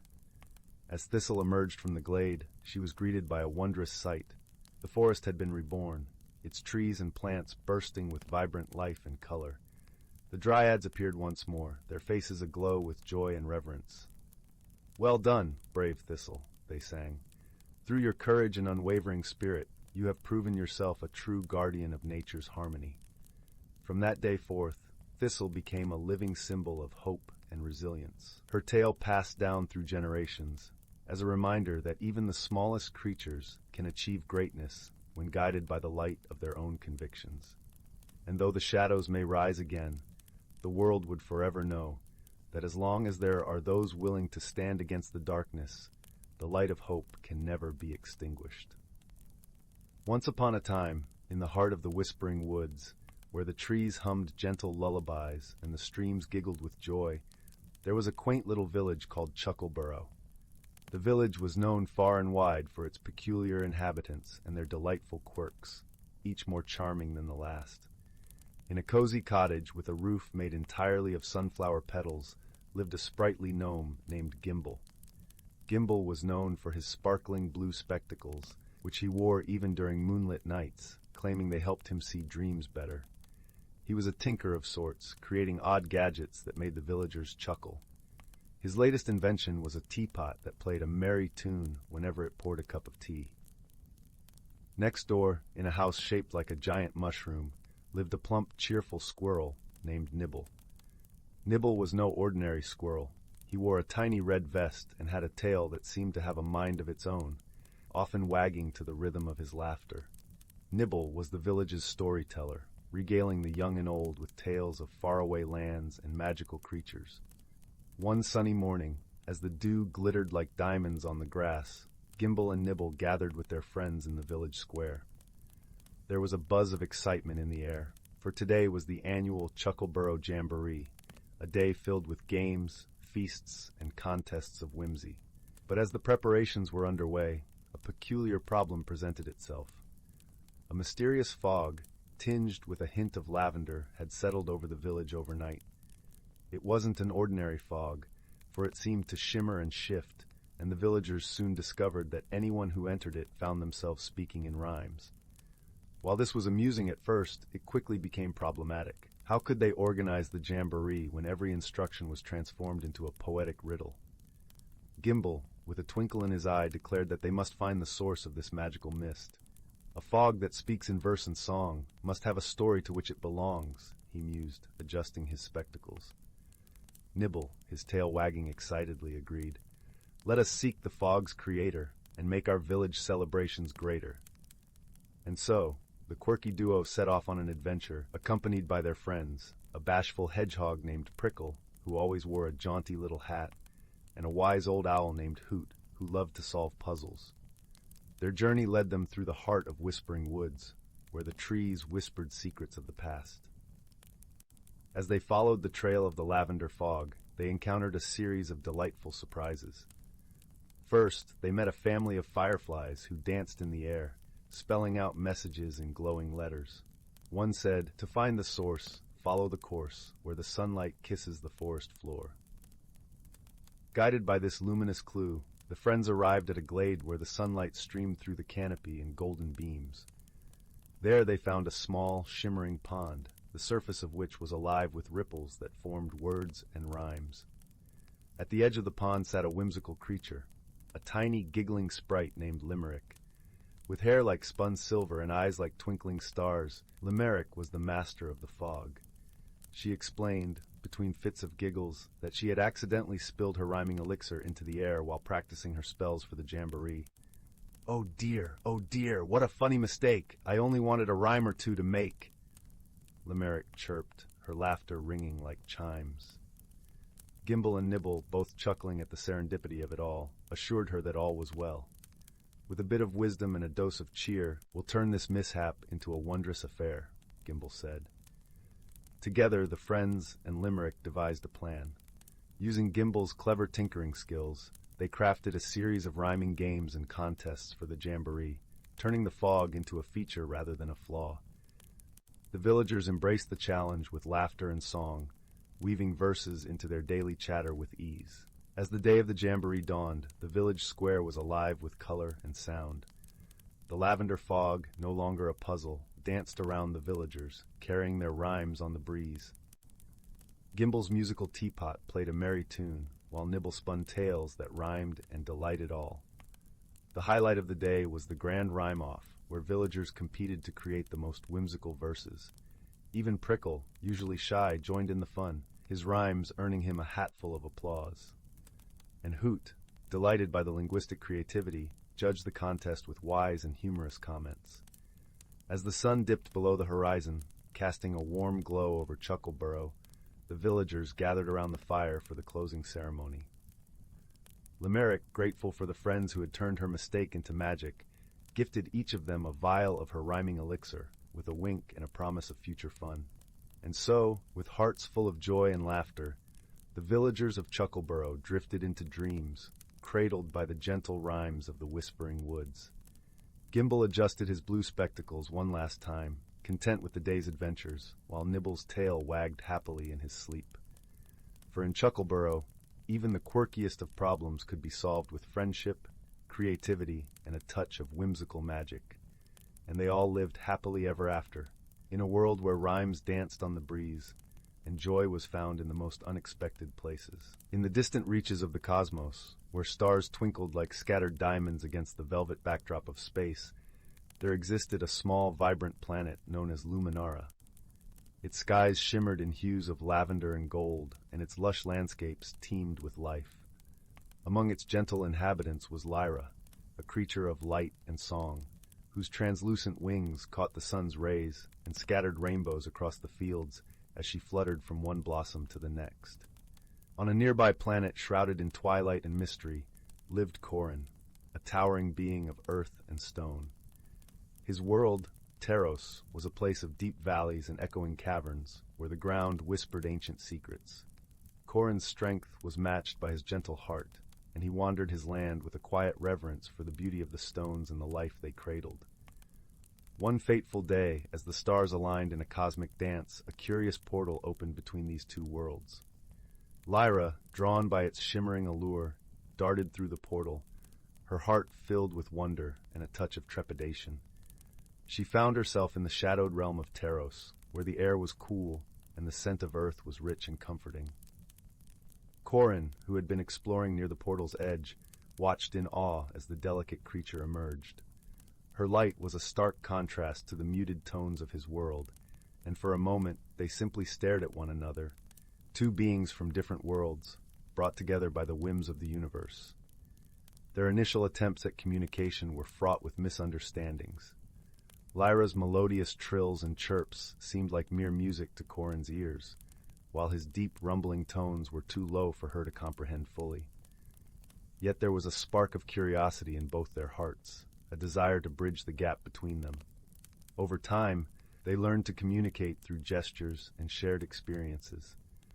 Lyra would guide Corin to the hidden nooks where flowers bloomed in the shadows, their colors vibrant even in the dim light, while Corin showed Lyra the secret paths within the caverns, where crystals glowed with an inner fire. Their bond deepened as they faced challenges together.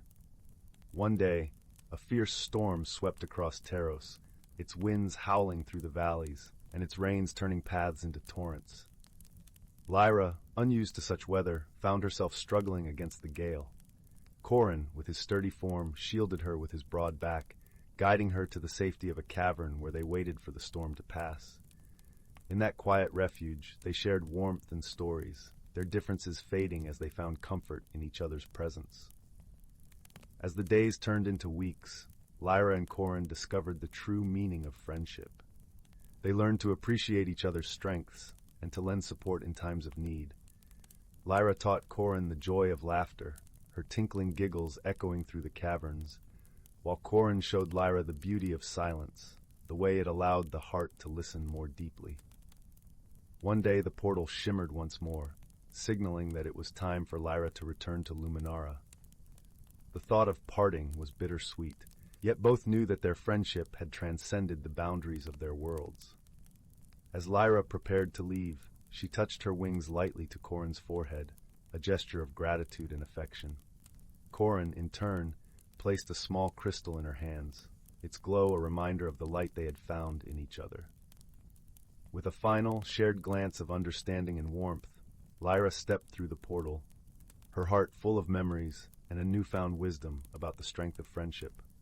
Back on Luminara, Lyra often gazed up at the stars, her thoughts drifting to her friend on Teros. And on Teros, Corin would sit in the quiet of a cavern, feeling the gentle hum of the crystal Lyra had touched, knowing that their bond was as enduring as the stones of his world. In the vastness of the universe, Lyra and Corin had discovered the simple truth that true friendship knows no bounds, and that even the most unlikely companions can find understanding and joy in one another. And so, beneath the watchful gaze of the stars, their friendship endured, a testament to the harmony that could be found in diversity and the strength that could be born from shared hearts. In the heart of a lush emerald forest where the trees whispered secrets to the wind and the streams sang gentle lullabies, there lived a young woman named Leora. Leora was as much a part of the forest as the ancient oaks and the babbling brooks, but lately she felt an uneasy stirring within her soul. Change was afoot, and it both intrigued and frightened her.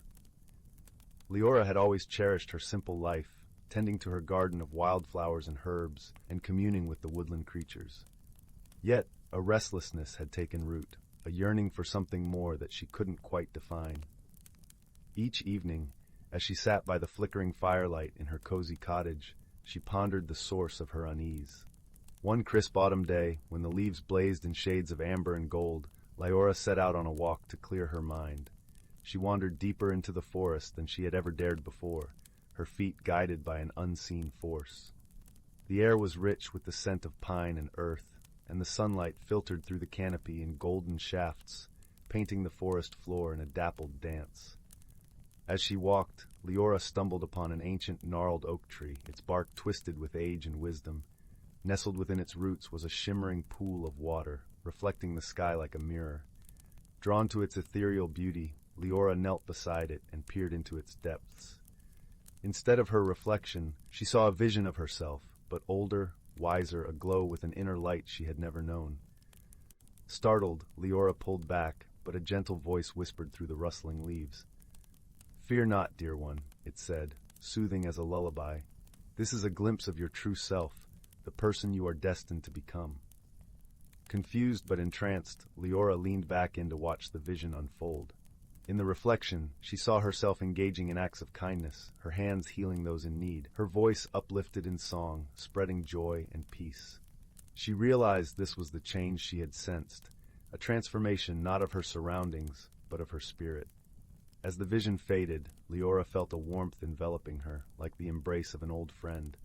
She knew she could not ignore this calling. With a resolute heart, she rose and made her way back home, the path through the forest now alive with possibility. In the days that followed, Leora sought the counsel of her dear friend, Bryn, a wise old owl who had watched over the forest for many moons.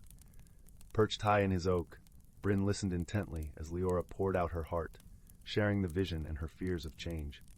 "Transformation is a part of life, dear Leora," Bryn cooed softly. "It is the thread that weaves the tapestry of our existence. Embrace it, and you will discover the strength and beauty that lies within." Encouraged by Bryn's words, Leora began her journey of self-discovery. She spent her days learning the ancient arts of healing and song, guided by the wisdom of the forest and the gentle creatures who inhabited it. Each step she took brought her closer to the vision she had seen, her spirit blossoming like the wildflowers in her garden. One evening, as the sun dipped below the horizon, painting the sky in hues of lavender and rose, Leora found herself once again by the ancient oak and its enchanted pool. This time, she gazed into the water with a heart full of acceptance and gratitude. The vision returned, clearer and brighter than before. Leora saw herself embracing her newfound gifts, spreading light and love throughout the land. She understood now that this was not an end, but a beginning, a journey of continuous growth and discovery. With a serene smile, Leora rose from the pool, her heart at peace. The forest around her seemed to hum with approval, the trees swaying gently in the evening breeze. She knew she was not alone on this path. The forest, her friends, and the magic within her would guide her steps. As she made her way back home, the glow of the firelight welcoming her from afar, Leora felt a profound sense of belonging. She had learned that true transformation comes from within, and that by embracing change, she had unlocked the limitless potential of her own soul. And so, under the starlit canopy of the forest, Leora's journey continued, a tale of growth, friendship, and the magical power of embracing one's true self. And in the warmth of her cottage, nestled by the crackling fire, she drifted into dreams, knowing that with each new day, her heart would continue to expand, like the timeless beauty of the forest itself. In a quiet village nestled between hills that whispered with wind-blown secrets, there lived a boy named Milo whose pockets were always full of curious things. smooth stones that hummed when held to the ear, feathers that shimmered like liquid starlight, and acorn caps that fit perfectly on his thumb.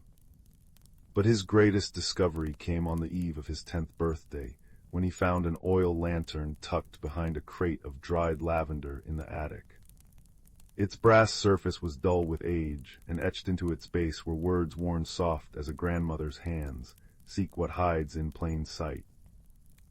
That night, as the first cricket began its even song, Milo polished the lantern until his face blinked back at him from the metal. When he struck a match to light the wick, the flame leapt not in gold, but in rippling silver, casting patterns across the walls like moonlight dancing through willow branches. The air smelled suddenly of rain-soaked earth and something sweet, vanilla perhaps, or ripe plums. A path of glowing foxglove blossoms appeared beyond his window, winding into the ink-dark forest where villagers never wandered after dusk. Milo's boots crunched on frosted leaves as he followed the trail, the lantern swinging gently in his grip. Shadows stretched and shivered around him until he reached a clearing where a hedgehog in a waistcoat of moss stood atop a toadstool, tiny spectacles balanced on his snout. "You're late," the hedgehog huffed, though his eyes twinkled like dew. "Bramble at your service. I suppose you've come about the weeping." The weeping. Milo crouched, lantern light pooling around them. A sound shivered through the trees then, a mournful wail that made Milo's bones ache. Bramble's quills drooped. The guardian of roots, her heart tree is sick, and without its song the forest's memories are unraveling. Birds forget their nests, streams misplace their courses. Even the stars, he pointed to the sky, where constellations flickered like guttering candles, grow faint. The lantern's flame dimmed as the wail came again, closer now. Bramble scurried up Milo's sleeve, his whisper urgent. "The lantern chose you, but only kindness can mend what's broken. Remember, roots listen best when the world holds its breath." They pressed deeper into the woods, guided by a firefly named Glint, whose wings left trails of citrine light. "I'll illuminate doubts," she declared, zipping ahead. "Doubts in doorways and, oh, duck." Milo barely avoided a spiderweb strung with trembling pearls of rain. When they found the guardian, she was curled at the base of a massive oak, her bark-like skin split with cracks that oozed amber tears. The tree above her groaned, its branches clutching shriveled leaves. "It starves," the guardian mourned, voice rasping like dry reeds. "The roots cannot hear the sky's song anymore." Milo knelt, setting the lantern between them. Up close the tree's bark bore carvings, swirling patterns that told stories of seasons long past. He placed a palm against the trunk and images flooded his mind. A sapling drinking starlight, generations of owls nesting in its arms, the first time snowfall kissed its branches. But the memories grew fractured, fading like ink in water. "The roots need to remember," Milo murmured. Bramble nibbled a threadbare root tendril. "They're tangled, too much noise underground, grumbling stones, chattering worms." Glint settled on Milo's shoulder.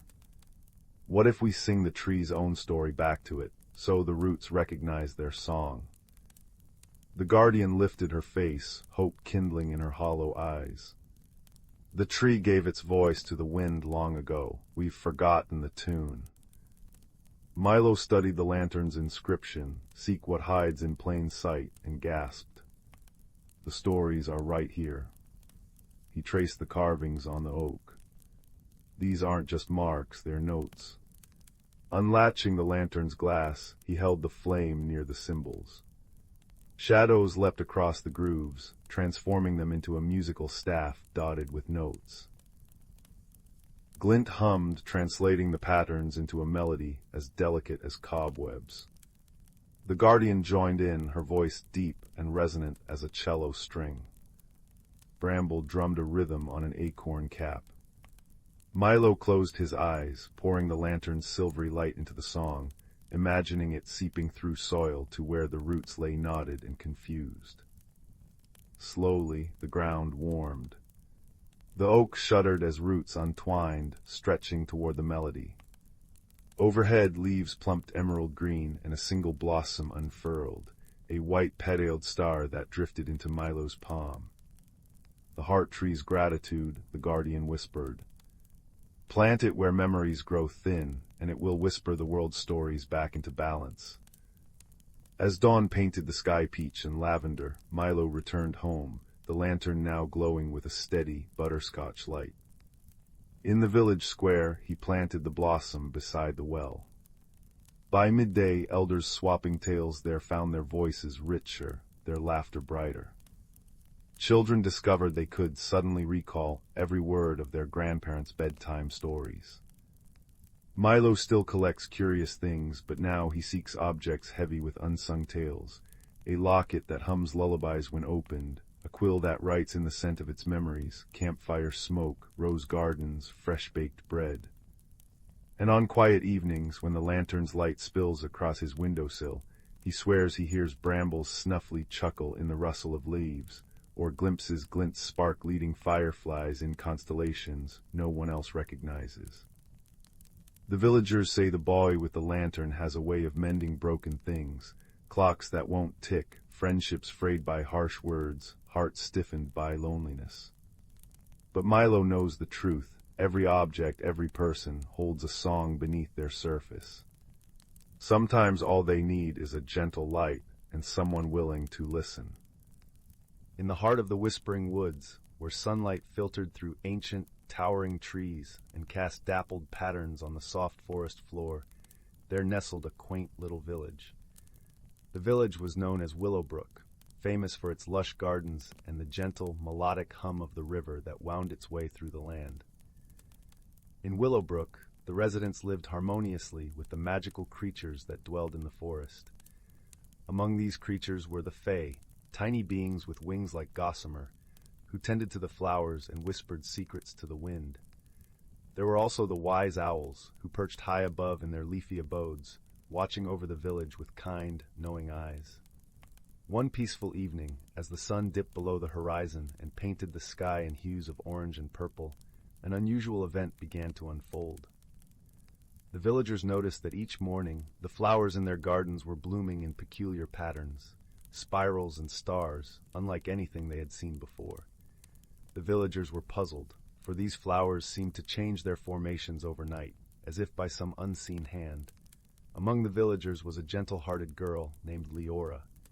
Her curiosity was as boundless as the forest itself, and she had a knack for noticing the smallest details. Leora loved the mysteries of the woods and often spent her days exploring its hidden paths and listening to the stories told by the forest creatures. Determined to uncover the mystery of the changing flowers, Leora set out one misty morning, her heart full of excitement. She wandered through the village, her senses alive with the scent of fresh earth and the sound of leaves whispering in the breeze. As she approached the edge of the village, she was greeted by the soft, musical laughter of the Fae, who flitted around her like a shower of glittering rain. "Good morning, Leora," sang a Fae with wings that shimmered like pearls. "What brings you to the woods today?" "Good morning, dear friends," Leora replied with a smile. "I'm hoping to solve the mystery of the enchanted flowers. Have you seen anything unusual in the forest?" The Fae exchanged knowing glances, their eyes twinkling with mischief and delight. "Perhaps you should speak with Elderwise," suggested another Fae, her voice as gentle as a lullaby. "He knows many things and might have the answers you seek." Eager to visit Elderwise, the wise old owl, Leora thanked the Fae and made her way deeper into the forest. The air was cool and fragrant with the scent of pine and wildflowers, and as she walked, the ground beneath her feet felt like a soft, comforting carpet of moss. Elderwise's home was a grand, ancient oak tree, its bark gnarled and wise, and its branches spreading wide like welcoming arms. Leora approached the tree with reverence and called up into the leafy heights. "Elderwise, wise owl of the forest, may I speak with you?" From high above, a gentle hoot echoed through the branches, followed by the soft rustling of feathers.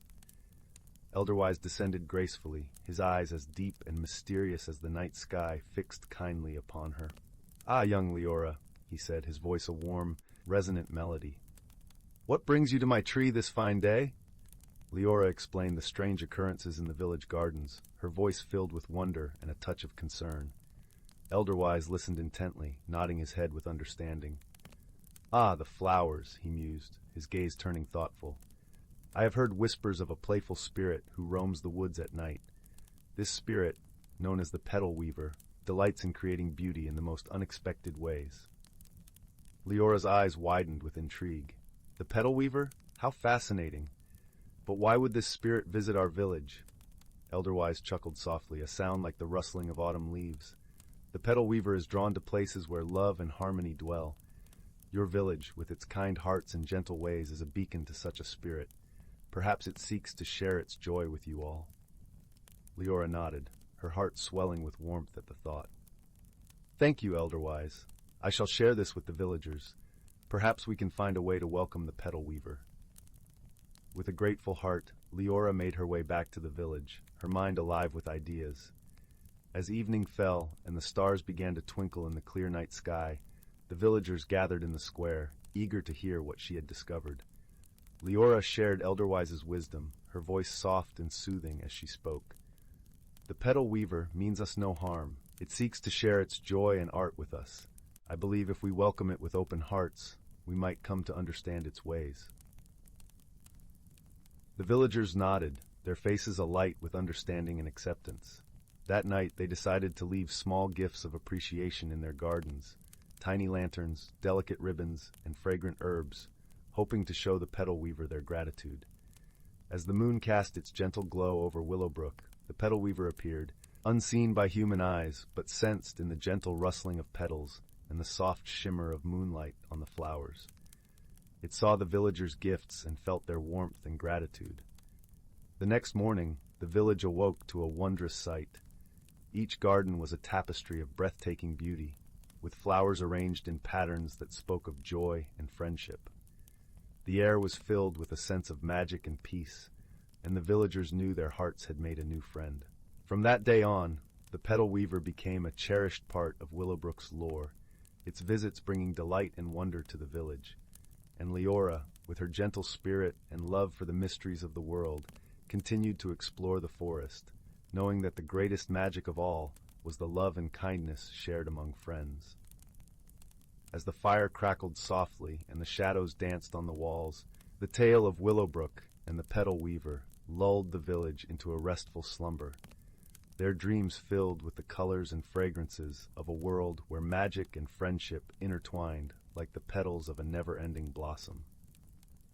In the shimmering expanse of their Andromeda Nebula, where stars twinkled like diamonds scattered on velvet, two unlikely companions found themselves navigating the vastness of space. The first was Tala, a gentle creature from the verdant planet of Lyra, known for her luminescent skin that glowed softly like moonlight through mist. The second was Zor, a rugged, metallic being from the rocky world of Krylon, whose deep, resonant voice echoed like distant thunder. Their meeting was as improbable as it was serendipitous. Tala had embarked on a journey to collect rare star blooms, ethereal flowers that only blossomed in the zero gravity of space. Meanwhile, Zor was on a mission to repair the ancient satellites that orbited his mineral-rich homeworld. Fate, it seemed, had decreed their paths to cross when a cosmic storm sent their ships spiraling into an uncharted sector of the galaxy. At first, their differences posed a considerable challenge. Tala, with her delicate touch and gentle demeanor, found Zor's brusque manner and clanking footsteps unnerving. Zor, in turn, struggled to understand Tala's quiet whispers, which floated like soft breezes, but often got lost amidst the hum of his mechanical circuits. Their initial attempts at communication were fraught with misunderstandings, each misinterpreting the other's intentions. One day, as they drifted near a cluster of luminous stars, a small collision with a rogue asteroid left Tala's craft damaged, and her precious star bloom collection scattered into the abyss. Desperate and worried, she found herself in tears, her glow dimming with her spirits. Zor, witnessing her distress, felt a pang of empathy ripple through his metal frame. Though he was unaccustomed to such feelings, something about Tala's sorrow stirred a new resolve within him. With a clumsy tenderness, Zor extended a mechanical arm to gather the scattered blooms. His usually booming voice softened as he reassured Tala, "We will recover them together." It was the first time Tala saw beyond his steely exterior, recognizing the kindness that lay beneath. As they worked side by side, a tentative friendship began to blossom. Tala showed Zor how to handle the delicate blooms with care, teaching him the art of patience and gentleness. In return, Zor shared stories of his rugged planet, where resilience was forged amidst harsh conditions. Their shared challenges, from navigating treacherous asteroid fields to repairing their damaged vessels, became opportunities for growth and understanding. Gradually, their conversations flowed more easily. Tala learned to appreciate the deep, rhythmic tones of Zor's voice, finding comfort in its steady cadence. Zor, in turn, grew attuned to the subtleties in Tala's whispers, recognizing the wisdom and warmth they carried. Through laughter and occasional mishaps, they discovered the joy of companionship. One evening, as they floated in the tranquil glow of a distant sun, Tala confided in Zor about her fears of returning home empty-handed. Zor, pondering her words, replied, "Perhaps the blooms are not the only treasure you have found." His words, simple yet profound, resonated with Tala, who realized that her journey had gifted her something far more precious than star blooms, a true friend. As their adventure drew to a close, they stood together, gazing at the star-speckled horizon. The cosmic storm that had once seemed a misfortune now felt like a blessing in disguise. Their time together had taught them the true meaning of friendship, understanding, acceptance, and the ability to see beyond appearances. With their ships finally repaired, Tala and Zor prepared to part ways, their hearts full but heavy with the prospect of farewell. Yet they knew that their friendship would endure across the vast distances that separated their worlds. As they exchanged parting glows and echoes, Tala and Zor promised to meet again, somewhere in the galaxy's glittering embrace. And so, under the watchful eyes of the stars, two unlikely companions set forth on their separate paths, forever bound by the luminous bond of friendship they had forged in the depths of space. The Whispering Woods, a tale of friendship and magic. Once upon a time, nestled on the edge of a sleepy village, lay a forest unlike any other.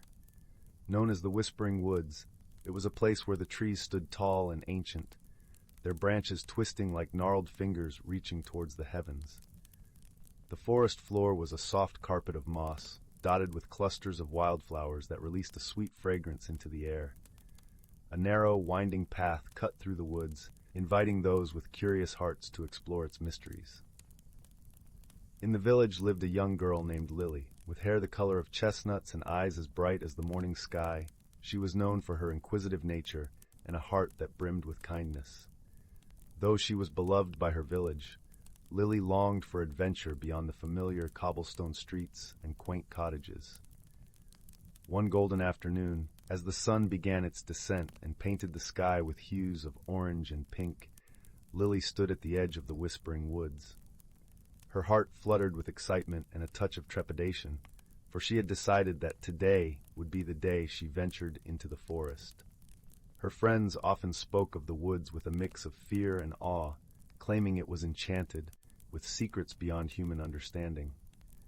Clutching her small satchel filled with a loaf of bread, a flask of water, and a well-loved book of fairy tales, Lily took a deep breath and stepped onto the path. As she walked, the rustling leaves seemed to whisper secrets in her ears, their words just out of reach, yet strangely comforting. The forest was alive with the sounds of chirping birds and the gentle babble of a hidden brook, creating a symphony that accompanied her every step. The deeper she ventured, the more the woods enveloped her in their embrace. The sunlight filtered through the canopy, casting dappled shadows on the ground that danced with the breeze. Lily felt a sense of wonder and peace as the path wound its way deeper into the heart of the forest. After walking for what felt like hours, Lily came upon a small clearing, bathed in the soft glow of the setting sun. In the center stood an ancient oak tree, its trunk wide and strong, with branches that spread out like a protective canopy. At the base of the tree was a small wooden door, intricately carved with symbols that seemed to pulse with a gentle, inviting light. Curiosity piqued, Lily approached the door. She traced her fingers over the carvings, feeling the warmth they radiated. As if sensing her presence, the door creaked open, revealing a spiral staircase that wound down into the earth. Hesitant but intrigued, Lily descended the steps, her heart beating a steady rhythm of anticipation. At the bottom of the staircase, she emerged into a hidden world that took her breath away. The underground chamber was vast, its walls lined with shelves filled with books, trinkets, and curiosities from lands unknown. In the center of the room stood a round table, upon which lay a shimmering crystal orb that glowed softly in the dim light. As Lily approached the table, she was greeted by a soft, melodic voice. "Welcome, dear traveler," it said. "I am Eliana, the guardian of the Whispering Woods." Startled, Lily looked around, searching for the source of the voice. To her astonishment, a small, ethereal creature appeared before her, its form shifting like a wisp of smoke. Eliana had eyes that sparkled like stars and wings that shimmered with all the colors of the rainbow. "Do not be afraid," Eliana continued, her voice as soothing as a lullaby. "I have watched over these woods for centuries, and I have awaited someone with a pure heart to unravel the secrets hidden here." Lily, though initially taken aback, felt a sense of calm wash over her. "I am honored to meet you, Eliana," she replied, her voice steady. "What secrets do you speak of?" Eliana fluttered closer, her wings leaving trails of light in the air. "Within this orb lies the memory of the forest, a tapestry woven from the stories of those who have walked these paths before you. It is said that those who possess the courage and kindness to listen to these tales will gain wisdom beyond their years." Enchanted by the prospect, Lily reached for the orb. As her fingers brushed its surface, it pulsed with warmth, and a gentle hum filled the air. The room faded away, and Lily found herself standing in a meadow filled with vibrant wildflowers and the sound of laughter echoing in the breeze. In this vision, she saw two children, a boy and a girl, playing a game of hide-and-seek among the flowers. Their joy was infectious, and Lily couldn't help but smile as she watched them. As the vision unfolded, she realized that the children were none other than the founders of her village, their friendship the seed from which the community had grown. The scene shifted, revealing a young woman standing at the edge of a cliff, her face turned towards a stormy sea. Despite the tumultuous waves, her expression was one of determination and hope.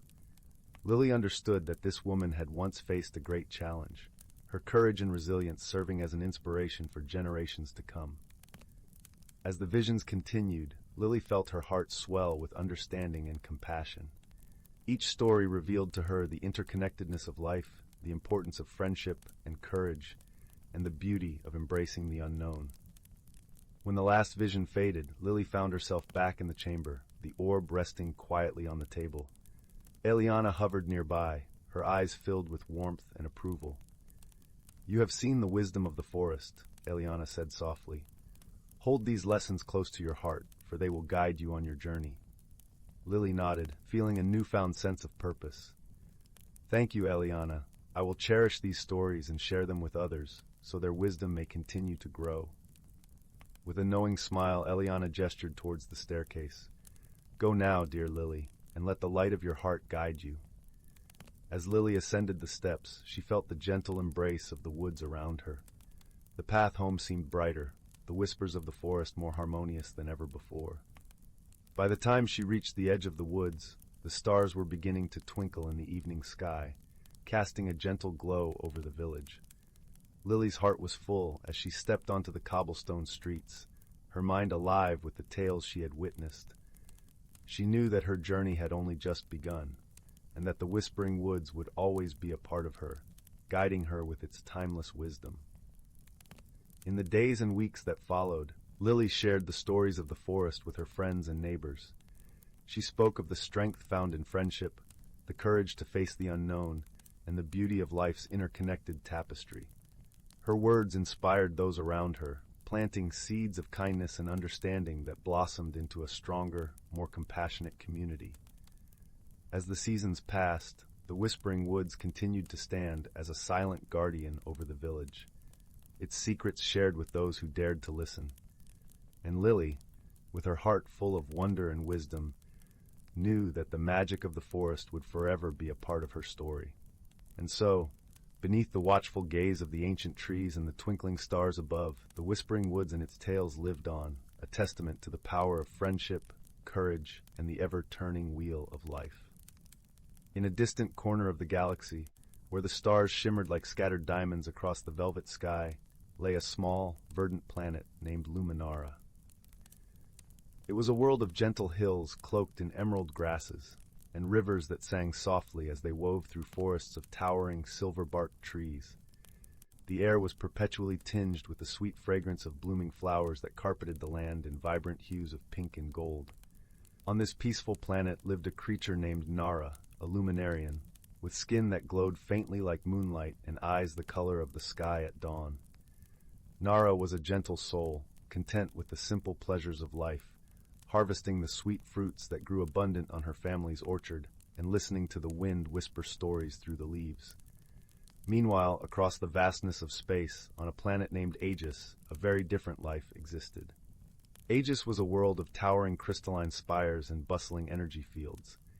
Its skies were perpetually aglow with the vibrant hues of its many moons, and the constant hum of technological marvels filled the air. Here lived a being called Zeke, an Aegisan, with a body of shimmering metallic hues and eyes that flickered with the iridescent light of distant galaxies. Zeke was a curious inventor, always tinkering with gadgets and dreaming of the vastness beyond his own planet. His heart yearned for adventure, for the stories hidden among the stars. One day, while testing a new starship engine, an unexpected surge of energy hurled Zeke across the galaxy, landing him, rather unceremoniously, on the tranquil plains of Luminara. The crash was gentle, as far as landings go, cushioned by the soft grasses and the forgiving earth of Luminara. Nara, tending to her orchard, heard the distant thud and decided to investigate. As she approached the strange, gleaming vessel, she saw Zeke emerging, looking bewildered and a little charred around the edges. Nara's heart was filled with curiosity and a touch of fear. She had never seen anyone like Zeke before, but her natural kindness prevailed as she offered a hand in greeting, her soft glow a beacon of warmth and welcome. Zeke, grateful and a little embarrassed, accepted the gesture, his metallic skin cooling in the gentle breeze. Communication was their first challenge. The languages of their respective planets were as different as the worlds themselves. At first, they resorted to gestures and expressions. Nara pointed to the sky, then to Zeke's ship, raising her eyebrows in question. Zeke nodded, illustrating with his hands the trajectory of his unplanned journey. Despite the initial misunderstandings, a friendship began to blossom. Nara took Zeke to her home, where her family received him with open arms, offering food and a place to rest. Zeke, touched by their hospitality, marveled at the simplicity and beauty of their life.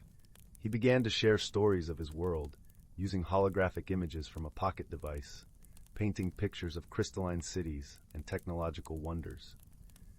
As days turned into weeks, Zeke worked on repairing his ship, often with Nara by his side, her gentle presence a balm to the frustration that sometimes accompanied his efforts.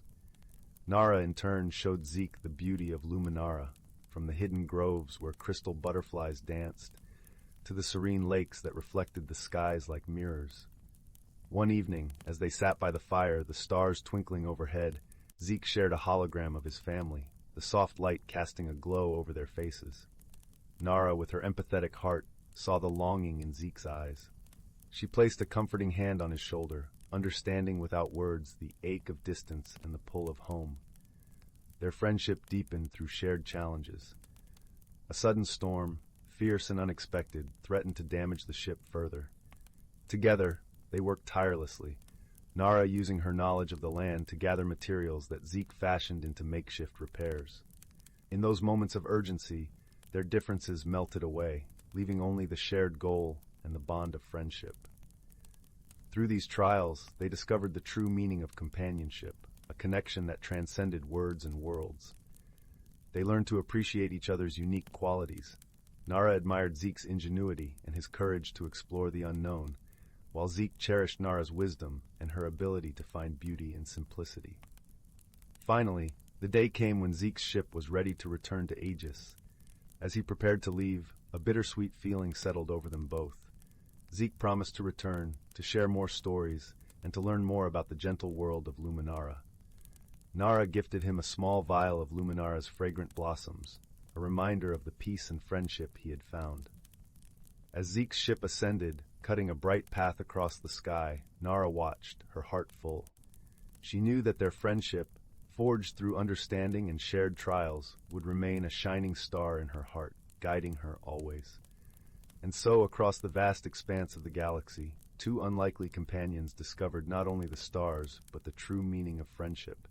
A bond that, like the stars themselves, would endure across time and distance, lighting the way for their hearts. Once upon a time, in a verdant forest where the trees stretched their branches towards the heavens, there lived a community of creatures whose lives were intricately woven into the fabric of nature itself. In this enchanted realm, the whispers of the wind carried ancient melodies, and the babbling brooks sang softly of the secrets they had witnessed over the centuries. At the heart of this mystical forest dwelled a wise old oak tree, its gnarled bark etched with the memories of 1,000 summers. Perched among its branches was a family of owls, guardians of the woodland lore. The eldest owl, whose eyes shone like two moons, had seen the forest through countless cycles of rebirth and renewal. One crisp autumn evening, as the leaves danced in a gentle breeze, the young owlets gathered around their elder, eager to learn the ways of the forest. The wise old owl cleared his throat and began to speak, his voice rich and melodious. "My dear ones, this forest is a sacred place, where every living being plays a vital role in maintaining the delicate balance of nature. From the smallest insect to the mightiest oak, each creature has a purpose, a thread woven into the tapestry of life." The owlets listened intently, their feathers ruffling in the cool night air. "Look around you, my children," the elder continued. "See how the squirrels meticulously gather their winter stores, ensuring the survival of their kind. Observe the bees as they flit from flower to flower, pollinating the plants that sustain us all. Even the mushrooms that sprout from the fallen logs play their part, recycling the nutrients of the earth." As the wise owl spoke, the forest seemed to come alive with a symphony of sounds, the rustling of leaves, the chittering of insects, and the distant call of a nightingale. The owlets marveled at the intricate tapestry of life that surrounded them. "But our forest is not merely a place of survival," the elder added, his eyes twinkling with ancient wisdom. "It is a realm where magic breathes life into every season, where the cycles of nature are celebrated with reverence and wonder." With a sweep of his wing, the old owl gestured towards the distant horizon, where the first hints of autumn's fiery hues were beginning to blaze across the treetops. As the leaves turn crimson and gold, the forest prepares for its annual slumber, embracing the chill of winter with grace and acceptance. It is during this time that the fairies gather, spinning their gossamer threads to weave blankets of warmth for the slumbering creatures.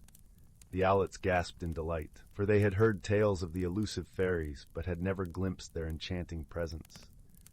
"And when the first snowflakes drift down from the heavens," the elder continued, "the spirits of the forest awaken, their icy breath painting intricate patterns upon the frozen ponds and streams. These spirits are the guardians of winter, ensuring that the forest rests peacefully until the first buds of spring emerge." As the night deepened, the old owl's voice grew softer, lulling the owlets into a state of tranquil wonder. He spoke of the magical renewal of springtime, when the earth awakened from its slumber, and the forest was alive with the songs of nesting birds and the gentle unfurling of new leaves. He described the vibrant energy of summer, when the forest basked in the warmth of the sun, and the air was thick with the fragrance of wildflowers. Throughout his tales, the wise old owl wove a tapestry of interconnectedness, reminding his young charges that every creature, every plant, and every element of the forest played a vital role in maintaining the delicate balance of nature. "Remember, my dear ones," he whispered as the first rays of dawn peeked through the canopy. "The wisdom of the forest has been passed down through generations, a sacred trust that we must honor and protect. For it is only through our reverence for the natural world that we can ensure its beauty and magic will endure for centuries to come. As the sun rose over the ancient forest, the owlets blinked sleepily, their hearts filled with a newfound appreciation for the wonders that surrounded them. They knew that the lessons of the wise old oak would guide them through their lives, reminding them of the sacred harmony that bound all creatures together in nature's eternal dance.